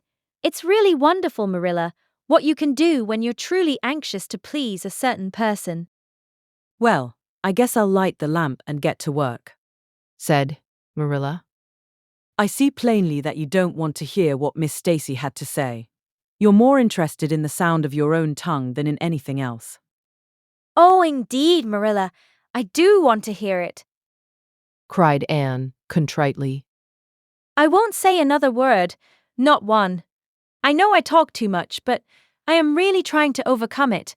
And although I say far too much, yet, if you only knew how many things I want to say and don't, you'd give me some credit for it. Please tell me, Marilla. Well, Miss Stacy wants to organize a class among her advanced students who mean to study for the entrance examination into Queen's. She intends to give them extra lessons for an hour after school, and she came to ask Matthew and me if we would like to have you join it. What do you think about it yourself, Anne? Would you like to go to Queen's and pass for a teacher? Oh, Marilla. Anne straightened to her knees and clasped her hands. It's been the dream of my life. That is, for the last 6 months, ever since Ruby and Jane began to talk of studying for the entrance. But I didn't say anything about it because I supposed it would be perfectly useless. I'd love to be a teacher, but won't it be dreadfully expensive? Mr. Andrews says it cost him $150 to put Prissy through, and Prissy wasn't a dunce in geometry. I guess you needn't worry about that part of it. When Matthew and I took you to bring up, we resolved we would do the best we could for you and give you a good education. I believe in a girl being fitted to earn her own living whether she ever has to or not. You'll always have a home at Green Gables as long as Matthew and I are here. But nobody knows what is going to happen in this uncertain world, and it's just as well to be prepared. So you can join the Queen's class if you like, Anne. Oh, Marilla, thank you. Anne flung her arms about Marilla's waist and looked up earnestly into her face. I'm extremely grateful to you and Matthew, and I'll study as hard as I can and do my very best to be a credit to you. I warn you not to expect much in geometry, but I think I can hold my own in anything else if I work hard. I dare say you'll get along well enough. Miss Stacy says you are bright and diligent. Not for worlds would Marilla have told Anne just what Miss Stacy had said about her. That would have been to pamper Vanity. You needn't rush to any extreme of killing yourself over your books. There is no hurry. You won't be ready to try the entrance for a year and a half yet, but it's well to begin in time and be thoroughly grounded, Miss Stacy says. I shall take more interest than ever in my studies now, said Anne, blissfully. Because I have a purpose in life. Mr. Allen says everybody should have a purpose in life and pursue it faithfully. Only he says we must first make sure that it is a worthy purpose. I would call it a worthy purpose to want to be a teacher like Miss Stacy. Wouldn't you, Marilla? I think it's a very noble profession. The Queen's class was organized in due time. Gilbert Blythe, Anne Shirley, Ruby Gillis, Jane Andrews, Josie Pye, Charlie Sloane, and Moody Spurgeon McPherson joined it. Diana Barry did not, as her parents did not intend to send her to Queen's. This seemed nothing short of a calamity to Anne. Never since the night on which Minnie May had had the croup had she and Diana been separated in anything. On the evening when the Queen's class first remained in school for the extra lessons, and Anne saw Diana go slowly out with the others, to walk home alone through the birch path in Violet Vale, it was all the former could do to keep her seat and refrain from rushing impulsively after her chum. A lump came into her throat, and she hastily retired behind the pages of her uplifted Latin grammar to hide the tears in her eyes. Not for worlds would Anne have had Gilbert Blythe or Josie Pye see those tears. But, oh Marilla, I really felt that I had tasted the bitterness of death, as Mr. Allen said in his sermon last Sunday, when I saw Diana go out alone, she said, mournfully, that night. I thought how splendid it would have been if Diana had only been going to study for the entrance too. But we can't have things perfect in this imperfect world, as Mrs. Lynde says. Mrs. Lynde isn't exactly a comforting person sometimes, but there's no doubt she says a great many very true things, and I think the Queen's class is going to be extremely interesting. Jane and Ruby are just going to study to be teachers. That is the height of their ambition. Ruby says she will only teach for 2 years after she gets through, and then she intends to be married. Jane says she will devote her whole life to teaching and never marry, because you are paid a salary for teaching, but a husband won't pay you anything, and growls if you ask for a share in the egg and butter money. I expect Jane speaks from mournful experience, for Mrs. Lynde says that her father is a perfect old crank, and meaner than second skimmings. Josie Pye says she is just going to college for education's sake, because she won't have to earn her own living. She says of course it is different with orphans who are living on charity. They have to hustle. Moody Spurgeon is going to be a minister. Mrs. Lynde says he couldn't be anything else with a name like that to live up to. I hope it isn't wicked of me, Marilla, but really the thought of Moody Spurgeon being a minister makes me laugh. He's such a funny-looking boy with that big fat face, and his little blue eyes, and his ears sticking out like flaps.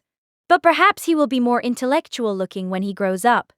Charlie Sloane says he's going to go into politics and be a member of Parliament, but Mrs. Lynde says he'll never succeed at that, because the Sloanes are all honest people, and it's only rascals that get on in politics nowadays. What is Gilbert Blythe going to be? queried Marilla, seeing that Anne was opening her Caesar. I don't happen to know what Gilbert Blythe's ambition in life is, if he has any, said Anne scornfully. There was open rivalry between Gilbert and Anne now.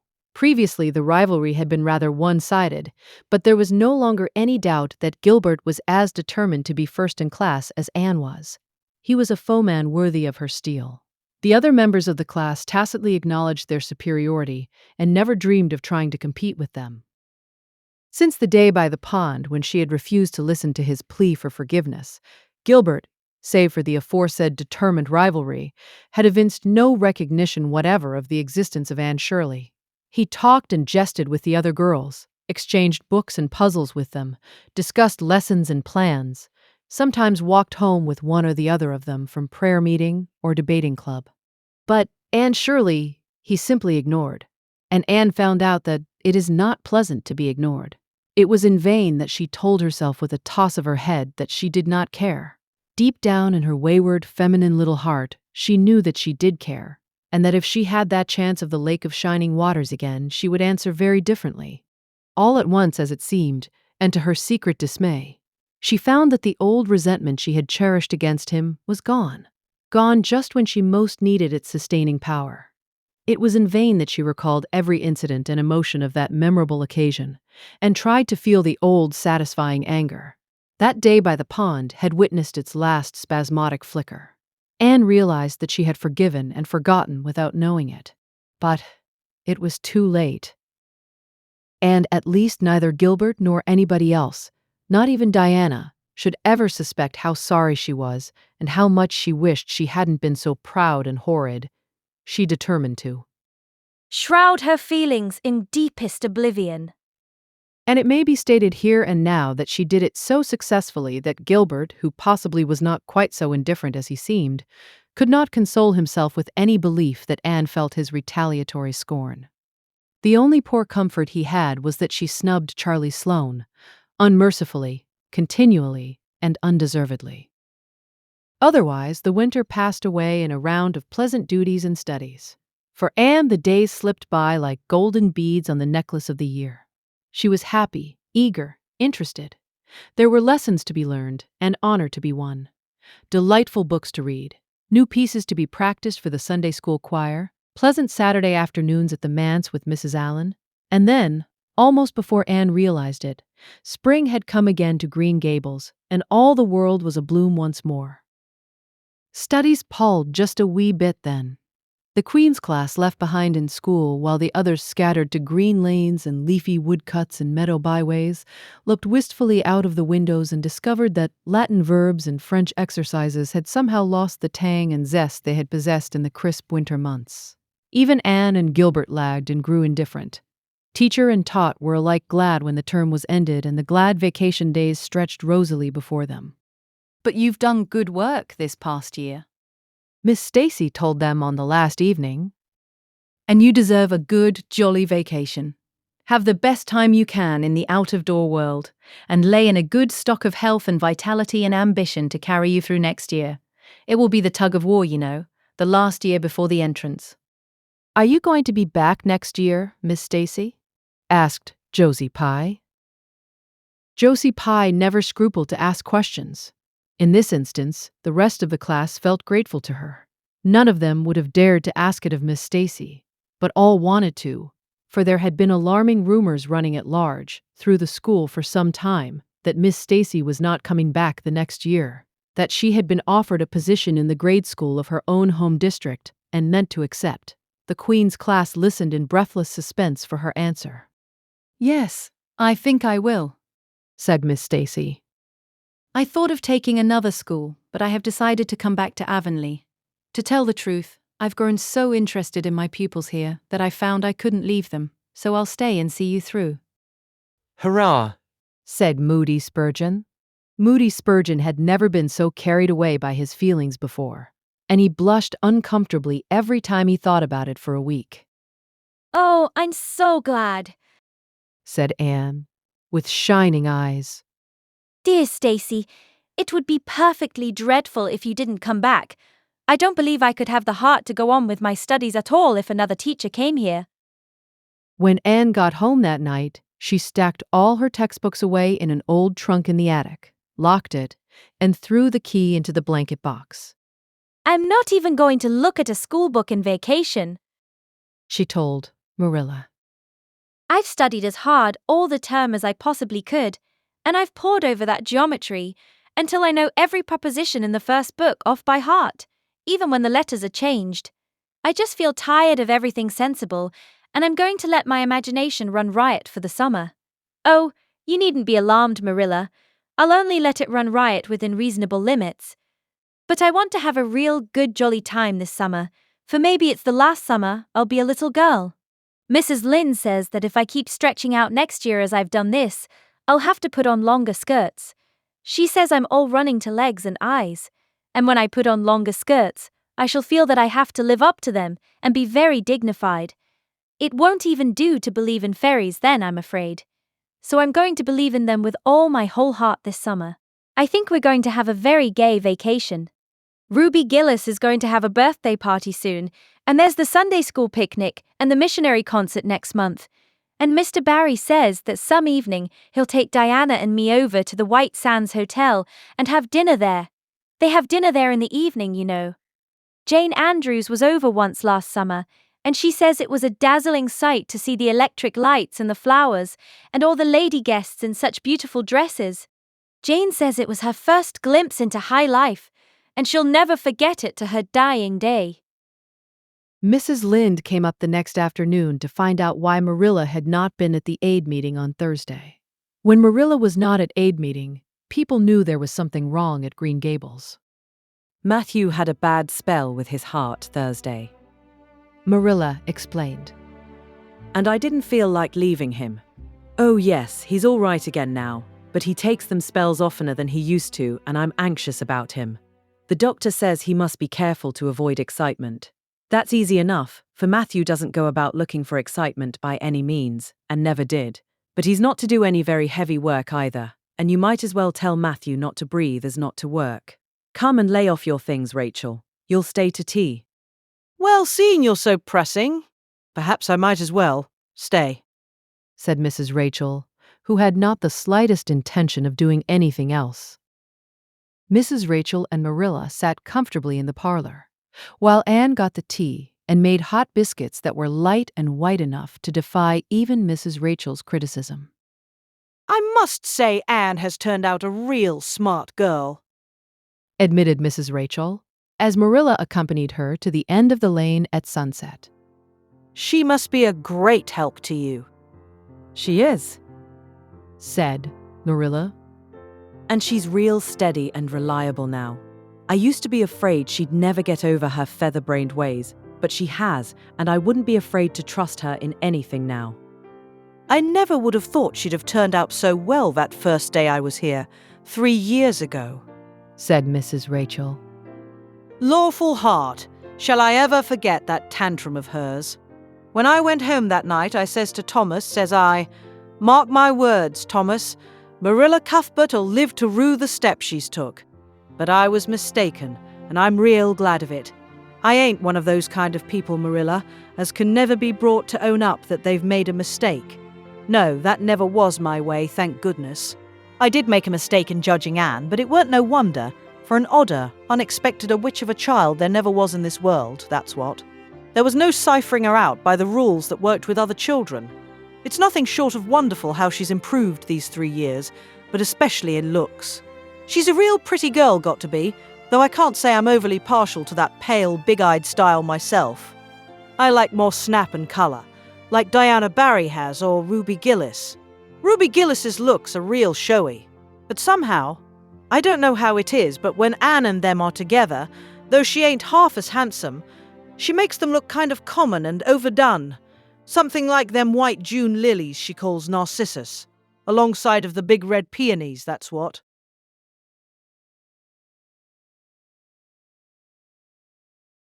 Chapter 31, Where the Brook and River Meet. Anne had her good summer and enjoyed it wholeheartedly.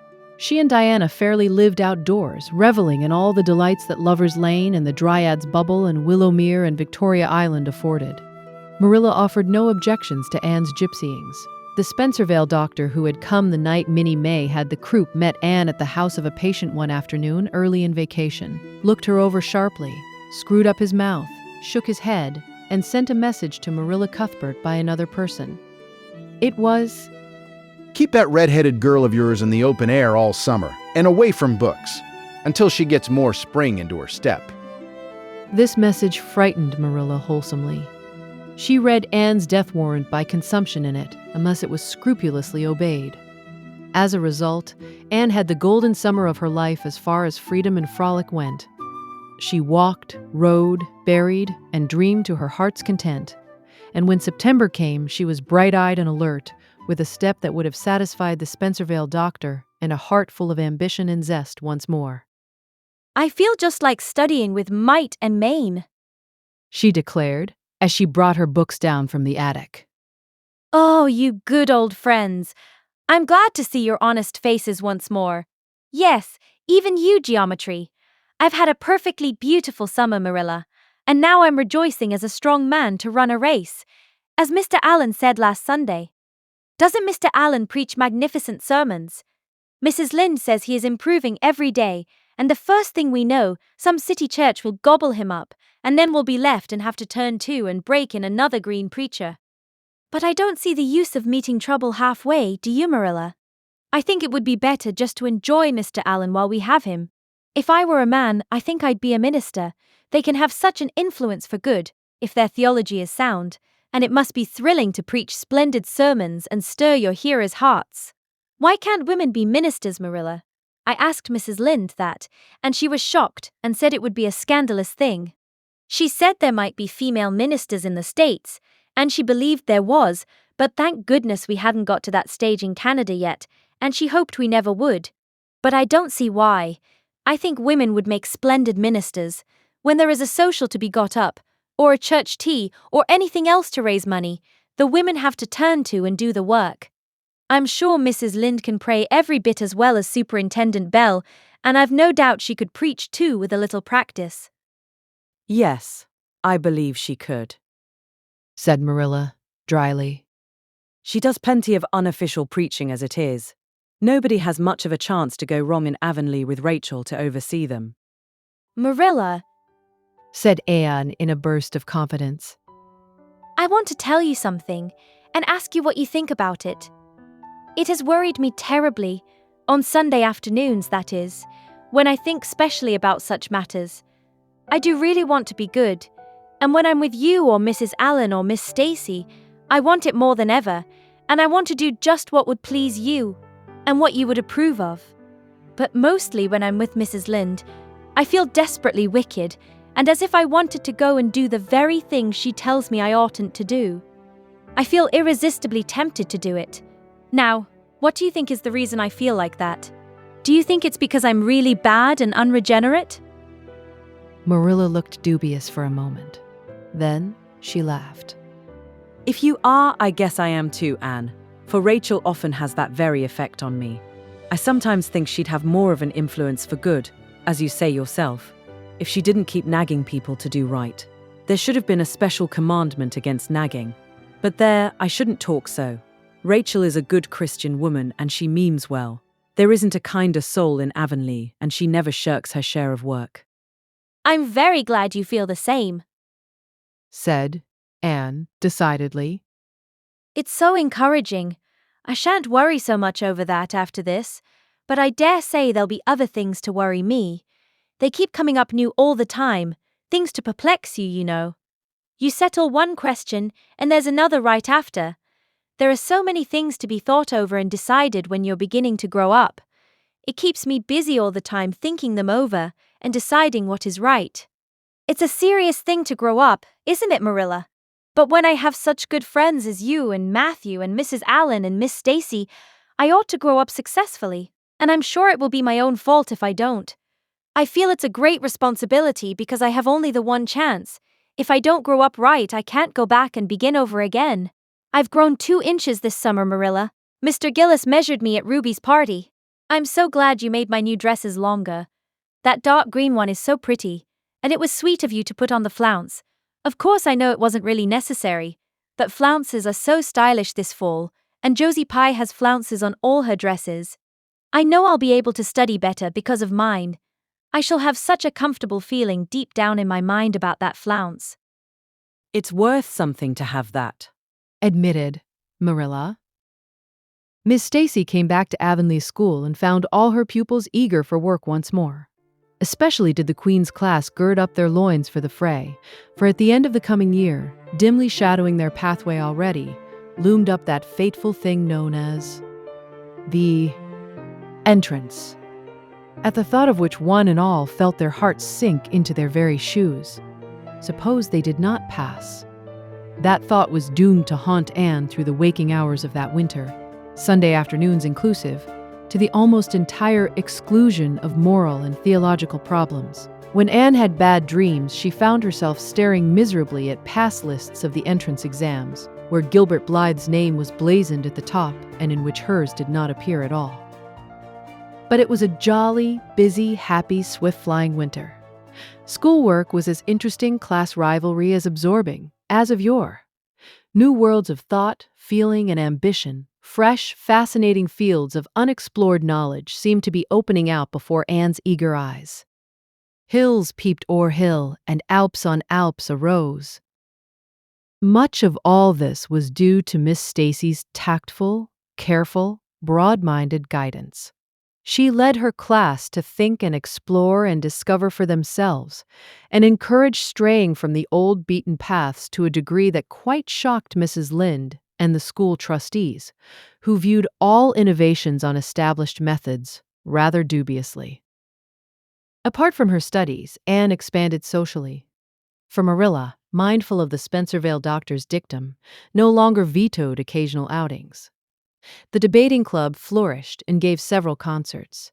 There were 1 or 2 parties almost verging on grown-up affairs. There were sleigh drives and skating frolics galore. Between times, Anne grew, shooting up so rapidly that Marilla was astonished one day, when they were standing side by side, to find the girl was taller than herself. "Why, Anne, how you've grown," she said, almost unbelievingly. A sigh followed on the words. Marilla felt a queer regret over Anne's inches. The child she had learned to love had vanished somehow, and here was this tall, serious-eyed girl of 15, with the thoughtful brows and the proudly poised little head in her place. Marilla loved the girl as much as she had loved the child, but she was conscious of a queer, sorrowful sense of loss. And that night, when Anne had gone to prayer meeting with Diana, Marilla sat alone in the wintry twilight and indulged in the weakness of a cry. Matthew, coming in with a lantern, caught her at it and gazed at her in such consternation that Marilla had to laugh through her tears. "I was thinking about Anne," she explained. "She's got to be such a big girl, and she'll probably be away from us next winter. I'll miss her terrible. She'll be able to come home often. Comforted Matthew, to whom Anne was as yet, and always would be, the little, eager girl he had brought home from Bright River on that June evening 4 years before. The branch railroad will be built to Carmody by that time. It won't be the same thing as having her here all the time, sighed Marilla gloomily, determined to enjoy her luxury of grief uncomforted. But men can't understand these things.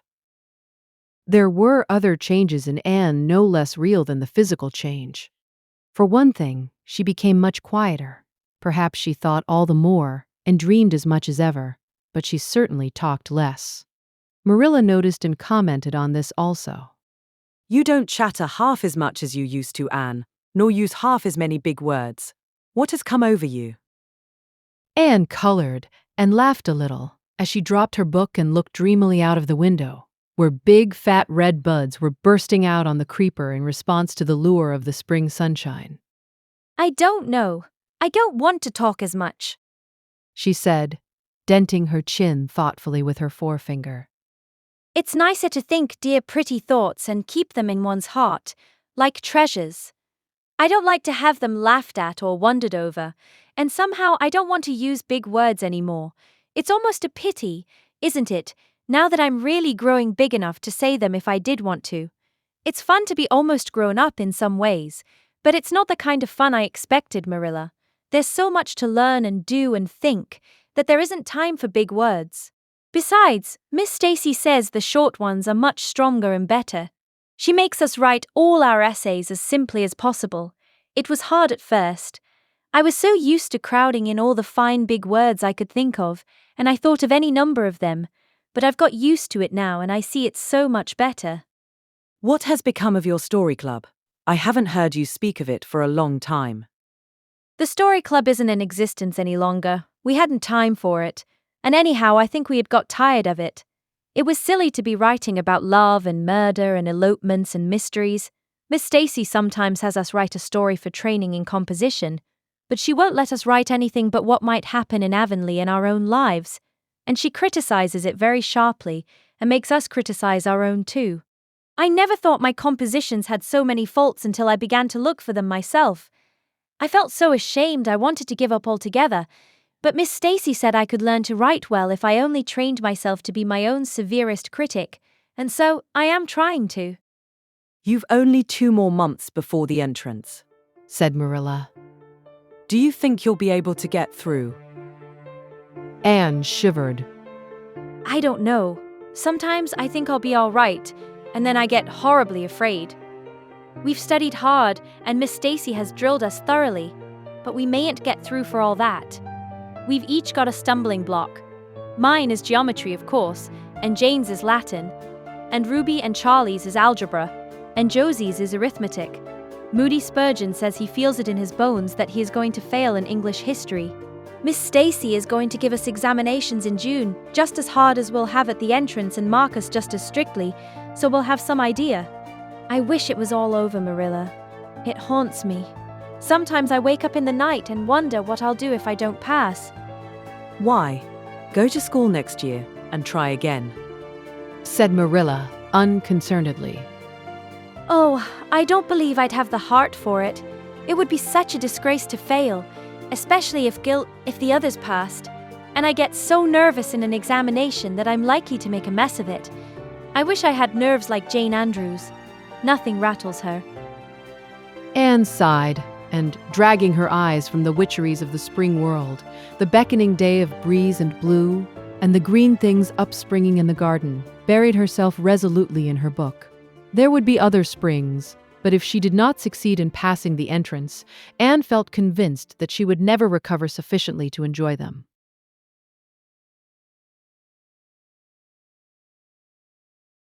Chapter 32. The pass list is out. With the end of June came the close of the term and the close of Miss Stacy's rule in Avonlea School. Anne and Diana walked home that evening feeling very sober indeed.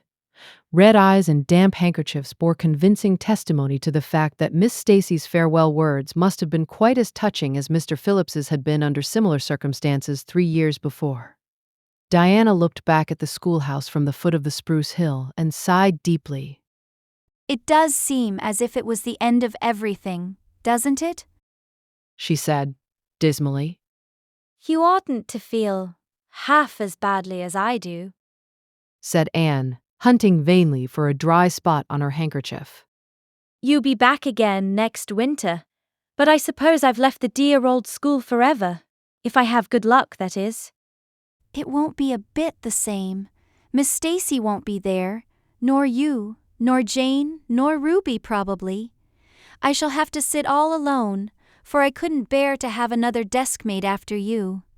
Oh, we have had jolly times, haven't we, Anne? It's dreadful to think they're all over. 2 big tears rolled down by Diana's nose. If you would stop crying, I could, said Anne imploringly. Just as soon as I put away my hanky, I see you brimming up, and that starts me off again. As Mrs. Lynde says, if you can't be cheerful as you can. After all, I dare say I'll be back next year. This is one of the times I know I'm not going to pass. They're getting alarmingly frequent. Why, you came out splendidly in the exams Miss Stacy gave. Yes, but those exams didn't make me nervous. When I think of the real thing, you can't imagine what a horrid, cold, fluttery feeling comes round my heart. And then my number is 13, and Josie Pye says it's so unlucky. I am not superstitious, and I know it can make no difference, but still I wish it wasn't 13.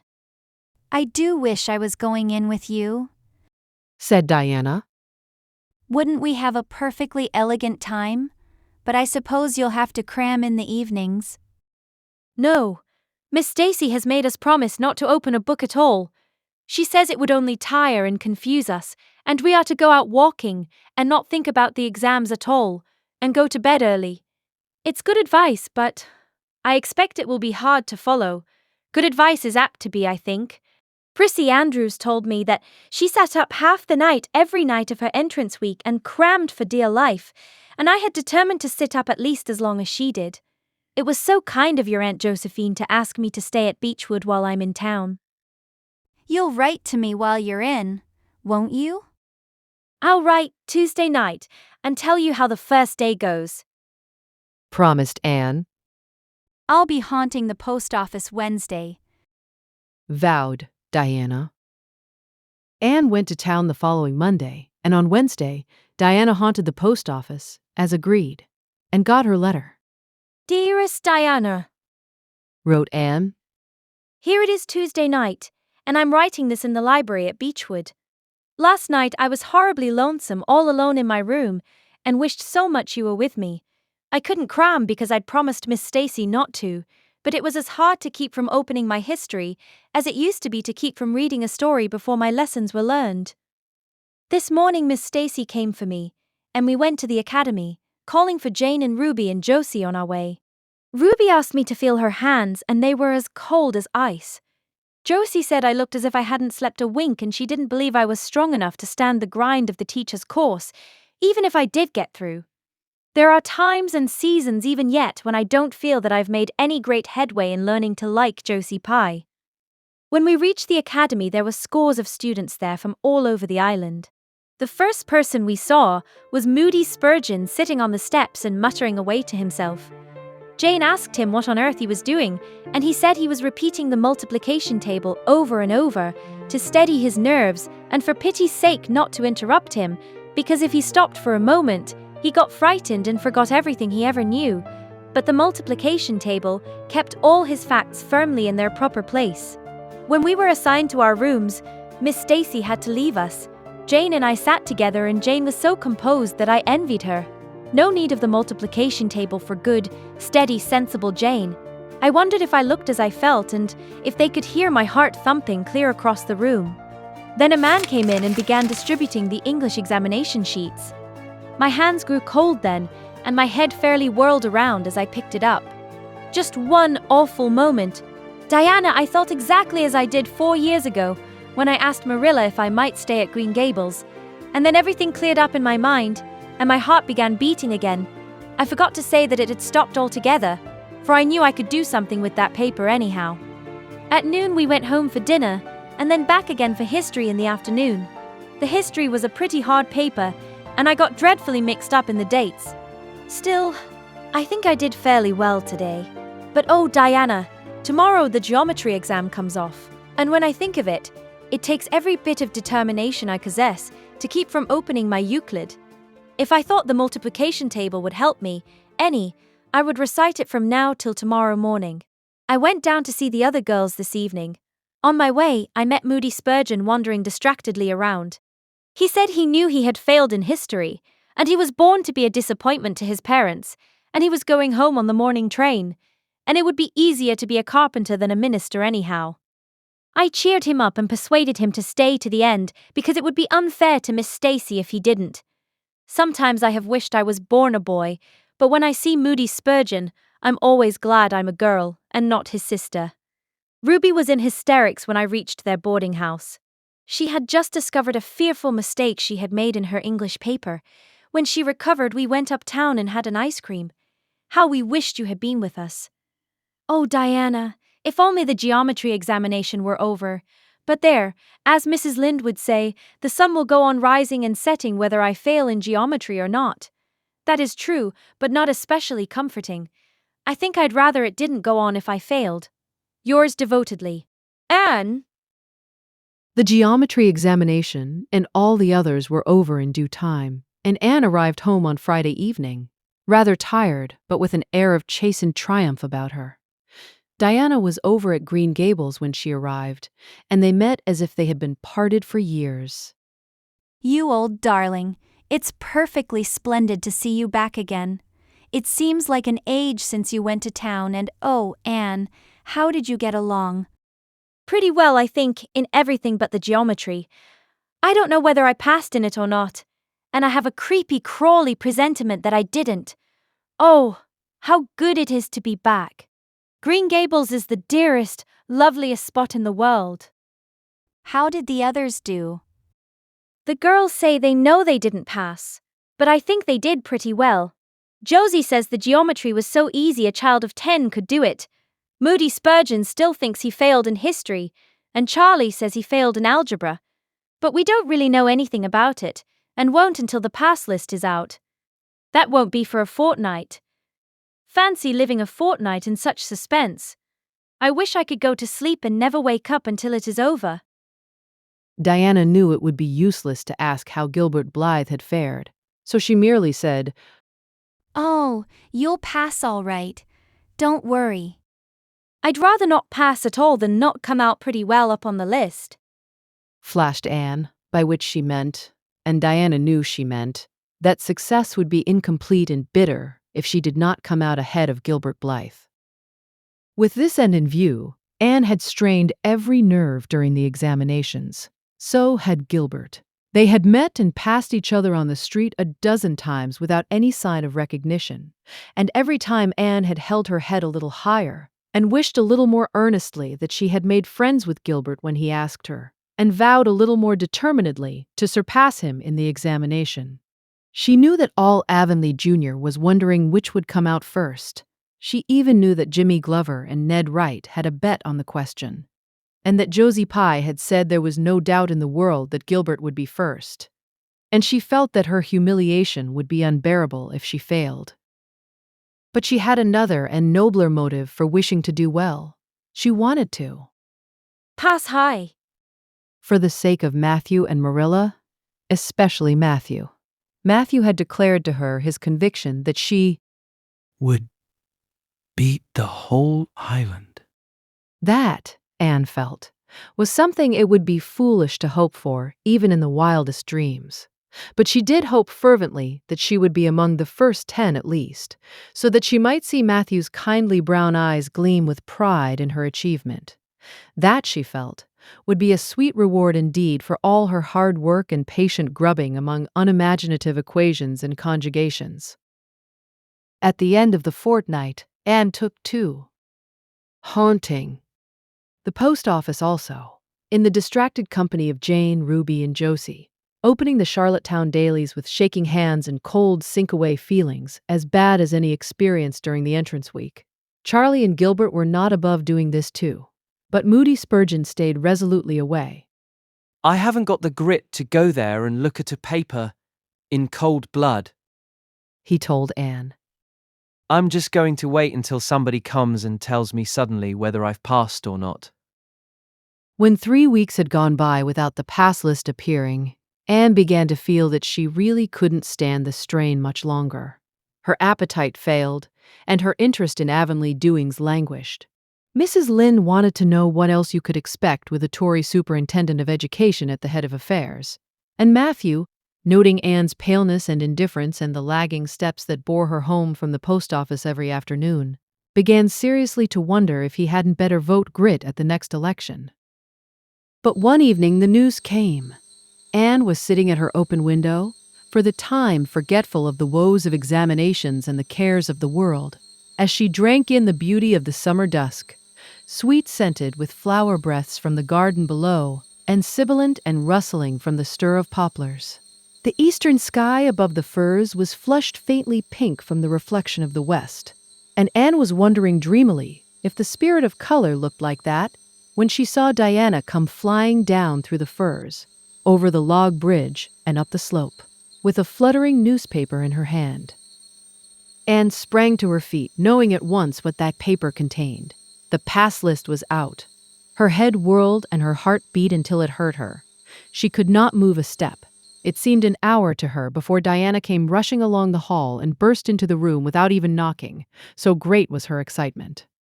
Anne, you've passed, she cried.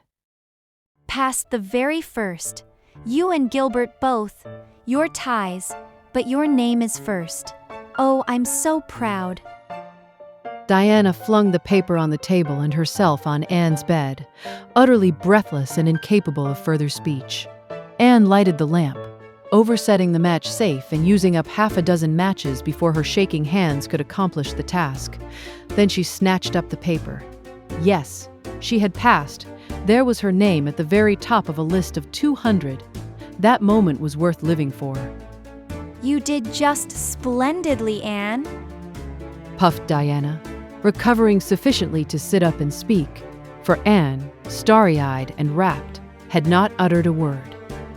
Father brought the paper home from Bright River not 10 minutes ago. It came out on the afternoon train, you know, and won't be here till tomorrow by mail. And when I saw the pass list, I just rushed over like a wild thing. You've all passed. Every one of you, Moody Spurgeon and all, although he's conditioned in history. Jane and Ruby did pretty well. They're halfway up, and so did Charlie. Josie just scraped through with 3 marks to spare, but you'll see she'll put on as many airs as if she'd led. Won't Miss Stacy be delighted? Oh, Anne, what does it feel like to see your name at the head of a pass list like that? If it were me, I know I'd go crazy with joy. I am pretty near crazy as it is, but you're as calm and cool as a spring evening. I'm just dazzled inside, said Anne. I want to say 100 things, and I can't find words to say them in. I never dreamed of this. Yes, I did too, just once. I let myself think once. What if I should come out first? Quakingly, you know, for it seems so vain and presumptuous to think I could lead the island. Excuse me a minute, Diana. I must run right out to the field to tell Matthew. Then we'll go up the road and tell the good news to the others. They hurried to the hayfield below the barn where Matthew was coiling hay, and, as luck would have it, Mrs. Lynde was talking to Marilla at the lane fence. Oh, Matthew, exclaimed Anne. I've passed, and I'm first, or one of the first. I'm not vain, but I'm thankful. Well now, I always said it, said Matthew, gazing at the pass list delightedly. I knew you could beat them all easy. You've done pretty well, I must say, Anne, said Marilla, trying to hide her extreme pride in Anne from Mrs. Rachel's critical eye. But that good soul said heartily, I just guess she has done well, and far be it from me to be backward in saying it. You're a credit to your friends, Anne, that's what, and we're all proud of you. That night Anne, who had wound up the delightful evening with a serious little talk with Mrs. Allen at the manse, knelt sweetly by her open window in a great sheen of moonshine, and murmured a prayer of gratitude and aspiration that came straight from her heart. There was in it thankfulness for the past and reverent petition for the future. And when she slept on her white pillow, her dreams were as fair and bright and beautiful as maidenhood might desire. Chapter 33. The Hotel Concert. Put on your white organdy by all means, Anne, advised Diana, decidedly. They were together in the east gable chamber. Outside it was only twilight. A lovely yellowish-green twilight with a clear blue cloudless sky. A big round moon, slowly deepening from her pallid luster into burnished silver, hung over the haunted wood. The air was full of sweet summer sounds, sleepy birds twittering, freakish breezes, faraway voices and laughter. But in Anne's room the blind was drawn and the lamp lighted, for an important toilet was being made. The east gable was a very different place from what it had been on that night 4 years before, when Anne had felt its bareness penetrate to the marrow of her spirit with its inhospitable chill. Changes had crept in, Marilla conniving at them resignedly, until it was as sweet and dainty a nest as a young girl could desire. The velvet carpet with the pink roses and the pink silk curtains of Anne's early visions had certainly never materialized, but her dreams had kept pace with her growth, and it is not probable she lamented them. The floor was covered with a pretty matting, and the curtains that softened the high window and fluttered in the vagrant breezes were of pale green art muslin. The walls, hung not with gold and silver brocade tapestry, but with a dainty apple blossom paper, were adorned with a few good pictures given Anne by Mrs. Allen. Miss Stacy's photograph occupied the place of honor, and Anne made a sentimental point of keeping fresh flowers on the bracket under it. Tonight, a spike of white lilies faintly perfumed the room like the dream of a fragrance. There was no mahogany furniture, but there was a white painted bookcase filled with books, a cushioned wicker rocker, a toilet table befrilled with white muslin, a quaint gilt-framed mirror with chubby pink cupids and purple grapes painted over its arched top that used to hang in the spare room, and a low white bed. Anne was dressing for a concert at the White Sands Hotel. The guests had got it up in aid of the Charlottetown Hospital and had hunted out all the available amateur talent in the surrounding districts to help it along. Eartha Sampson and Pearl Clay of the White Sands Baptist Choir had been asked to sing a duet. Milton Clark of Newbridge was to give a violin solo. Winnie Adela Blair of Carmody was to sing a Scotch ballad, and Laura Spencer of Spencervale and Anne Shirley of Avonlea were to recite. As Anne would have said at one time, it was an epoch in her life. And she was deliciously athrill with the excitement of it. Matthew was in the seventh heaven of gratified pride over the honor conferred on his Anne, and Marilla was not far behind, although she would have died rather than admit it, and said she didn't think it was very proper for a lot of young folks to be gadding over to the hotel without any responsible person with them. Anne and Diana were to drive over with Jane Andrews and her brother Billy in their double-seated buggy, and several other Avonlea girls and boys were going too. There was a party of visitors expected out from town, and after the concert, a supper was to be given to the performers. Do you really think the organdy will be best? Queried Anne, anxiously. I don't think it's as pretty as my blue-flowered muslin, and it certainly isn't so fashionable. but it suits you ever so much better, said Diana. It's so soft and frilly and clinging. The muslin is stiff and makes you look too dressed up, but the organdy seems as if it grew on you. Anne sighed and yielded. Diana was beginning to have a reputation for notable taste in dressing, and her advice on such subjects was much sought after. She was looking very pretty herself on this particular night, in a dress of the lovely wild rose pink, from which Anne was forever debarred. But she was not to take any part in the concert, so her appearance was of minor importance. All her pains were bestowed upon Anne, who, she vowed, must, for the credit of Avonlea, be dressed and combed and adorned to the Queen's taste. Pull out that frill a little more so. Here, let me tie your sash. Now for your slippers. I'm going to braid your hair in 2 thick braids and tie them halfway up with big white bows. No, don't pull out a single curl over your forehead, just have the soft part. There is no way you do your hair suits you so well, Anne. And Mrs. Allen says you look like a Madonna when you part it so. I shall fasten this little white house rose just behind your ear. There was just one on my bush, and I saved it for you. Shall I put my pearl beads on? asked Anne. Matthew brought me a string from town last week, and I know he'd like to see them on me. Diana pursed up her lips, put her black head on one side critically, and finally pronounced in favor of the beads, which were thereupon tied around Anne's slim milk-white throat. There's something so stylish about you, Anne, said Diana, with unenvious admiration. You hold your head with such an air. I suppose it's your figure.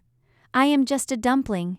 I've always been afraid of it, and now I know it is so. Well, I suppose I shall just have to resign myself to it. But you have such dimples, said Anne, smiling affectionately into the pretty, vivacious face so near her own. Lovely dimples, like little dents in cream. I have given up all hope of dimples.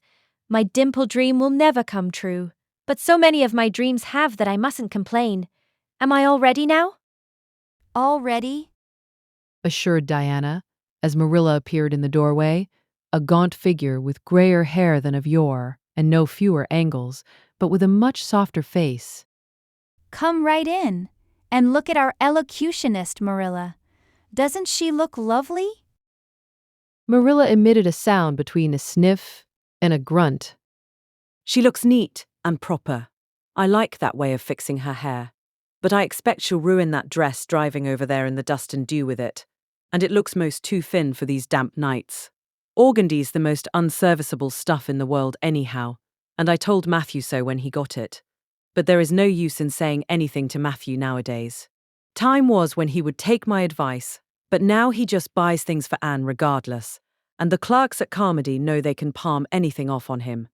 Just let them tell him a thing is pretty and fashionable, and Matthew plunks his money down for it. Mind you keep your skirt clear of the wheel, Anne, and put your warm jacket on. Then Marilla stalked downstairs, thinking proudly how sweet Anne looked with that one moonbeam from the forehead to the crown, and regretting that she could not go to the concert herself to hear her girl recite. I wonder if it is too damp for my dress, said Anne anxiously. Not a bit of it, said Diana, pulling up the window blind. It's a perfect night, and there won't be any dew. Look at the moonlight. I'm so glad my window looks east into the sun rising, said Anne, going over to Diana. It's so splendid to see the morning coming up over those long hills and glowing through those sharp fir tops. It's new every morning, and I feel as if I washed my very soul in that bath of earliest sunshine. Oh, Diana, I love this little room so dearly. I don't know how I'll get along without it when I go to town next month. Don't speak of your going away tonight, begged Diana. I don't want to think of it. It makes me so miserable. And I do want to have a good time this evening. What are you going to recite, Anne? And are you nervous? Not a bit. I've recited so often in public I don't mind at all now. I've decided to give The Maiden's Vow. It's so pathetic. Laura Spencer is going to give a comic recitation, but I'd rather make people cry than laugh. What will you recite if they encore you? They won't dream of encoring me, scoffed Anne, who was not without her own secret hopes that they would, and already visioned herself telling Matthew all about it at the next morning's breakfast table. There are Billy and Jane now. I hear the wheels. Come on. Billy Andrews insisted that Anne should ride on the front seat with him, so she unwillingly climbed up. She would have much preferred to sit back with the girls, where she could have laughed and chattered to her heart's content. There was not much of either laughter or chatter in Billy. He was a big, fat, stolid youth of 20, with a round, expressionless face and a painful lack of conversational gifts. But he admired Anne immensely and was puffed up with pride over the prospect of driving to White Sands with that slim, upright figure beside him. Anne, by dint of talking over her shoulder to the girls and occasionally passing a sop of civility to Billy, who grinned and chuckled and never could think of any reply until it was too late, contrived to enjoy the drive in spite of all. It was a night for enjoyment. The road was full of buggies, all bound for the hotel, and laughter, silver clear, echoed and re-echoed along it. When they reached the hotel, it was a blaze of light from top to bottom. They were met by the ladies of the concert committee, one of whom took Anne off to the performers' dressing room, which was filled with the members of a Charlottetown symphony club, among whom Anne felt suddenly shy and frightened and countrified. Her dress, which, in the east gable had seemed so dainty and pretty, now seemed simple and plain. Too simple and plain, she thought, among all the silks and laces that glistened and rustled around her. What were her pearl beads compared to the diamonds of the big, handsome lady near her? And how poor her one wee white rose must look beside all the hothouse flowers the others wore. Anne laid her hat and jacket away and shrank miserably into a corner. She wished herself back in the white room at Green Gables. It was still worse on the platform of the big concert hall of the hotel, where she presently found herself. The electric lights dazzled her eyes. The perfume and hum bewildered her. She wished she were sitting down in the audience with Diana and Jane, who seemed to be having a splendid time away at the back.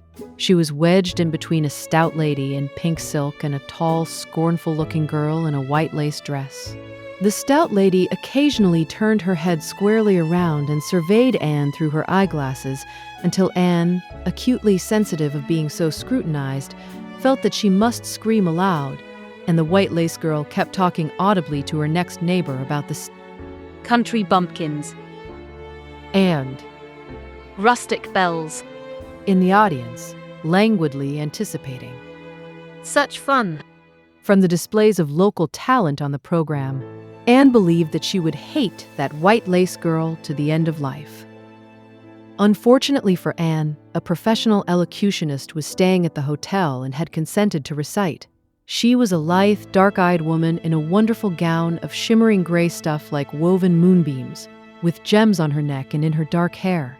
She had a marvelously flexible voice and wonderful power of expression. The audience went wild over her selection. Anne, forgetting all about herself and her troubles for the time, listened with rapt and shining eyes. But when the recitation ended, she suddenly put her hands over her face. She could never get up and recite after that. Never.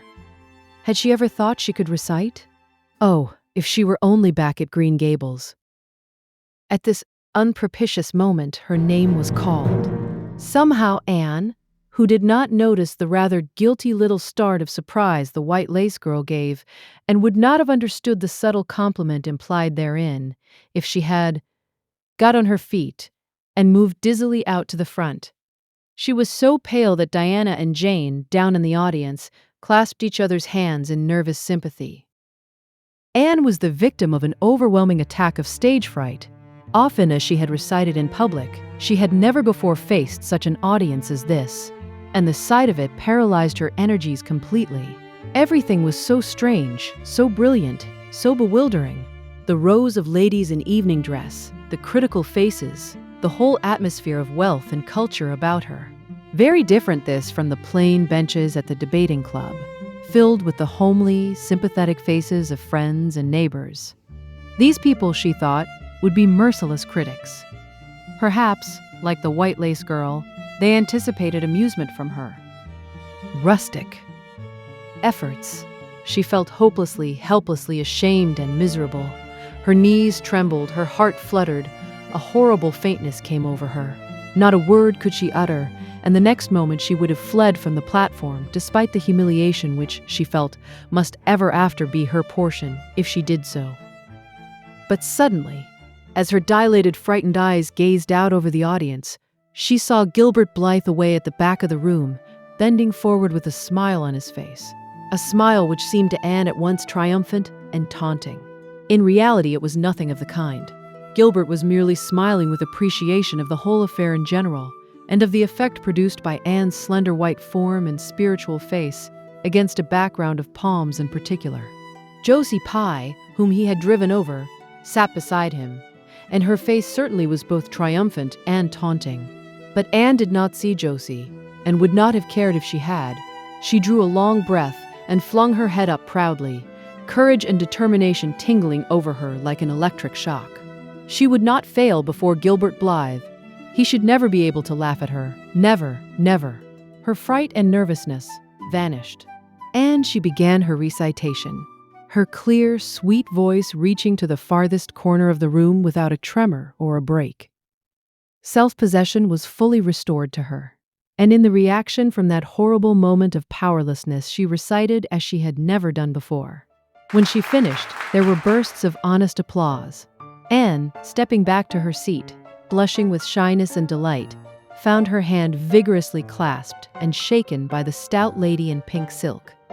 My dear, you did splendidly, she puffed. I've been crying like a baby, actually, I have. They're encoring you. They're bound to have you back. Oh, I can't go, said Anne, confusedly. But yet, I must, or Matthew will be disappointed. He said they would encore me. Then don't disappoint Matthew, said the pink lady, laughing. Smiling, blushing, limpid-eyed, Anne tripped back and gave a quaint, funny little selection that captivated her audience still further. The rest of the evening was quite a little triumph for her. When the concert was over, the stout, pink lady, who was the wife of an American millionaire, took her under her wing and introduced her to everybody, and everybody was very nice to her. The professional elocutionist, Mrs. Evans, came and chatted with her, telling her that she had a charming voice, her selections beautifully. Even the white lace girl paid her a languid little compliment. They had supper in the big, beautifully decorated dining room. Diana and Jane were invited to partake of this also, since they had come with Anne, but Billy was nowhere to be found, having decamped in mortal fear of some such invitation. He was in waiting for them, with the team, however, when it was all over, and the three girls came merrily out into the calm, white moonshine radiance.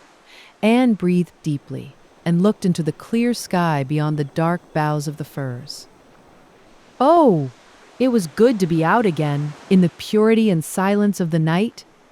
How great and still and wonderful everything was, with the murmur of the sea sounding through it, and the darkling cliffs beyond like grim giants guarding enchanted coasts. Hasn't it been a perfectly splendid time? Sighed Jane, as they drove away. I just wish I was a rich American and could spend my summer at a hotel and wear jewels and low-necked dresses and have ice cream and chicken salad every blessed day. I'm sure it would be ever so much more fun than teaching school. Anne, your recitation was simply great, although I thought at first you were never going to begin. I think it was better than Mrs. Evans's. Oh no, don't say things like that, Jane, said Anne, quickly. Because it sounds silly. It couldn't be better than Mrs. Evans's, you know, for she is a professional, and I'm only a schoolgirl, with a little knack of reciting. I'm quite satisfied if the people just liked mine pretty well. I've a compliment for you, Anne, said Diana. At least I think it must be a compliment because of the tone he said it in. Part of it was anyhow. There was an American sitting behind Jane and me, such a romantic-looking man, with coal-black hair and eyes. Josie Pye says he is a distinguished artist, and that her mother's cousin in Boston is married to a man that used to go to school with him. Well, we heard him say, didn't we, Jane? Who is that girl on the platform with the splendid Titian hair? She has a face I should like to paint. There now, Anne, but what does Titian hair mean? Being interpreted, it means plain red, I guess, laughed Anne. Titian was a very famous artist who liked to paint red-haired women. Did you see all the diamonds those ladies wore? Sighed Jane. They were simply dazzling. Wouldn't you just love to be rich, girls? We are rich, said Anne, staunchly. Why, we have 16 years to our credit, and we're happy as queens, and we've all got imaginations, more or less. Look at that sea, girls, all silver and shadow, and vision of things not seen. We couldn't enjoy its loveliness anymore if we had millions of dollars and ropes of diamonds. You wouldn't change into any of those women if you could. Would you want to be that white lace girl and wear a sour look all your life, as if you'd been born turning up your nose at the world? Or the pink lady, kind and nice as she is, so stout and short that you'd really no figure at all? Or even Mrs. Evans, with that sad, sad look in her eyes. She must have been dreadfully unhappy some time to have such a look.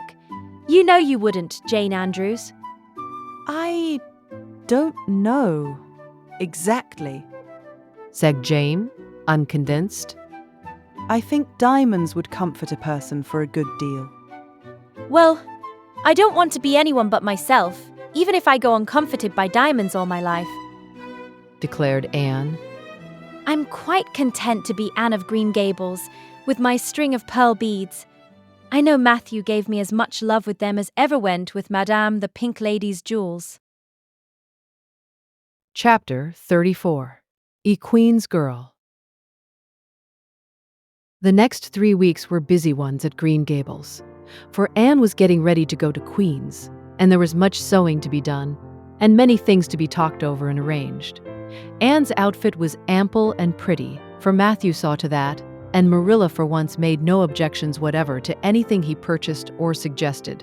More, one evening she went up to the east gable with her arms full of a delicate pale green material.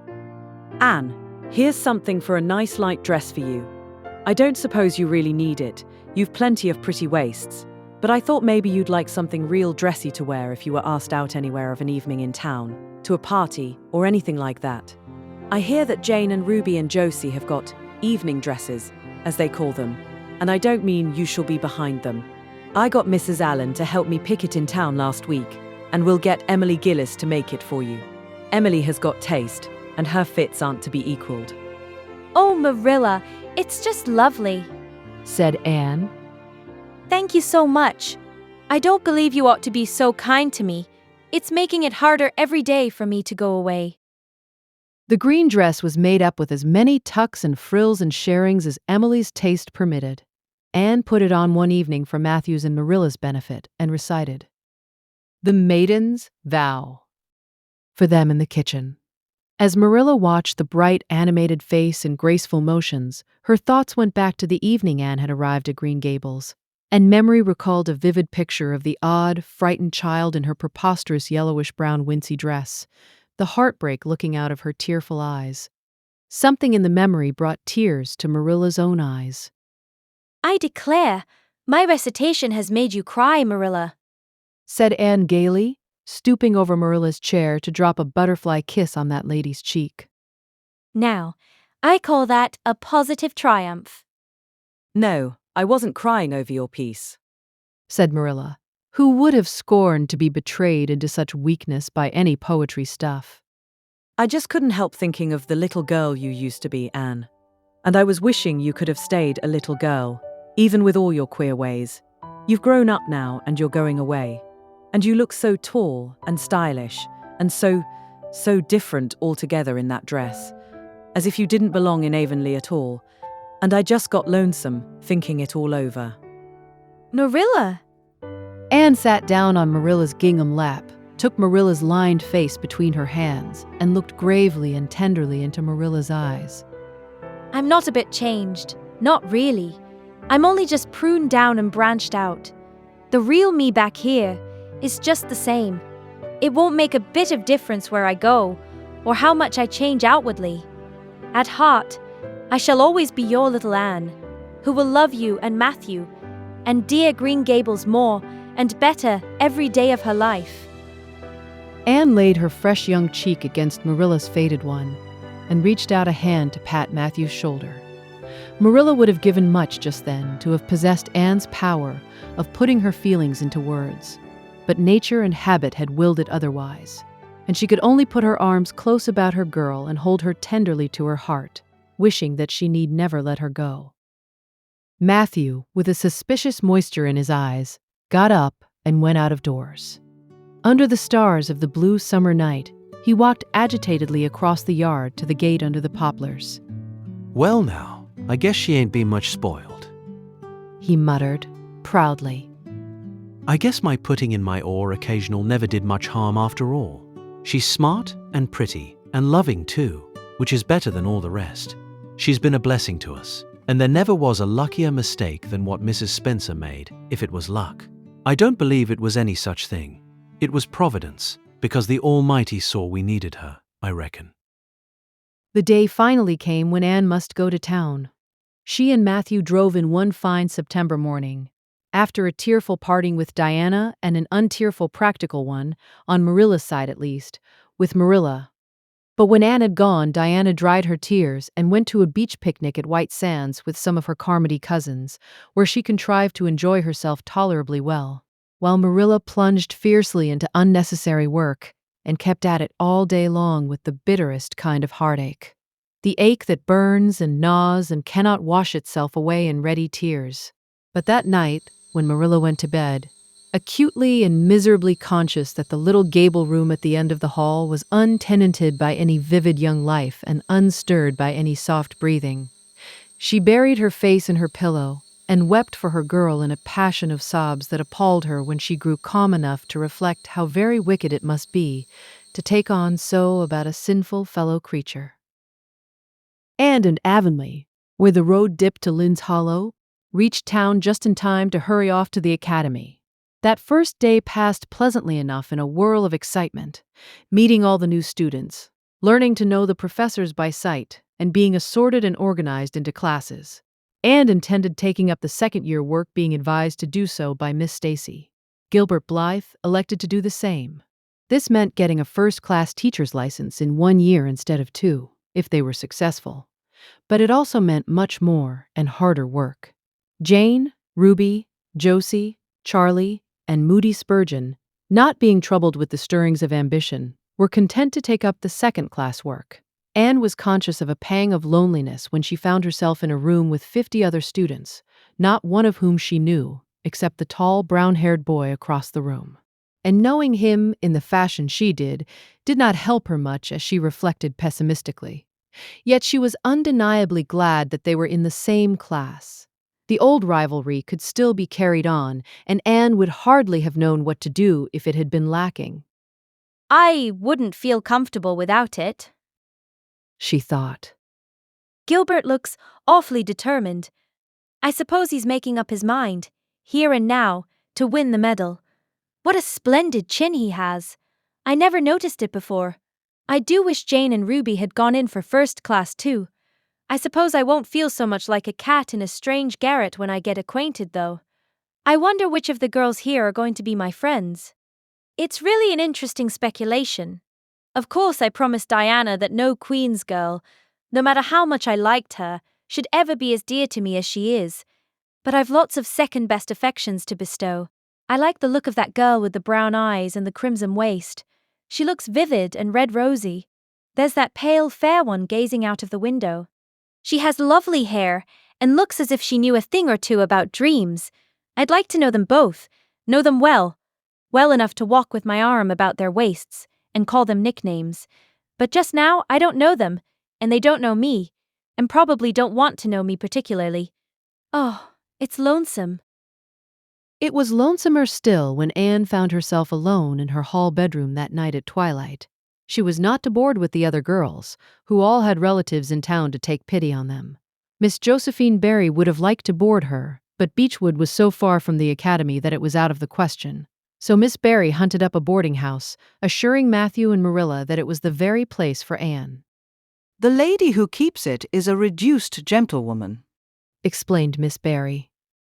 Her husband was a British officer, and she is very careful what sort of boarders she takes.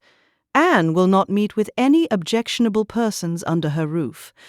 The table is good, and the house is near the academy, in a quiet neighborhood.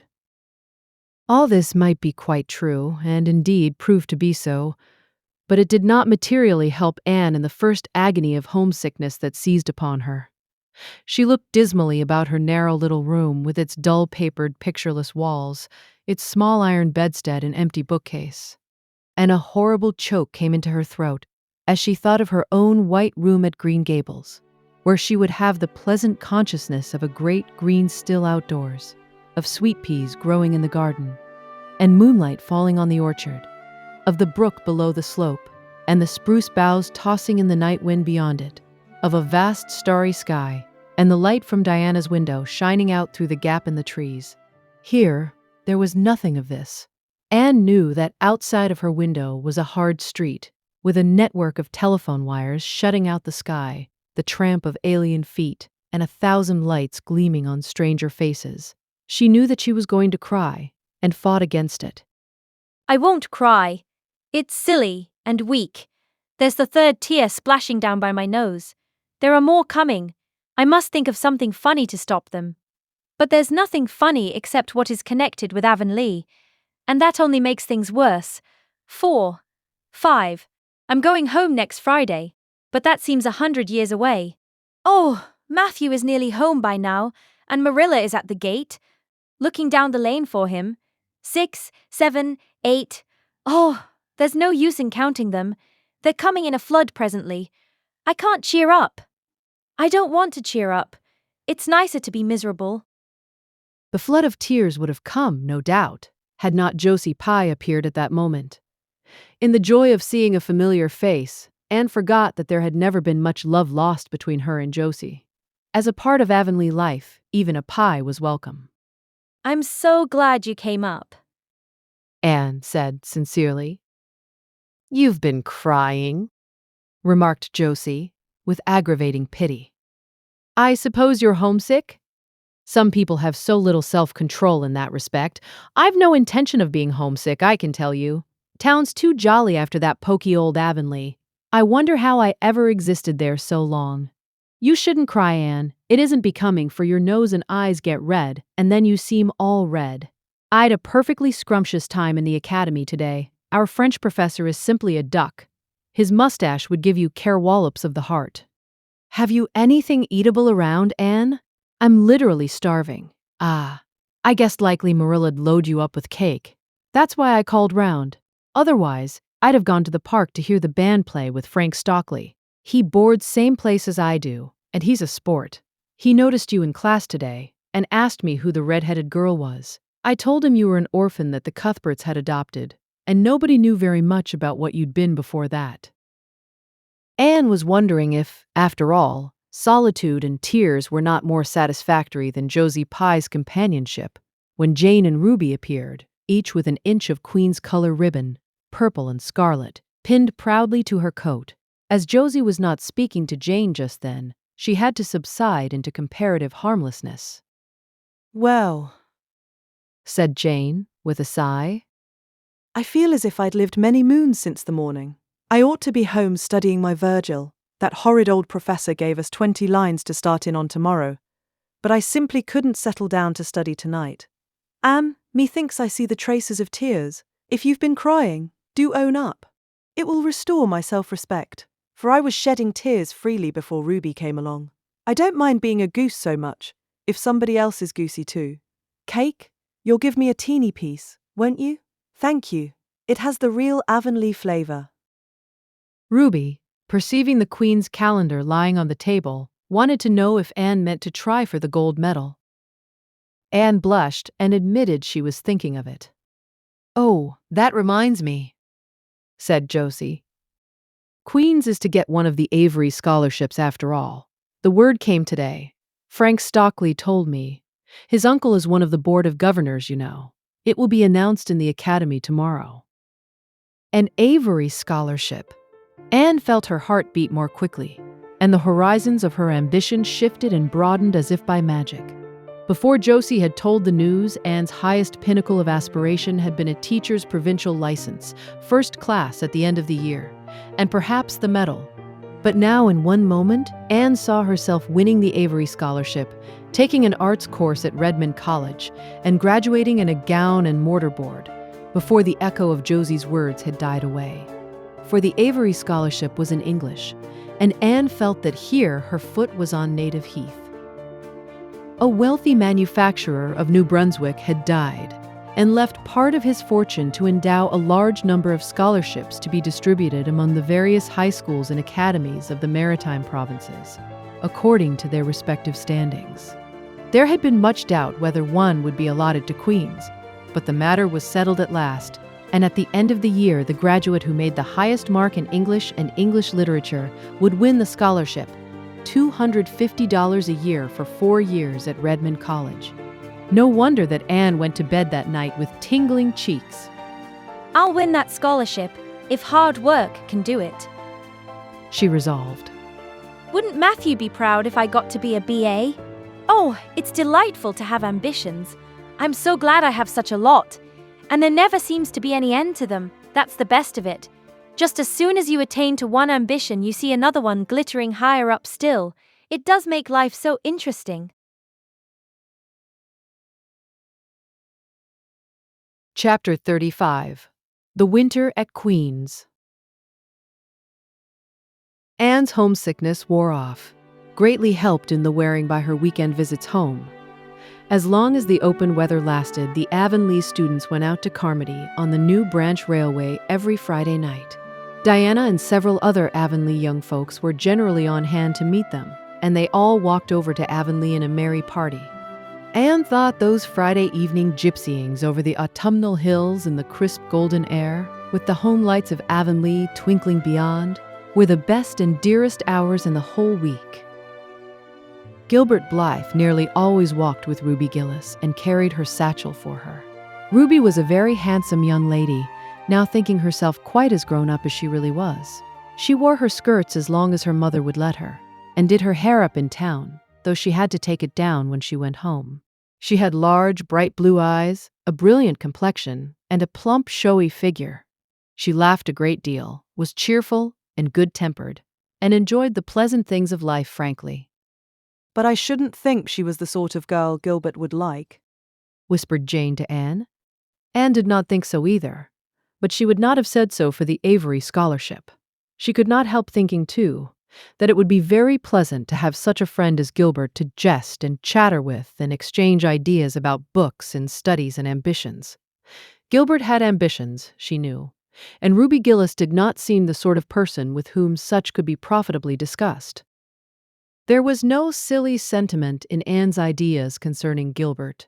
Boys were to her, when she thought about them at all, merely possible good comrades.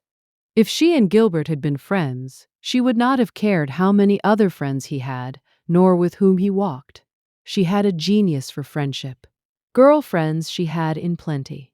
But she had a vague consciousness that masculine friendship might also be a good thing to round out one's conceptions of companionship and furnish broader standpoints of judgment and comparison. Not that Anne could have put her feelings on the matter into just such clear definition. But she thought that if Gilbert had ever walked home with her from the train, over the crisp fields and along the ferny byways, they might have had many and merry and interesting conversations about the new world that was opening around them, and their hopes and ambitions therein. Gilbert was a clever young fellow, with his own thoughts about things and a determination to get the best out of life and put the best into it. Ruby Gillis told Jane Andrews that she didn't understand half the things Gilbert Blythe said. He talked just like Anne Shirley did when she had a thoughtful fit on, and, for her part, she didn't think it any fun to be bothering about books and that sort of thing when you didn't have to. Frank Stockley had lots more dash and go, but then he wasn't half as good-looking as Gilbert, and she really couldn't decide which she liked best. In the academy, Anne gradually drew a little circle of friends about her, thoughtful, imaginative, ambitious students like herself.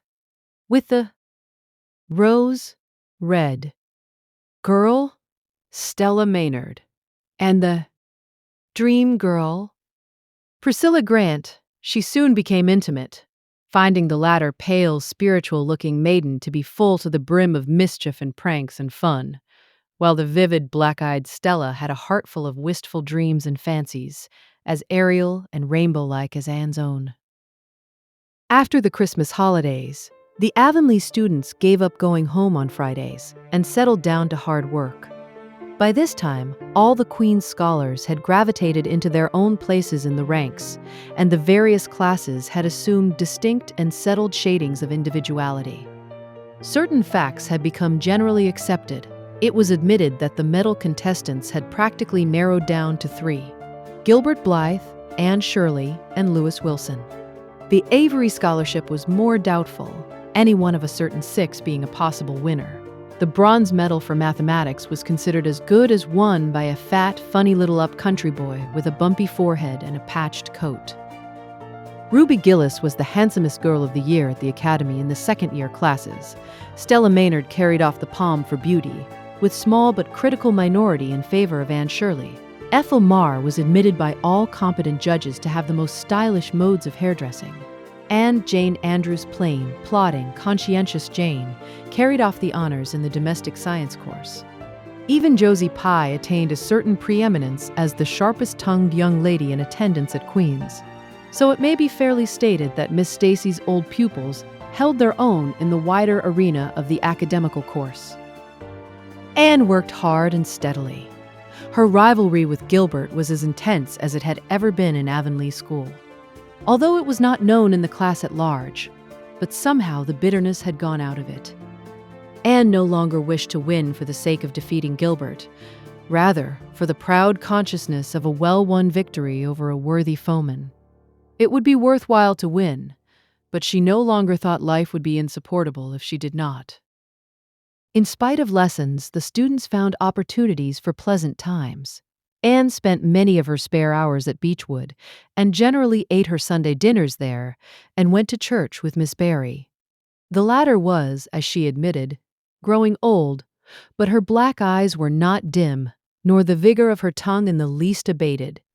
But she never sharpened the latter on Anne, who continued to be a prime favorite with the critical old lady.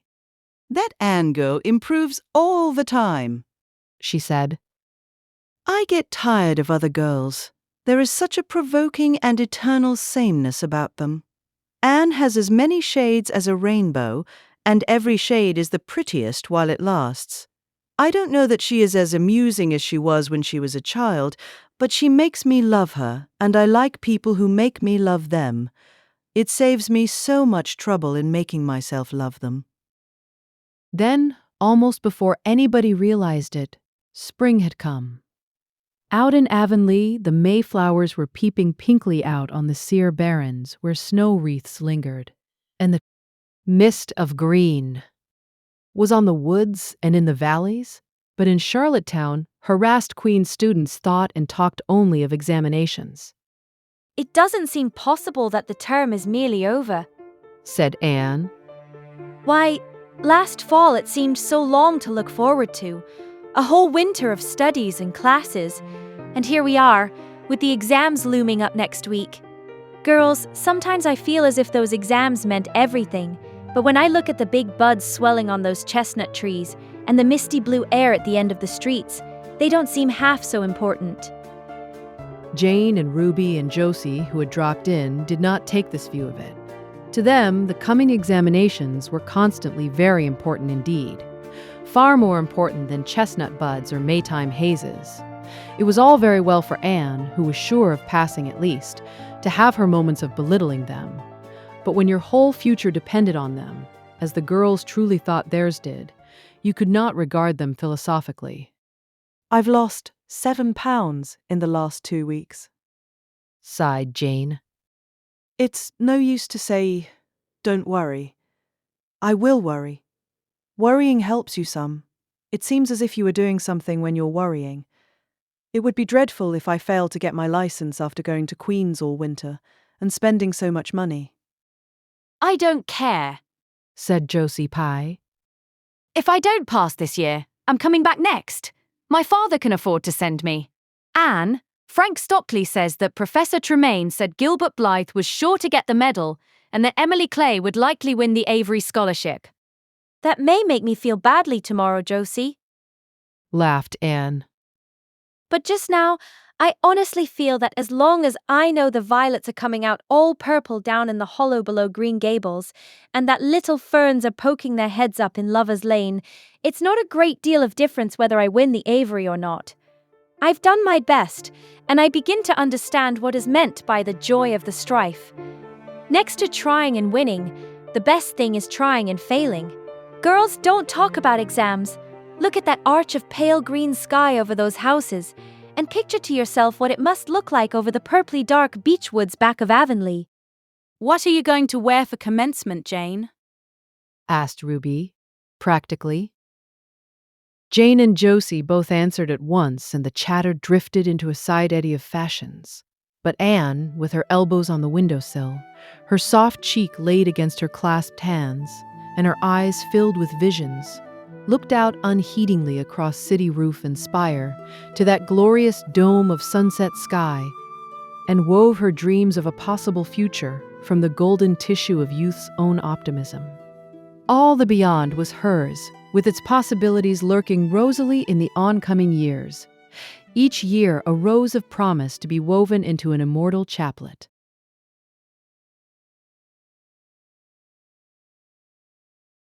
Chapter 36. The Glory and the Dream.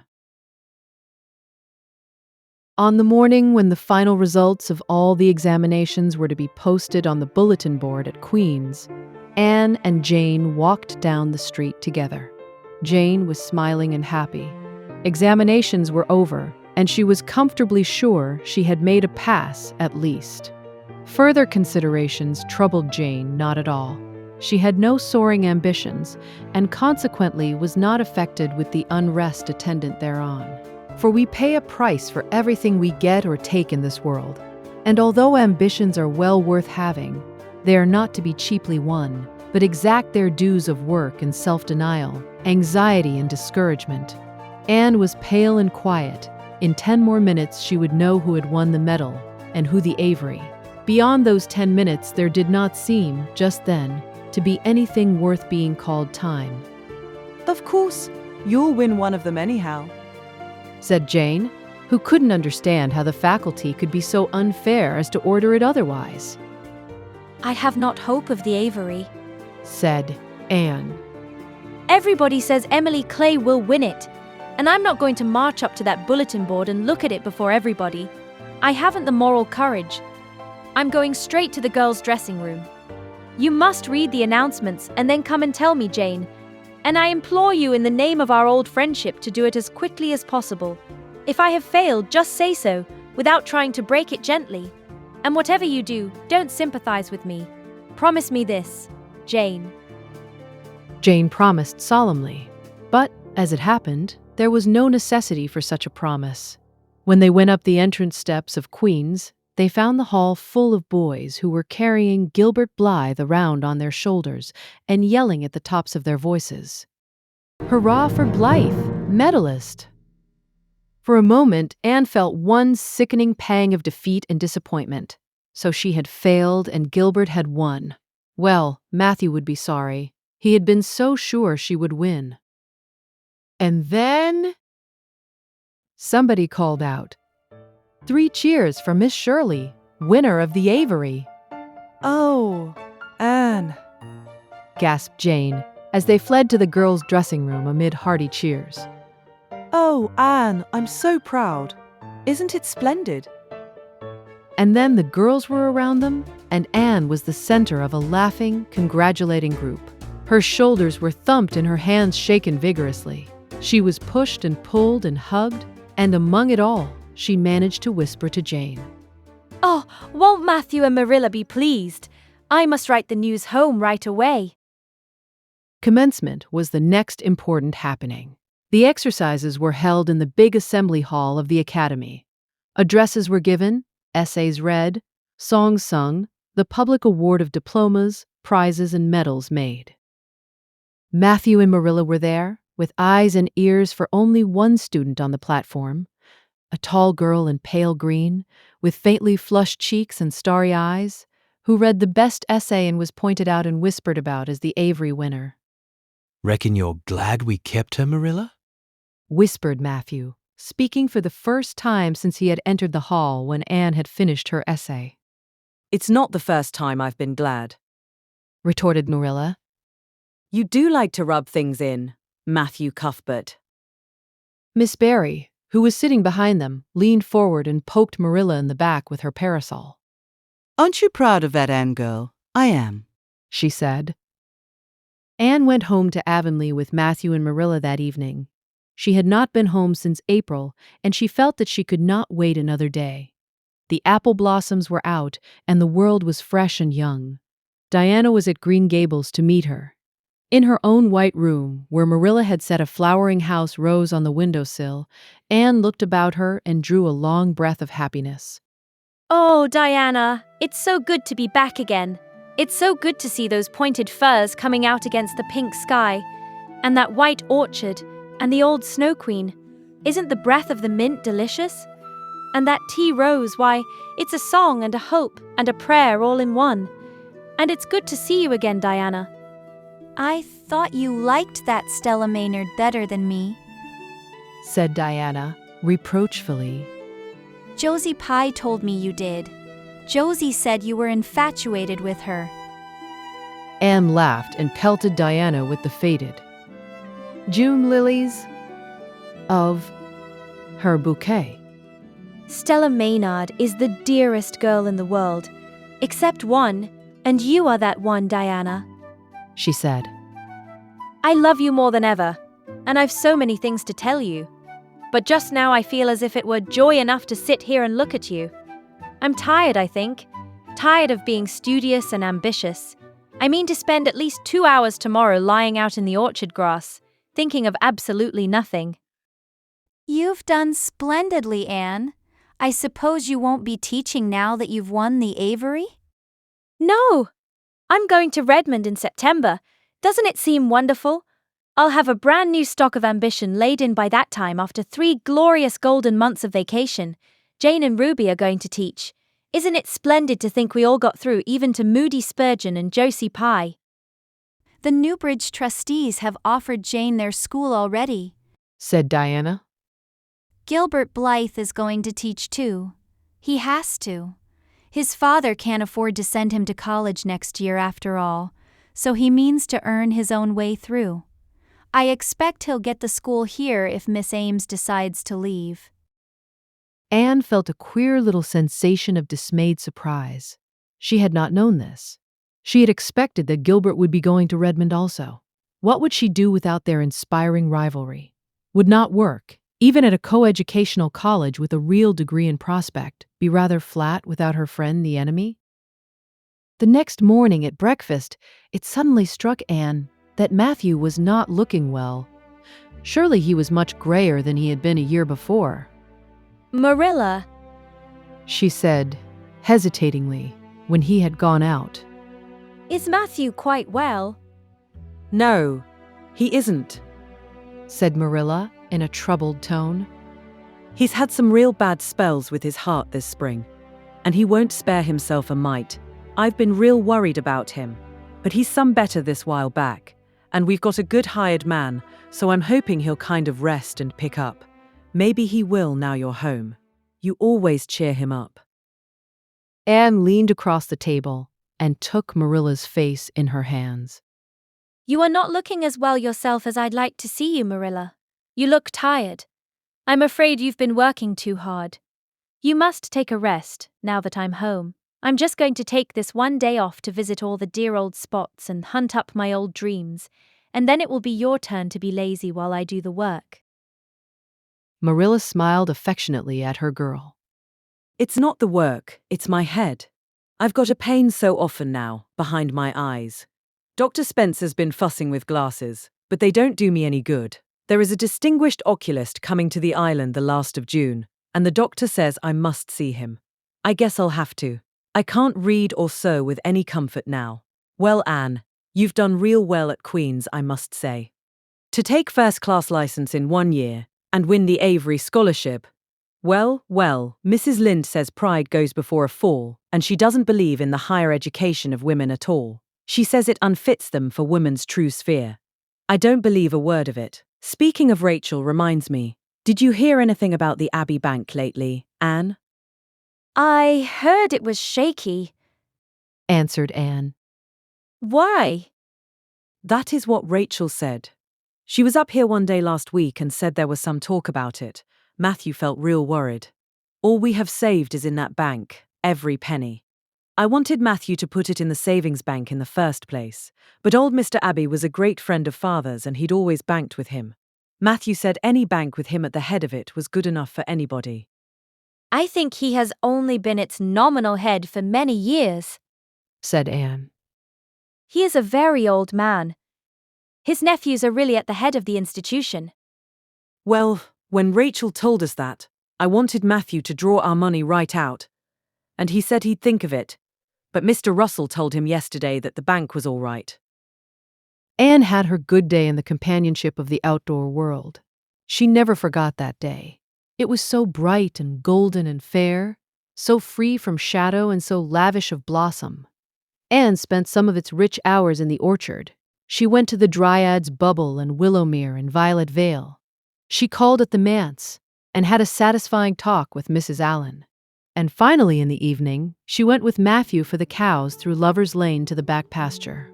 The woods were all gloried through with sunset, and the warm splendor of it streamed down through the hill gaps in the west. Matthew walked slowly with bent head. Anne, tall and erect, suited her springing step to his. You've been working too hard today, Matthew, she said, reproachfully.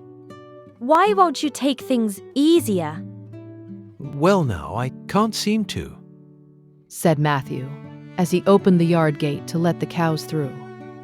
It's only that I'm getting old, Anne, and keep forgetting it. Well, I've always worked pretty hard and I'd rather drop in harness. If I had been the boy you sent for, said Anne, wistfully, I'd be able to help you so much now and spare you in 100 ways. I could find it in my heart to wish I had been, just for that. Well now, I'd rather have you than a dozen boys, Anne, said Matthew, patting her hand. Just mind you that, rather than a dozen boys. Well now, I guess it wasn't a boy that took the Avery scholarship, was it?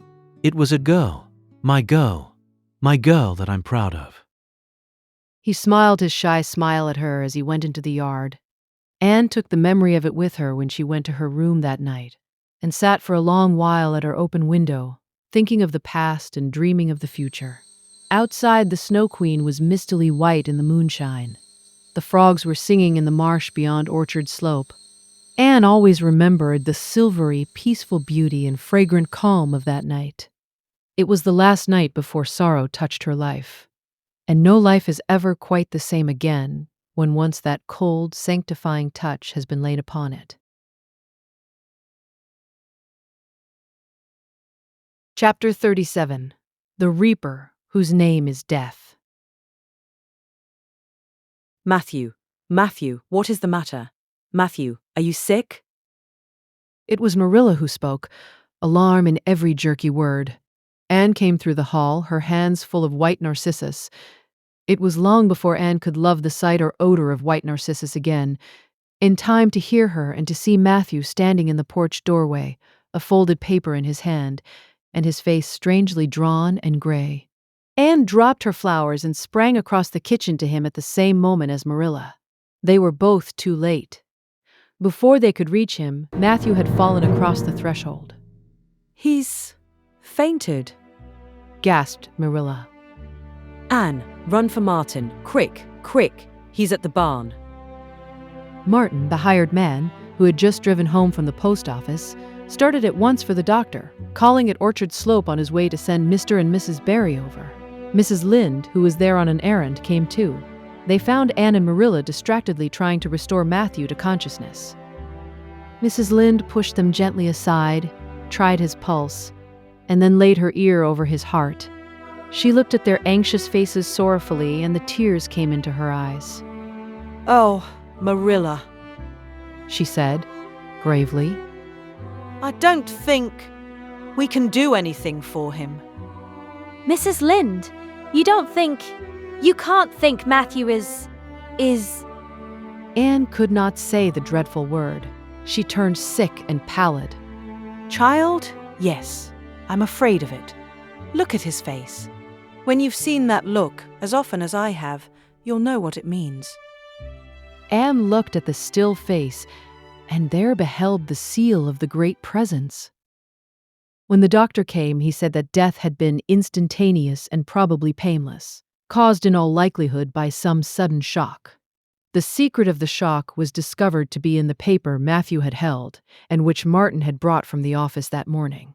It contained an account of the failure of the Abbey Bank. The news spread quickly through Avonlea, and all day friends and neighbors thronged Green Gables and came and went on errands of kindness for the dead and living. For the first time, shy, quiet Matthew Cuthbert was a person of central importance. The white majesty of death had fallen on him and set him apart as one crowned. When the calm night came softly down over Green Gables, the old house was hushed and tranquil. In the parlor lay Matthew Cuthbert in his coffin, his long gray hair framing his placid face on which there was a little kindly smile as if he but slept, dreaming pleasant dreams. There were flowers about him, sweet old-fashioned flowers which his mother had planted in the homestead garden in her bridal days, and for which Matthew had always had a secret, wordless love. Anne had gathered them and brought them to him, her anguished, tearless eyes burning in her white face. It was the last thing she could do for him. The Barrys and Mrs. Lynde stayed with them that night. Diana, going to the east gable where Anne was standing at her window, said gently, "Anne, dear, would you like to have me sleep with you tonight?" Thank you, Diana. Anne looked earnestly into her friend's face. I think you won't misunderstand me when I say I want to be alone. I'm not afraid. I haven't been alone 1 minute since it happened, and I want to be. I want to be quite silent and quiet, and try to realize it. I can't realize it. Half the time it seems to me that Matthew can't be dead. And the other half it seems as if he must have been dead for a long time, and I've had this horrible dull ache ever since. Diana did not quite understand. Marilla's impassioned grief, breaking all the bounds of natural reserve and lifelong habit in its stormy rush, she could comprehend better than Anne's tearless agony. But she went away kindly, leaving Anne alone to keep her first vigil with sorrow. And in hope that the tears would come in solitude. It seemed to her a terrible thing that she could not shed a tear for Matthew, whom she had loved so much and who had been so kind to her. Matthew, who had walked with her last evening at sunset, and was now lying in the dim room below with that awful peace on his brow. But no tears came at first, even when she knelt by her window in the darkness and prayed, looking up to the stars beyond the hills. No tears, only the same horrible dull ache of misery that kept on aching until she fell asleep, worn out with the day's pain and excitement. In the night, she awakened, with the stillness and the darkness about her, and the recollection of the day came over her like a wave of sorrow. She could see Matthew's face smiling at her as he had smiled when they parted at the gate that last evening. She could hear his voice saying, my girl that I'm proud of." Then the tears came, and Anne wept her heart out. Marilla heard her and crept in to comfort her. There, don't cry so, dearie. It can't bring him back. It isn't right to cry so. I knew that today, but I couldn't help it then. He'd always been such a good, kind brother to me, but God knows best. Oh, just let me cry, Marilla, sobbed Anne. The tears don't hurt me like that ache did. Stay here for a little while with me, and keep your arm round me. So, I couldn't have Diana stay. She's good and kind and sweet. But it's not her sorrow. She's outside of it, and she couldn't come close enough to my heart to help me. It's our sorrow, yours and mine. Oh, Marilla, what will we do without him? We've got each other, Anne. I don't know what I'd do if you weren't here, if you'd never come. Oh, Anne, I know I've been kind of strict and harsh with you maybe, but you mustn't think I didn't love you as well as Matthew did, for all that. I want to tell you now, when I can. It's never been easy for me to say things out of my heart, but at times like this it's easier. I love you as dear as if you were my own flesh and blood, and you've been my joy and comfort ever since you came to Green Gables. 2 days afterwards, they carried Matthew Cuthbert over his homestead threshold, and away from the fields he had tilled, and the orchards he had loved, and the trees he had planted. And then Avonlea settled back to its usual placidity, and even at Green Gables, affairs slipped into their old groove, and work was done and duties fulfilled, with regularity as before, although always with the aching sense of loss in all familiar things. Anne, new to grief, thought it almost sad that it could be so, that they could go on in the old way without Matthew. She felt something like shame and remorse when she discovered that the sunrises behind the firs and the pale pink buds opening in the garden gave her the old inrush of gladness when she saw them, that Diana's visits were pleasant to her, and that Diana's merry words and ways moved her to laughter and smiles, that in brief, the beautiful world of blossom and love and friendship had lost none of its power to please her fancy and thrill her heart, that life still called to her with many insistent voices. It seems like disloyalty to Matthew somehow, to find pleasure in these things now that he is gone, she said wistfully to Mrs. Allen one evening when they were together in the manse garden. I miss him so much, all the time, and yet, Mrs. Allen, the world and life seem very beautiful and interesting to me for all. Today Diana said something funny, and I found myself laughing. I thought when it happened, I could never laugh again, and it somehow seems as if I oughtn't to. When Matthew was here, he liked to hear you laugh, and he liked to know that you found pleasure in the pleasant things around you, said Mrs. Allen gently. He is just away now, and he likes to know it just the same. I am sure we should not shut our hearts against the healing influences that nature offers us, but I can understand your feeling. I think we all experience the same thing. We resent the thought that anything can please us when someone we love is no longer here to share the pleasure with us, and we almost feel as if we were unfaithful to our sorrow when we find our interest in life returning to us. I was down to the graveyard to plant a rose bush on Matthew's grave this afternoon, said Anne dreamily. I took a slip of the little white Scotch rosebush his mother brought out from Scotland long ago. Matthew always liked those roses the best. They were so small and sweet on their thorny stems. It made me feel glad that I could plant it by his grave, as if I were doing something that must please him in taking it there to be near him. I hope he has roses like them in heaven. Perhaps the souls of all those little white roses that he has loved so many summers were all there to meet him. I must go home now. Marilla is all alone and she gets lonely at twilight. She will be lonelier still, I fear, when you go away again to college, said Mrs. Allen.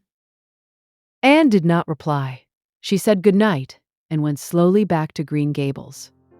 Marilla was sitting on the front doorsteps and Anne sat down beside her. The door was open behind them, held back by a big pink conch shell with hints of sea sunsets in its smooth inner convolutions. Anne gathered some sprays of pale yellow honeysuckle and put them in her hair. She liked the delicious hint of fragrance, as some aerial benediction above her every time she moved. Dr. Spencer was here while you were away, Marilla said. He says that the specialist will be in town tomorrow, and he insists that I must go in and have my eyes examined. I suppose I'd better go and have it over. I'll be more than thankful if the man can give me the right kind of glasses to suit my eyes. You won't mind staying here alone while I'm away, will you? Martin will have to drive me in, and there's ironing and baking to do. I shall be all right. Diana will come over for company for me. I shall attend to the ironing and baking beautifully. You needn't fear that I'll starch the handkerchiefs or flavor the cake with liniment. Marilla laughed.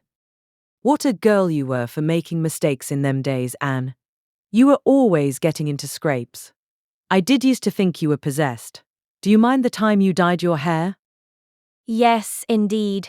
I shall never forget it, smiled Anne, touching the heavy braid of hair that was wound about her shapely head. I laugh a little now sometimes when I think what a worry my hair used to be to me. But I don't laugh much, because it was a very real trouble then. I did suffer terribly over my hair and my freckles. My freckles are really gone. And people are nice enough to tell me my hair is auburn now, all but Josie Pye. She informed me yesterday that she really thought it was redder than ever, or at least my black dress made it look redder, and she asked me if people who had red hair ever got used to having it. Marilla, I've almost decided to give up trying to like Josie Pye. I've made what I would once have called a heroic effort to like her, but Josie Pye won't be liked. Josie is a pie, said Marilla sharply. so she can't help being disagreeable. I suppose people of that kind serve some useful purpose in society, but I must say, I don't know what it is, any more than I know the use of thistles. Is Josie going to teach? No, she's going back to Queen's next year. So are Moody Spurgeon and Charlie Sloane. Jane and Ruby are going to teach, and they have both got schools. Jane at Newbridge, and Ruby at some place up west. Gilbert Blythe is going to teach too, isn't he? Yes. Briefly, What a nice-looking fellow he is, said Marilla absently. I saw him in church last Sunday, and he seemed so tall and manly. He looks a lot like his father did at the same age. John Blythe was a nice boy. We used to be real good friends. He and I people called him my beau. People called him my beau. Anne looked up with swift interest. Oh, Marilla, and what happened? Why didn't you? We had a quarrel. I wouldn't forgive him when he asked me to. I meant to after a while, but I was sulky and angry and I wanted to punish him first. He never came back. The Blythes were all mighty independent. But I always felt rather sorry. I've always kind of wished I'd forgiven him when I had the chance. So, you've had a bit of romance in your life too? Said Anne, softly. Yes, I suppose you might call it that. You wouldn't think so to look at me, would you? But you never can tell about people from their outsides. Everybody has forgot about me and John. I'd forgotten myself, but it all came back to me when I saw Gilbert last Sunday.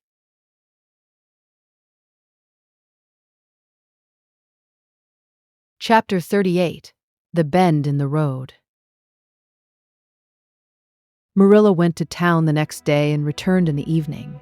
Anne had gone over to Orchard Slope with Diana and came back to find Marilla in the kitchen, sitting by the table with her head leaning on her hand. Something in her dejected attitude struck a chill to Anne's heart. She had never seen Marilla sit limply inert like that. Are you very tired, Marilla? Yes, no, I don't know, said Marilla wearily, looking up. I suppose I am tired, but I haven't thought about it. It's not that. Did you see the oculist? What did he say? Asked Anne anxiously. Yes, I saw him. He examined my eyes. He says that if I give up all reading and sewing entirely and any kind of work that strains the eyes, and if I'm careful not to cry, and if I wear the glasses he's given me, he thinks my eyes may not get any worse and my headaches will be cured. But if I don't, he says I'll certainly be stone blind in 6 months. Blind. Anne, just think of it. For a minute, Anne, after her first quick exclamation of dismay, was silent. It seemed to her that she could not speak. Then she said bravely, but with a catch in her voice. Marilla, don't think of it. You know he has given you hope. If you are careful, you won't lose your sight altogether, and if his glasses cure your headaches, it will be a great thing. I don't call it much hope, said Marilla, bitterly. What am I to live for if I can't read or sew or do anything like that? I might as well be blind or dead. And as for crying, I can't help that when I get lonesome. But there, it's no good talking about it. If you'll get me a cup of tea, I'll be thankful. I'm about done out. Don't say anything about this to anyone for a spell yet anyway. I can't bear that folks should come here to question and sympathize and talk about it. When Marilla had eaten her lunch, Anne persuaded her to go to bed. Then Anne went herself to the east gable and sat down by her window in the darkness alone, with her tears and her heaviness of heart. How sadly things had changed since she had sat there the night after coming home. Then she had been full of hope and joy, and the future had looked rosy with promise. Anne felt as if she had lived years since then. But before she went to bed, there was a smile on her lips and peace in her heart. She had looked her duty courageously in the face and found it a friend, as duty ever is when we meet it frankly. One afternoon, a few days later, Marilla came slowly in from the front yard where she had been talking to a caller, a man whom Anne knew by sight as Sadler from Carmody. Anne wondered what he could have been saying to bring that look to Marilla's face. What did Mr. Sadler want, Marilla? Marilla sat down by the window and looked at Anne. There were tears in her eyes in defiance of the oculist's prohibition, and her voice broke as she said, He heard that I was going to sell Green Gables, and he wants to buy it. Buy it? Buy Green Gables? Anne wondered if she had heard aright. Oh, Marilla, you don't mean to sell Green Gables. Anne, I don't know what else is to be done. I've thought it all over. If my eyes were strong, I could stay here and make out to look after things and manage, with a good hired man. But as it is, I can't. I may lose my sight altogether, and anyway, I'll not be fit to run things. Oh, I never thought I'd live to see the day when I'd have to sell my home. But things would only go behind worse and worse all the time, till nobody would want to buy it. Every cent of our money went in that bank. And there's some notes Matthew gave last fall to pay. Mrs. Lynde advises me to sell the farm and board somewhere, with her, I suppose. It won't bring much. It's small, and the buildings are old. But it'll be enough for me to live on, I reckon. I'm thankful you're provided for with that scholarship, Anne. I'm sorry you won't have a home to come to in your vacations, that's all. But I suppose you'll manage somehow. Marilla broke down and wept bitterly. You mustn't sell Green Gables, said Anne resolutely. Oh, Anne, I wish I didn't have to. But you can see for yourself, I can't stay here alone.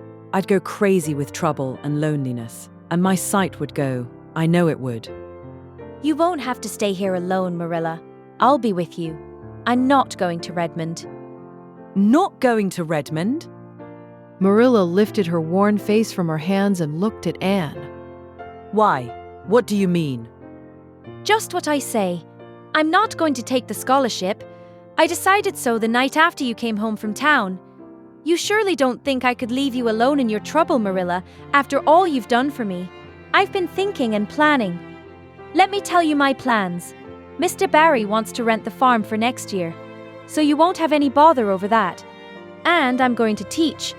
I've applied for the school here, but I don't expect to get it, for I understand the trustees have promised it to Gilbert Blythe. But I can have the comedy school. Mr. Blair told me so last night at the store. Of course, that won't be quite as nice or convenient as if I had the Avonlea school. But I can board home and drive myself over to Carmody and back, in the warm weather at least. And even in winter, I can come home Fridays. We'll keep a horse for that. Oh, I have it all planned out, Marilla. And I'll read to you and keep you cheered up. You shan't be dull or lonesome. And we'll be real cozy and happy here together, you and I. Marilla had listened like a woman in a dream. Oh, Anne, I could get on real well if you were here, I know. But I can't let you sacrifice yourself so for me. It would be terrible. Nonsense! Anne laughed merrily. There is no sacrifice. Nothing could be worse than giving up Green Gables. Nothing could hurt me more. We must keep the dear old place. My mind is quite made up, Marilla. I'm not going to Redmond, and I am going to stay here and teach. Don't you worry about me a bit. But your ambitions and... I'm just as ambitious as ever, only I've changed the object of my ambitions. I'm going to be a good teacher, and I'm going to save your eyesight. Besides, I mean to study at home here and take a little college course all by myself. Oh, I've dozens of plans, Marilla. I've been thinking them out for a week. I shall give life here my best, and I believe it will give its best to me in return. When I left Queen's, my future seemed to stretch out before me like a straight road. I thought I could see along it for many a milestone. Now there is a bend in it. I don't know what lies around the bend, but I'm going to believe that the best does. It has a fascination of its own, that bend, Marilla. I wonder how the road beyond it goes. What there is of green glory and soft checkered light and shadows. What new landscapes. What new beauties. What curves and hills and valleys further on. I don't feel as if I ought to let you give it up, said Marilla, referring to the scholarship. But you can't prevent me. I'm 16 and a half, obstinate as a mule, as Mrs. Lynde once told me. Laughed Anne. Oh, Marilla, don't you go pitying me. I don't like to be pitied, and there is no need for it. I'm heart glad over the very thought of staying at dear Green Gables. Nobody could love it as you and I do, so we must keep it. You blessed girl, said Marilla, yielding. I feel as if you'd given me new life. I guess I ought to stick out and make you go to college, but I know I can't, so I ain't going to try. I'll make it up to you, though, Anne. When it became noised abroad in Avonlea that Anne Shirley had given up the idea of going to college and intended to stay home and teach there, was a good deal of discussion over it. Most of the good folks, not knowing about Marilla's eyes, thought she was foolish. Mrs. Allen did not. She told Anne so in approving words that brought tears of pleasure to the girl's eyes. Neither did good Mrs. Lynde. She came up one evening and found Anne and Marilla sitting at the front door in the warm, scented summer dusk. They liked to sit there when the twilight came down, and the white moths flew about in the garden, and the odor of mint filled the dewy air. Mrs. Rachel deposited her substantial person upon the stone bench by the door, behind which grew a row of tall pink and yellow hollyhocks, with a long breath of mingled weariness and relief. I declare I'm getting glad to sit down. I've been on my feet all day, and 200 pounds is a good bit for 2 feet to carry round. It's a great blessing not to be fat, Marilla. I hope you appreciate it. Well, Anne, I hear you've given up your notion of going to college. I was real glad to hear it. You've got as much education now as a woman can be comfortable with. I don't believe in girls going to college with the men and cramming their heads full of Latin and Greek and all that nonsense. But I'm going to study Latin and Greek just the same, Mrs. Lynde, said Anne, laughing.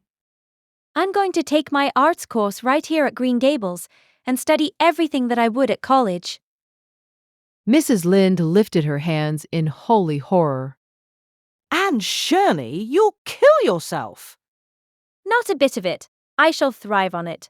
Oh, I'm not going to overdo things. As Josiah Allen's wife says, I shall be Mitchum. But I'll have lots of spare time in the long winter evenings, and I've no vocation for fancy work. I'm going to teach over at Carmody, you know. I don't know it. I guess you're going to teach right here in Avonlea. The trustees have decided to give you the school. Mrs. Lynde, cried Anne, springing to her feet in her surprise. Why, I thought they had promised it to Gilbert Blythe. So they did. But as soon as Gilbert heard that you had applied for it, he went to them. They had a business meeting at the school last night, you know, and told them that he withdrew his application and suggested that they accept yours. He said he was going to teach at White Sam's. Of course he knew how much you wanted to stay with Marilla, and I must say I think it was real kind and thoughtful in him, that's what. Real self-sacrificing, too, for he'll have his board to pay at White Sands, and everybody knows he's got to earn his own way through college. So the trustees decided to take you. I was tickled to death when Thomas came home and told me. I don't feel that I ought to take it, murmured Anne. I mean, I don't think I ought to let Gilbert make such a sacrifice for me. I guess you can't prevent him now. He signed papers with the White Sands trustees, so it wouldn't do him any good now if you were to refuse. Of course you'll take the school. You'll get along all right, now that there are no pies going. Josie was the last of them, and a good thing she was, that's what. There's been some pie or other going to Avonlea School for the last 20 years, and I guess their mission in life was to keep school teachers reminded that Earth isn't their home. Bless my heart.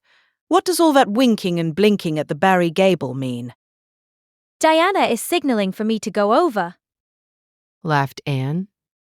You know we keep up the old custom. Excuse me while I run over and see what she wants. Anne ran down the clover slope like a deer and disappeared in the fiery shadows of the haunted wood. Mrs. Lynde looked after her indulgently. There's a good deal of the child about her yet in some ways. There's a good deal more of the woman about her in others, retorted Marilla, with a momentary return of her old crispness. But crispness was no longer Marilla's distinguishing characteristic, as Mrs. Lynde told her Thomas that night. Marilla Cuthbert has got mellow, that's what. Anne went to the little Avonlea graveyard the next evening to put fresh flowers on Matthew's grave and water the Scotch rosebush. She lingered there until dusk, liking the peace and calm of the little place, with its poplars whose rustle was like low, friendly speech, and its whispering grasses growing at will among the graves. When she finally left it and walked down the long hill that sloped to the lake of shining waters, it was past sunset, and all Avonlea lay before her in a dreamlike afterlight. A haunt of ancient peace. There was a freshness in the air as of a wind that had blown over honey-sweet fields of clover. Home lights twinkled out here and there among the homestead trees. Beyond lay the sea, misty and purple with its haunting, unceasing murmur. The west was a glory of soft mingled hues, and the pond reflected them all in still softer shadings. The beauty of it all thrilled Anne's heart, and she gratefully opened the gates of her soul to it. Dear old world, she murmured. You are very lovely, and I am glad to be alive in you. Halfway down the hill, a tall lad came whistling out of a gate before the Blythe homestead. It was Gilbert, and the whistle died on his lips as he recognized Anne. He lifted his cap courteously, but he would have passed on in silence if Anne had not stopped and held out her hand. Gilbert, she said, with scarlet cheeks. I want to thank you for giving up the school for me. It was very good of you, and I want you to know that I appreciate it. Gilbert took the offered hand eagerly. It wasn't particularly good of me at all, Anne. I was pleased to be able to do you some small service. Are we going to be friends after this? Have you really forgiven me my old fault? Anne laughed and tried unsuccessfully to withdraw her hand. I forgave you that day by the pond landing, although I didn't know it. What a stubborn little goose I was. I may as well make a complete confession. I've been sorry ever since. We are going to be the best of friends, said Gilbert, jubilantly. We were born to be good friends, Anne. You've thwarted destiny enough. I know we can help each other in many ways. You are going to keep up your studies, aren't you? So am I come. I'm going to walk home with you. Marilla looked curiously at Anne when the latter entered the kitchen. Who was that came up the lane with you, Anne? Gilbert Blythe, answered Anne, vexed to find herself blushing. I met him on Barry's Hill. I didn't think you and Gilbert Blythe were such good friends that you'd stand for half an hour at the gate talking to him, said Marilla with a dry smile. We've been good enemies, but we have decided that it would be much more sensible to be good friends in the future. Were we really there half an hour? It seemed just a few minutes. But you see, we have 5 years lost conversations to catch up with, Marilla. Anne sat long at her window that night, companioned by a glad content. The wind purred softly in the cherry boughs, and the mint breaths came up to her. The stars twinkled over the pointed firs in the hollow, and Diana's light gleamed through the old gap. Anne's horizons had closed in since the night she had sat there after coming home from Queen's. But if the path set before her feet was to be narrow, she knew that flowers of quiet happiness would bloom along it. The joy of sincere work and worthy aspiration and congenial friendship were to be hers. Nothing could rob her of her birthright of fancy or her ideal world of dreams. And there was always the bend in the road. God's in his heaven. All's right with the world, whispered Anne softly. Anne of Green Gables by L.M. Montgomery is a Midsummerr production, all rights reserved.